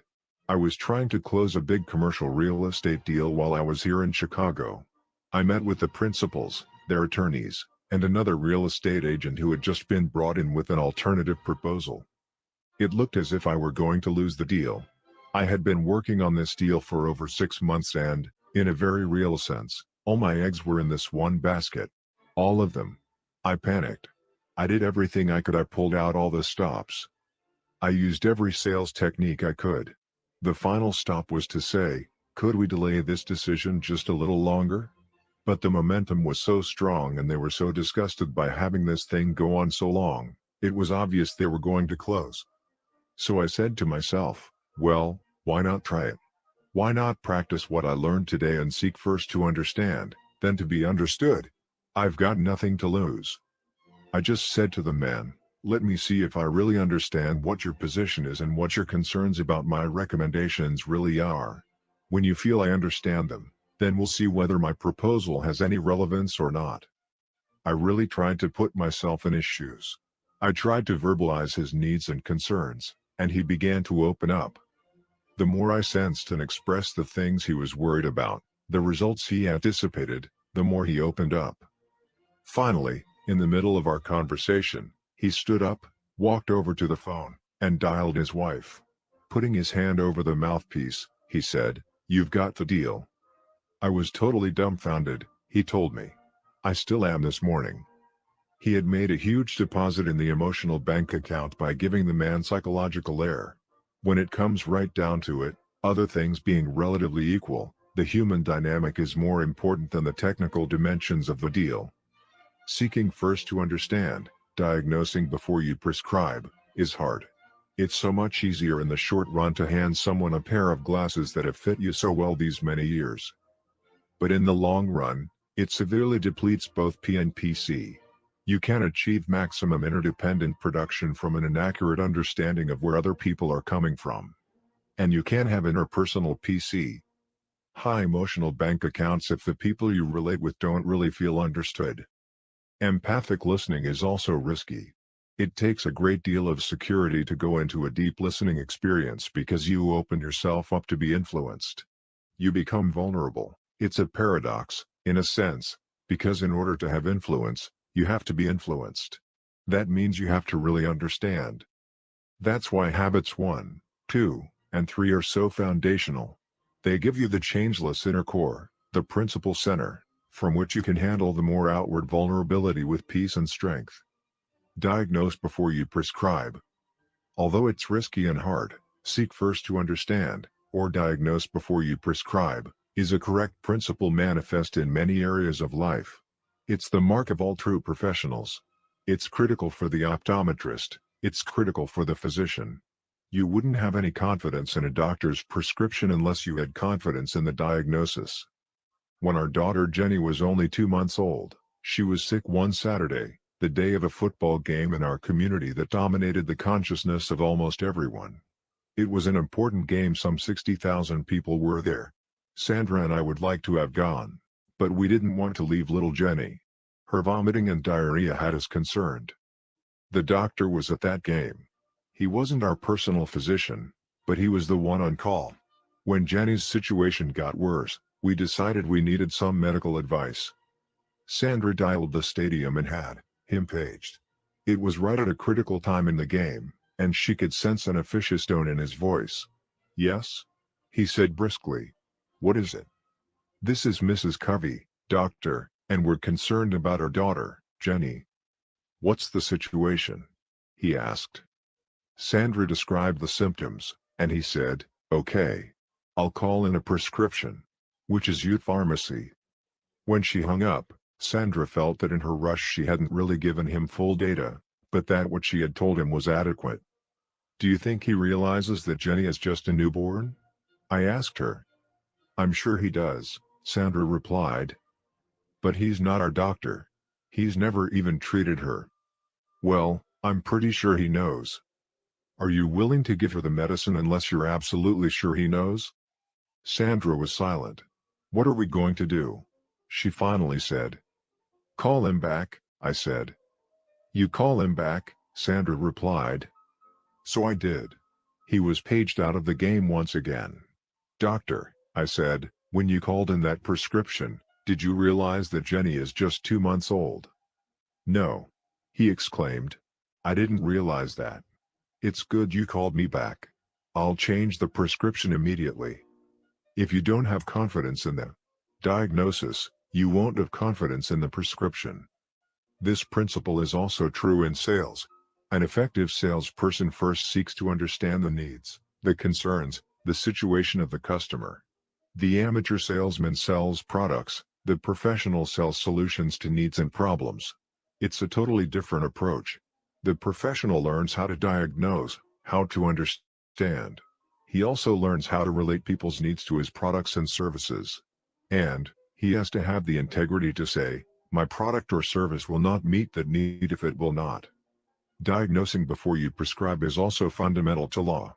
The professional lawyer first gathers the facts to understand the situation, to understand the laws and precedents, before preparing a case. A good lawyer almost writes the opposing attorney's case before he writes his own. It's also true in product design. Can you imagine someone in a company saying, "This consumer research stuff is for the birds. Let's design products"? In other words, forget understanding the consumer's buying habits and motives, just design products. It would never work. A good engineer will understand the forces, the stresses at work, before designing the bridge. A good teacher will assess the class before teaching.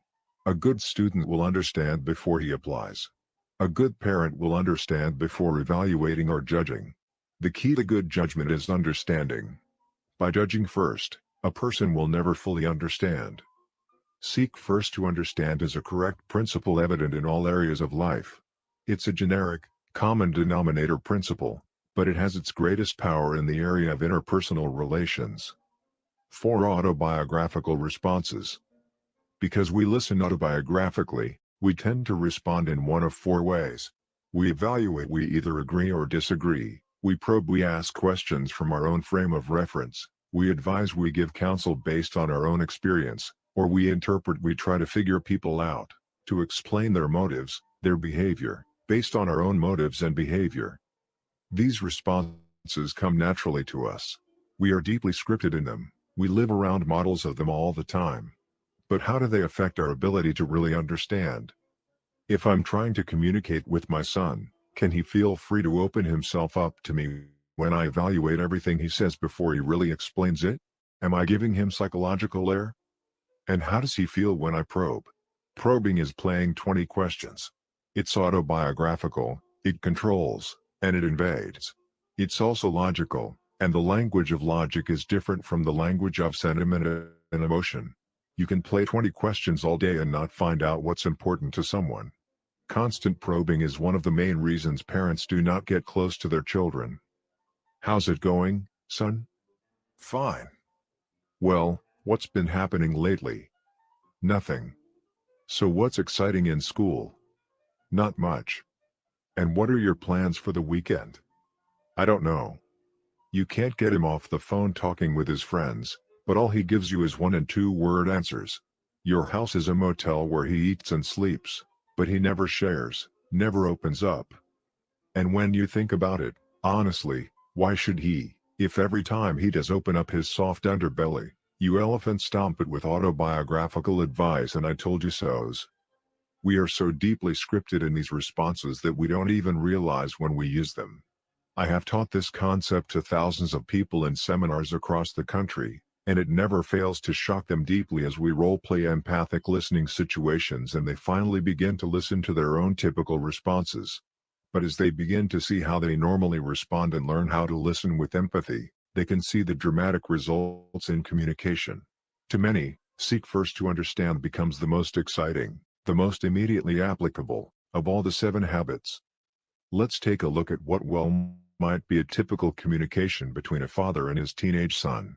Look at the father's words in terms of the 4 different responses we have just described. Boy, Dad, I've had it.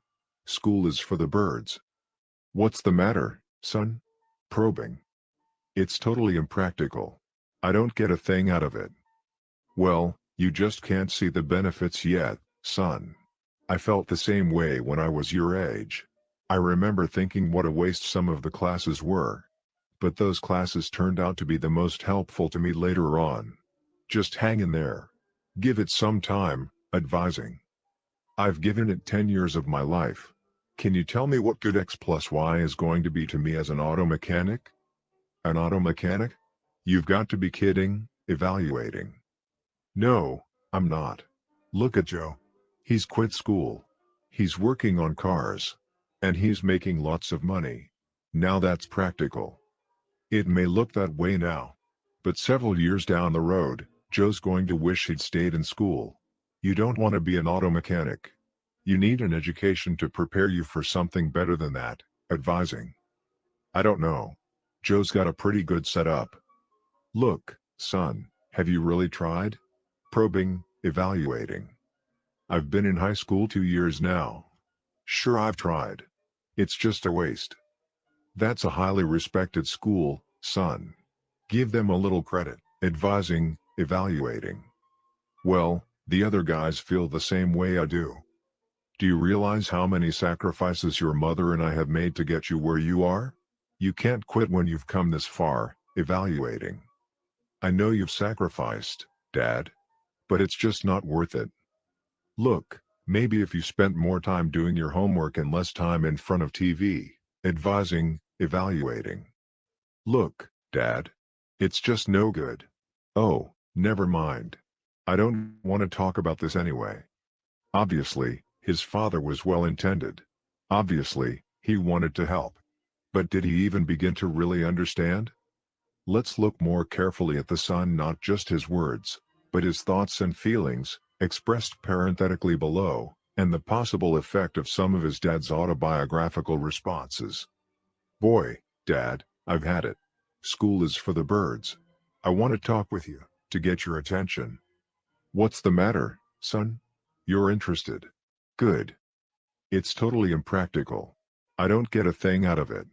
I've got a problem with school, and I feel just terrible. Well, you just can't see the benefits yet, son. I felt the same way when I was your age. Oh, no. Here comes chapter 3 of Dad's autobiography. This isn't what I want to talk about. I don't really care how many miles he had to trudge through the snow to school without any boots.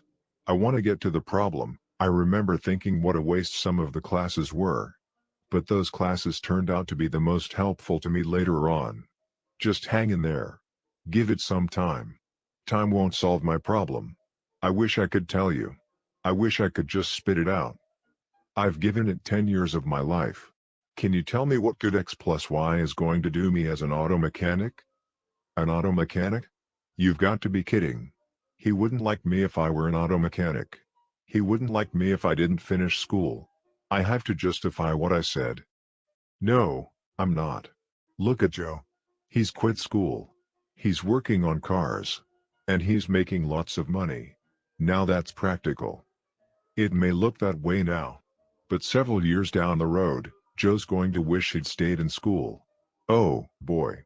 Here comes lecture number 16 on the value of an education. You don't want to be an auto mechanic. How do you know that, Dad? Do you really have any idea what I want? You need an education to prepare you for something better than that. I don't know. Joe's got a pretty good setup. He's not a failure. He didn't finish school and he's not a failure. Look, son, have you really tried? We're beating around the bush, Dad. If you'd just listen, I really need to talk to you about something important. I've been in high school 2 years now. Sure, I've tried. It's just a waste. That's a highly respected school, son. Give them a little credit. Oh, great. Now we're talking credibility. I wish I could talk about what I want to talk about. Well, the other guys feel the same way I do. I have some credibility, too.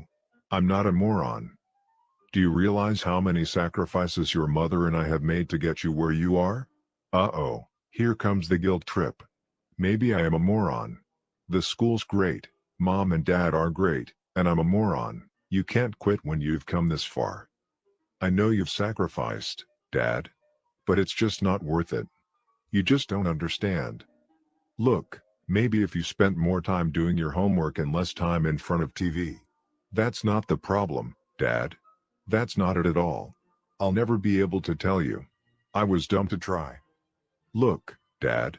It's just no good. Oh, never mind. I don't want to talk about this anyway. Can you see how limited we are when we try to understand another person on the basis of words alone, especially when we're looking at that person through our own glasses? Can you see how limiting our autobiographical responses are to a person who is genuinely trying to get us to understand his autobiography? You will never be able to truly step inside another person, to see the world as he sees it, until you develop the pure desire, the strength of personal character, and the positive emotional bank account, as well as the empathic listening skills to do it. The skills, the tip of the iceberg of empathic listening, involve 4 developmental stages. The first and least effective is to mimic content. This is the skill taught in active or reflective listening. Without the character and relationship base, it is often insulting to people and causes them to close up. It is, however, a first stage skill because it at least causes you to listen to what's being said. Mimicking content is easy. You just listen to the words that come out of someone's mouth and you repeat them. You're hardly even using your brain at all. Boy, Dad, I've had it. School is for the birds. You've had it. You think school is for the birds.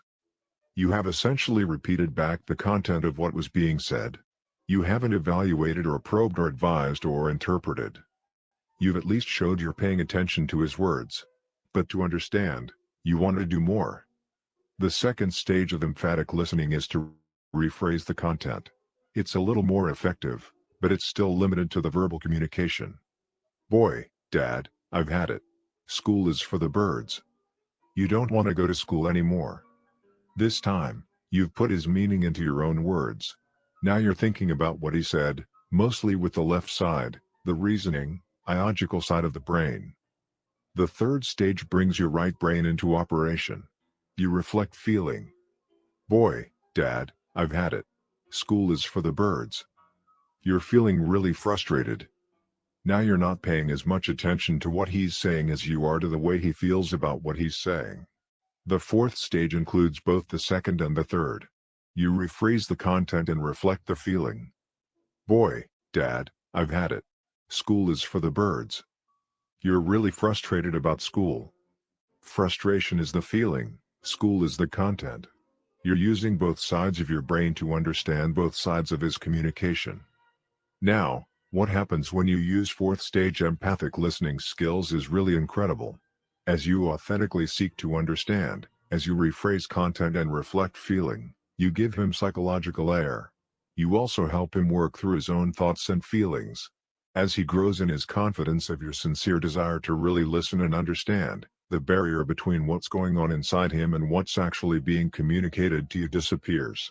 It opens a soul-to-soul flow. He's not thinking and feeling one thing and communicating another. He begins to trust you with his innermost tender feelings and thoughts. Boy, Dad, I've had it. School is for the birds. I want to talk with you, to get your attention. You're really frustrated about school. That's right. That's how I feel. I sure am. It's totally impractical. I'm not getting a thing out of it. You feel like school's not doing you any good. Let me think, is that what I mean? Well, yeah. I'm just not learning anything that's going to help me. I mean, look at Joe. He's dropped out of school and he's working on cars. He's making money. Now that's practical. You feel that Joe really has the right idea. Well, I guess he does in a way. He's really making money now. But in a few years, I bet he'll probably be ticked off at himself. You think Joe's going to feel he made the wrong decision? He's got to. Just look at what he's giving up. I mean, if you don't have an education, you just can't make it in this world. Education is really important. Oh, yeah. I mean, if you don't have a diploma, if you can't get jobs or go to college, what are you going to do? You've just got to get an education. It's important to your future. It is. And, you know what? I'm really worried. Listen, you won't tell Mom, will you? You don't want your mother to find out. Well, not really. Oh, I guess you can tell her. She'll probably find out anyway. Look, I took this test today, this reading test. And, Dad, they said I'm reading on a 4th grade level. 4th grade. And I'm a junior in high school. What a difference real understanding can make. All the well-meaning advice in the world won't amount to a hill of beans if we're not even addressing the real problem. And we'll never get to the problem if we're so caught up in our own autobiography, our own paradigms, that we don't take off our glasses long enough to see the world from another point of view. I'm going to flunk, Dad. I guess I figure if I'm going to flunk, I might as well quit. But I don't want to quit. You feel torn. You're in the middle of a dilemma. You think I should do, Dad? By seeking first to understand, this father has just turned a transactional opportunity into a transformational opportunity. Instead of interacting on a surface, get the job done level of communication, he has created a situation in which he can now have transforming impact, not only on his son but also on the relationship. By setting aside his own autobiography and really seeking to understand, he has made a tremendous deposit in the emotional burial account and has empowered his son to open, layer upon layer, and to get to the real issue. Now father and son are on the same side of the table looking at the problem, instead of on opposite sides looking across at each other. The son is opening his father's autobiography and asking for advice. Even as the father begins to counsel, however, he needs to be sensitive to his son's communication. As long as the response is logical, the father can effectively ask questions and give counsel. But the moment the response becomes emotional, he needs to go back to empathic listening. Well, I can see some things you might want to consider. Like what, Dad? Like getting some special help with your reading. Maybe they have some kind of tutoring program over at the tech school. I've already checked into that. It takes 2 nights and all day Saturday. That would take so much time. Sensing emotion in that reply, the father moves back to empathy. That's too much of a price to pay. Besides, Dad, I told the 6th graders I'd be their coach. You don't want to let them down. But I'll tell you this, Dad. If I really thought that tutoring course would help, I'd be down there every night. I'd get someone else to coach those kids. You really want the help, but you doubt if the course will make a difference. Do you think it would, Dad? The son is once more open and logical. He's opening his father's autobiography again. Now the father has another opportunity to influence and transform. There are times when transformation requires no outside counsel. Often when people are really given the chance to open up, they unravel their own problems and the solutions become clear to them in the process. At other times, they really need additional perspective and help. The key is to genuinely seek the welfare of the individual, to listen with empathy, to let the person get to the problem and the solution at his own pace and time. Layer upon layer, it's like peeling an onion until you get to the soft inner core. When people are really hurting and you really listen with a pure desire to understand, you'll be amazed how fast they will open up. They want to open up. Children desperately want to open up, even more to their parents than to their peers. And they will, if they feel their parents will love them unconditionally and will be faithful to them afterwards and not judge or ridicule them. If you really seek to understand, without hypocrisy and without guile, there will be times when you will be literally stunned with the pure knowledge and understanding that will flow to you from another human being. It isn't even always necessary to talk in order to empathize. In fact, sometimes words may just get in your way. That's one very important reason why technique alone will not work. That kind of understanding transcends technique. Isolated technique only gets in the way. I have gone through the skills of empathic listening because skill is an important part of any habit. We need to have the skills. But let me reiterate that the skills will not be effective unless they come from a sincere desire to understand. People resent any attempt to manipulate them. In fact, if you're dealing with people you're close to, it's helpful to tell them what you're doing. I read this book about listening and empathy and I thought about my relationship with you. I realized I haven't listened to you like I should. But I want to. It's hard for me. I may blow it at times, but I'm going to work at it. I really care about you and I want to understand. I hope you'll help me. Affirming your motive is a huge deposit. But if you're not sincere, I wouldn't even try it. It may create an openness and a vulnerability that will later turn to your harm when a person discovers that you really didn't care, you really didn't want to listen, and he's left open, exposed, and hurt. The technique, the tip of the iceberg, has to come out of the massive base of character underneath. Now there are people who protest that empathic listening takes too much time. It may take a little more time initially, but it saves so much time downstream. The most efficient thing you can do if you're a doctor and want to prescribe a wise treatment is to make an accurate diagnosis. You can't say, "I'm in too much of a hurry. I don't have time to make a diagnosis. Just take this treatment." I remember writing one time in a room on the north shore of Oahu, Hawaii. There was a soft breeze blowing, and so I had opened 2 windows, one at the front and one at the side to keep the room cool. I had a number of papers laid out, chapter by chapter, on a large table. Suddenly, the breeze started picking up and blowing my papers about. I remember the frantic sense of loss I felt because things were no longer in order, including unnumbered pages, and I began rushing around the room trying desperately to put them back. Finally, I realized it would be better to take 10 seconds and close one of the windows. Empathic listening takes time, but it doesn't take anywhere near as much time as it takes to back up and correct misunderstandings when you're already miles down the road, to redo, to live with unexpressed and unsolved problems, to deal with the results of not giving people psychological air. A discerning empathic listener can read what's happening down deep fast, and can show such acceptance, such understanding, that other people feel safe to open up layer after layer until they get to that soft inner core where the problem really lies. People want to be understood. And whatever investment of time it takes to do that will bring much greater returns of time as you work from an accurate understanding of the problems and issues and from the high emotional bank account that results when a person feels deeply understood. Understanding and perception. As you learn to listen deeply to other people, you will discover tremendous differences in perception. You will also begin to appreciate the impact that these differences can have as people try to work together in interdependent situations. You see the young woman, I see the old lady, and both of us can be right.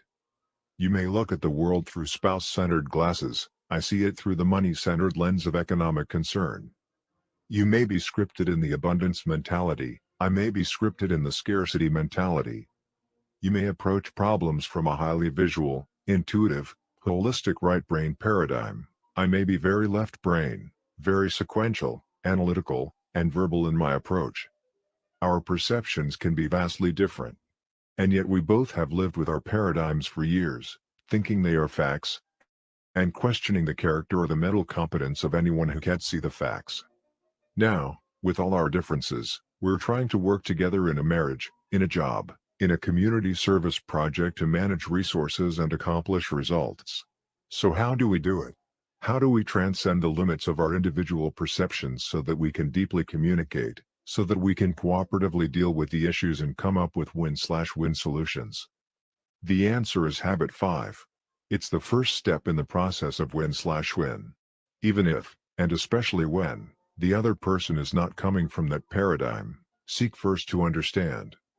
This principle worked powerfully for one executive who shared with me the following experience. I was working with a small company that was in the process of negotiating a contract with a large national banking institution. This institution flew in their lawyers from San Francisco, their negotiator from Ohio, and presidents of 2 of their large banks to create an 8-person negotiating team. The company I worked with had decided to go for win-slash-win or no deal.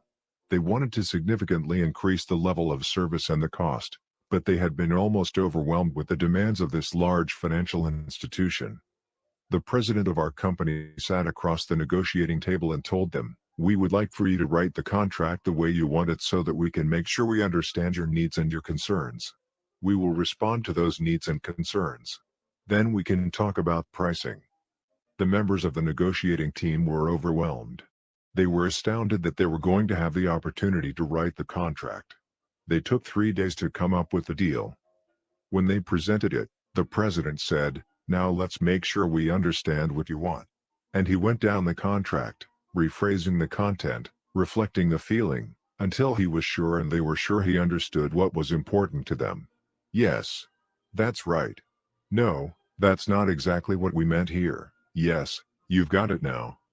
When he thoroughly understood their perspective, he proceeded to explain some concerns from his perspective, and they listened. They were ready to listen. They weren't fighting for air. What had started out as a very formal, low-trust, almost hostile atmosphere had turned into a fertile environment for synergy. At the conclusion of the discussions, the members of the negotiating team basically said, "We want to work with you. We want to do this deal. Just let us know what the price is and we'll sign." Then seek to be understood. Seek first to understand, then to be understood. Knowing how to be understood is the other half of habit 5, and is equally critical in reaching win-slash-win solutions. Earlier we defined maturity as the balance between courage and consideration. Seeking to understand requires consideration. Seeking to be understood takes courage. Win-slash-win requires a high degree of both. So it becomes important in interdependent situations for us to be understood.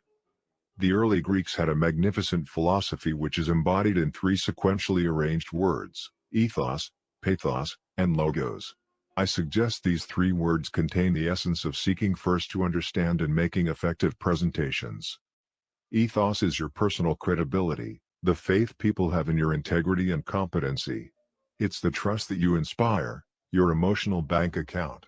Pathos is the empathic side, it's the feeling. It means that you are in alignment with the emotional thrust of another person's communication. Logos is the logic, the reasoning part of the presentation. Notice the sequence: ethos, pathos, logos, your character, and your relationships, and then the logic of your presentation. This represents another major paradigm shift. Most people, in making presentations, go straight to the logos, the left brain logic, of their ideas. They try to convince other people of the validity of that logic without first taking ethos and pathos into consideration. I had an acquaintance who was very frustrated because his boss was locked into what he felt was an unproductive leadership style. Why doesn't he do anything? He asked me. I've talked to him about it, he's aware of it, but he does nothing. Well, why don't you make an effective presentation? I asked. I did, was the reply. How do you define effective? Who do they send back to school when the salesman doesn't sell the buyer? Effective means it works. It means P/PC. Did you create the change you wanted? Did you build the relationship in the process? What were the results of your presentation? I told you, he didn't do anything. He wouldn't listen. Then make an effective presentation. You've got to empathize with his head. You've got to get into his frame of mind. You've got to make your point simply and visually and describe the alternative he is in favor of better than he can himself. That will take some homework. Are you willing to do that? Why do I have to go through all that? He asked. In other words, you want him to change his whole leadership style and you're not willing to change your method of presentation? I guess so, he replied. Well, then, I said, just smile about it and learn to live with it. I can't live with it, he said. It compromises my integrity. Okay, then get to work on an effective presentation. That's in your circle of influence. In the end, he wouldn't do it. The investment seemed too great. Another acquaintance, a university professor, was willing to pay the price. He approached me one day and said, Stephen, I can't get to first base in getting the funding I need for my research because my research is really not in the mainstream of this department's interests. After discussing his situation at some length, I suggested that he develop an effective presentation using ethos, pathos, and logos. I know you're sincere and the research you want to do would bring great benefits. Describe the alternative they are in favor of better than they can themselves. Show that you understand them in depth. Then carefully explain the logic behind your request. Well, I'll try, he said. Do you want to practice with me? I asked. He was willing, and so we dress rehearsed his approach. When he went in to make his presentation, he started by saying, Now let me see if I first understand what your objectives are, and what your concerns are about this presentation and my recommendation. He took the time to do it slowly, gradually. In the middle of his presentation, demonstrating his depth of understanding and respect for their point of view, a senior professor turned to another professor, nodded, turned back to him, and said, You've got your money. When you can present your own ideas clearly, specifically, visually, and most important, contextually in the context of a deep understanding of their paradigms and concerns, you significantly increase the credibility of your ideas. You're not wrapped up in your own thing, delivering grandiose rhetoric from a soapbox. You really understand. What you're presenting may even be different from what you had originally thought because in your effort to understand, you learned. Habit 5 lifts you to greater accuracy, greater integrity, in your presentations. And people know that. They know you're presenting the ideas that you genuinely believe, taking all known facts and perceptions into consideration, that will benefit everyone. One-on-one. Habit 5 is powerful because it is right in the middle of your circle of influence. Many factors and interdependent situations are in your circle of concern: problems, disagreements, circumstances, other people's behavior. And if you focus your energies out there, you deplete them with little positive results. But you can always seek first to understand. That's something that's within your control. And as you do that, as you focus on your circle of influence, you really, deeply understand other people. You have accurate information to work with, you get to the heart of matters quickly, you build emotional bank accounts, and you give people the psychological air they need so you can work together effectively. It's the inside-out approach. And as you do it, watch what happens to your circle of influence. Because you really listen, you become influenceable. And being influenceable is the key to influencing others. Your circle begins to expand. You increase your ability to influence many of the things in your circle of concern. And watch what happens to you. The more deeply you understand other people, the more you will appreciate them, the more reverent you will feel about them. To touch the soul of another human being is to walk on holy ground. Habit 5 is something you can practice right now. The next time you communicate with anyone, You can put aside your own autobiography and genuinely seek to understand. Even when people don't want to open up about their problems, you can be empathic. You can sense their hearts, you can sense the hurt, and you can respond. "You seem down today." They may say nothing. That's all right. You've shown understanding and respect. Don't push, be patient, be respectful. People don't have to open up verbally before you can empathize. You can empathize all the time with their behavior. You can be discerning, sensitive, and aware, and you can live outside your autobiography when that is needed. And if you're highly proactive, you can create opportunities to do preventive work. You don't have to wait until your son or daughter has a problem with school or you have your next business negotiation to seek first to understand. Spend time with your children now, one-on-one. Listen to them, understand them. Look at your home, at school life, at the challenges and the problems they're facing, through their eyes. Build the emotional bank account. Give them air. Go out with your spouse on a regular basis. Have dinner or do something together you both enjoy. Listen to each other, seek to understand. See life through each other's eyes. My daily time with Sandra is something I wouldn't trade for anything. As well as seeking to understand each other, we often take time to actually practice empathic listening skills to help us in communicating with our children. We often share our different perceptions of the situation, and we role-play more effective approaches to difficult interpersonal family problems. I may act as if I am a son or daughter requesting a special privilege even though I haven't fulfilled a basic family responsibility, and Sandra plays herself. We interact back and forth and try to visualize the situation in a very real way so that we can train ourselves to be consistent in modeling and teaching correct principles to our children. Some of our most helpful role plays come from redoing a past difficult or stressful scene in which one of us blew it. The time you invest to deeply understand the people you love brings tremendous dividends in open communication. Many of the problems that plague families and marriages simply don't have time to fester and develop. The communication becomes so open that potential problems can be nipped in the bud. And there are great reserves of trust in the emotional bank account to handle the problems that do arise. In business, you can set up one-on-one time with your employees. Listen to them, understand them. Set up human resource accounting or stakeholder information systems in your business to get honest, accurate feedback at every level, from customers, suppliers, and employees. Make the human element as important as the financial or the technical element. You save tremendous amounts of time, energy, and money when you tap into the human resources of a business at every level. When you listen, you learn. And you also give the people who work for you and with you psychological air. You inspire loyalty that goes well beyond the 8 to 5 physical demands of the job. Seek first to understand. Before the problems come up, before you try to evaluate and prescribe, before you try to present your own ideas, seek to understand. It's a powerful habit of effective interdependence.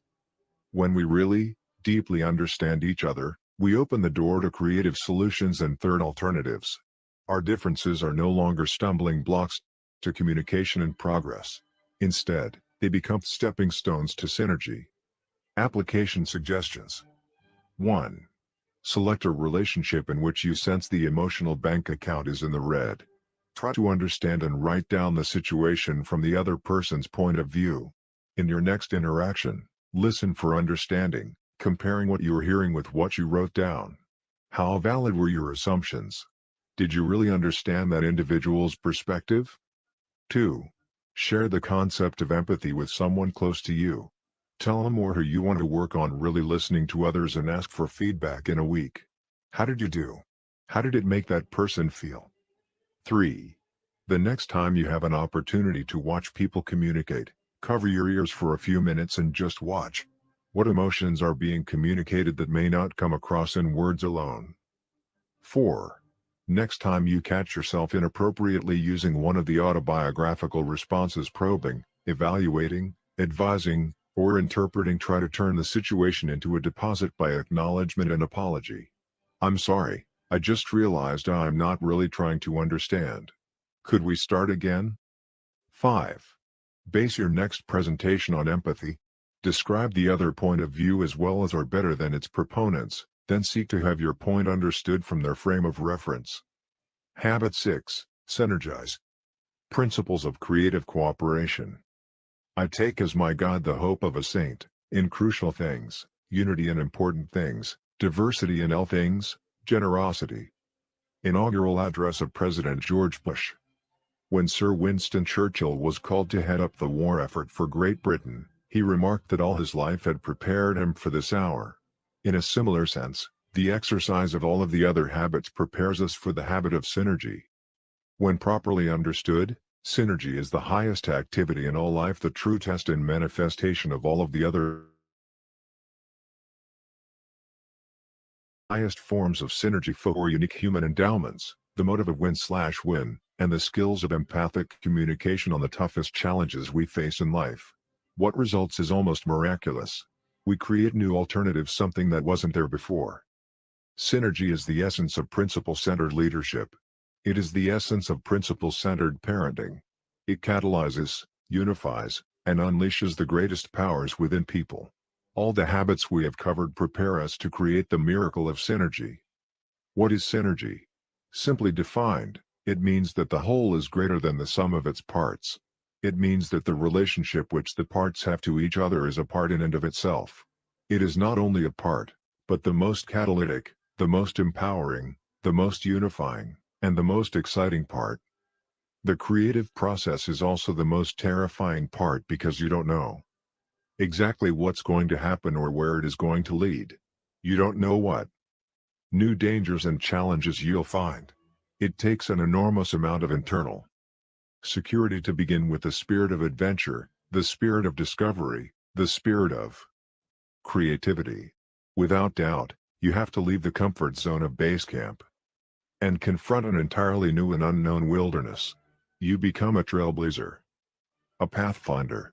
You open new possibilities, new territories, new continents, so that others can follow. Synergy is everywhere in nature. If you plant two plants close together, the roots commingle and improve the quality of the soil so that both plants will grow better than if they were separated. If you put two pieces of wood together, they will hold much more than the total of the weight held by each separately. The whole is greater than the sum of its parts. 1 + 1 = 3 or more. The challenge is to apply the principles of creative cooperation, which we learn from nature, in our social interactions. Family life provides many opportunities to observe synergy and to practice it. The very way that a man and a woman bring a child into the world is synergistic. The essence of synergy is to value differences, to respect them, to build on strengths, to compensate for weaknesses. We obviously value the physical differences between men and women, husbands and wives. But what about the social, mental, and emotional differences?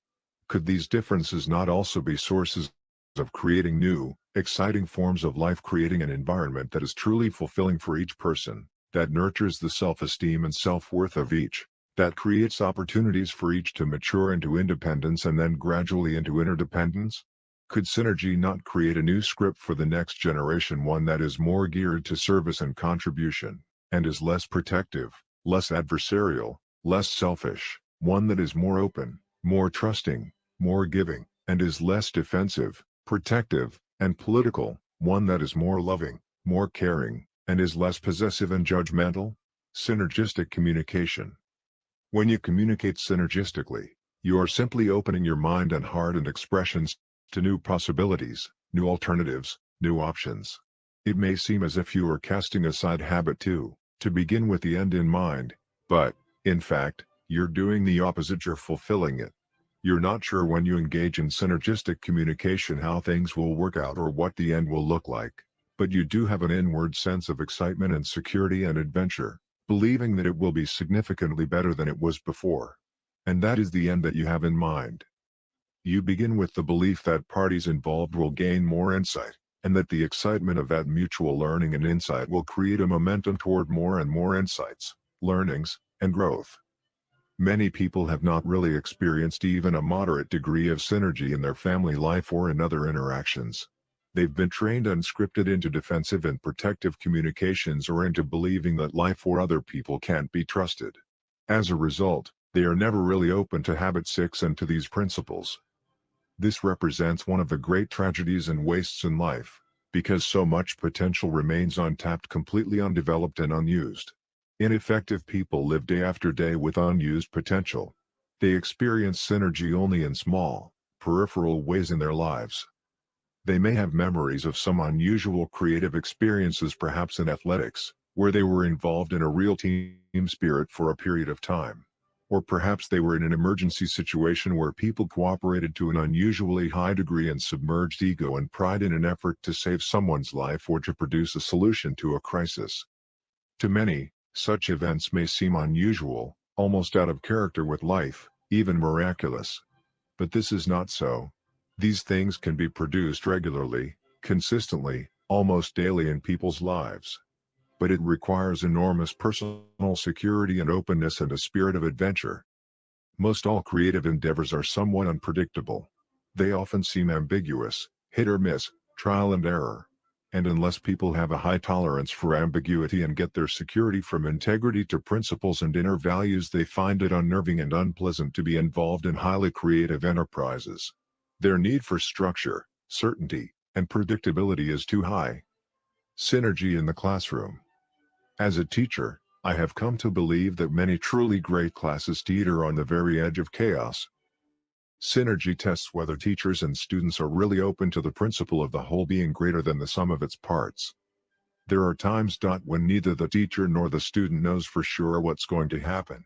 In the beginning, there's a safe environment that enables people to be really open and to learn and to listen to each other's ideas. Then comes brainstorming, where the spirit of evaluation is subordinated to the spirit of creativity, imagining, and intellectual networking. Then an absolutely unusual phenomenon begins to take place. The entire class is transformed with the excitement of a new thrust, a new idea, a new direction that's hard to define, yet it's almost palpable to the people involved. Synergy is almost as if a group collectively agrees to subordinate old scripts and to write a new one. I'll never forget a university class I taught in leadership philosophy and style. We were about 3 weeks into a semester when, in the middle of a presentation, one person started to relate some very powerful personal experiences which were both emotional and insightful. A spirit of humility and reverence fell upon the class, reverence toward this individual and appreciation for his courage. This spirit became fertile soil for a synergistic and creative endeavor. Others began to pick up on it, sharing some of their experiences and insights and even some of their self-doubts. The spirit of trust and safety prompted many to become extremely open. Rather than present what they prepared, they fed on each other's insights and ideas and started to create a whole new scenario as to what that class could mean. I was deeply involved in the process. In fact, I was almost mesmerized by it because it seemed so magical and creative. And I found myself gradually loosening up my commitment to the structure of the class and sensing entirely new possibilities. It wasn't just a flight of fancy, there was a sense of maturity and stability and substance which transcended by far the old structure and plan. We abandoned the old syllabus, the purchased textbooks and all the presentation plans, and we set up new purposes and projects and assignments. We became so excited about what was happening that in about 3 more weeks, we all sensed an overwhelming desire to share what was happening with others.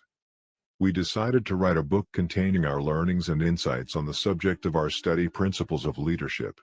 Assignments were changed, new projects undertaken, new teams formed. People worked much harder than they ever would have in the original class structure, and for an entirely different set of reasons. Out of this experience emerged an extremely unique, cohesive, and synergistic culture that did not end with the semester. For years, alumni meetings were held among members of that class. Even today, many years later, when we see each other, we talk about it and often attempt to describe what happened and why. One of the interesting things to me was how little time had transpired before there was sufficient trust to create such synergy. I think it was largely because the people were relatively mature. They were in the final semester of their senior year, and I think they wanted more than just another good classroom experience. They were hungry for something new and exciting, something that they could create that was truly meaningful. It was an idea whose time had come for them. In addition, the chemistry was right. I felt that experiencing synergy was more powerful than talking about it. that producing something new was more meaningful than simply reading something old. I've also experienced, as I believe most people have, times that were almost synergistic, times that hung on the edge of chaos and for some reason descended for it. Sadly, people who are burned by such experiences often begin their next new experience with that failure in mind. They defend themselves against it and cut themselves off from synergy. It's like administrators who set up new rules and regulations based on the abuses of a few people inside an organization, thus limiting the freedom and creative possibilities for many or business partners who imagine the worst scenarios possible and write them up in legal language, killing the whole spirit of creativity, enterprise, and synergistic possibility. As I think back on many consulting and executive education experiences, I can say that the highlights were almost always synergistic.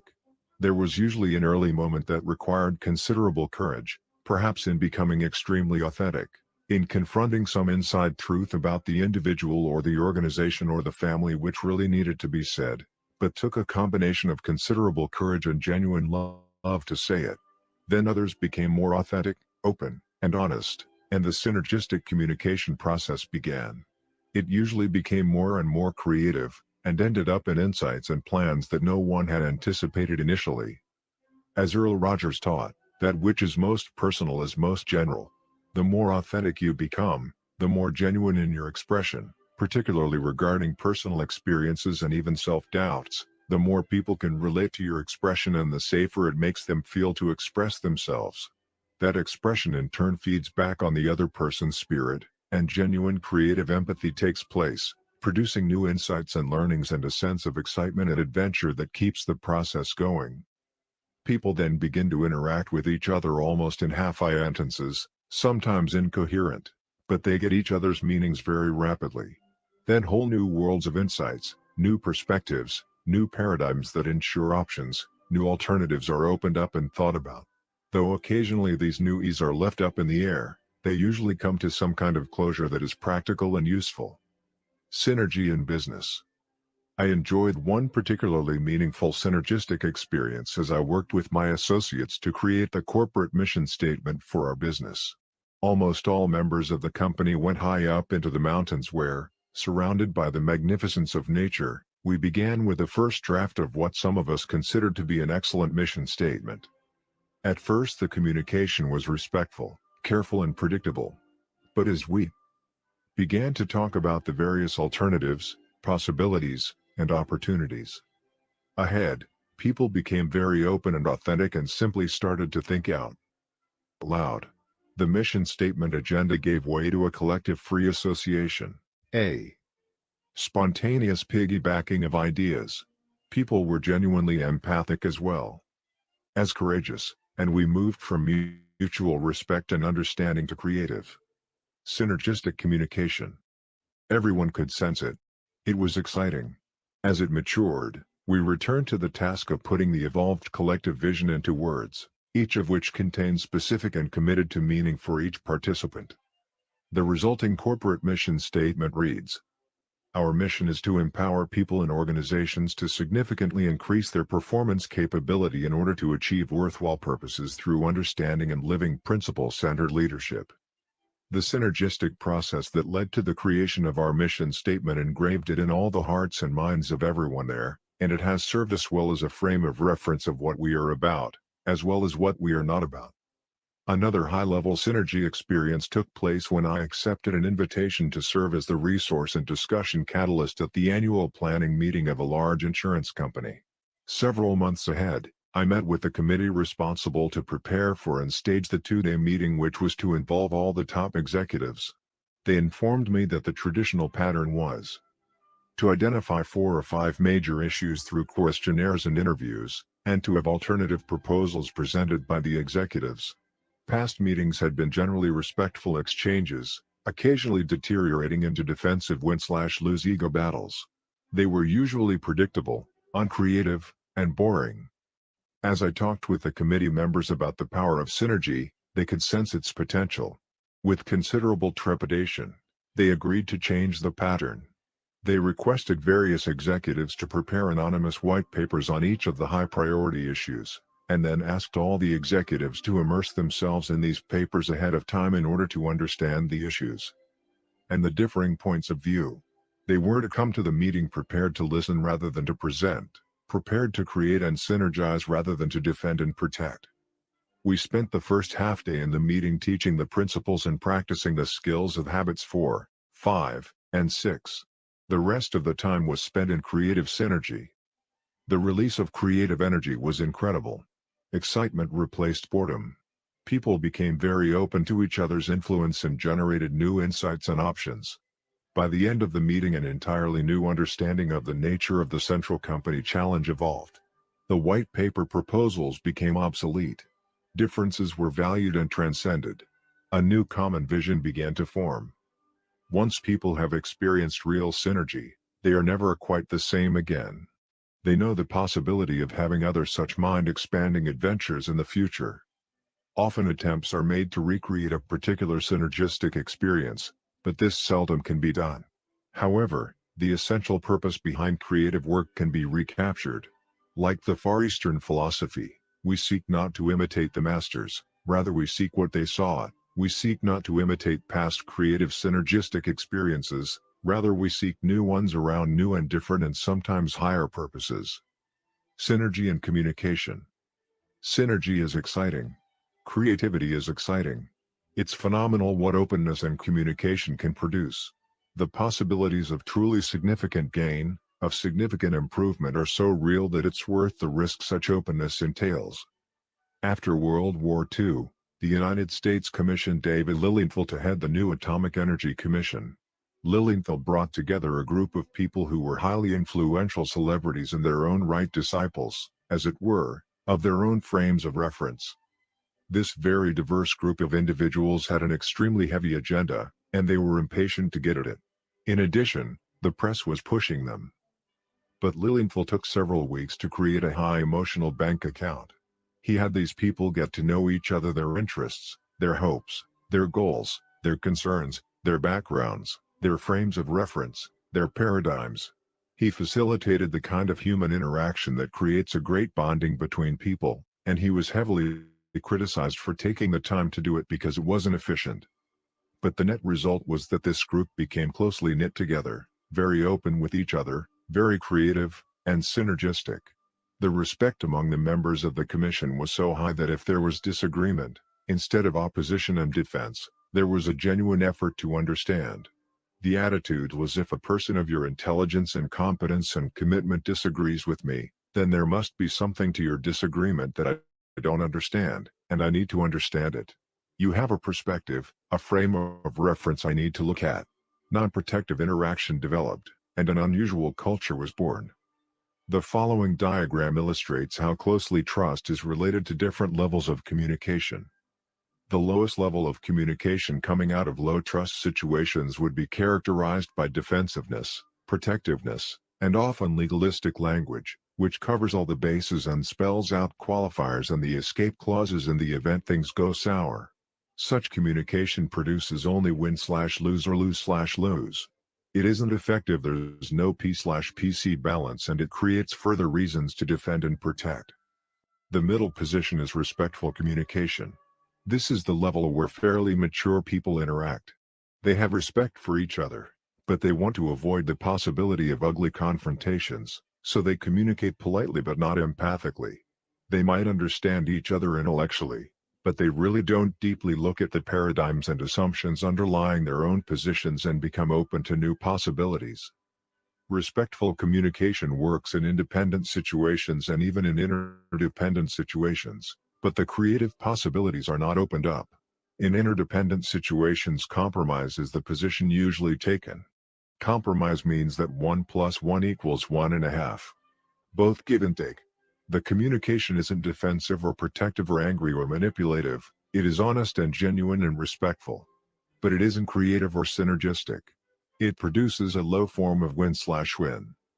Synergy means that 1 + 1 of May = 8, 16, or even 1600. The synergistic position of high trust produces solutions better than any originally proposed, and all parties know it. Furthermore, they genuinely enjoy the creative enterprise. A mini-culture is formed to satisfy in and of itself. Even if it is short-lived, the P/PC balance is there. There are some circumstances in which synergy may not be achievable and no deal isn't viable. But even in these circumstances, the spirit of sincere trying will usually result in a more effective compromise. Fishing for the third alternative. To get a better idea of how our level of communication affects our interdependent effectiveness, envision the following scenario. It's vacation time, and a husband wants to take his family out to the lake country to enjoy camping and fishing. This is important to him. He's been planning it all year. He's made reservations at a cottage on the lake and arranged to rent a boat, and his sons are really excited about going. His wife, however, wants to use the vacation time to visit her ailing mother some 250 miles away. She doesn't have the opportunity to see her very often, and this is important to her. Their differences could be the cause of a major negative experience. The plans are set. The boys are excited. We should go on the fishing trip, he says. But we don't know how much longer my mother will be around, and I want to be by her, she replies. This is our only opportunity to have enough time to do that. All year long we've looked forward to this one-week vacation. The boys would be miserable sitting around grandmother's house for a week. They'd drive everybody crazy. Besides, your mother's not that sick. And she has your sister less than a mile away to take care of her. She's my mother, too. I want to be with her. You could phone her every night. And we're planning to spend time with her at the Christmas family reunion. Remember? That's not for 5 more months. We don't even know if she'll still be here by then. Besides, she needs me, and she wants me. She's being well taken care of. Besides, the boys and I need you, too. My mother is more important than fishing. Your husband and sons are more important than your mother.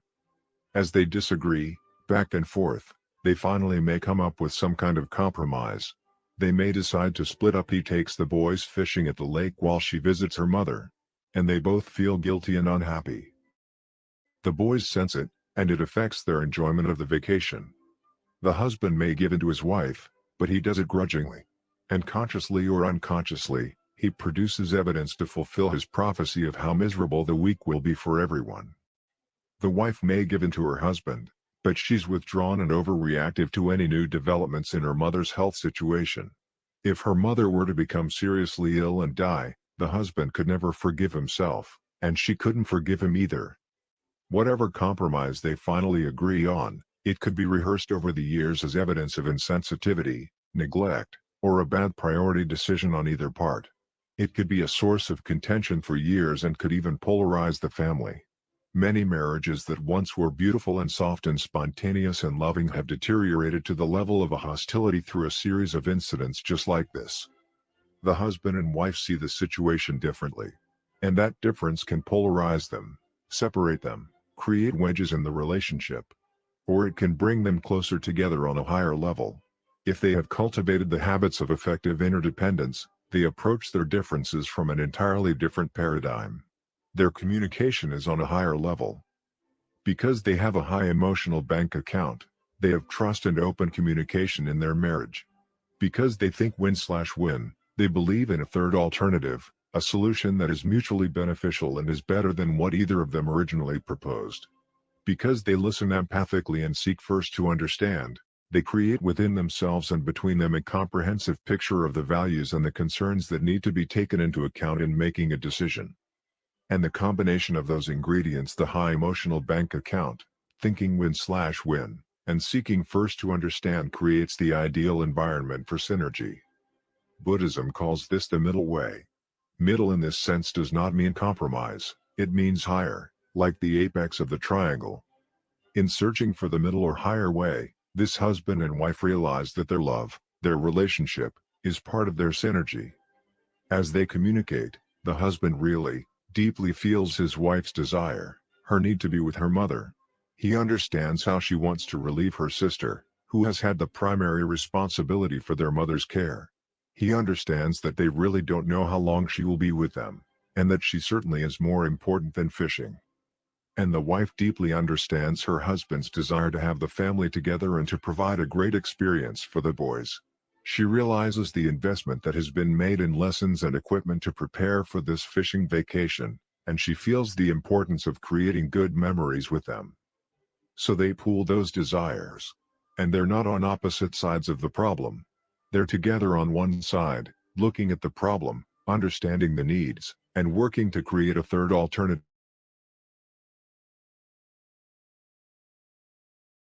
Arrange another time within the mother, he suggests. I could take over the home responsibilities for the weekend and arrange for some help at the first of the week so that you could go. I know it's important to you to have that time.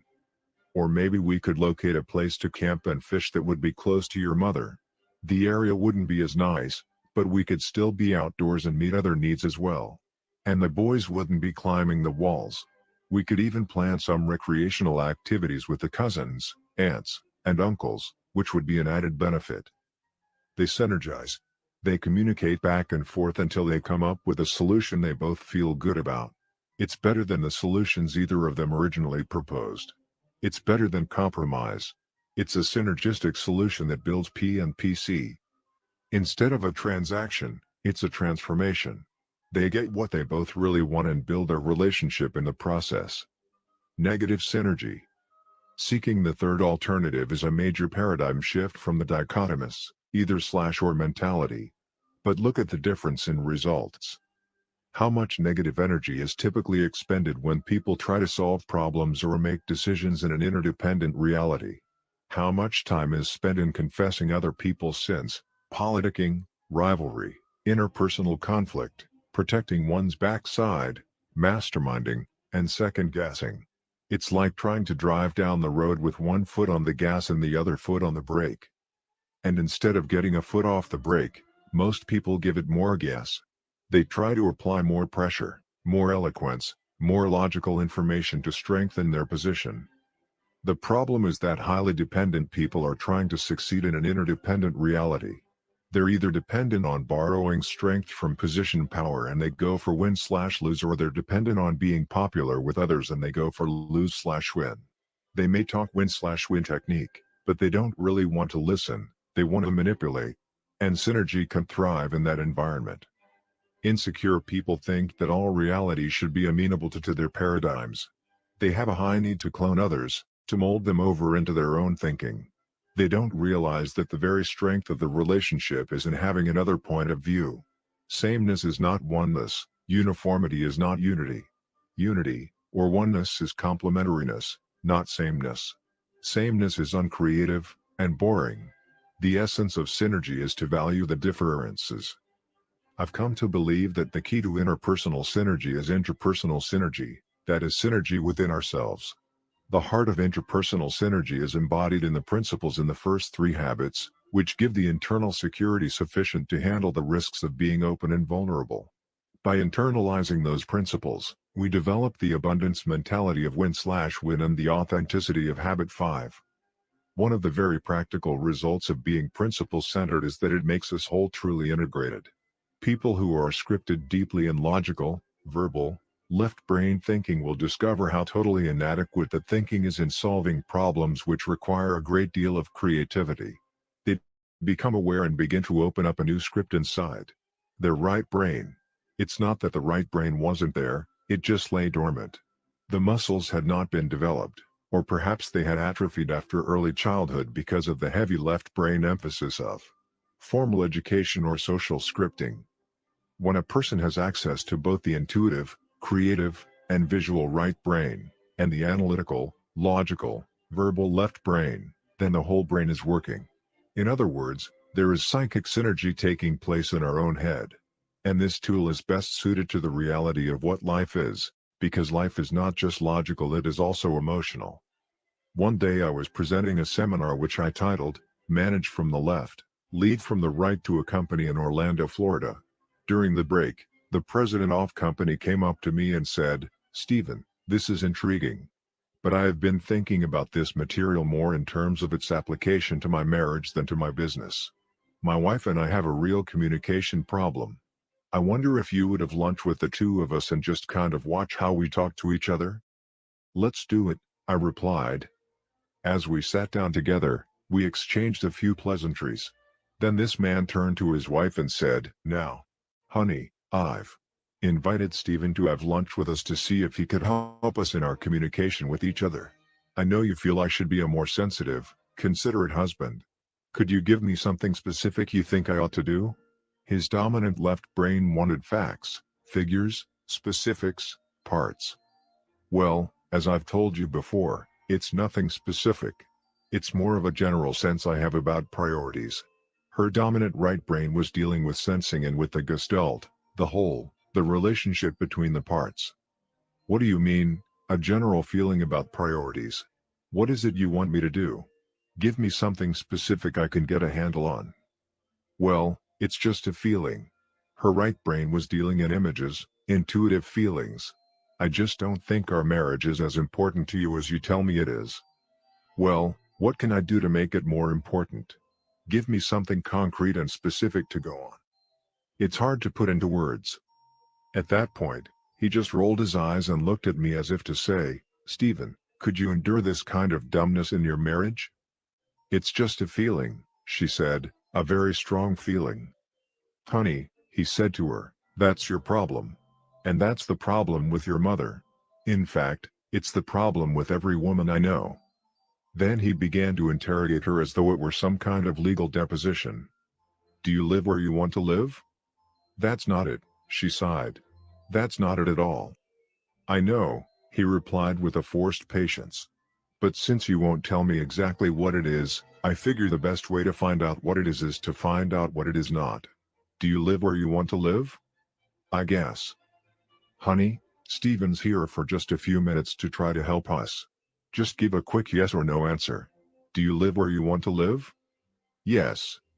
"Okay. That's settled. Do you have the things you want to have?" "Yes." "All right. Do you do the things you want to do?" This went on for a little while, and I could see I wasn't helping at all. So I intervened and said, "Is this kind of how it goes in your relationship?"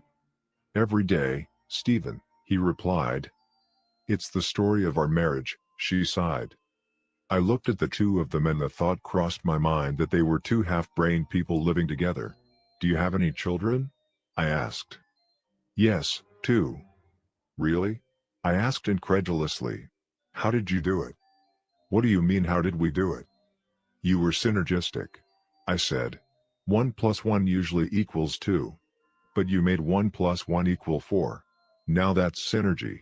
The whole is greater than the sum of the parts. So how did you do it?" "You know how we did it," he replied. "You must have valued the differences," I exclaimed. "Valuing the differences." Valuing the differences is the essence of synergy, the mental, the emotional, the psychological differences between people. And the key to valuing those differences is to realize that all people see the world, not as it is, but as they are. If I think I see the world as it is, why would I want to value the differences? Why would I even want to bother with someone who's off track? My paradigm is that I am objective. I see the world as it is. Everyone else is buried by the minutiae, but I see the larger picture. That's why they call me a supervisor. I have supervision. If that's my paradigm, then I will never be effectively interdependent, or even effectively independent, for that matter. I will be limited by the paradigms of my own conditioning.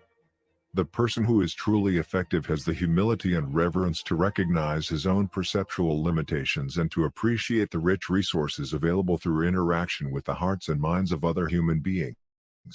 That person values the differences because those differences add to his knowledge, to his understanding of reality.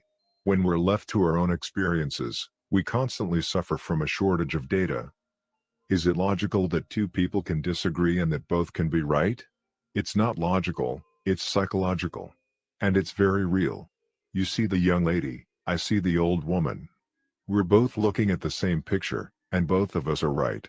We see the same black lines, the same white spaces. But we interpret them differently because we've been conditioned to interpret them differently.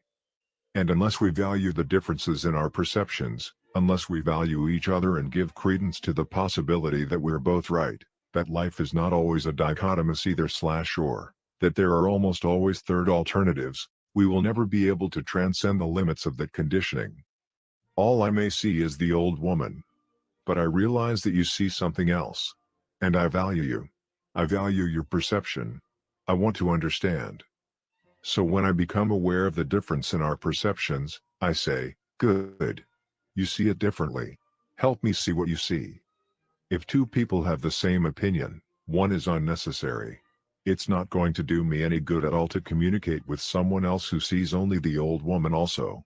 I don't want to communicate, with someone who agrees with me. I want to communicate with you because you see it differently. I value that difference. By doing that, I not only increase my own awareness, I also affirm you. I give you psychological air.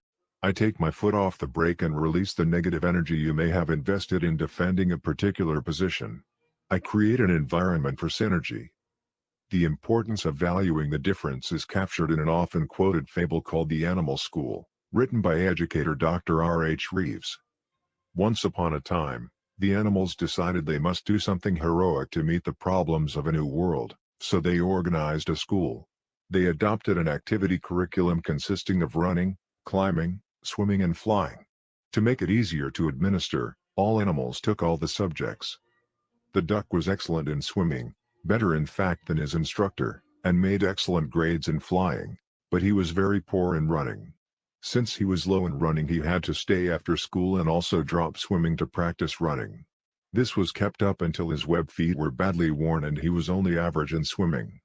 But average was acceptable in school, so nobody worried about that except the duck. The rabbit started at the top of the class in running, but had a nervous breakdown because of so much makeup in swimming. The squirrel was excellent in climbing until he developed frustrations in the flying class where his teacher made him start from the ground up instead of from the treetop down. He also developed Charlie horses from overexertion and he got a C in climbing and a D in running. The eagle was a problem child and had to be disciplined severely. In climbing class he beat all the others to the top of the tree, but insisted on using his own way of getting there.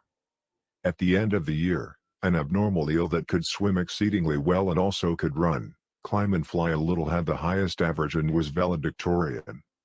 The prairie dogs stayed out of school and fought the tax levy because the administration would not add digging and burrowing to the curriculum. They apprenticed their children to the badger and later joined the groundhogs and gophers to start a successful private school. Force field analysis. In an interdependent situation, synergy is particularly powerful in dealing with negative forces that work against growth and change. Sociologist Kurt Lewin developed a force field analysis model in which he described any current level of performance or being as a state of equilibrium between the driving forces that encourage upward movement and the restraining forces that discourage it. Driving forces generally are positive, reasonable, logical, conscious, and economic. In juxtaposition, restraining forces are often negative, emotional, illogical, unconscious, and social/psychological. Both sets of forces are very real and must be taken into account in dealing with change. In a family, for example, you have a certain climate in the home, a certain level of positive or negative interaction, of feeling safe or unsafe in expressing feelings or talking about concerns, of respect or disrespect in communication among family members. You may really want to change that level. You may want to create a climate that is more positive, more respectful, more open and trusting. Your logical reasons for doing that are the driving forces that act to raise the level. But increasing those driving forces is not enough. Your efforts are opposed by restraining forces, by the competitive spirit between children and the family, by the different scripting of home life you and your spouse have brought to the relationship, by habits that have developed in the family, by work or other demands on your time and energies. Increasing the driving forces may bring results for a while. But as long as the restraining forces are there, it becomes increasingly harder. It's like pushing against a spring. The harder you push, the harder it is to push until the force of the spring suddenly thrusts the level back down. The resulting up and down yo-yo effect causes you to feel, after several attempts, that people are just the way they are and that it's too difficult to change. But when you introduce synergy, you use the motive of habit 4, the skill of habit 5, and the interaction of habit 6 to work directly on the restraining forces. You create an atmosphere in which it is safe to talk about these forces. You unfreeze them, loosen them up, and create new insights that actually transform those restraining forces into driving ones. You involve people in the problem, immerse them in it, so that they soak it in and feel it as their problem, and they tend to become an important part of the solution. As a result, new goals, shared goals, are created, and the whole enterprise moves upward, often in ways that no one could have anticipated. And the excitement contained within that movement creates a new culture. The people involved in it are enmeshed in each other's humanity and empowered by new, fresh thinking, by new creative alternatives and opportunities. I've been involved several times in negotiations between people who were angry at each other and hired lawyers to defend their positions. And all that did was to exacerbate the problem because the interpersonal communication deteriorated as it went through the legal process. But the trust level was so low the parties felt they had no other alternative than to take the issues to court. Would you be interested in going for a win-win solution that both parties feel really good about? I would ask. The response was usually affirmative, but most people didn't really think it was possible. If I can get the other party to agree, would you be willing to start the process of really communicating with each other? Again, the answer was usually yes. The results in almost every case have been astounding. Problems that had been legally and psychologically wrangled about for months have been settled in a matter of a few hours or days. Most of the solutions weren't the courthouse compromise solutions, either. They were synergistic, better than the solutions proposed independently by either party. And, in most cases, the relationships continued even though it had appeared in the beginning that the trust level was so low and the rupture in the relationships so large as to be almost irreparable. At one of our development programs, an executive reported a situation where a manufacturer was being sued by a longtime industrial customer for lack of performance. Both parties felt totally justified in the rightness of their position and perceived each other as unethical and completely untrustworthy. As they began to practice Habit 5, two things became clear. First, early communication problems resulted in a misunderstanding which was later exacerbated by accusations and counter-accusations. Second, both were initially acting in good faith and didn't like the cost and hassle of a legal fight, but saw no other way out.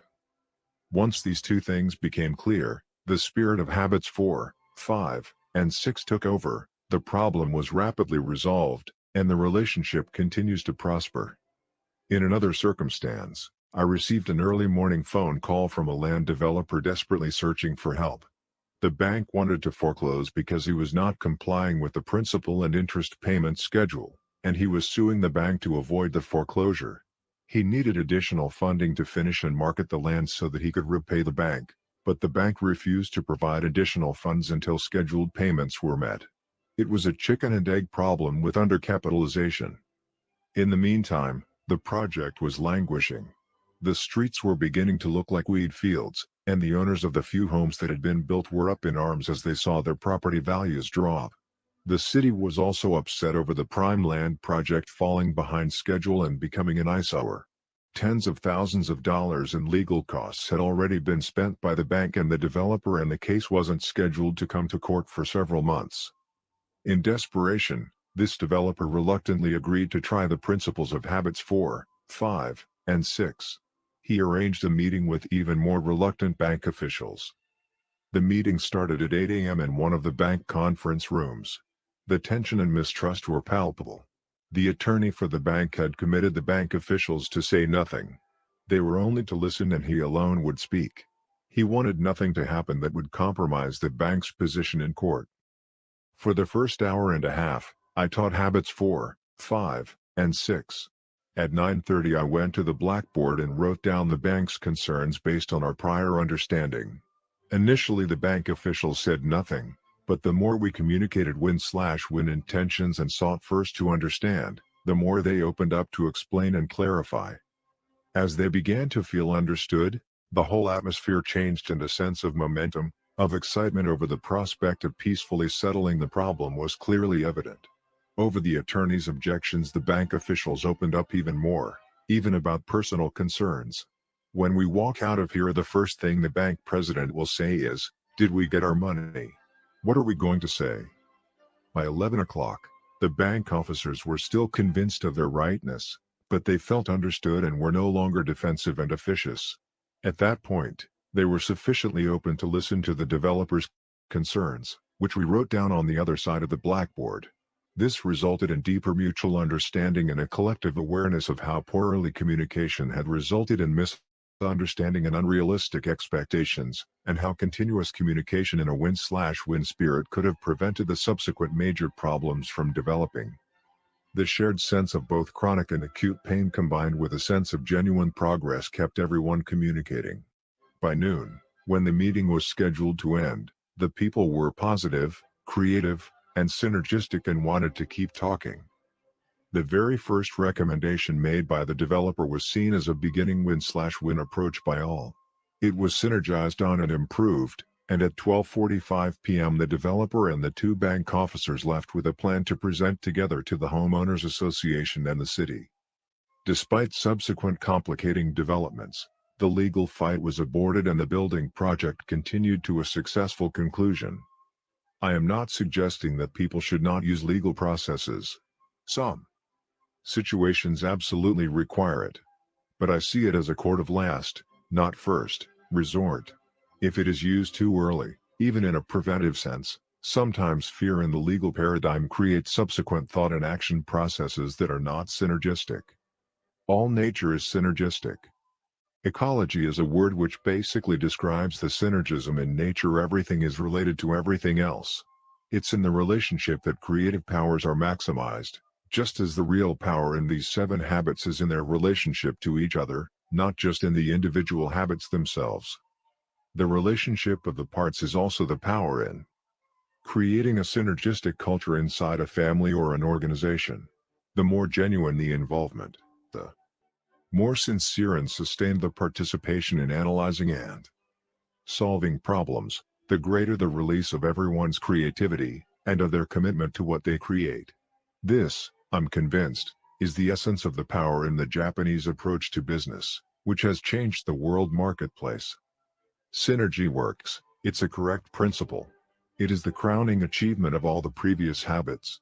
It is effectiveness in an interdependent reality. It is teamwork, team building, the development of unity and creativity with other human beings. Although you cannot control the paradigms of others in an interdependent interaction or the synergistic process itself, a great deal of synergy is within your circle of influence. Your own internal synergy is completely within the circle. You can respect both sides of your own nature, the analytical side and the creative side. You can value the difference between them and use that difference to catalyze creativity. You can be synergistic within yourself even in the midst of a very adversarial environment. You don't have to take insults personally. You can sidestep negative energy. You can look for the good in others and utilize that good, as different as it may be, to improve your point of view and to enlarge your perspective. You can exercise the courage in interdependent situations to be open, to express your ideas, your feelings, and your experiences in a way that will encourage other people to be open also. You can value the difference in other people. When someone disagrees with you, you can say, "Good. You see it differently." You don't have to agree with them, you can simply affirm them. And you can seek to understand. When you see only 2 alternatives, yours and the wrong one, you can look for a synergistic third alternative. There's almost always a third alternative, and if you work with a win-slash-win philosophy and really seek to understand, you usually can find a solution that will be better for everyone concerned. Application suggestions. 1. Think about a person who typically sees things differently than you do. Consider ways in which those differences might be used as stepping stones to third alternative solutions. Perhaps you could seek out his or her views on a current project or problem, valuing the different views you are likely to hear. 2. Make a list of people who irritate you. Do they represent different views that could lead to synergy if you had great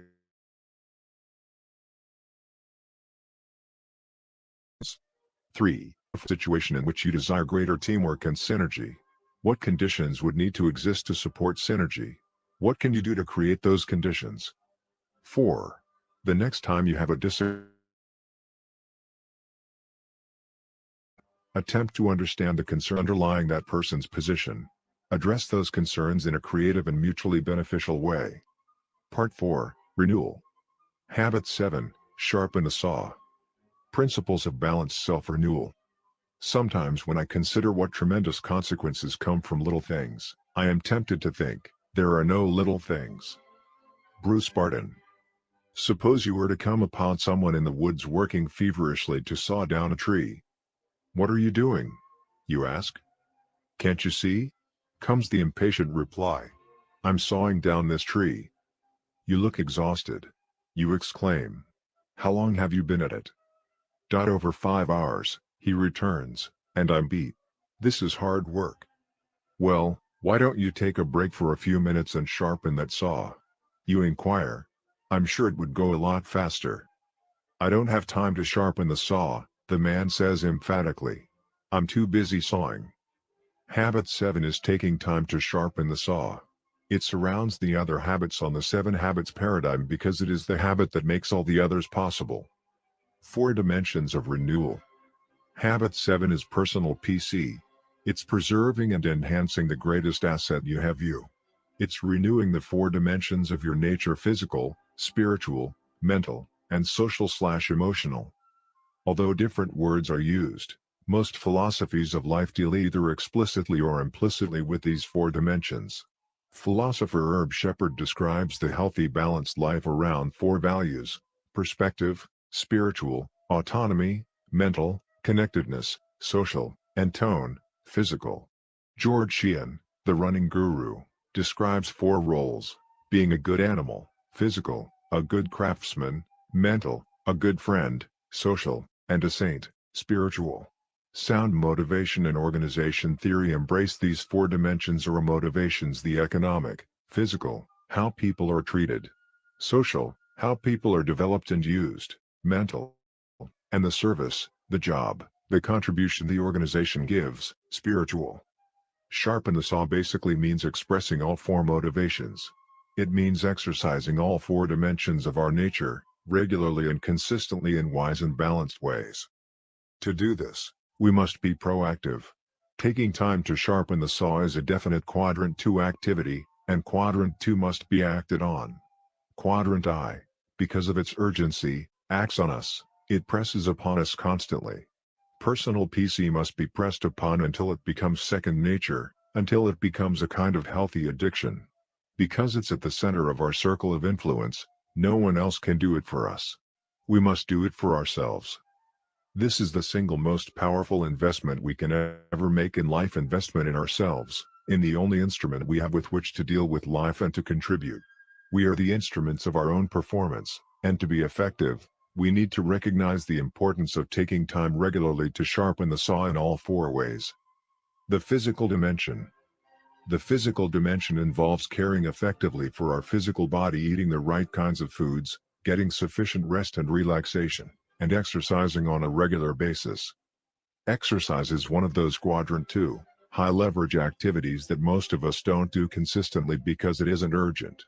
And because we don't do it, sooner or later we find ourselves in Quadrant I, dealing with the health problems and crises that come as a natural result of our neglect.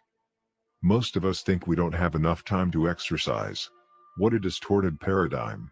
We don't have time not to. We're talking about 3 to 6 hours a week, or a minimum of 30 minutes a day, every other day. That hardly seems an inordinate amount of time considering the tremendous benefits in terms of the impact on the other 162 to 165 hours of the week. And you don't need any special equipment to do it. If you want to go to a gym or a spa to use the equipment or enjoy some skill sports such as tennis or racquetball, that's an added opportunity. But it isn't necessary to sharpen the saw. A good exercise program is one that you can do in your own home, and one that will build your body in 3 areas: endurance, flexibility, and strength.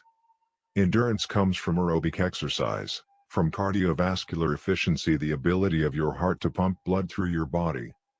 Although the heart is a muscle, it cannot be exercised directly. It can only be exercised through the large muscle groups, particularly the leg muscles. That's why exercises like rapid walking, running, biking, swimming, cross-country skiing, and jogging are so beneficial. You are considered minimally fit if you can increase your heart rate to at least 100 beats per minute and keep it at that level for 30 minutes. Ideally, you should try to raise your heart rate to at least 60% of your maximum pulse rate, the top speed your heart can beat and still pump blood through your body.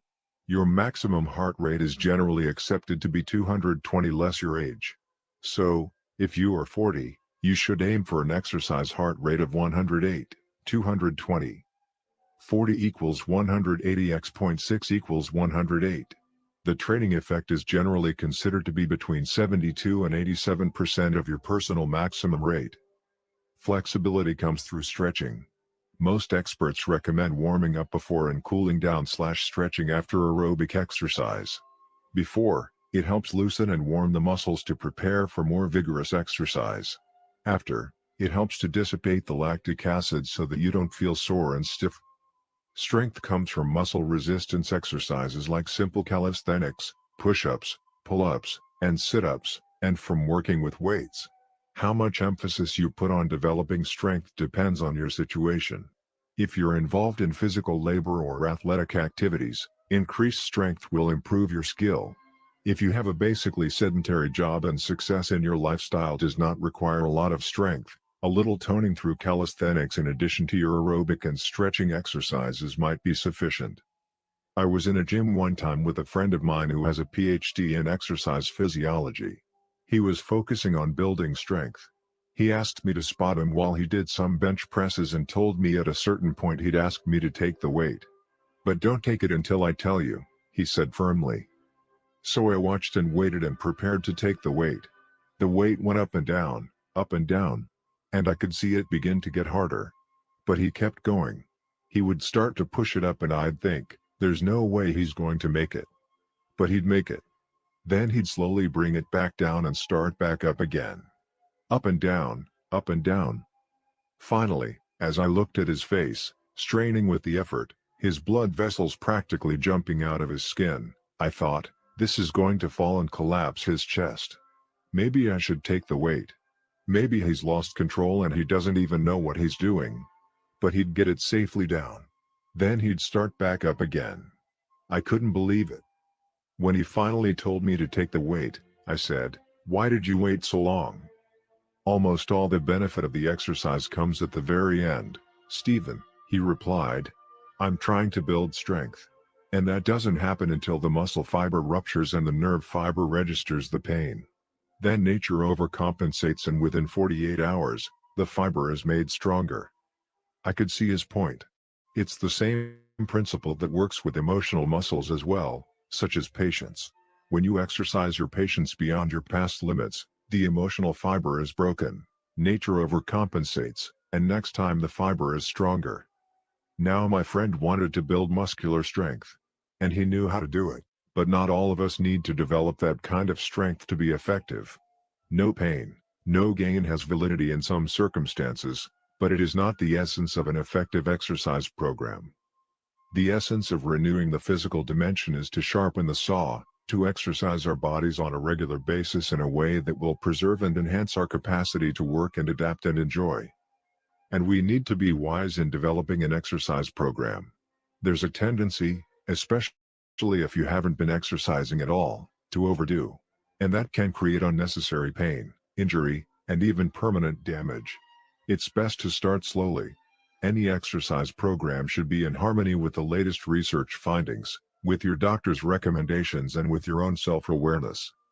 If you haven't been exercising, your body will undoubtedly protest this change in its comfortable downhill direction. You won't like it at first. You may even hate it. But be proactive. Do it anyway. Even if it's raining on the morning you scheduled to jog, do it anyway. Oh good. It's raining. I get to develop my willpower as well as my body. You're not dealing with quick fix, you're dealing with a quadrant 2 activity that will bring phenomenal long-term results. Ask anyone who has done it consistently.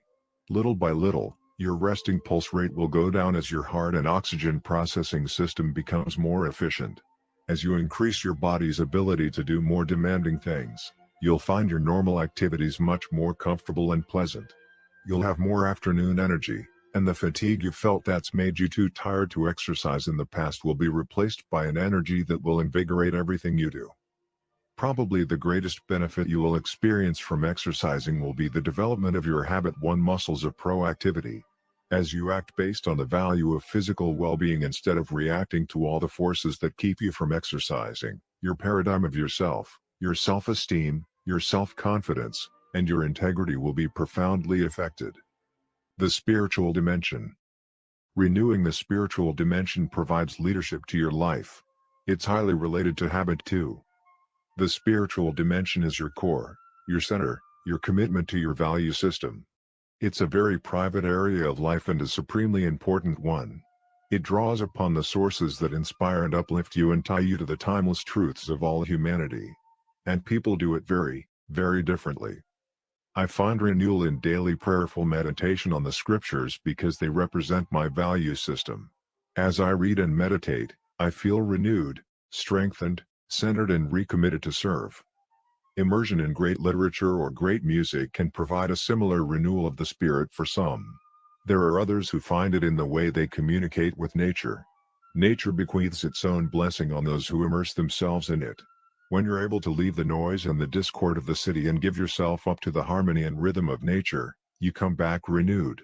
For a time, you're undisturbable, almost unflappable, until gradually the noise and the discord from outside start to invade that sense of inner peace. Arthur Gordon shares a wonderful, intimate story of his own spiritual renewal in a little story called The Turn of the Tide. It tells of a time in his life when he began to feel that everything was stale and flat. His enthusiasm waned, his writing efforts were fruitless, and the situation was growing worse day by day. Finally, he determined to get help from a medical doctor. Observing nothing physically wrong, the doctor asked him if he would be able to follow his instructions for one day. When Gordon replied that he could, the doctor told him to spend the following day in the place where he was happiest as a child. He could take food, but he was not to talk to anyone or to read or write or listen to the radio. He then wrote out 4 prescriptions and told him to open one at 9, 12, 3, and 6 o'clock. "Are you serious?" Gordon asked him. "You won't think I'm joking when you get my bill," was the reply. So the next morning, Gordon went to the beach. As he opened the first prescription, he read "Listen carefully." He thought the doctor was insane. How could he listen for 3 hours? But he had agreed to follow the doctor's orders, so he listened. He heard the usual sounds of the sea and the birds. After a while, he could hear the other sounds that weren't so apparent at first. As he listened, he began to think of lessons the sea had taught him as a child: patience, respect, and awareness of the interdependence of things. He began to listen to the sounds and the silence and to feel a growing peace. At noon, he opened the second slip of paper and "Try reaching back." Reaching back to what? He wondered. Perhaps to childhood, perhaps to memories of happy times. He thought about his past, about the many little moments of joy. He tried to remember them with exactness. And in remembering, he found a growing warmth inside. At 3 o'clock, he opened the third piece of paper. Until now, the prescriptions had been easy to take. But this one was different. It said, "Examine your motives." At first he was defensive. He thought about what he wanted: success, recognition, security, and he justified them all. But then the thought occurred to him that those motives weren't good enough, and that perhaps therein was the answer to his stagnant situation. He considered his motives deeply. He thought about past happiness. And at last, the answer came to him. In a flash of certainty, he wrote, "I saw that if one's motives are wrong, nothing can be right. It makes no difference whether you are a mailman, a hairdresser, an insurance salesman, a housewife, whatever.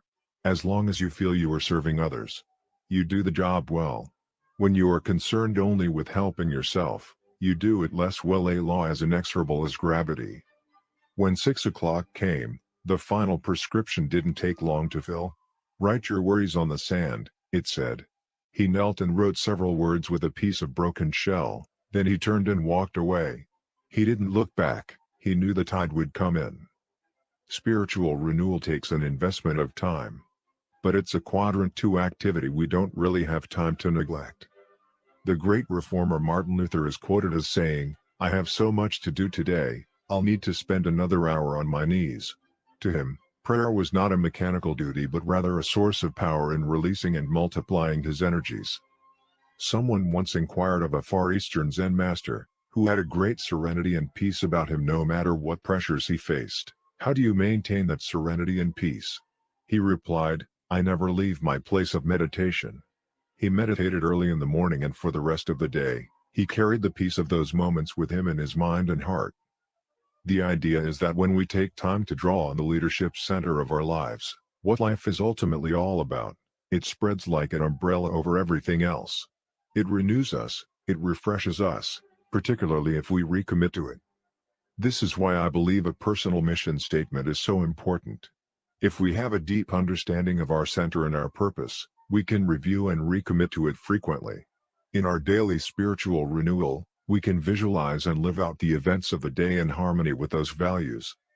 Religious leader David O. McKay taught, "The greatest battles of life are fought out daily in the silent chambers of the soul." If you win the battles there, if you settle the issues that inwardly conflict, you feel a sense of peace, a sense of knowing what you're about. And you'll find that the public victories where you tend to think cooperatively, to promote the welfare and good of other people, and to be genuinely happy for other people's successes will follow naturally. The mental dimension.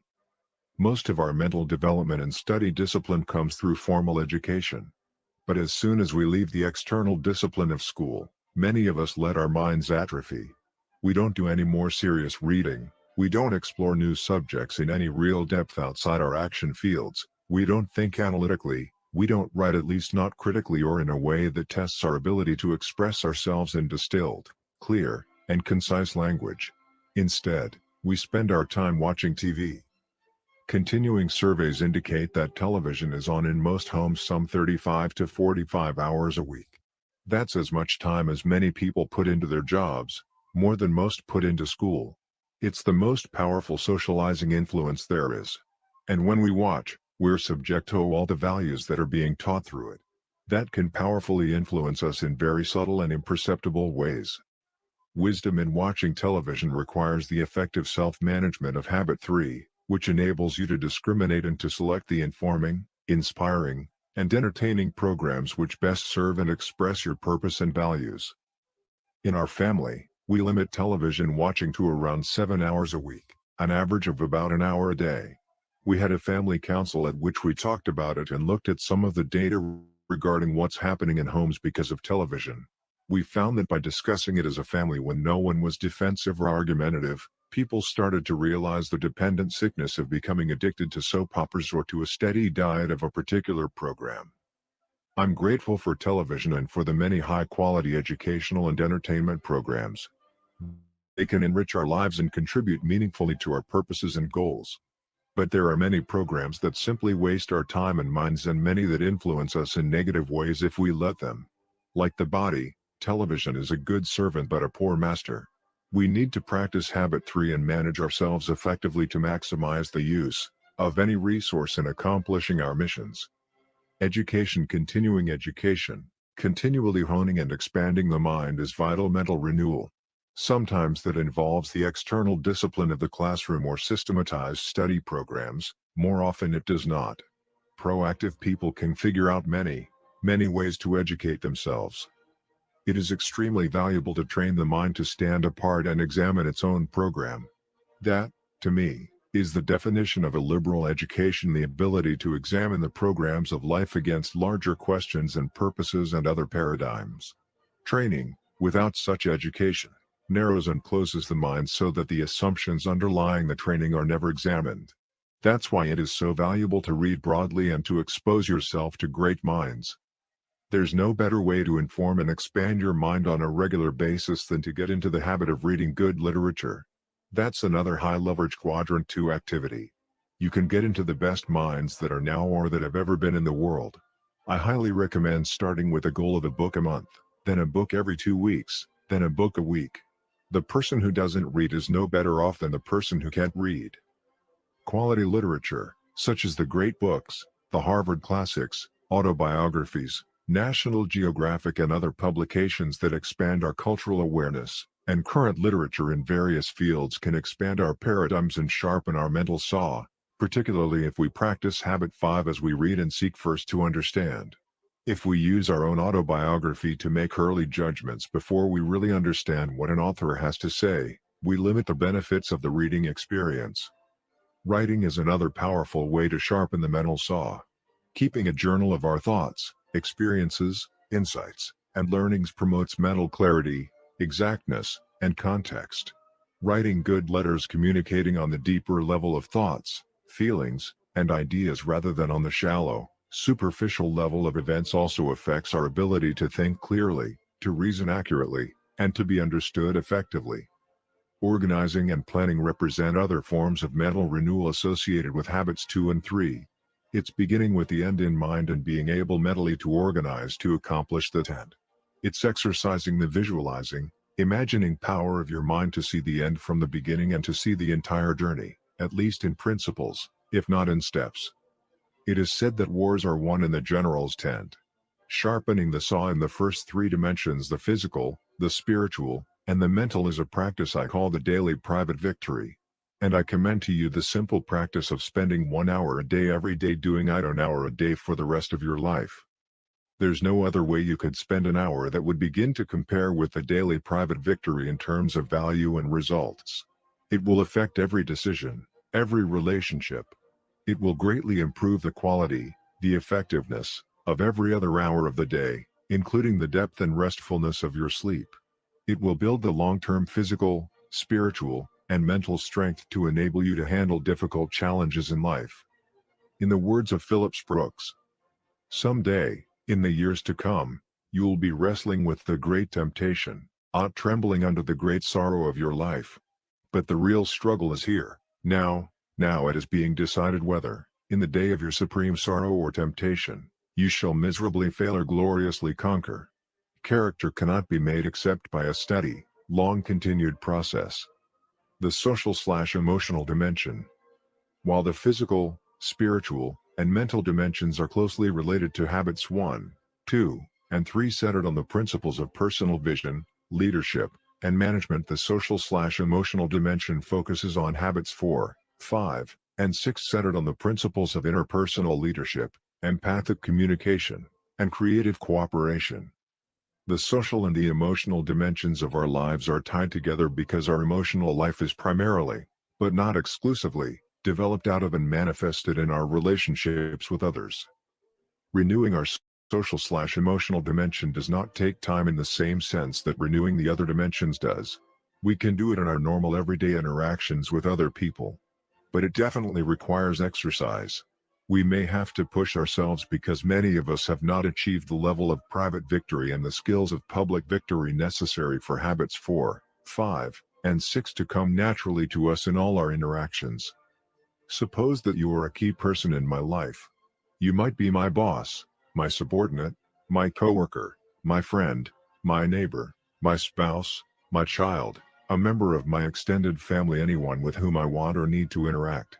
Suppose we need to communicate together, to work together, to discuss a jugular issue, to accomplish a purpose or solve a problem. But we see things differently, we're looking through different glasses. You see the young lady, and I see the old woman. So I practice habit 4. I come to you and I say, I can see that we're approaching this situation differently. Why don't we agree to communicate until we can find a solution we both feel good about? Would you be willing to do that? Most people would be willing to say yes to that. Then I move to habit 5. Let me listen to you first. Instead of listening with intent to reply, I listen empathically in order to deeply, thoroughly understand your paradigm. When I can explain your point of view as well as you can, then I focus on communicating my point of view to you so that you can understand it as well. Based on the commitment to search for a solution that we both feel good about and a deep understanding of each other's points of view, we move to habit 6. We work together to produce third alternative solutions to our differences that we both recognize are better than the ones either you or I proposed initially. Success in habits 4, 5, and 6 is not primarily a matter of intellect, it's primarily a matter of emotion. It's highly related to our sense of personal security. If our personal security comes from sources within ourselves, then we have the strength to practice the habits of public victory.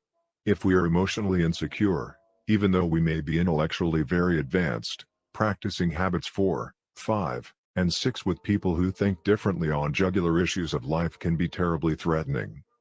Where does intrinsic security come from? It doesn't come from what other people think of us or how they treat us. It doesn't come from the scripts they've handed us. It doesn't come from our circumstances or our position. It comes from within.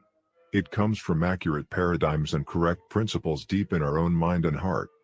It comes from inside-out congruence, from living a life of integrity in which our daily habits reflect our deepest values. I believe that a life of integrity is the most fundamental source of personal worth. I do not agree with the popular success literature that says that self-esteem is primarily a matter of mindset, of attitude that you can psych yourself into peace of mind. Peace of mind comes when your life is in harmony with true principles and values and in no other way. There is also the intrinsic security that comes as a result of effective interdependent living. There is security in knowing that win/win solutions do exist, that life is not always either/or, that there are almost always mutually beneficial third alternatives.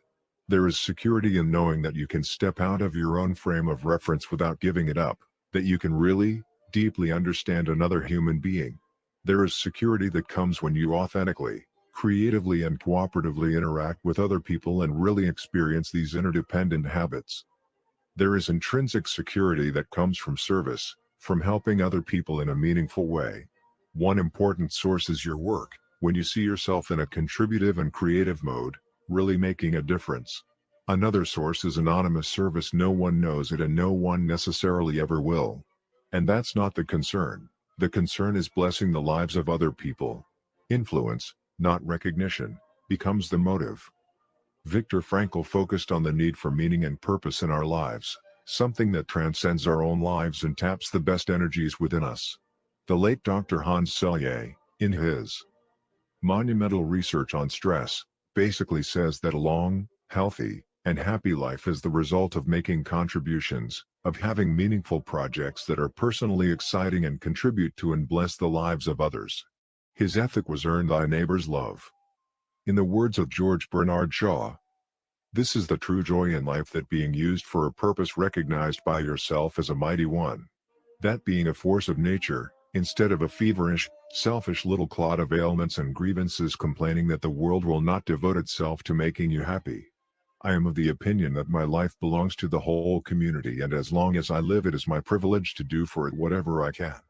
I want to be thoroughly used up when I die. For the harder I work, the more I live. I rejoice in life for its own sake. Life is no brief candle to me. It's a sort of splendid torch which I've got to hold up for the moment, and I want to make it burn as brightly as possible before handing it on to future generations. And Eldon Tanner has said, service is the rent we pay for the privilege of living on this earth. And there are so many ways to serve. Whether or not we belong to a church or service organization or have a job that provides meaningful service opportunities, not a day goes by that we can't at least serve one other human being by making deposits of unconditional love. Scripting others. Most people are a function of the social mirror, scripted by the opinions, the perceptions, the paradigms of the people around them. As interdependent people, you and I come from a paradigm which includes the realization that we are a part of that social mirror. We can choose to reflect back to others a clear, undistorted vision of themselves. We can affirm their proactive nature and treat them as responsible people. We can help script them as principle-centered, value-based, independent, worthwhile individuals. And, with the abundance mentality, we realize that giving a positive reflection to others in no way diminishes us. It increases us because it increases the opportunities for effective interaction with other proactive people. At some time in your life, you probably had someone believe in you when you didn't believe in yourself. They scripted you. Did that make a difference in your life? What if you were a positive scripter, an affirmer, of other people? When they're being directed by the social mirror to take the lower path, you inspire them toward a higher path because you believe in them. You listen to them and empathize with them. You don't absolve them of responsibility, you encourage them to be proactive. Perhaps you are familiar with the musical, Man of La Mancha. It's a beautiful story about a medieval knight who meets a woman of the street, a prostitute. She's being validated in her lifestyle by all of the people in her life. But this poet knight sees something else in her, something beautiful and lovely. He also sees her virtue, and he affirms it, over and over again. He gives her a new name, Dulcinea, a new name associated with a new paradigm. At first, she utterly denies it. Her old scripts are overpowering. She writes him off as a wild-eyed fantasizer. But he is persistent. He makes continual deposits of unconditional love, and gradually it penetrates her scripting. It goes down into her true nature, her potential, and she starts to respond. Little by little, she begins to change her lifestyle. She believes it and she acts from her new paradigm, to the initial dismay of everyone else in her life. Later, when she begins to revert to her old paradigm, he calls her to his deathbed and sings that beautiful song, The Impossible Dream, looks her in the eyes, and whispers, "Never forget, your Dulcinea." One of the Dossi stories in the field of self-fulfilling prophecies is of a computer in England that was accidentally programmed incorrectly. In academic terms, it labeled a class of bright kids dumb kids and a class of supposedly dumb kids bright.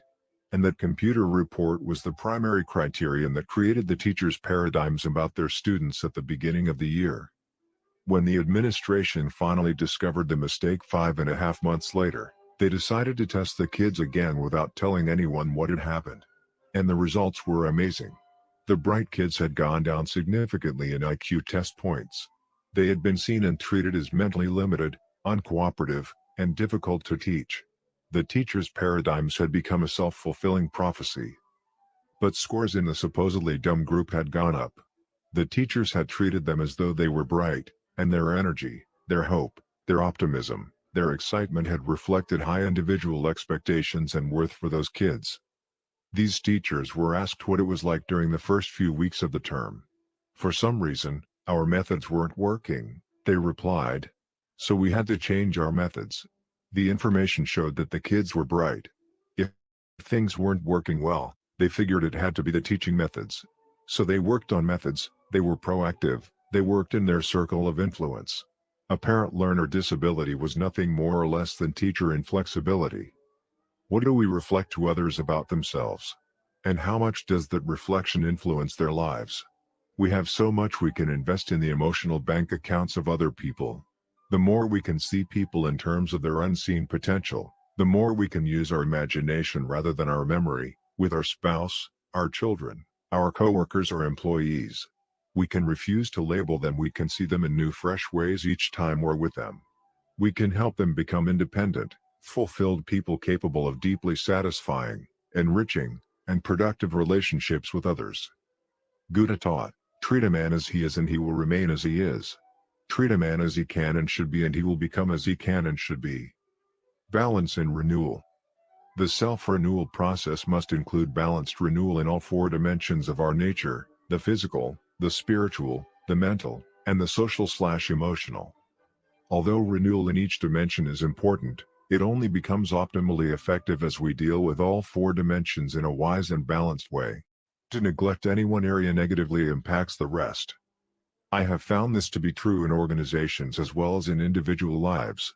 In an organization, the physical dimension is expressed in economic terms. The mental or psychological dimension deals with the recognition, development, and use of talent. The social/emotional dimension has to do with human relations, with how people are treated. And the spiritual dimension deals with finding meaning through purpose or contribution and through organizational integrity. When an organization neglects any one or more of these areas, it negatively impacts the entire organization. The creative energies that could result in tremendous, positive synergy are instead used to fight against the organization and become restraining forces to growth and productivity. I have found organizations whose only thrust is economic to make money. They usually don't publicize that purpose. They sometimes even publicize something else. But in their hearts, their only desire is to make money. Whenever I find this, I also find a great deal of negative synergy in the culture, generating such things as interdepartmental rivalries, defensive and protective communication, politicking, and masterminding. We can't effectively thrive without making money, but that's not sufficient reason for organizational existence. We can't live without eating, but we don't live to eat.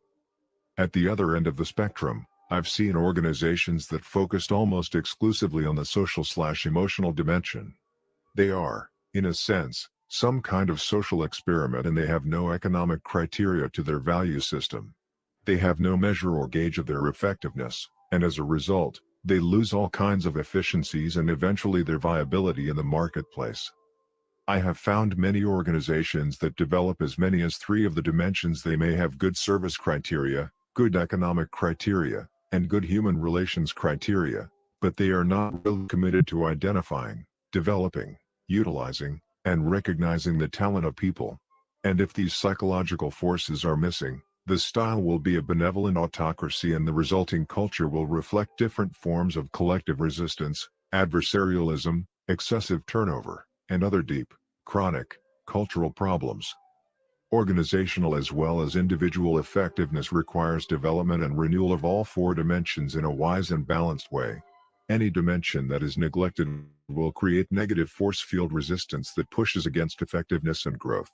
Organizations and individuals that give recognition to each of these 4 dimensions in their mission statement provide a powerful framework for balanced renewal. This process of continuous improvement is the hallmark of the total quality movement and a key to Japan's economic ascendancy. Synergy and renewal. Balanced renewal is optimally synergetic. The things you do to sharpen the saw in any one dimension have positive impact in other dimensions because they are so highly interrelated. Your physical health affects your mental health. Your spiritual strength affects your social/emotional strength. As you improve in one dimension, you increase your ability in other dimensions as well. The 7 habits of highly effective people create optimum synergy among these dimensions. Renewal in any dimension increases your ability to live at least one of the 7 habits. And although the habits are sequential, improvement in one habit synergetically increases your ability to live the rest. The more proactive you are, habit 1, the more effectively you can exercise personal leadership, habit 2, and management, habit 3, in your life. The more effectively you manage your life, habit 3, the more quadrant 2 renewing activities you can do, habit 7. The more you seek first to understand, habit 5, the more effectively you can go for synergetic win/win solutions, habits 4 and 6. The more you improve in any of the habits that lead to independence, habits 1, 2, and 3, the more effective you will be in interdependent situations, habits 4, 5, and 6. And renewal, habit 7, is the process of renewing all the habits. As you renew your physical dimension, you reinforce your personal vision, habit 1, the paradigm of your own self-awareness and free will, of proactivity, of knowing that you are free to act instead of being acted upon, to choose your own response to any stimulus. This is probably the greatest benefit of physical exercise. Each daily private victory makes a deposit in your personal intrinsic security account. As you renew your spiritual dimension, you reinforce your personal leadership, habit 2. You increase your ability to live out of your imagination and conscience instead of only your memory, to deeply understand your innermost paradigms and values, to create within yourself a center of correct principles, to define your own unique mission in life, to rescript yourself to live your life in harmony with correct principles, and to draw upon your personal sources of strength. The rich private life you create in spiritual renewal makes tremendous deposits in your personal security account. As you renew your mental dimension, you reinforce your personal management, habit 3. As you plan, you force your mind to recognize high leverage quadrant 2 activities, priority goals, and activities to maximize the use of your time and energy, and you organize and execute your activities around your priorities. As you become involved in continuing education, you increase your knowledge base and you increase your options. Your economic security does not lie in your job, it lies in your own power to produce, to think, to learn, to create, to adapt. That's true financial independence. It's not having wealth, it's having the power to produce wealth. It's intrinsic. The daily private victory, a minimum of 1 hour a day, and renewal of the physical, spiritual, and mental dimensions is the key to the development of the 7 habits, and it's completely within your circle of influence. It is the quadrant 2 focus time necessary to integrate these habits into your life, to become principle-centered. It's also the foundation for the daily public victory. It's the source of intrinsic security you need to sharpen the saw in the social/emotional dimension. It gives you the personal strength to focus on your circle of influence in interdependent situations, to look at others through the abundance mentality paradigm, to genuinely value their differences and to be happy for their success. It gives you the foundation to work for genuine understanding and for synergetic win-win solutions, to practice habits 4, 5, and 6 in an interdependent reality. The upward spiral. Renewal is the principle and the process that empowers us to move on an upward spiral of growth and change, of continuous improvement. To make meaningful and consistent progress along that spiral, we need to consider one other aspect of renewal as it applies to the unique human endowment that directs this upward movement: our conscience. In the words of Madame de Stael, the voice of conscience is so delicate that it is easy to stifle it, but it is also so clear that it is impossible to mistake it. Conscience is the endowment that senses our congruence or disparity with correct principles and lifts us toward them when it's in shape. Just as the education of nerve and sinew is vital to the excellent athlete and education of the mind is vital to the scholar, education of the conscience is vital to the truly proactive, highly effective person. Training and educating the conscience, however, requires even greater concentration, more balanced discipline, more consistently honest living. It requires regular feasting on inspiring literature, thinking noble thoughts and, above all, living in harmony with its still small voice. Just as junk food and lack of exercise can ruin an athlete's condition, those things that are obscene, crude, or pornographic can breed an inner darkness that numbs our higher sensibilities and substitutes the social conscience of "will I be found out?" for the natural or divine conscience of what is right and wrong. In the words of Dag Hammarskjöld, you cannot play with the animal in you without becoming wholly animal, play with falsehood without forfeiting your right to truth, play with cruelty without losing your sensitivity of mind. He who wants to keep his garden tidy doesn't reserve a plot for weeds. Once we are self-aware, we must choose purposes and principles to live by, otherwise the vacuum will be filled, and we will lose our self-awareness and become like groveling animals who live primarily for survival and propagation. People who exist on that level aren't living, they are being lived. They are reacting, unaware of the unique endowments that lie dormant and undeveloped within. And there is no shortcut in developing them. The law of the harvest governs. We will always reap what we sow, no more, no less. The law of justice is immutable, and the closer we align ourselves with correct principles, the better our judgment will be about how the world operates, and the more accurate our paradigms or maps of the territory will be. I believe that as we grow and develop on this upward spiral, we must show diligence in the process of renewal by educating and obeying our conscience. An increasingly educated conscience will propel us along the path of personal freedom, security, wisdom, and power. Moving along the upward spiral requires us to learn, commit, and do on increasingly higher planes. We deceive ourselves if we think that any one of these is sufficient. To keep progressing, we must learn, commit, and do, learn, commit, and do, and learn, commit, and do again. Application suggestions. 1. Make a list of activities that would help you keep in good physical shape, that would fit your lifestyle and that you could enjoy over time. 2. Select one of the activities and list it as a goal in your personal role area for the coming week. At the end of the week, evaluate your performance. If you didn't make your goal, was it because you subordinated it to a genuinely higher value? Or did you fail to act with integrity to your values? 3. Make a similar list of renewing activities in your spiritual and mental dimensions. In your social-emotional area, list relationships you would like to improve or specific circumstances in which public victory would bring greater effectiveness. Select one item in each area to list as a goal for the week. Implement and evaluate. 4. Commit to write down specific sharpen the saw activities in all 4 dimensions every week, to do them, and to evaluate your performance and results. Inside out again. The Lord works from the inside out. The world works from the outside in. The world would take people out of the slums.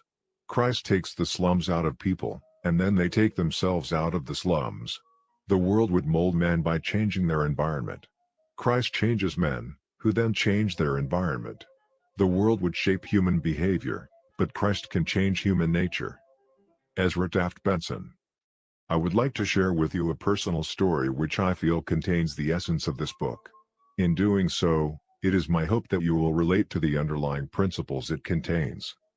Some years ago, our family took a sabbatical leave from the university where I taught so that I could write.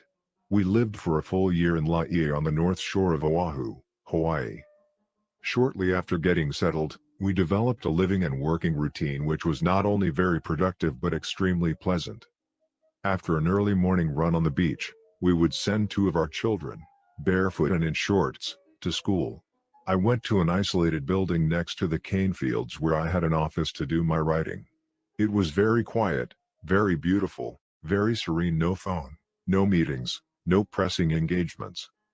My office was on the outside edge of a college, and one day as I was wandering between stacks of books in the back of the college library, I came across a book that drew my interest.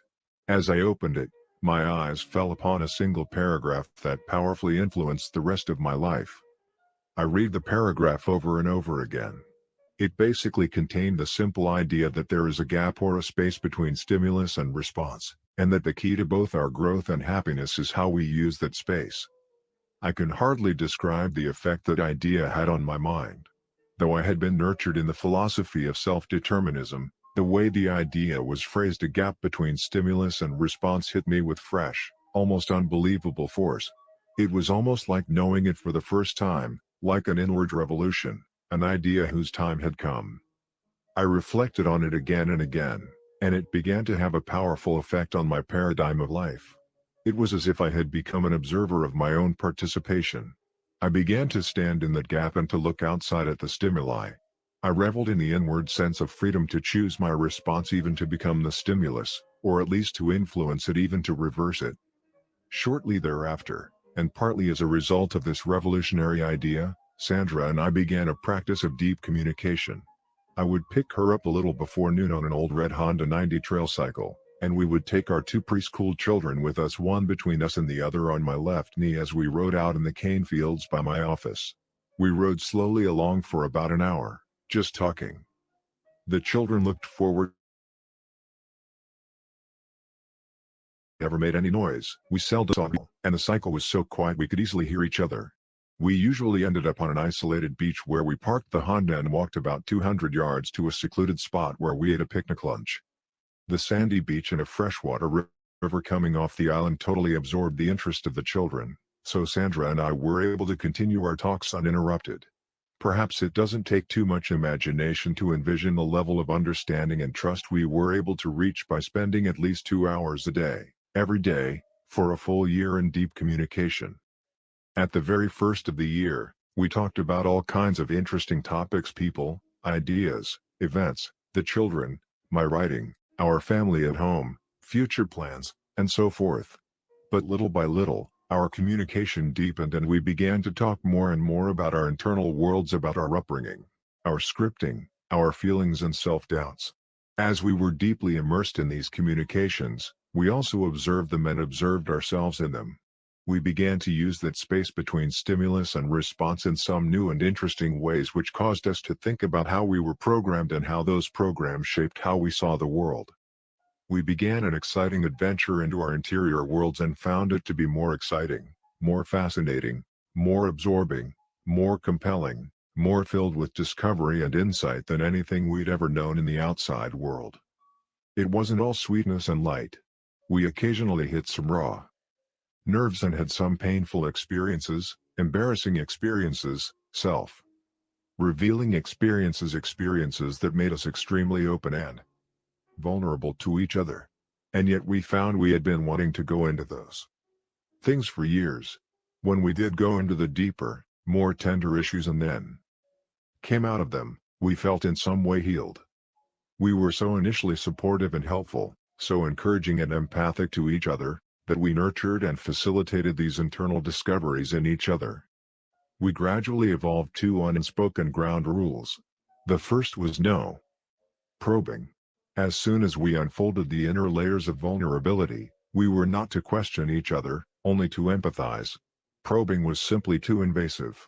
It was also too controlling and too logical. We were covering new, difficult terrain that was scary and uncertain, and it stirred up fears and doubts. We wanted to cover more and more of it, but we grew to respect the need to let each other open up in our own time. The second ground rule was that when it hurt too much, when it was painful, we would simply quit for the day. Then we would either begin the next day where we left off or wait until the person who was sharing felt ready to continue. We carried around the loose ends, knowing that we wanted to deal with them.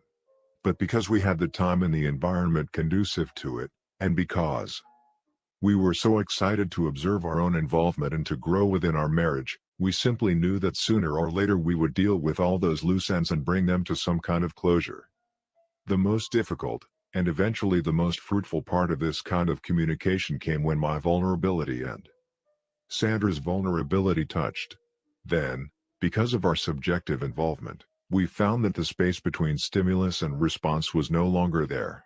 A few bad feelings surfaced.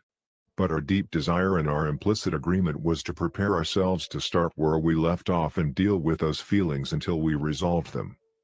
One of those difficult times had to do with a basic tendency in my personality. My father was a very private individual, very controlled and very careful. My mother wasn't as very public, very open, very spontaneous. I find both sets of tendencies in me, and when I feel insecure, I tend to become private, like my father. I live inside myself and safely observe.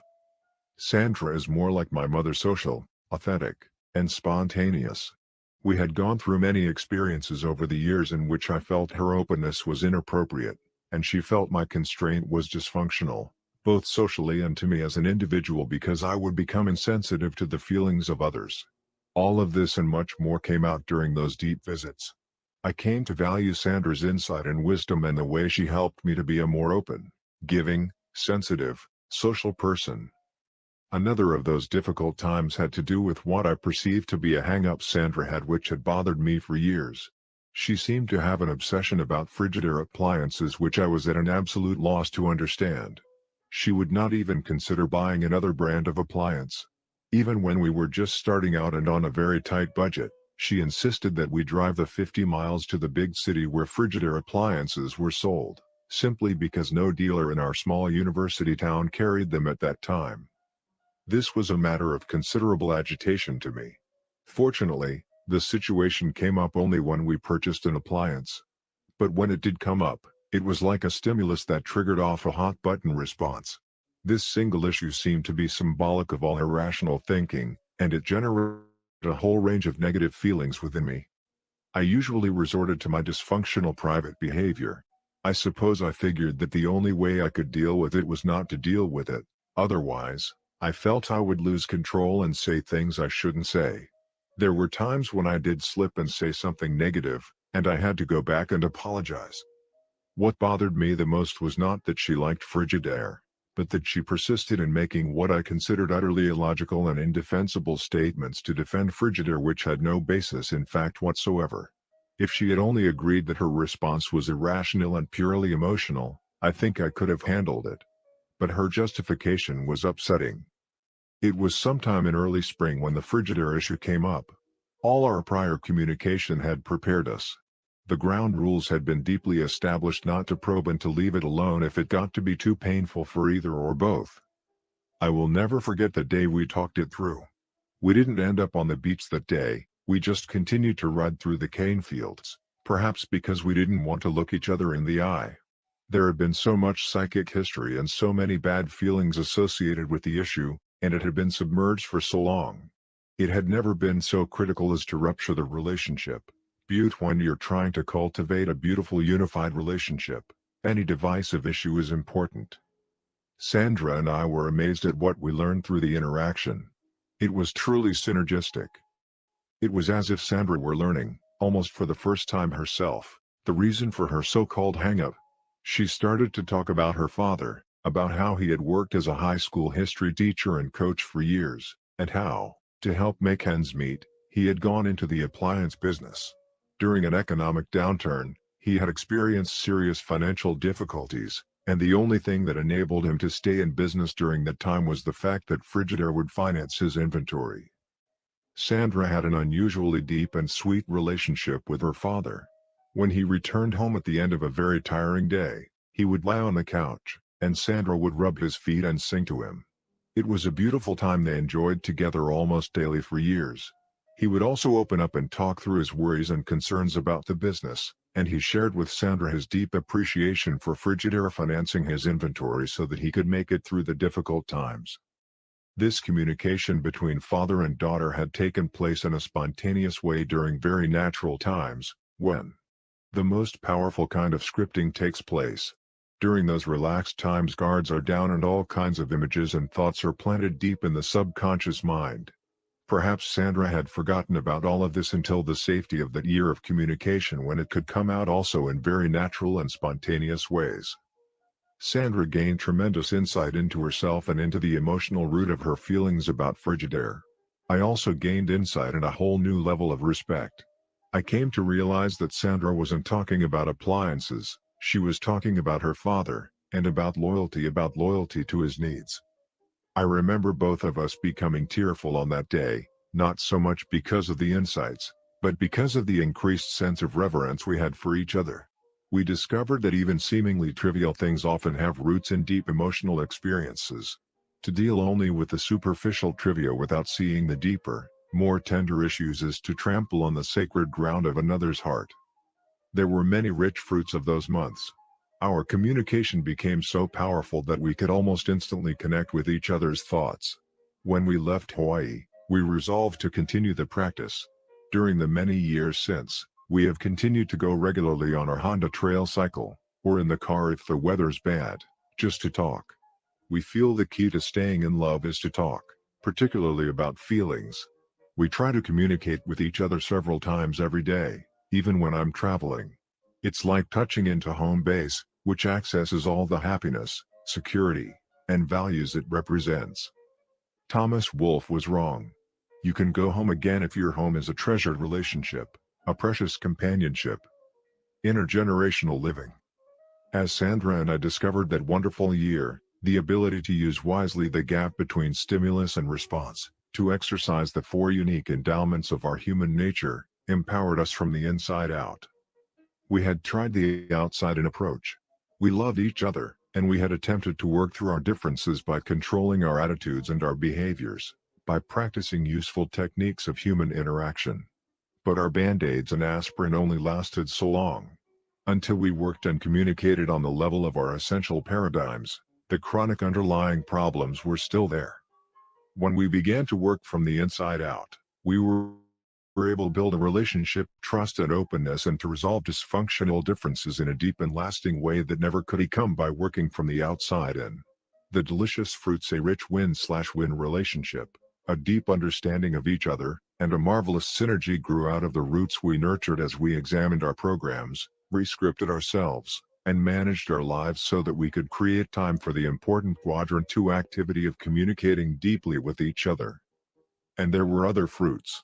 We were able to see on a much deeper level that, just as powerfully as our own lives had been affected by our parents, the lives of our children were being influenced and shaped by us, often in ways we didn't even begin to realize.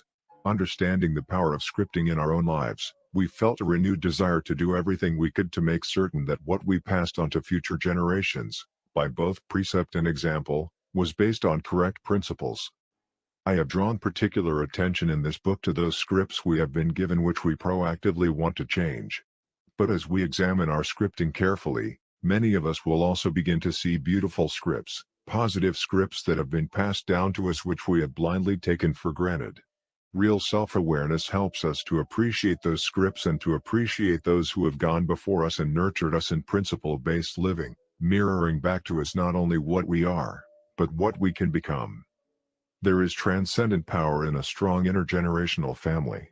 An effectively interdependent family of children, parents, grandparents, aunts, uncles, and cousins can be a powerful force in helping people have a sense of who they are and where they came from and what they stand for. It's great for children to be able to identify themselves with the tribe, to feel that many people know them and care about them, even though they're spread all over the country. And that can be a tremendous benefit as you nurture your family. If one of your children is having difficulty and doesn't really relate with you at a particular time in his life, maybe he can relate to your brother or sister who can become a surrogate father or mother, a mentor or a hero for a period of time. Grandparents who show a great interest in their grandchildren are among the most precious people on this earth. What a marvelous positive social mirror they can be. My mother is like that. Even now, in her late 80s, she takes a deep personal interest in every one of her descendants. She writes us love letters. I was reading one the other day on a plane with tears streaming down my cheeks. I could call her up tonight and I know she'd say, "Stephen, I want you to know how much I love you and how wonderful I think you are." She's constantly reaffirming. A strong intergenerational family is potentially one of the most fruitful, rewarding, and satisfying interdependent relationships. And many people feel the importance of that relationship. Look at the fascination we all had with roots some years ago. Each of us has roots and the ability to trace those roots, to identify our ancestors.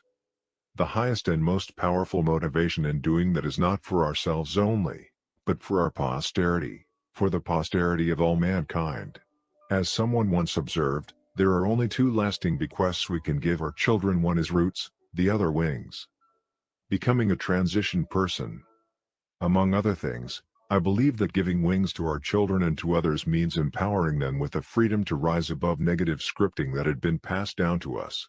I believe it means becoming what my friend and associate, Dr. Terry Warner, calls a transition person. Instead of transferring those scripts to the next generation, we can change them. And we can do it in a way that will build relationships in the process. If your parents abused you as a child, that does not mean that you have to abuse your own children. Yet there's plenty of evidence to indicate that you will tend to live out that script. But because you're proactive, you can rewrite the script. You can choose not only not to abuse your children, but to affirm them, to script them in positive ways. You can write it in your personal mission statement and into your mind and heart. You can visualize yourself living in harmony with that mission statement in your daily private victory. You can take steps to love and forgive your own parents, and if they are still living, to build a positive relationship with them by seeking to understand. A tendency that's run through your family for generations can stop with you.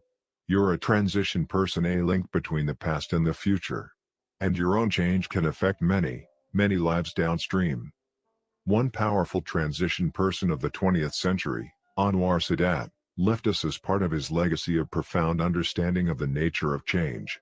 Sadat stood between a past that had created a huge wall of suspicion, fear, hate and misunderstanding between Arabs and Israelis, and a future in which increased conflict and isolation seemed inevitable.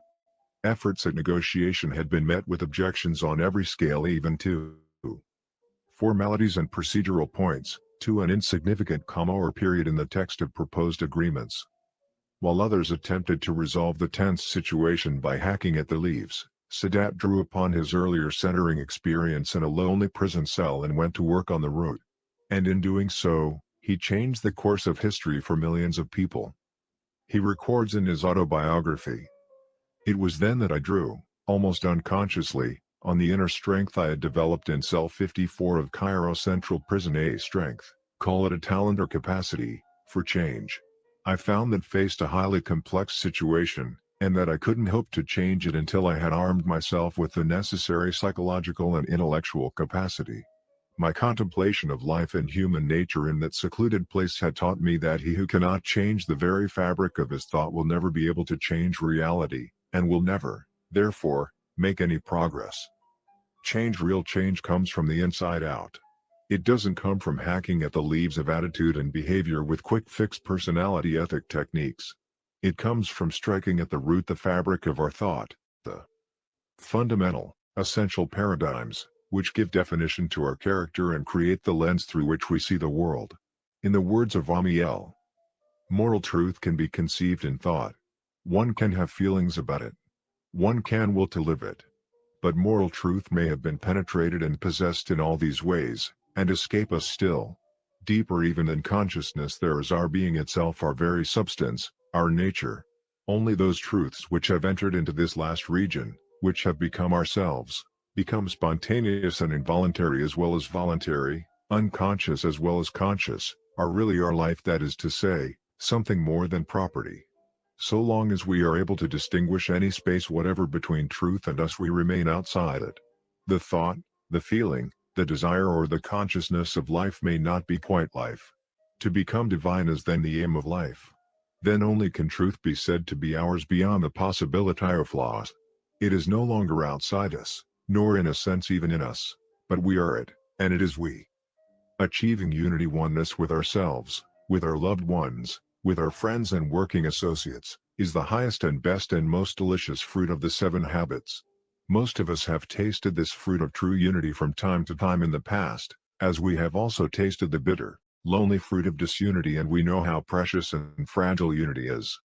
Obviously, building the character of total integrity and living the life of love and service that creates such unity isn't easy. It isn't quick fix. But it's possible.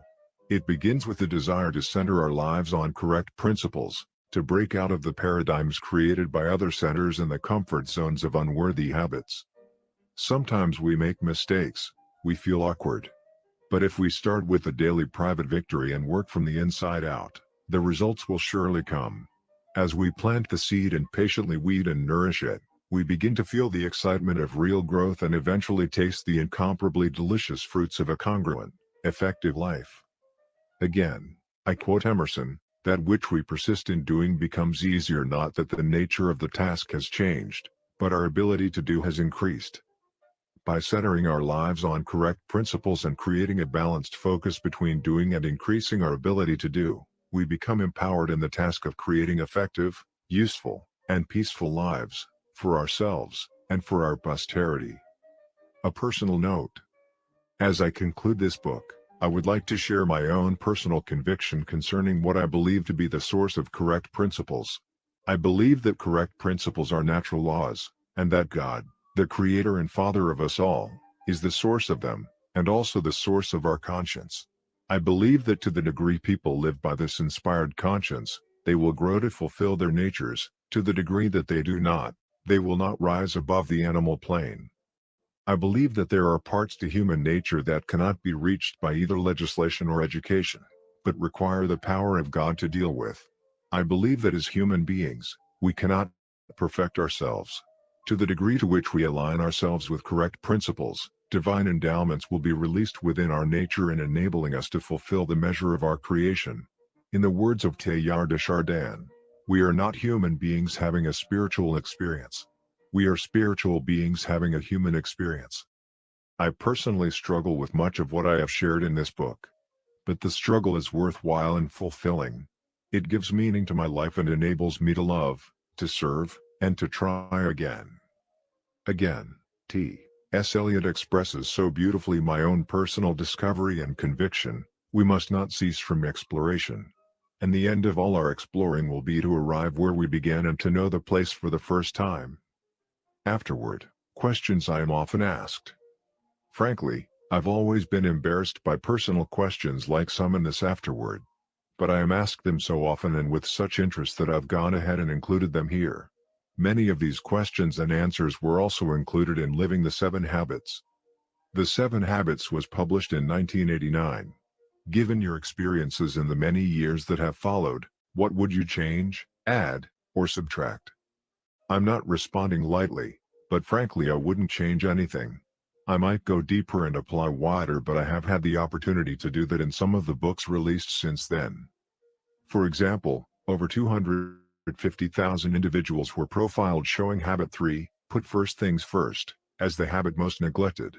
So, the First Things First book, published 1996, went deeper into Habits 2 and 3 but also added more substance and illustrations for all the other habits.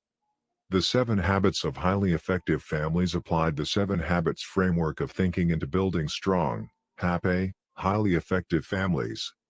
Also, my son, Sean, applied the framework to the unique needs, interests and challenges of teens in a very visually attractive, entertaining, and edifying way in the 7 Habits of Highly Effective Teens. We have also had tens of thousands of people tell us of the significant impact of becoming the creative force of their own lives through internalizing the 7 habits. 76 of them shared the details of their fascinating stories of courage and inspiration in living the 7 habits, showing the transforming power of the principles in all kinds of personal, family, and organizational settings regardless of their circumstances, organizational position, or prior life experiences. What have you learned about the 7 habits since the book's release? I have learned or had reinforced many things. I'll briefly mention 10 learnings. 1. The importance of understanding the difference between principles and values. Principles are natural laws that are external to us and that ultimately control the consequences of our actions. Values are internal and subjective and represent that which we feel strongest about in guiding our behavior. Hopefully we will come to value principles, so that we get the results we want now in a way that enables us to get even greater results in the future, which is how I define effectiveness.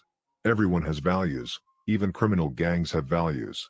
Values govern people's behavior but principles govern the consequences of those behaviors. Principles are independent of us. They operate regardless of our awareness of them, acceptance of them, liking of them, belief in them, or obeying of them. I have come to believe that humility is the mother of all virtues. Humility says we are not in control, principles are in control, therefore we submit ourselves to principles. Pride says that we are in control, and since our values govern our behavior, we can simply do life our way. We may do so, but the consequences of our behavior flow from principles, not our values. Therefore we should value principles. 2. From experiences all over the world with this material, I have come to see the universal nature of the principles undergirding this material. Illustrations and practices may vary and are culturally specific, but the principles are the same. I have found the principles contained in the 7 habits in all 6 major world religions and have actually drawn upon quotations from sacred writings of those religions when teaching in those cultures.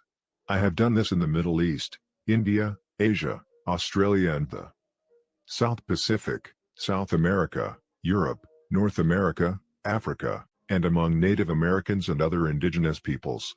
All of us, men and women alike, face similar problems, have similar needs, and internally resonate with the underlying principles. There is an internal sense of the principle of justice or win/win.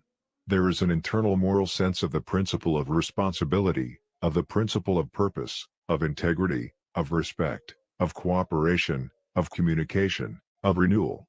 These are universal. But practices are not. They are situationally specific. Every culture interprets universal principles in unique ways. 3. I have come to see the organizational implications of the 7 habits, although, in the strict technical sense, an organization does not have habits. Its culture has norms or mores or social codes, which represent habits. An organization also has established systems, processes, and procedures. These represent habits. In fact, in the last analysis, all behavior is personal. It is individual even though it often is part of collective behavior in the form of decisions made by management regarding structure and systems, processes and practices. We have worked with thousands of organizations in most every industry and profession and have found that the same basic principles contained in the 7 habits apply and define effectiveness. 4. You can teach all 7 habits by starting with any one habit. And you can also teach one habit in a way that leads to the teaching of the other 6. It's like a hologram where the whole is contained in a part and the part is contained in the whole. 5. Even though the 7 habits represents an inside-out approach, it works most successfully when you start with the outside challenge and then take the inside-out approach. In other words, if you are having a relationship challenge, say a breakdown of communication and trust, this will define the nature of the needed inside-out approach in winning the kind of private victory that enables the public victory meeting that challenge. This is the reason I often teach habits 4, 5, and 6 before I teach habits 1, 2, and 3. 6. Interdependence is 10 times more difficult than independence. It demands so much more mental and emotional independence to think win/win when another person is into win/lose, to seek to understand first when everything inside you cries out for understanding, and to search for a better third alternative when compromise is so much easier. In other words, to work successfully with others in creative cooperative ways requires an enormous amount of independence, internal security, and self-mastery. Otherwise, what we call interdependency is really counterdependency where people do the opposite to assert their independence, or codependency where they literally need the other person's weakness to fulfill their need and to justify their own weakness. 7. You can pretty well summarize the first 3 habits with the expression make and keep a promise. And you can pretty well summarize the next 3 habits with the expression involve others in the problem and work out the solution together. 8. The 7 habits represents a new language even though there are fewer than a dozen unique words or phrases. This new language becomes a code, a shorthand way of saying a great deal. When you say to another, was that a deposit or a withdrawal? Is that reactive or proactive? Is that synergistic or a compromise? Is that win/win or win/lose or lose/win? Is that putting first things first or second things first? Is that beginning with the means in mind or the end in mind? I've seen entire cultures transformed by a wide understanding of and commitment to the principles and concepts symbolized by these very special code words. 9. Integrity is a higher value than loyalty. Or better put, integrity is the highest form of loyalty. Integrity means being integrated or centered on principles, not on people, organizations, or even family. You will find that the root of most issues that people are dealing with is it popular, acceptable, political, or is it right? When we prioritize being loyal to a person or group over doing what we feel to be right, we lose integrity. We may temporarily gain popularity or build loyalty, but, downstream, this loss of integrity will undermine even those relationships. It's like bad-mouthing someone behind their back. The person you are temporarily united with through bad-mouthing someone else knows you would bad-mouth them under different pressures and circumstances. In a sense, the first 3 habits represent integrity and the next 3 loyalty, but they are totally interwoven. Over time, integrity produces loyalty. If you attempt to reverse them and go for loyalty first, you will find yourself temporizing and compromising integrity. It's better to be trusted than to be liked. Ultimately, trust and respect will generally produce love. 10. Living the 7 habits is a constant struggle for everyone. Everyone falters from time to time on each of the 7 and sometimes all 7 simultaneously. They really are simple to understand but difficult to consistently practice. They are common sense, but what is common sense is not always common practice. Which habit do you personally have the greatest difficulty with? Habit 5. When I am really tired and already convinced I'm right, I really don't want to listen. I may even pretend to listen. Basically, I am guilty of the same thing I talk about, listening with the intent to reply, not to understand. In fact, in some sense, I struggle almost daily with all 7 habits. I have conquered none of them. I see them more as life principles that we never really master, and that the closer we come to the mastery, the more aware we become of how far we really have yet to go. It's like the more you know you don't know. This is why I often gave my university students 50% of the grade for the quality of their questions and the other 50% for the quality of their answer to their questions. Their true level of knowledge is better revealed that way. Similarly, the 7 habits represents an upward cycle. Habit 1 at a high level is vastly different from habit 1 at a lower level. To be proactive at the beginning level may only be awareness of the space between stimulus and response. At the next level it may involve a choice such as, not to get back at or to get even. At the next level, to give feedback. At the next level, to ask forgiveness. At the next level, to forgive. At the next, to forgive parents. At the next level, to forgive dead parents. And the next level, to simply not take offense. You're the vice chairman of Franklin Covey Company. Does Franklin Covey live the 7 habits? We try to.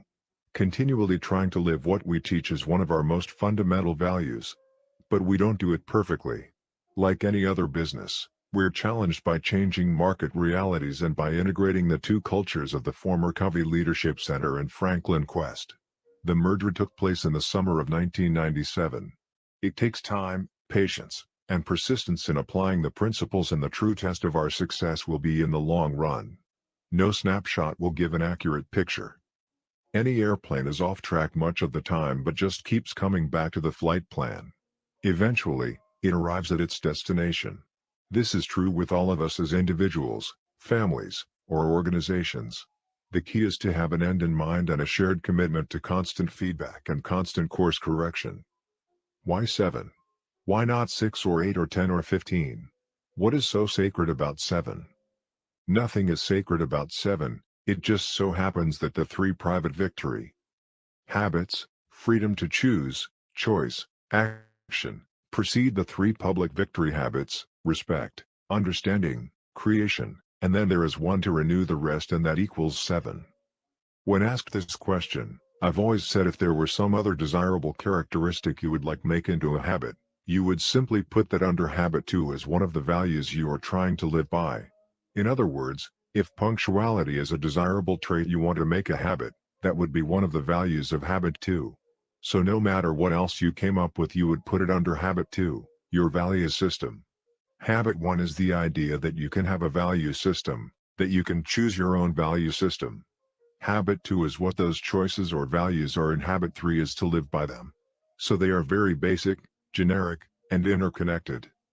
It so happens that at the writing of this afterword for this new edition of the 7 Habits, I have just completed a new book entitled The 8th Habit, From Effectiveness to Greatness. To some, calling it the 8th habit may appear to be a departure from my standard answer. But you see, as I say in the opening chapter of this new book, the world has profoundly changed since the 7 Habits of Highly Effective People was published in 1989. The challenges and complexity we face in our personal lives and relationships, in our families, in our professional lives, and in our organizations are of a different order of magnitude. In fact, many mark 1989, the year we witnessed the fall of the Berlin Wall, as the beginning of the information age, the birth of a new reality, a sea change of incredible significance, truly a new era. Being highly effective as individuals and organizations is no longer optional in today's world, it's the price of entry to the playing field. But surviving, thriving, innovating, excelling and leading in this new reality will require us to build on and reach beyond effectiveness. The call and need of a new era is for fulfillment. It's for passionate optimization, for significant contribution and greatness. These are on a different plane or dimension. They are different in kind just as significance is different in kind, not in degree, from success. Tapping into the higher reaches of human genius and motivation, what we could call voice, requires a new mindset, a new skill set, a new tool set, a new habit. The 8th habit, then, is not about adding one more habit to the 7th that somehow got forgotten. It's about seeing and harnessing the power of a third dimension to the 7 habits that meets the central challenge of the new knowledge worker age. How does notoriety affect you? It affects me in different ways. From an ego standpoint, it's flattering. From a teaching standpoint, it is humbling. But I must strongly acknowledge that I am not the author of any of these principles and deserve absolutely no recognition. I am not saying this because of a desire to be modest and humble.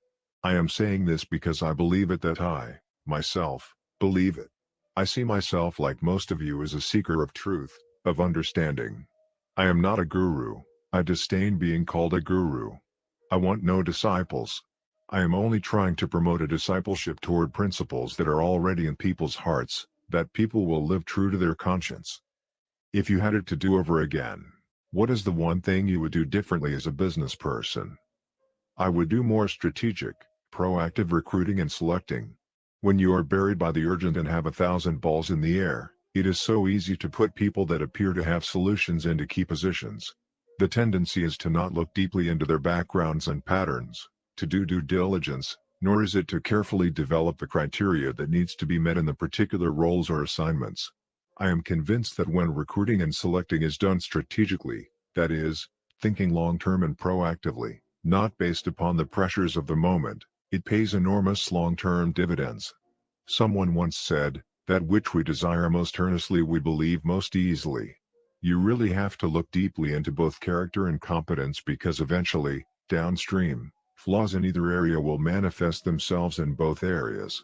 I am convinced that although training and development is important, recruiting and selection are much more important. If you had it to do over again, what is the one thing you would do differently as a parent? As a parent, I wish I had spent more time in carefully developing soft, informal win-win agreements with each of my children in the different phases of their lives. Because of business and travels, I often indulged my children and went for lose-win too much instead of paying the price in relationship building sufficient to really develop thorough, sound win-win agreements more consistently. How is technology going to change business in the future? I believe in Stan Davis's statement that when the infrastructure changes, everything rumbles, and I think the technical infrastructure is central to everything. It will accelerate all good and bad trends. I'm also convinced that it is for these very reasons that the human element becomes even more important.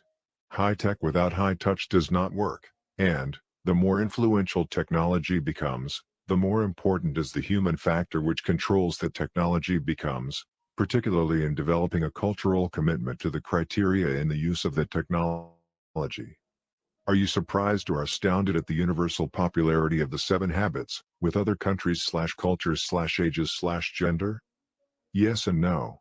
Yes, in that I had no idea it would become a worldwide phenomenon and that a few of the words would become part of Americana. No, in the sense that the material had been tested for over 25 years and I knew that it would work primarily because it is based upon principles I did not invent and therefore take no credit for. How would you begin to teach the 7 habits to very young children? I think I would live by Albert Schweitzer's 3 basic rules for raising children. First, example; second, example; third, example. But I wouldn't go quite that far.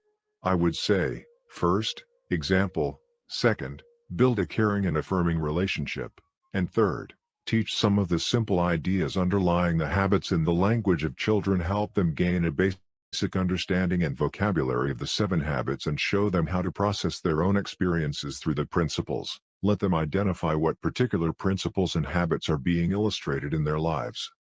My boss, spouse, child, friend, etc., really needs the 7 habits. How would you recommend I get them to read it?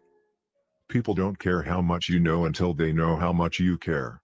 Build a relationship of trust and openness based upon a character example of trustworthiness and then share how the 7 habits have helped you.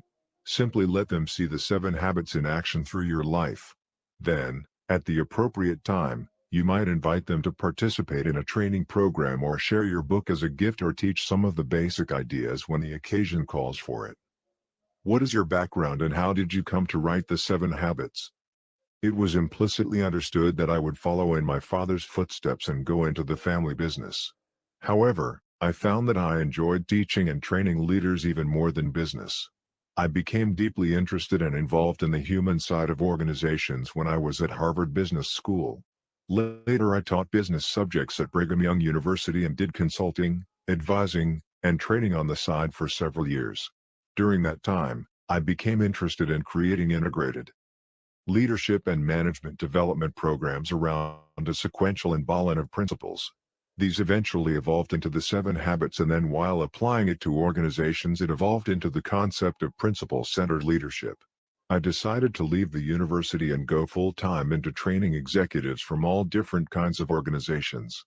After a year of following a very carefully developed curriculum came the development of a business that has enabled us to take the material to people throughout the world. What is your response to the people who claim to have the true formula for success? I would say 2 things. First, if what they are saying is based on principles or natural laws, I want to learn from them and I commend them. Second, I would say we are probably using different words to describe the same basic principles or natural laws.